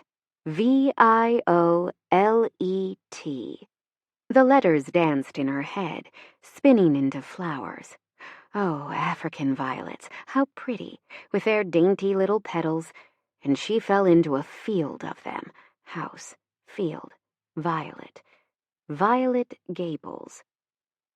There was a snap, or a spark, and she felt the world as she never had before. There were connections everywhere, and it seemed impossible that she'd never sensed them. Power surged through her, as if she'd grabbed onto an electrical line. She felt like a dolphin skimming along the waves, singing with every other dolphin in existence, and in that dazzling brightness, she heard whispers and the lightest touch. Ah, yes, there you are, precious blossom. Not her thought, someone else's. But then they vanished in the swirling stream. The universe in her head receded, leaving her dazed and disconnected. When she opened her eyes, she stumbled backward and fell down, gaping at what she saw. The stately old matron, this Victorian oddity, was festooned in violets, a field of them growing sideways, impossibly all over the house. No soil, no explanation, just violets. They rioted with life and color, magical, beautiful, and incomprehensible. She sat in the yard, staring up at the miracle that had appeared, like a sign almost. When she'd nearly given in to despair, the world rose up to meet her, and it was as if the house crooned. Yes, this is right. I'm beautiful again. I really am Faye, Iris whispered. Instinctively, she knew. She didn't need a spell or other casters. Witches use magic. The Fae are magic. That wisdom felt very old, and it tasted true on her tongue. A thing where she didn't understand the knowing, but the fact remained. This is my home, my land, and I have power here. Another truth, indisputable. Her environment would bend to her will. Mira pulled into the driveway as Iris gazed fondly at the miracle she'd wrought. The witch gaped at the house, glancing from it to Iris and back again. Something you'd like to tell me? I don't need a spell, Iris said. The woman eyed her warily. I can see that. Your powers awakened then? Seems so. Another sidelong look from Mira. What can you do? Not sure. I can't feel the cars parked on the streets, or other machines, like lawn mowers, at all. But things that were alive, like the wood on the house, it's mine to shape. A little like vivimancers, then, Mira mused. Maybe they came from the Fae. You're asking the wrong person. I only found out who I am a little while ago. Rowan popped out of the house to see what was up, and they too stared in wonder at Violet Gables. Is this real? I'm not hallucinating, right? No, we have a garden growing up the front of the house. After pacing 20 steps to the right, Mira added, Oh, it's all over. I can't wait for the press to get hold of this. That cranky lady next door will be so pissed, Rowan predicted. Iris allowed herself a faint smile as the faint fragrance of violets wafted on the autumn breeze. I hope so, because I'm just getting started. Eli didn't leave town. He could have, easily, and probably he should have. But instead he spent the night in an expressway hotel. Then the next day he rented a studio apartment on a vacation rental site. It was an adequate space over a garage, and he didn't interact with the people in the main house at all. Instead, he received a code allowing him to let himself in using a separate entrance.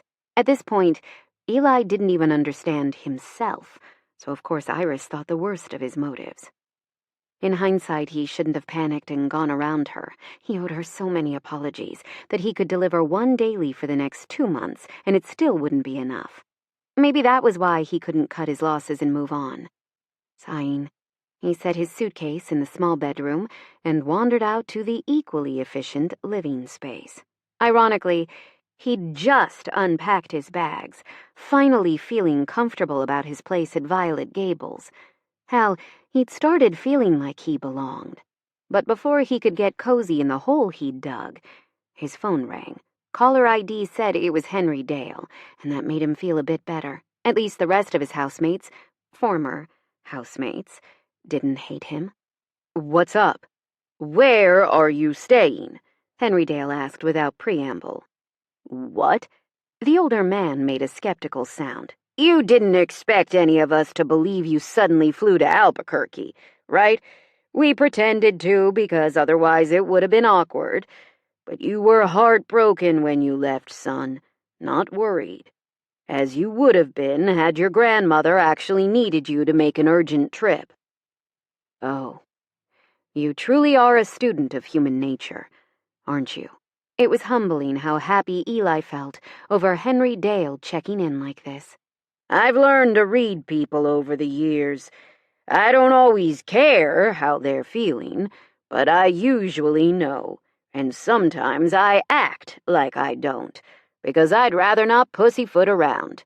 But you didn't answer my question." I rented a place. You're right, I just couldn't walk away. Not yet. Not if there's a chance she'll eventually forgive me." "Well, put a pin in that, because you wouldn't believe what's going on here." "Iris is burning effigies of me in the backyard?" he guessed. Henry Dale laughed. "Dial back the self-absorption. It's... Actually, why don't you come pick me up? I heard you're rich, so you can buy me lunch, and I won't need to explain as much if you witness this with your own eyes. I've seen some stuff over the years, but nothing like this." Despite Eli's grim mood, he started feeling intrigued by whatever had Henry Dale so lost for words. "Fine. I'll be there in 20 minutes. Should we hit Bev's?" The answer came in a cheerful tone. Well, as cheerful as Henry Dale ever got. "I was hoping you'd say that. I'm craving a burger with fries and the big pickle on the side." Just as he was about to hang up, he realized something important. "This isn't just about what's happening at the house, is it?" "Of course not. I miss you." Henry Dale said it quickly, as if he might be arrested for possessing human emotions. "Me too. See you soon." Oddly, that made Eli feel better. I wasn't just an accessory to Iris. I made impressions on my own. Even if things didn't work out with her, he'd made real friends, connections he intended to keep. Maybe he'd sell the condo in Ohio and look for property in St. Clair.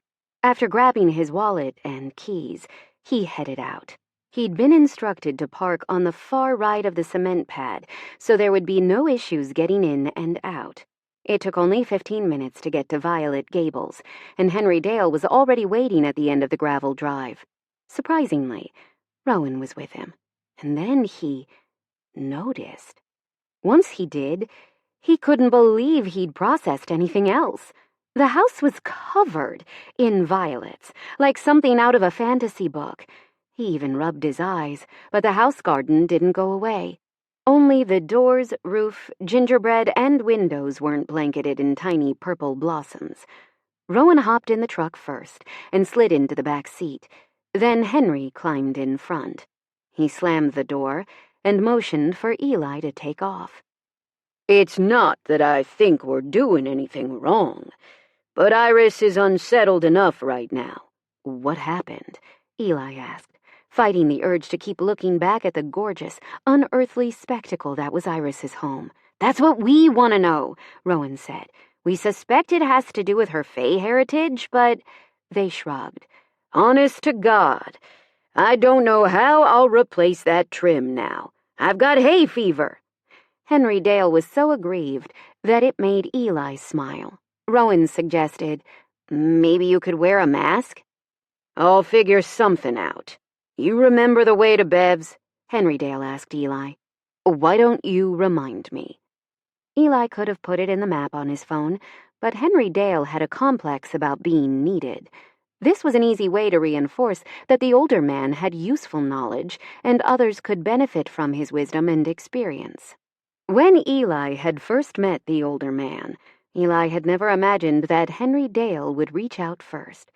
But here they were, going to lunch on his invitation. Henry Dale gave some directions, then Rowan filled the conversational lull. "I was promised gravy. We're finally going to Bev's."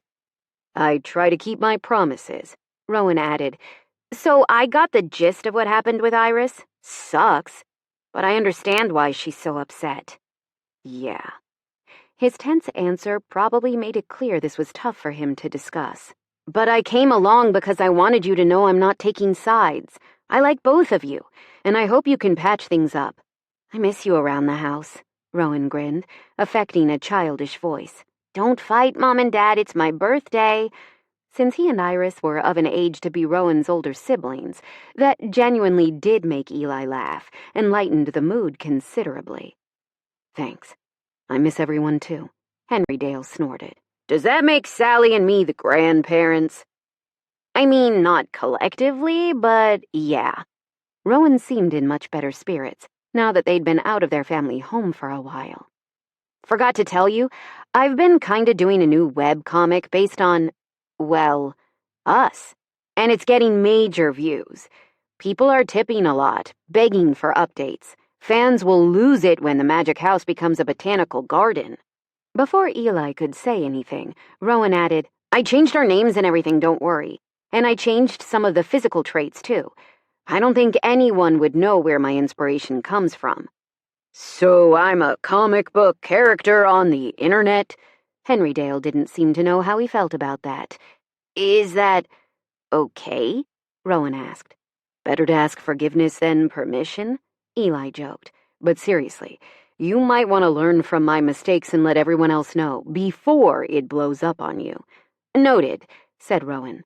The rest of the ride was quiet, and soon they reached Bev's and ordered their food. Once that was taken care of, Henry Dale sat forward with a purposeful gleam in his eyes. "Now then, here's why I wanted to talk to you." Chapter 26. Iris expected someone from the city to arrive the same day because catastrophes tended to cluster. She was wrong about that, and it felt sort of anticlimactic to go about her business like things hadn't changed irrevocably. But she still had bills to pay, jewelry pictures to edit and upload, and laundry to wash.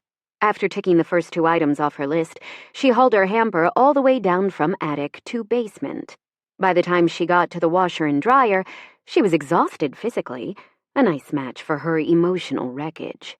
It was impossible to forget how Eli had offered to haul dirty clothes for her, but now he was gone, just as she'd demanded.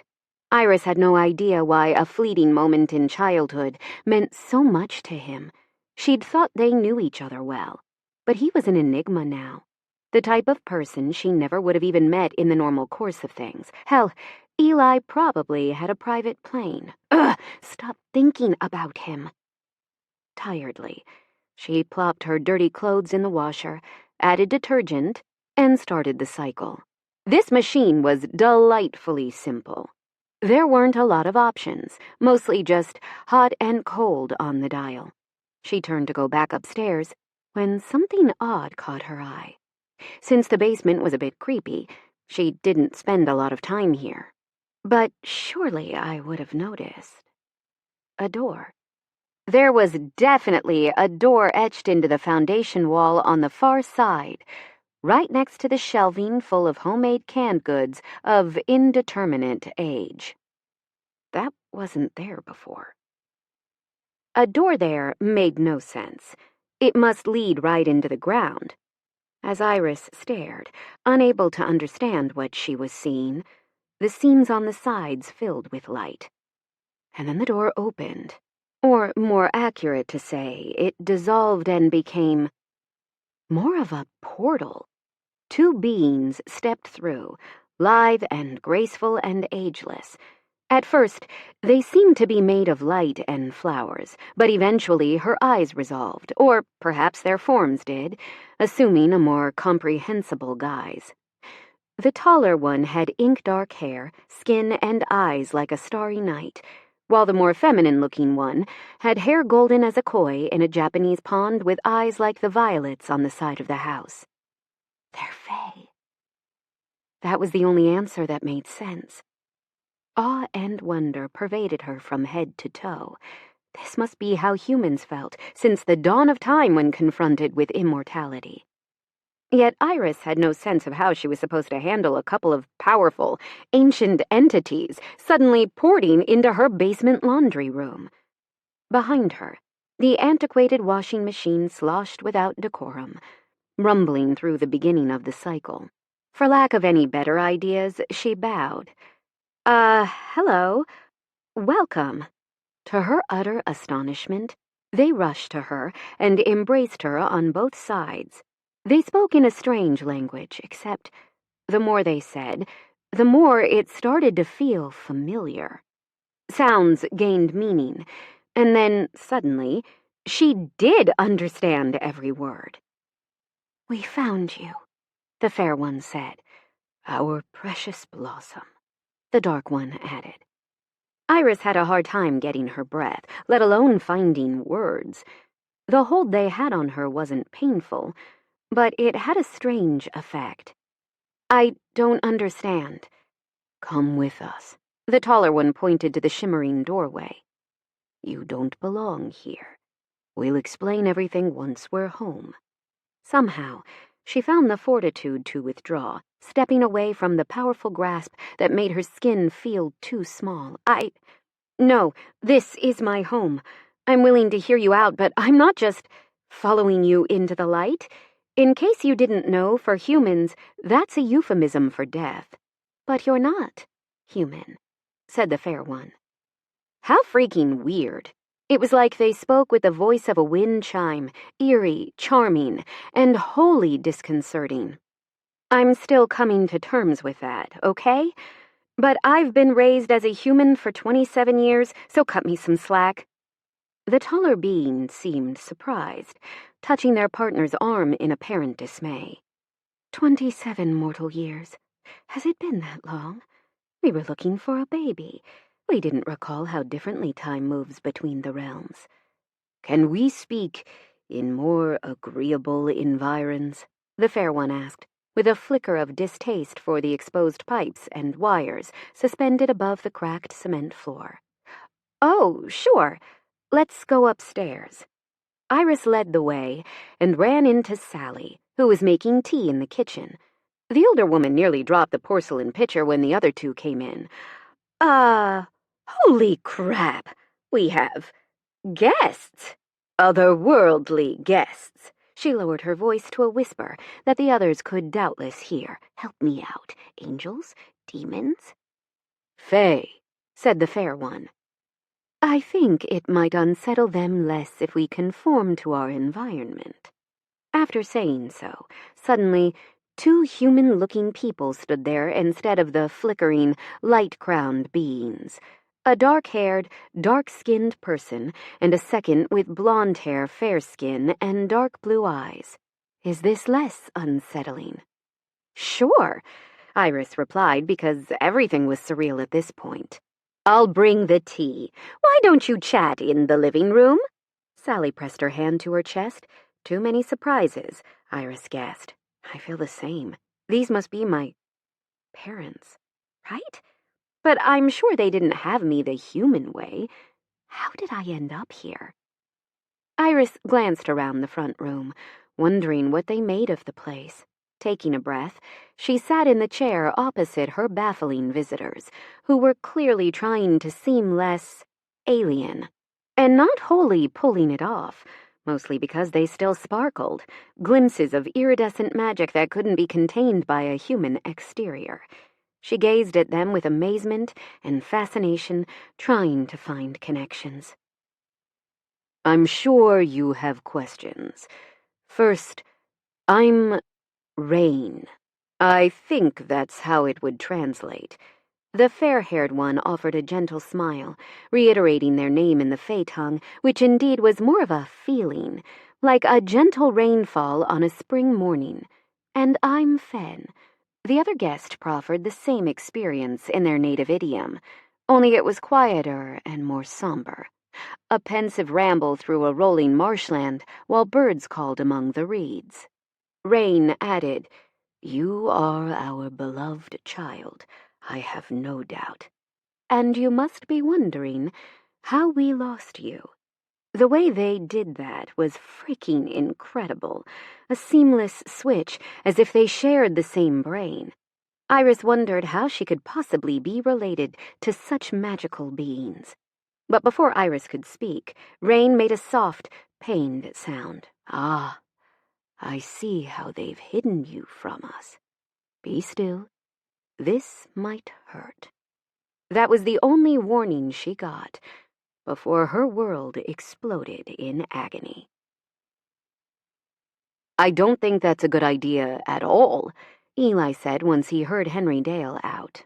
The old man had evidently been binging old romantic comedies because he seemed to think a good grovel and a boombox would resolve the issue. Who knew he's secretly a romantic at heart? For other people, anyway.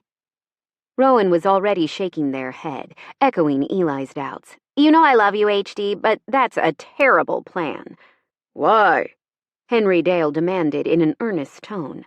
"I've watched 7 of those movies now, and it always works. I even double-checked it at the library. I borrowed 4 different romance novels. Eli just has to do a grand gesture, I think is what they're called. He needs to express how sorry he is. That's all." "Okay, that's adorable." Eli smiled, imagining Henry Dale locked onto this research like it was one of his DIY projects. Since the man had never been interested in romantic relationships, he was now taking notes to try and support a friend. "Hate to break it to you," Eli said, "but that only works in a script." "Are you sure?" Henry Dale asked. "Well, I haven't tested it, but I'm pretty sure if I blow off Iris's wishes and try to force a reconciliation, she'll call the cops and file a restraining order." Rowan nodded emphatically, "and she'd be right to do so." "Oh." The old man was visibly crestfallen. Guess he really thought he had it all figured out. At least the burgers were delicious, as were the milkshakes. Rowan had the biscuits and gravy plate, and Eli smiled because he remembered inviting them to go to Bev's before. He'd just thought it would be with him and Iris, not him and Henry Dale. Regardless, he savored the meal in good company, quietly taking comfort in the fact that Henry Dale wanted Eli and Iris to get back together so much. Hell, Eli wanted it too, but not at the expense of what was best for her. She needed time, and he planned to give it to her. "My plan is to wait," he said eventually. "That's it?" Rowan asked. "At some point she might be willing to talk. I'll stick around and hope that day dawns." He dipped the last fry in ketchup and ate it. "That's not very romantic," Henry Dale said. "At least, not according to the movies I've watched.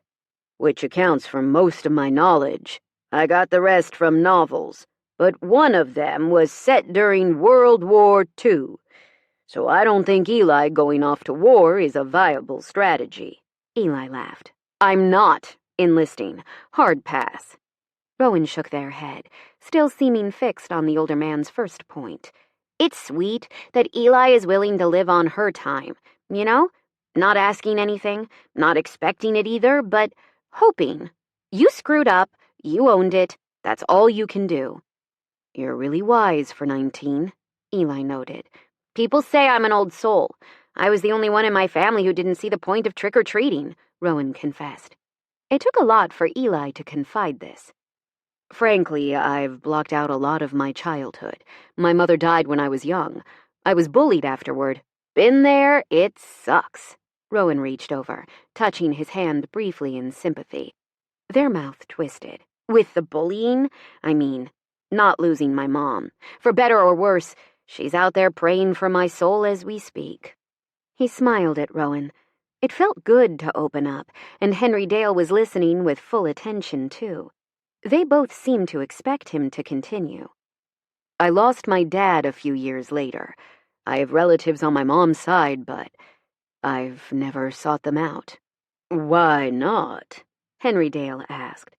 For the first time, Eli admitted the truth out loud, what he'd barely acknowledged to himself. If there's no connection, if they just see me as an outsider, it will hurt so much that I don't think I'll ever recover from it.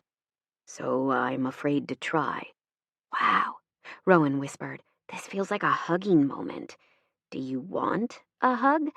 Sure, Eli said. They leaned over to give him a careful side hug, easily achieved since Henry Dale had commandeered the whole other side of the booth. The man didn't like sharing space. Better? Rowan asked. Yeah. Thanks. Eli did feel better. Henry Dale cleared his throat. If you want my opinion, you should go see them. You have family you've never met, and I'm sure they wonder about you, if they even know I exist.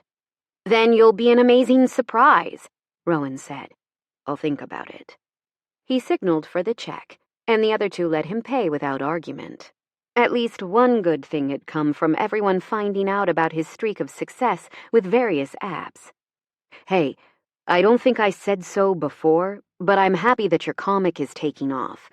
Rowan visibly glowed over hearing that. Between the discount for helping with Iris's business and what I'm earning online, I'm pretty close to self-sufficient now, and it's such a relief. My parents have been saying, you have no marketable skills, no education, and they had me scared that I'd end up homeless if I tried to move out. That's bullshit, Henry Dale said fiercely.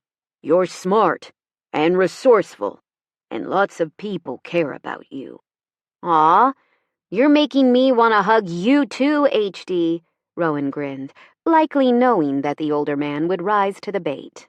Sure enough, Henry Dale pretended to glare. The cheek!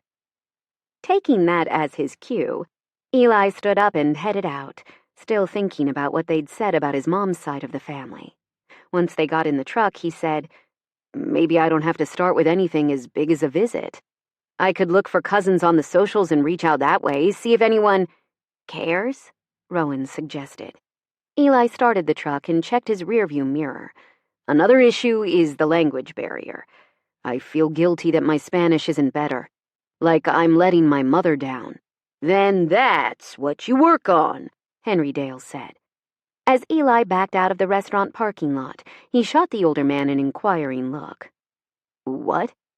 Take Spanish lessons.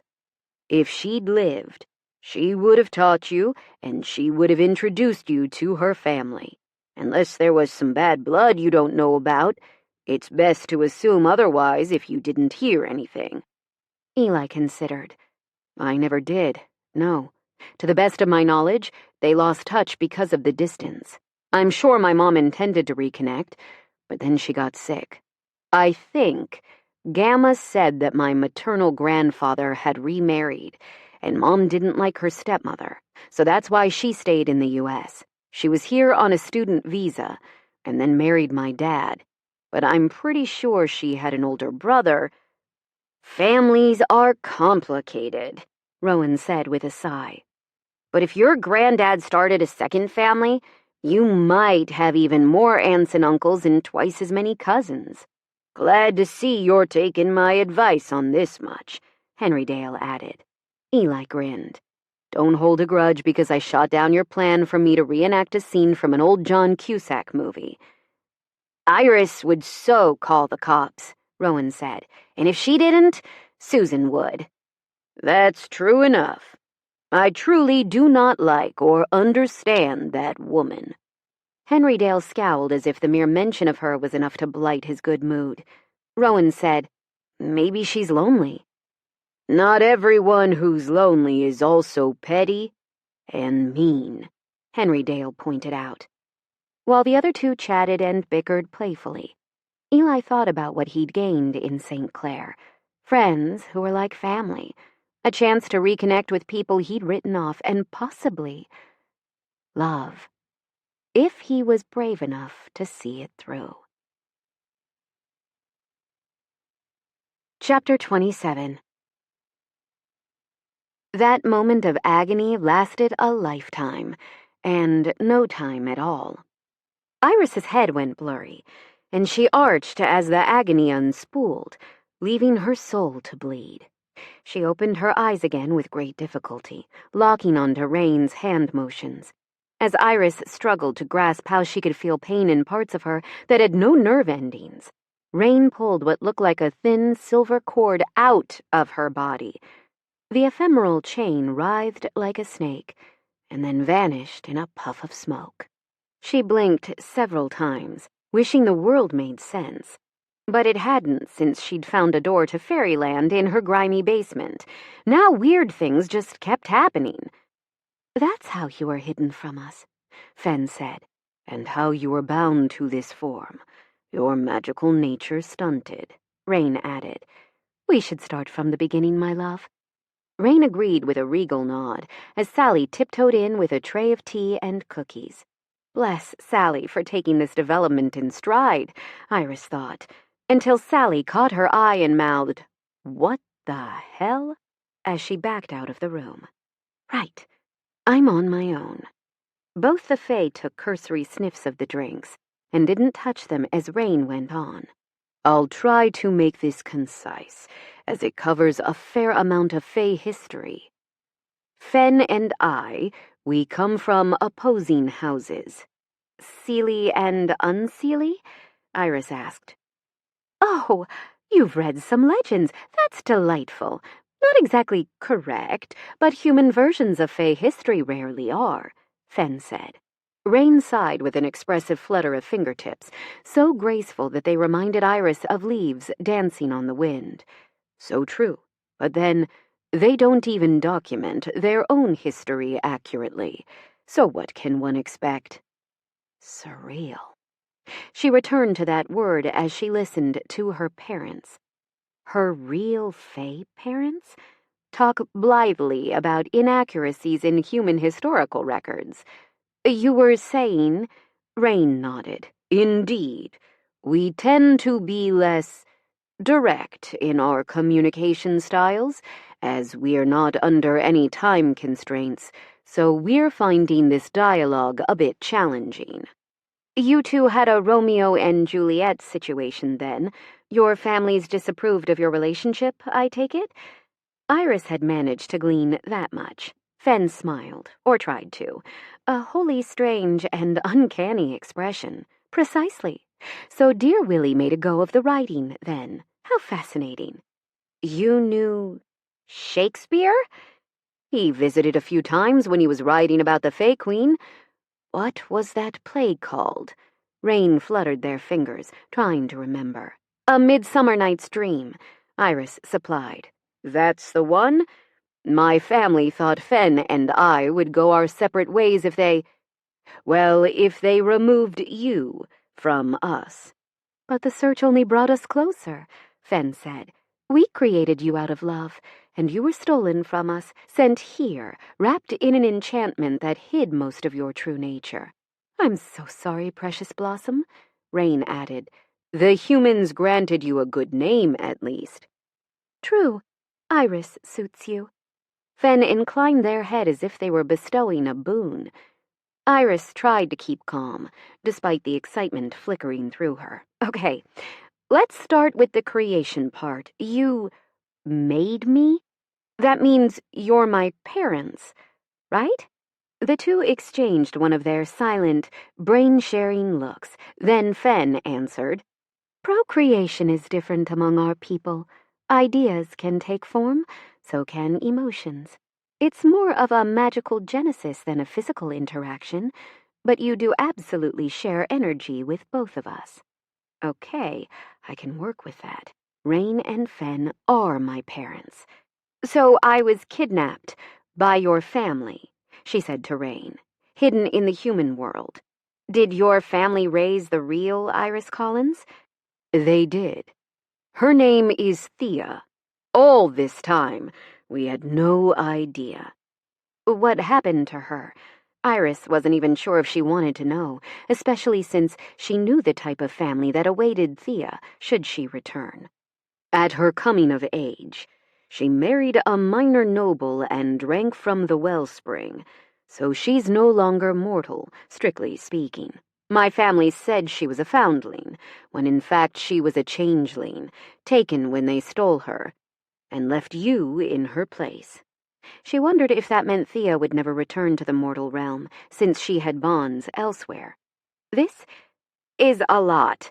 I have so many questions that I don't even know where to start. What did you do to me just now? Unbound you, Rain said simply. Fae aren't constrained by gender or even form, but you've been locked into this shell for far too long. Iris blinked. Wait, so you can change shapes? Of course, precious flower. You saw us do it, didn't you? I lived as a seahorse for a while, Rain said in a nostalgic tone. What? The surprises just kept piling up. You've confused her, Fen said swiftly. Rain means a fae horse that lives in the sea, not the marine creatures from this world. Right, because that would be weird, Iris said with decidedly ironic intent. But getting back to the original point, can I change shapes as well? I hope so, Fen said. It would be excruciating to realize that our forbidden love blighted your potential. But you might find it difficult or unusual at first, Rain predicted. Your mind will probably be your greatest barrier. You've thought of yourself as human. When you accept yourself as fae fully, your potential should expand. Oh. To be honest, I think I did that earlier.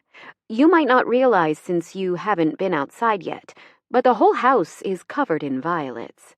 Rain beamed at her. We certainly knew something happened. Fen put in. That's how we found you.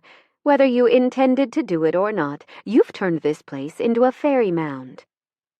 That's a portal connecting our world to the mortal realm. There used to be a lot more of them. As I recall, the last one vanished. Rain gazed at Fen with a beseeching expression, inviting clarification. In Wales, wasn't it? I'm not too clear on when. Iris held up a hand, locked onto a more salient point. Wait, back up. I created a portal? A link to the Feylands? With a fond smile that looked more natural all the time, Rain assured her. Indeed you did, precious blossom. That's how and why we're here. Huh. Okay, next question. What's my last name? Iris asked. Your what? Rain asked blankly. Surname. There are so many humans that they need multiple names to track them. I think they have numbers these days, too, Fen whispered. Oh, I'm Rain of House Summer. They are Fen of House Winter. Any of those words would do, I suppose. So my choices are House, Summer, or Winter? She asked, greatly bemused. Fen tried to be helpful. You can put them together if you wish.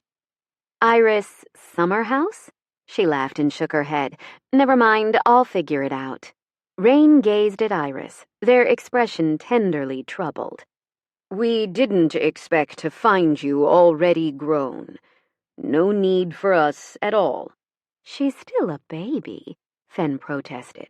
By our standards. But she's developed as a human. You'll excuse us. We have some mental adjustments to make, Rain added. So do I, Iris mumbled. The biggest issue is, what does all this mean? Eli dropped Rowan and Henry Dale off at Violet Gables. The house stood out from the rest, an upright botanical marvel, as the wind ruffled lightly through the purple blossoms. I wonder if anything else has changed.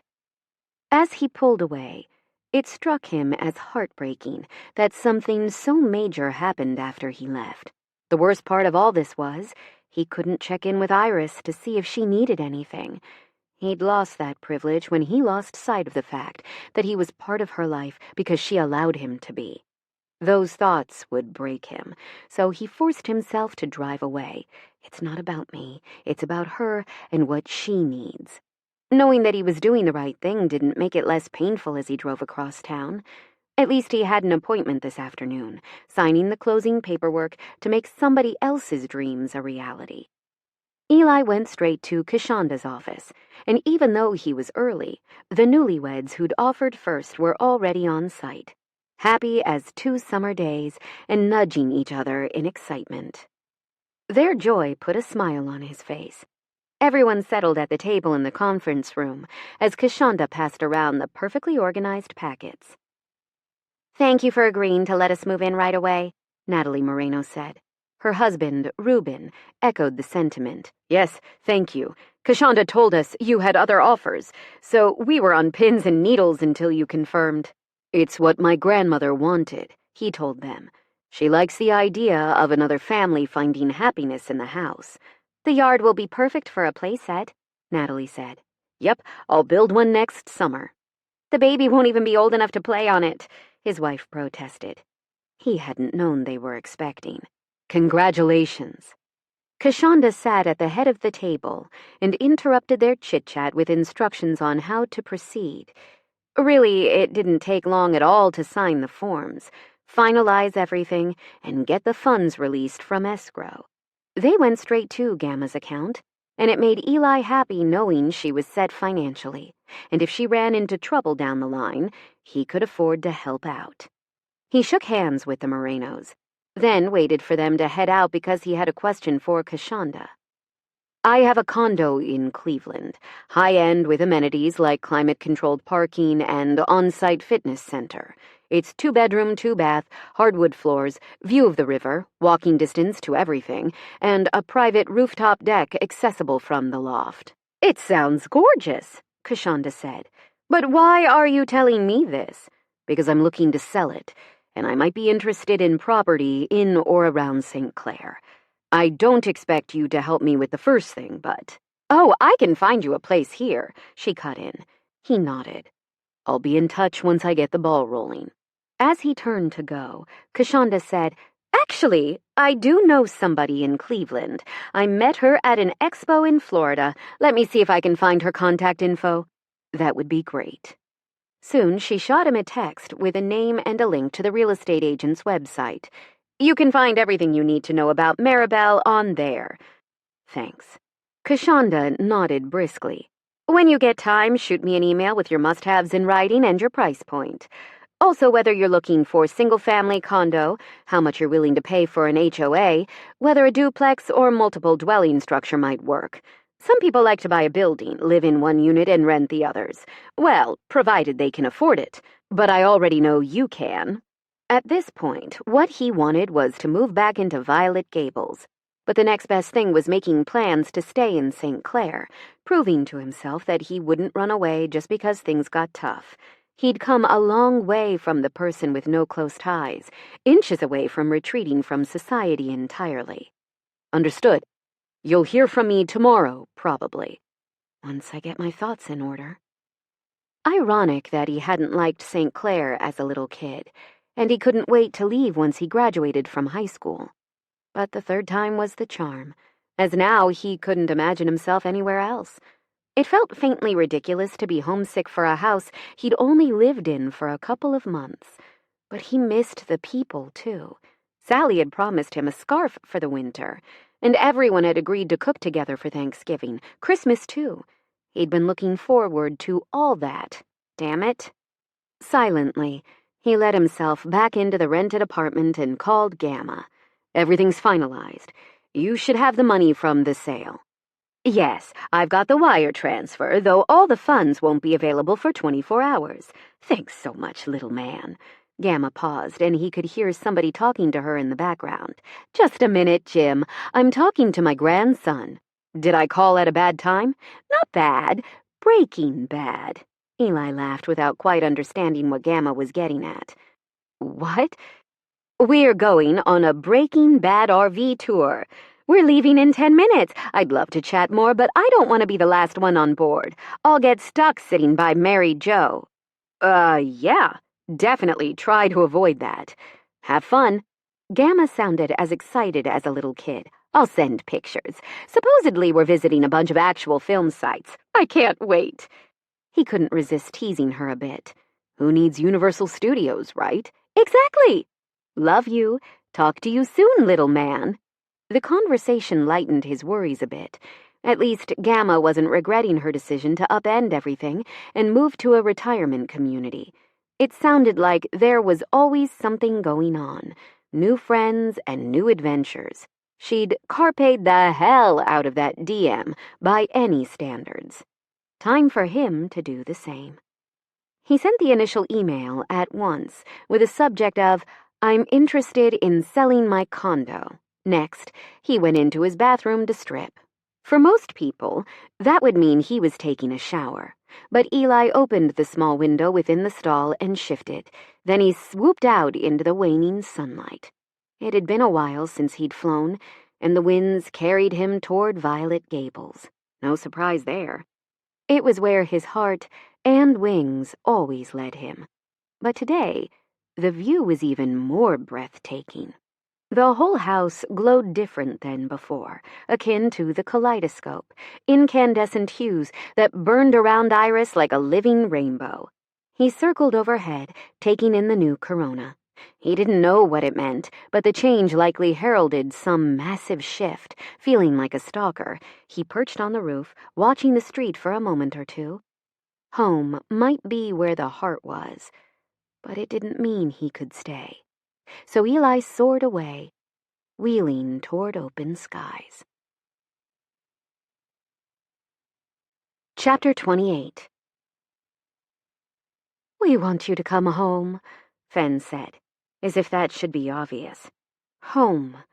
As in fairyland?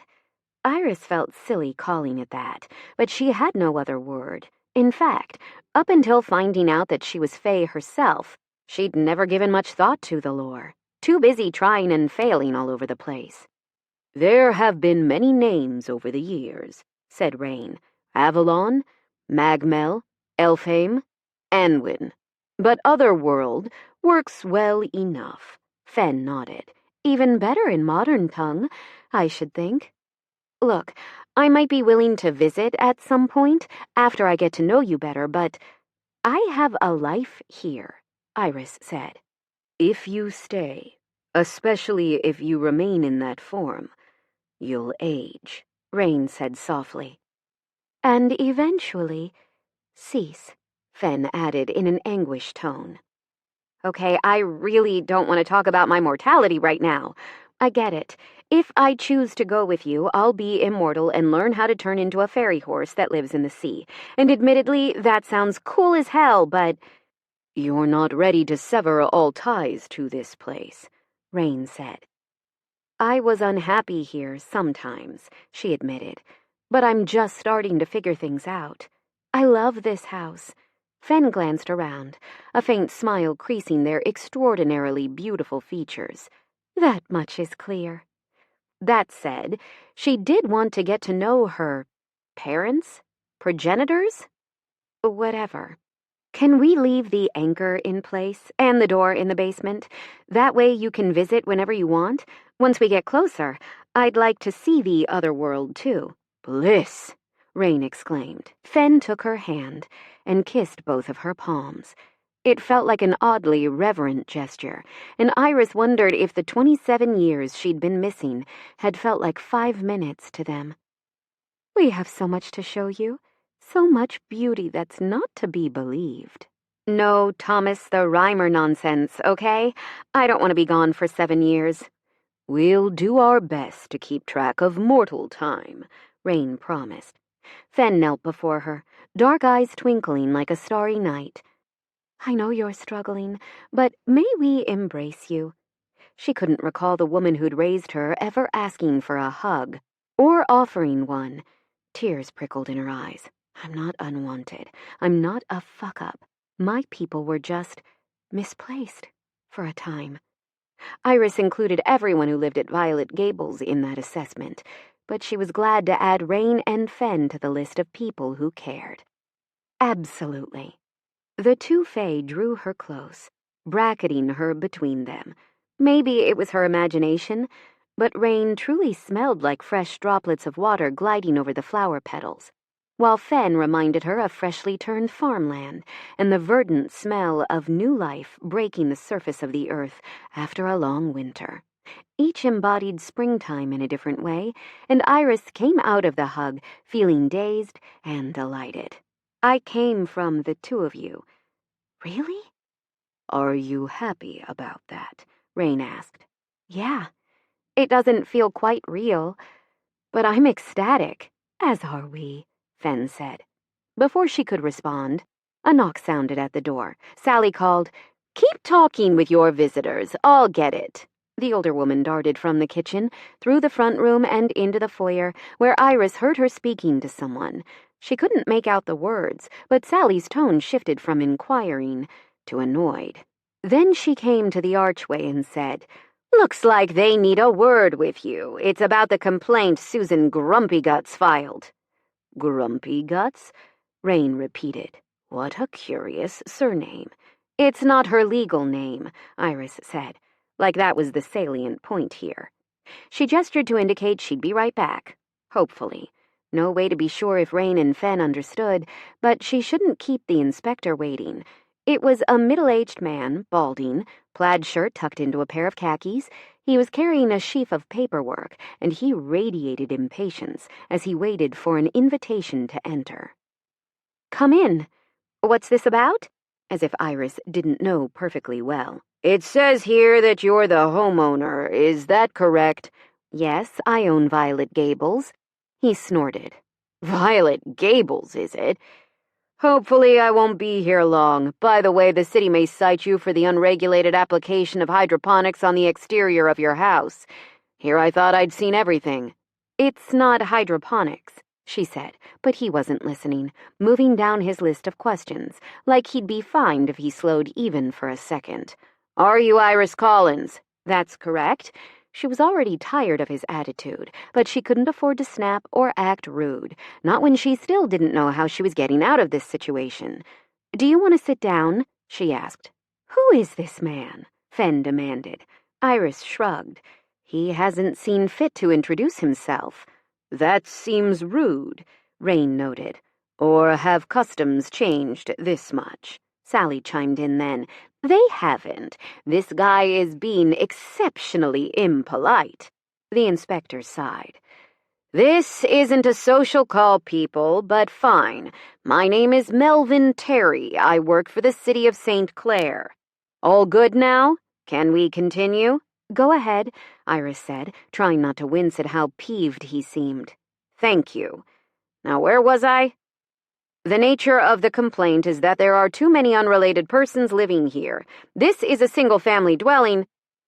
"Who are you to arbitrate such a thing?" Rain asked in a deceptively gentle tone.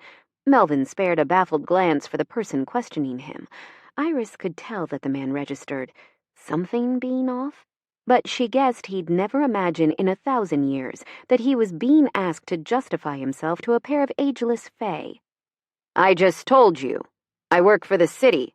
"But Violet Gables is an anchor point," Fen said.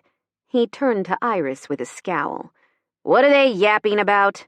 Yet Iris couldn't help because she had no idea either. Sally gave up, pretending she wasn't involved, and came to perch next to Iris on the sofa. "This is better than daytime TV," she whispered. "We are Fae," Rain said simply. "I am from the summer house. Fen represents the house of winter. Iris is our child, and she has established an anchor here, the first fairy mound in these lands since we withdrew in ages past. That makes this place our sovereign ground. Here your petty mortal rules hold no sway." Then Rain grew in size to dominate the space, voice booming like a clap of thunder. "Do you understand, child of Earth?" Melvin blinked so much that it looked like he had dust in both his eyes, stumbling back in instinctive self-protection. He practically had his back wedged against the front door. What? No! Are you joking right now? Fen rose and dropped some of their human shape, allowing their true form to bleed through at the edges. Magic stirred around them like a dragon waking from a long slumber. Not even slightly. Do you want to start a war with the other world? No, Melvin said uncertainly. But... Frankly, Iris was impressed that the man hadn't already fled. Fen went on. Think of it this way. This place is our embassy. We're willing to remain on good terms with you mortals as long as Iris is content here. Should that change, should you trouble her in any fashion, you will face our wrath. Yeah. I see. I think I need to pass this up the chain of command. This is way above my pay grade. Sorry to bother you, Ms. Collins. The man raced out of the house as if he might be turned into a newt. And who knows? Maybe they can do that. Maybe I can, too. Holy shit, Sally said. I think your problem is solved, dear. Eli opened his door to find a familiar dark-skinned woman reclining in the chair on his small porch. She had her hair in cute Bantu knots, a different style than her social media photos showed. Surprise, said Liz. Elizabeth Fielding had been his attorney for several years, and they'd always skirted the line between colleagues and friends, so Eli couldn't believe she was here, checking on him in person, just because he hadn't answered her last few texts. They hadn't spoken since he blew off the Aerotech deal, and they didn't have this kind of a relationship. Or at least, he hadn't thought so. Liz apparently believed otherwise. How did you even find me? He asked. She waved a hand like that was no big deal for someone of her impressive abilities. I talked to an old man at your former address. He said you were staying here for the time being while you iron out some complications between you and your lady friend. His words, not mine. You met Henry Dale.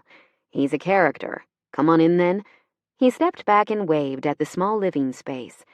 This is me. Liz swept past him with a small suitcase, looking none too impressed by his choices. You're here in a sad single-boy apartment when you have that gorgeous condo? It's not even 7 hours away. Why didn't you get in your truck and go? Because I love Iris. He didn't tell Liz because it felt wrong to say it to someone else first.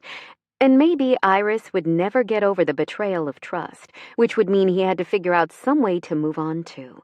But not before he gave this everything he had. Because it's time for me to put down roots, he said. You?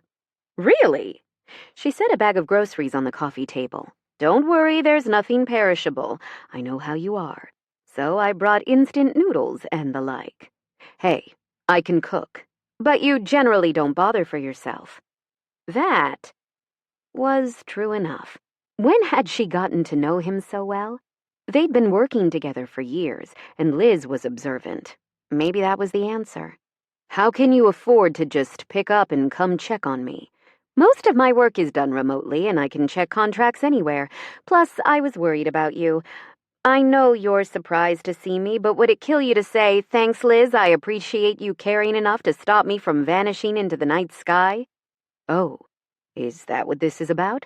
He had a fleeting memory of telling her that he couldn't see the point of it all. Modern life seemed sort of futile, so maybe he'd just vanish into the horizon and live out the remainder of his days as a hawk. Yes, you jerk! It's cool that you can fly and all, but I'd miss you if you just disappeared. We're friends, even if you're too dense to realize it. Thanks, Liz. For what? She asked in a grouchy tone. Caring enough to check on me. For that, you get a home-cooked meal, courtesy of me. But I do have groceries, you know, and some of them are even fresh fruit and vegetables. He made her a nice meal of steamed broccoli and rice with mushroom chicken, and then he filled her in on how everything had gone terribly wrong. Once he finished the saga, she sighed at him. That's pitiful. I don't blame Iris for being mad at you, but it's so cute that Henry Dale and Rowan were trying to help you patch things up. Side note, I'm totally reading their webcomic. You mentioned it last time you texted me, and it's awesome. They're so talented. But have you seen today's episode? What about it? Eli read Rowan's webcomic about Violet Gables now and then, but he hadn't looked at the most recent update. Apparently, in a burst of excitement, Liz pulled up the site on her tablet and passed it over. He skimmed with dawning disbelief. Iris's Fae parents showed up and established Violet Gables as inviolable territory, since Iris was their scion and ambassador. That meant normal city regulations didn't apply, and Iris could do as she damn well pleased with her property. Eli stared at Liz, who was bouncing a little in excitement. Is that, really real? Are you actually in love with a fairy princess? Yeah, that would take some getting used to. Rowan doesn't make stuff up, he finally said. So if it's in the comic, then I guess it happened. She definitely didn't need me to buy her way out of trouble. Things got resolved for her. Because she's Iris.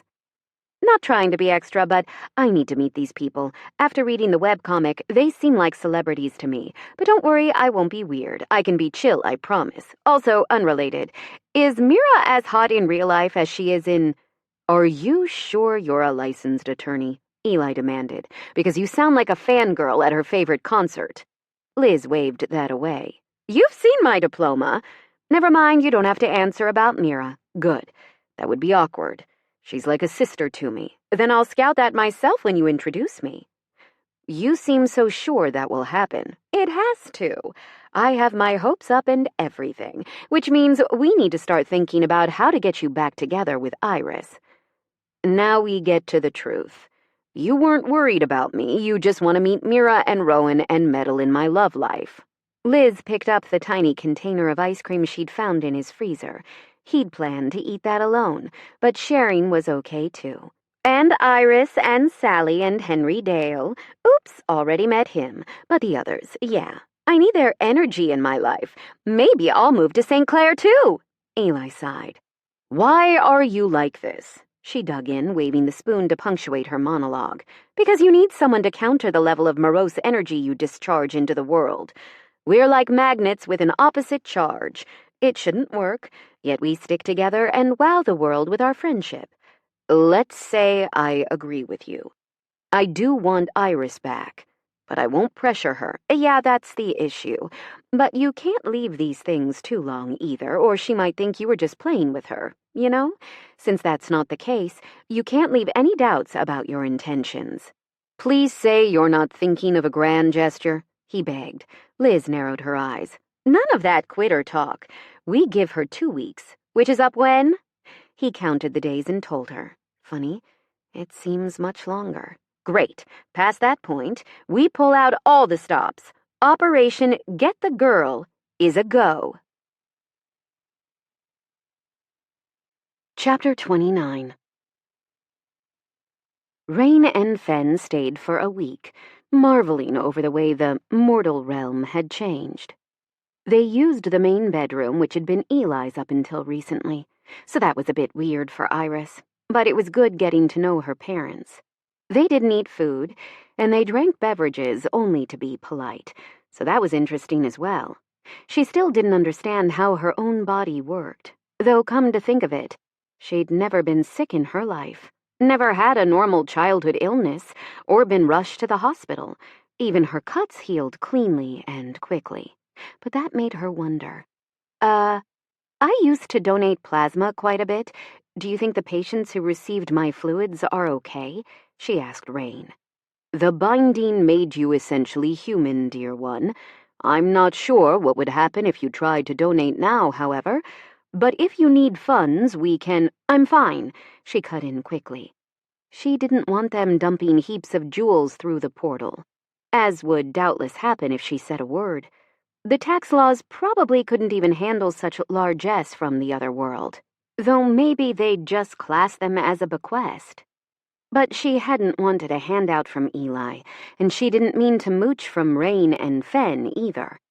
Her housemates were all fascinated by the impossible door in the basement, and Fen kept offering to take Rowan to the land under the hill. We've always been welcoming to artists. Rain added with a radiant smile. Rowan looked a little dazed and more than a bit dazzled. That would be... When I decide to go, Rowan can come with me.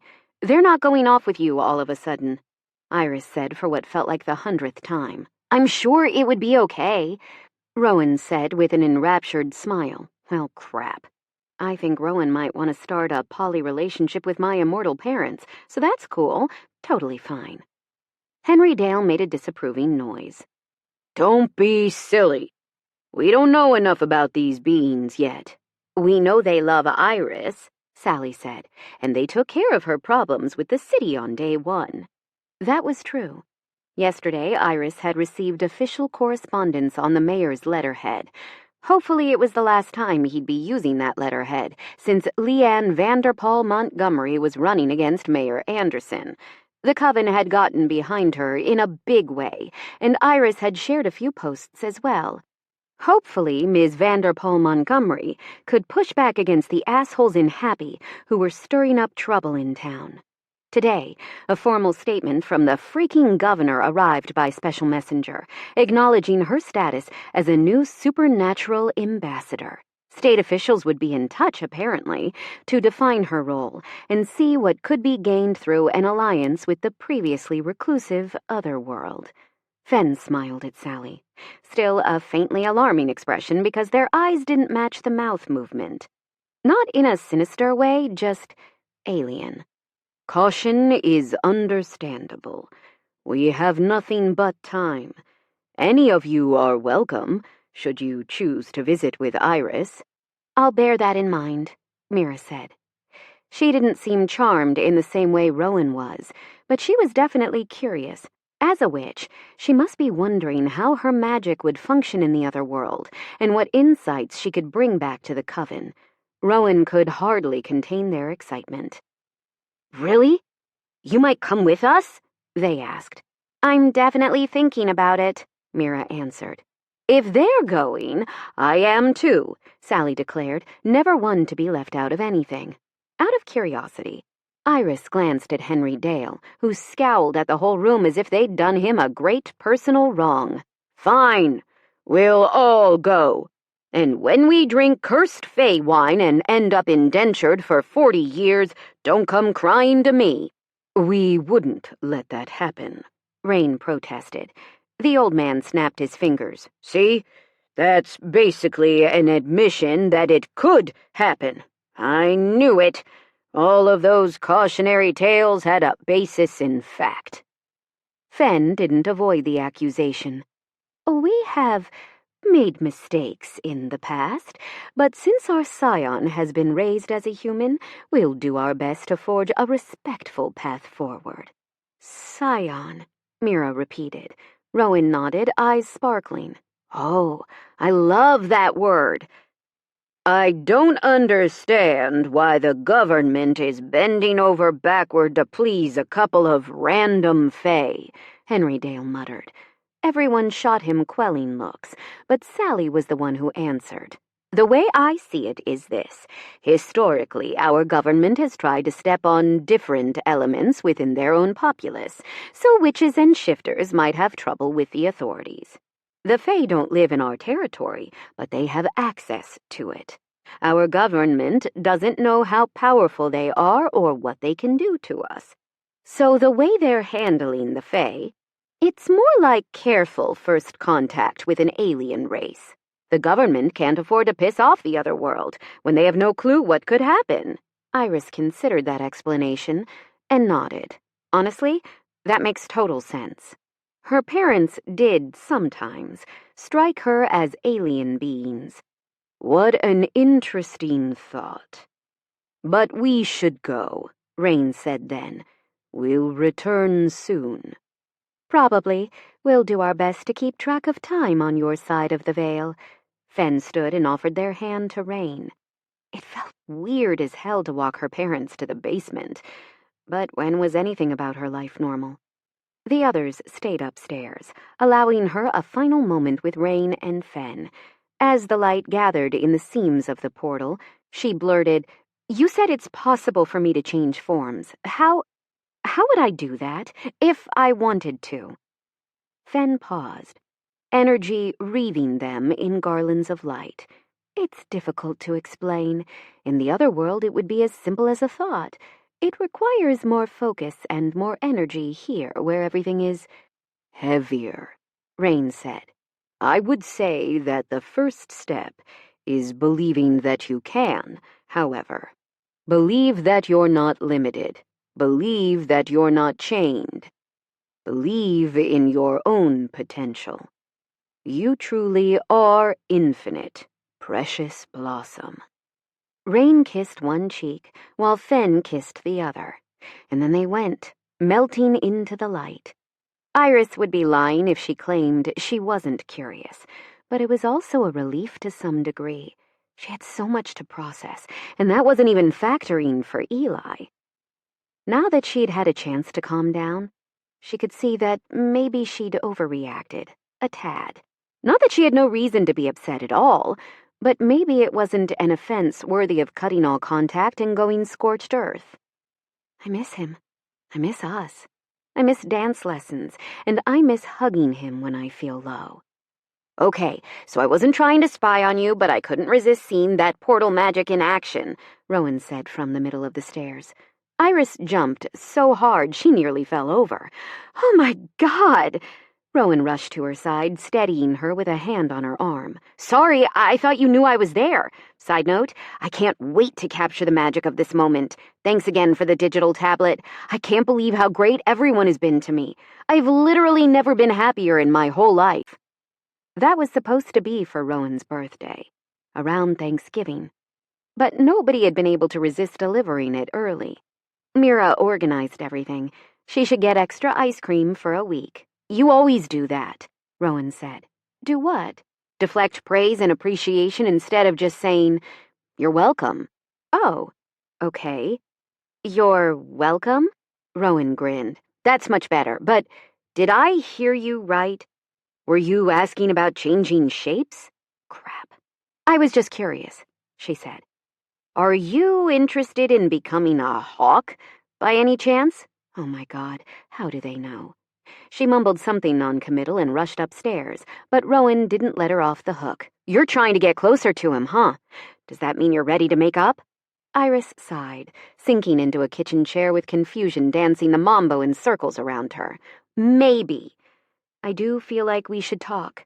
I don't feel great about the way I just evicted him. Yeah, he messed up, but I'm not perfect either. She paused. Do you happen to know where he is? I do, said Henry Dale, and quickly recited the address. Once she had the info, she didn't know what she intended to do until she got upstairs. The normal reaction would be to call him or get in her car. Since when was I normal? My parents are Rain and Fen. I'm extraordinary. I'm Faye. Calmly, Iris undressed in the main bedroom and folded her clothes. Then she opened the window. She imagined her body getting lighter and smaller, feathers instead of skin, hollow bones, and wings that would ride the wind. Her body was only a suggestion, not the lines that confined her, a chosen shape, not the only one, and then she was a hawk, like Eli. Flying felt so natural that she let out a triumphant shriek and caught the updraft, circling the house. Then she arrowed in the direction of her heart. First there was a red-tailed hawk, circling overhead in graceful motions, and then there was a naked woman on Eli's porch. Not just any woman. Iris. He hurriedly dragged her inside without asking a single clarifying question. Her eyes rounded when she spotted Liz, currently sprawled on his couch in comfy clothes. Liz had been sleeping on the sofa, but this probably looked bad. Oh shit, what the...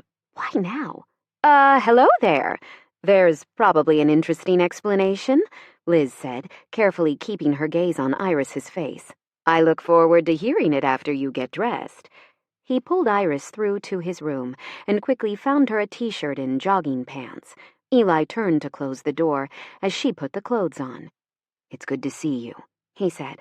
All of me? The laughter in her voice said she wasn't upset. Okay, admittedly, this isn't how I would have chosen to get you naked the first time. You've thought about that? Have you? I'm not a saint, he muttered. Those dance lessons. You can turn around. So are you crashing on your friend's couch or what? He let out a breath, relieved that she didn't think he was the kind of person who could go from kissing her to being with someone else at the drop of a hat. That's Liz, my lawyer friend. She got worried when I wasn't responding to her texts. Afraid of you going hawk forever on her? Iris guessed. Eli had to smile over how well she knew him. Yeah, that's exactly right. And honestly, I've told her so much about all of you that she was hoping to meet everyone before she heads back. She's even talking about moving to St. Clair. A soft smile started in Iris's pretty gray eyes, rounding the corners of her mouth like she was stealing a base. That's how awesome you made us all sound, huh? Just the truth, as I saw it. You must be wondering why I chose to come over this way, she said. I am curious about the whole turning into a hawk thing. I did that for you, to see if I could.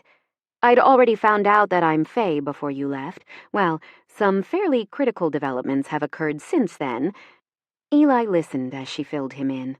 Some of this he'd gleaned from Henry Dale and Rowan's comic, but he wanted Iris's words too. All of her words, always, every day of his life. At some point, she curled up on the bed while she talked, and he sat beside her, and then she closed the distance, ever so slightly, until he felt bold enough to put his arms around her. She let out a gusty, happy sigh, snuggling close, as if she'd missed this, missed him. That's incredible, he said when she finished her account. It is. And now we should talk. About us? Emphatic nod from Iris. He breathed her in, unable to believe how lucky he felt. He hadn't needed the grand gesture after all. It felt good to realize he had been right, that he just needed to give her time and space to make up her mind. I'm sorry that I drove you away. I was hurt, and I overreacted. I didn't want you solving my problems with money. Honestly, I was stunned that you have so much of it. Everything I said and did, I meant it, love. You claimed you didn't know the real me, but you do. You understand everything about me.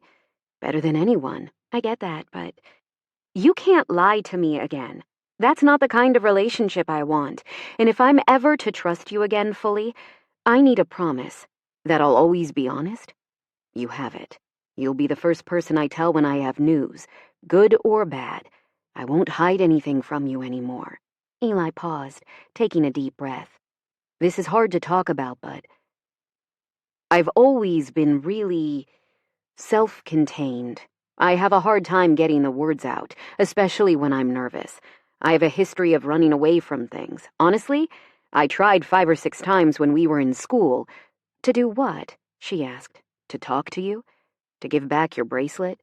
But every damn time I chickened out and ran away. That's who I was, until moving into Violet Gables. I had money, yeah, and I know it upset you, finding out as you did, but success didn't make me happy. Living with you and everyone else, that was the first time that I felt at home. You probably don't understand how sick I felt. When I found out I'd cost you such a big deal, That doesn't matter, he cut in. You're the most important person in the world to me, and I have plenty of money already. I just want to be with you, if you can forgive me. Eli paused, gazing earnestly into her eyes. I'm so sorry. I swear I'll never hide anything from you ever again. She took a deep breath. I believe you. And now I feel like I bring something to the table, something you can't get from anyone else. I can hawk with you. I mean, I'll always let you go for a solo flight, but if you want someone in the sky with you, I'm there. Eli really couldn't believe this was happening. I'll never want to fly alone if I have the choice. I always want you with me. I'm so sorry that I disregarded your wishes and tried to solve your problems for you, but I don't really understand why it's okay that Rain and Fen did. Iris smiled. This might not track for anyone else, but their power is my power.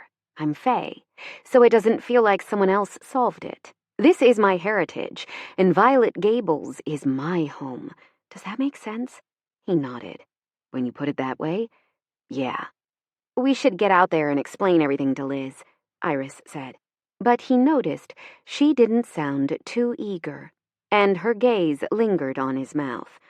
Liz can wait. We should make up properly, now that everything has been cleared up and we agree that we belong together. We agree on that, do we? She asked in a teasing tone. Don't we? This amazing, magical person wanted to be with him. Somehow he couldn't wrap his head around it.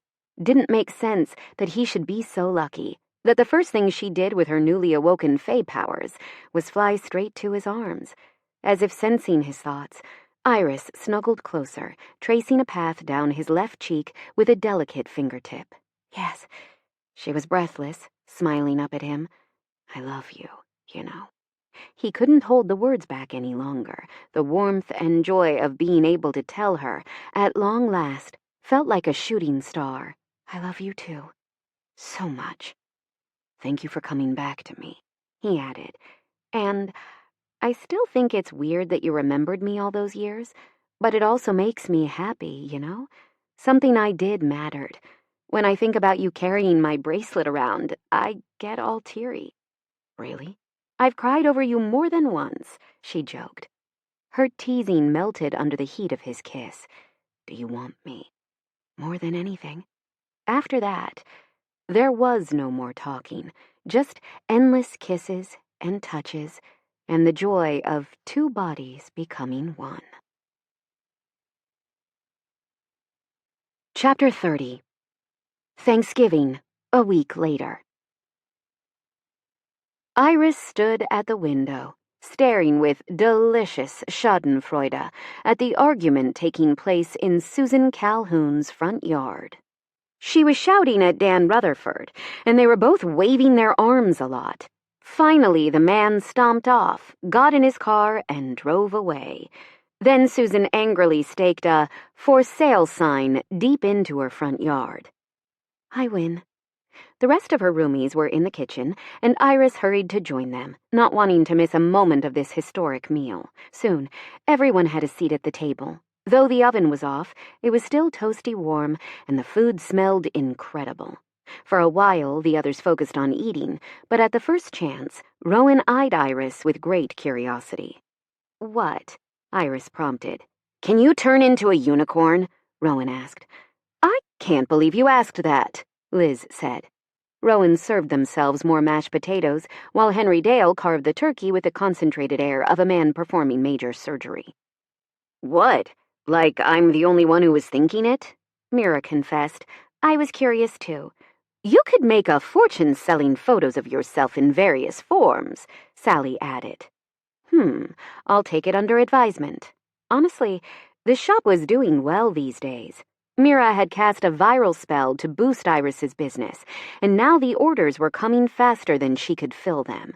Iris had been teaching Rowan how to make some of the simpler pieces, and she was paying them accordingly. Profit sharing, not just an hourly wage. Between the jewelry business, Henry Dale's new endeavor selling DIY installs for small spaces, and Rowan's webcomic taking off in a big way, nobody needed to worry about financial problems anymore. This is the best Thanksgiving ever, Sally said. The older woman had surprised everyone when she opted to eat here instead of at her daughter's house.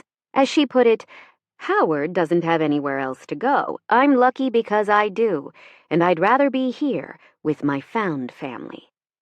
That's what I've decided to call my next app, Eli announced. Iris reached for his hand under the table, silently showing support. Just wait until you hear this. I love it. Stop bragging that you get early access to his brain, Henry Dale said. Just because you're in love. Sally laughed. Quit complaining and let Eli talk. It's like Iris stole your boyfriend or something. He talked to me more before they got together, Henry Dale grumbled. Now it's like he never needs my advice. I need your advice, Rowan put in. I have 4 ideas for my next webcomic, but I'm not sure which one to pursue, the old man smiled. I'd be honored to be your sounding board." Liz waved a fork, nearly dashing some cranberry sauce on Mira's plate. The two shared a look, and then Liz dropped her gaze, gently abashed. Iris didn't think she was imagining the sparks there. Then Liz pulled her rapt attention away from Mira's pretty eyes and said, "Seriously, I want to hear what Eli was about to say. The app." Sally and Mira and Rowan took up the chant. "App, app, app." "What the hell?" Iris joined in. "App." "You realize you're just delaying his news further," Henry Dale grumbled. "Anyway," Eli cut in, "since I had a tough time getting in touch with my mother's side of the family on socials, I thought, what if I made an app for people who have lost contact with their families? But then I went a step further. What about people who don't have family to begin with?" And the idea was born. "I could use some clarification," Sally said with a confused expression. "Same," Mira admitted. Okay, so on one side of the service, people can input data on themselves, looking for people who are similar. When you move to a new city, it can be tough to find a new group that you click with. On the other side of the service, users can literally look for family members they've lost contact with. I'm calling it, Rowan did a drum roll on the tabletop, wait for it, found family. Eli finished. "It's perfect," Liz said. "Dual purpose." That's what I thought. Eli was definitely pleased with Liz's feedback, and Iris leaned over to kiss his cheek. "I agree. I'd use it," Sally added. "I mean, honestly, I don't need it now that I found all of you and Ethel, but he gets your intent," Rowan reassured her. "It's not a bad idea," Henry Dale said like the compliment pained him. "Who wants pie?" Mira asked. Iris groaned. She wanted some, but there was no room in her belly. "I think I need an hour or so. Let's stream something while we digest." Eli gently took her hand, drawing her attention. "I thought you might like to fly." "Oh, my God. Cancel that," she said at once. "I'm going out with Eli." "In the car or on the wing?" Rowan wanted to know. "Wing," Eli called over his shoulder, already hustling Iris toward the stairs. "We'll be back soon." The others continued to talk amongst themselves as Iris raced up the stairs behind Eli. She definitely heard Liz flirting with Mira. "I ship those two so hard," she whispered as they went into Eli's room. Liz and Mira? When she first got here, she said Mira was gorgeous, in the webcomic, but I had no idea she actually planned to go for it in real life. Right? I so admire her drive. Eli grinned. What can I say? Liz wants what she wants. "It was nice of you to let her stay in your rental." These days, Eli was back in his old room, letting Liz make use of the apartment while she was here. That just made sense. I hope she moves like she's been talking about, he added. Iris gave him a sultry smile.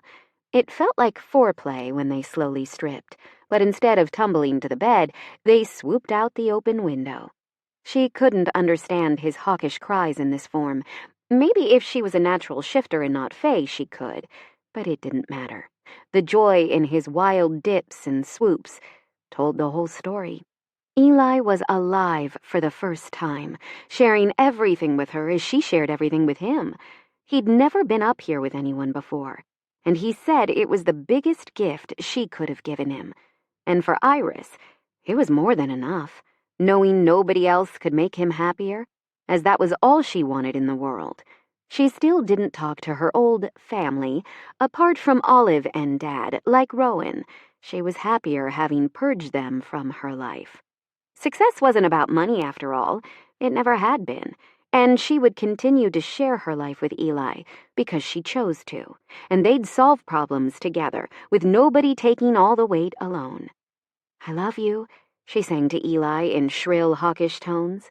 With all her heart, she sent thanks to Rain and Fen for creating her and giving her a life that she cherished, even if the path to happiness had sometimes been rocky. But all of that badness led me here, so I wouldn't change a thing. Eventually, Eli could tell Iris was getting tired. She wasn't as used to long flights, and it took real effort for her to maintain that form. Though she could shift, she considered her human shape the real one, so he worried about her losing focus and plummeting from the sky. Since he wouldn't survive losing her for good, he kept their flights relatively short. In his room, she arched and stretched, giving him a scorching stare. While ordinarily he'd be all for taking her to bed, he heard soft footfalls. Then a knock sounded. Rowan spoke. Not to interrupt, but Rain and Fen are here. We're getting dressed, Iris called. TMI, Rowan shot back. Not because of... Eli tried to say, but Rowan ran off in a fit of giggles. They're so childish and cute sometimes, Iris said fondly. They're 19, he pointed out. True, true. It's also adorable how protective Henry Dale is. I swear, if Rowan starts dating, Henry Dale will absolutely make the I have power tools and a shovel speech. Speaking of protective, how much do I have to worry about meeting your parents? Eli asked, as Iris dragged him downstairs. Not at all. I mean, they're weird, but good weird. To me, at least. Actually, now that I think of it, I'm not sure how they'll react to you. I'm basically a baby in their eyes. Eli gave a mock shiver. Great. Now I'm bathed in fear sweat. Relax, it'll be fine. Probably. With that less than resounding reassurance, Iris went downstairs to join everyone else in the front room. The house felt much warmer than it had when he first moved in. A scientific explanation would be that the living floral carpet provided another layer of insulation, but he preferred the enchanting explanation. That it was Iris and her magic, and all the light and laughter she'd brought to Violet Gables that made the difference. Eli spotted the newcomers right away. They were both slim and lithe, and weirdly, he could identify them by scent. He shook hands with Rain and Fen, though they barely touched him, eyeing him with a careful, fearsome sort of interest. He glanced at Henry Dale, who for once had no advice to offer. While Eli had thought the others were joking about the supposed infatuation, Rowan did seem to be crushing on one or both of Iris's folks. So about that visit to the other world, they mumbled. Soon, Rain promised. I understand it's a holiday, Fen added. We brought a gift. I don't know if it's appropriate for the occasion. With evident delight, Iris took the delicate basket that appeared to be woven from living flowers. What she withdrew was the most delicate hair ornament Eli had ever seen, and it caught the light, liberally embellished with flecks of gemstone. Iris held it up, beaming. It's gorgeous. I love it. Sally was telling us that you make personal adornments, Rain said then.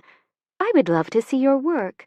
Fen moved as if to head to Iris's studio, but Rain put out a hand to stop them. First, we should greet Iris's special someone. Did I put that correctly? Rain asked Mira, who nodded. Liz was eerily silent. Eerie because if you knew Liz, she just didn't sit on the sidelines. Yet she gazed at these two beings with admiration and astonishment that verged on the religious. She opened her mouth once, but no words came out. Mira laughed softly. I know, right? Just wait until we tell our supervisors that we need vacation time to visit the other world. Liz bounced back quickly, though. I'm my own boss, so I can pack whenever. Just let me know.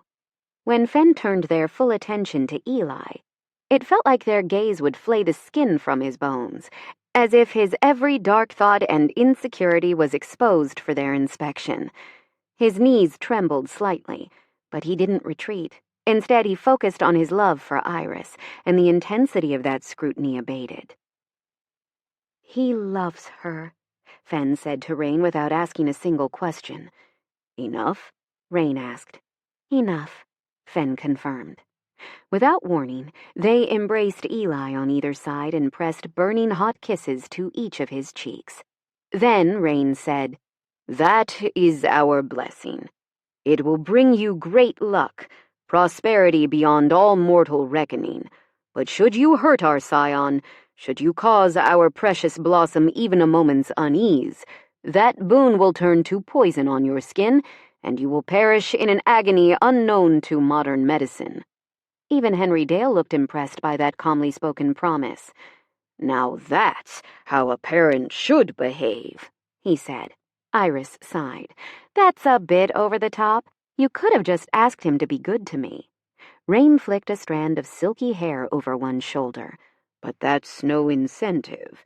You know that the Fae cannot lie. I've said nothing untrue. So I'm really blessed. Or cursed? Eli asked, fighting the urge to scratch his face.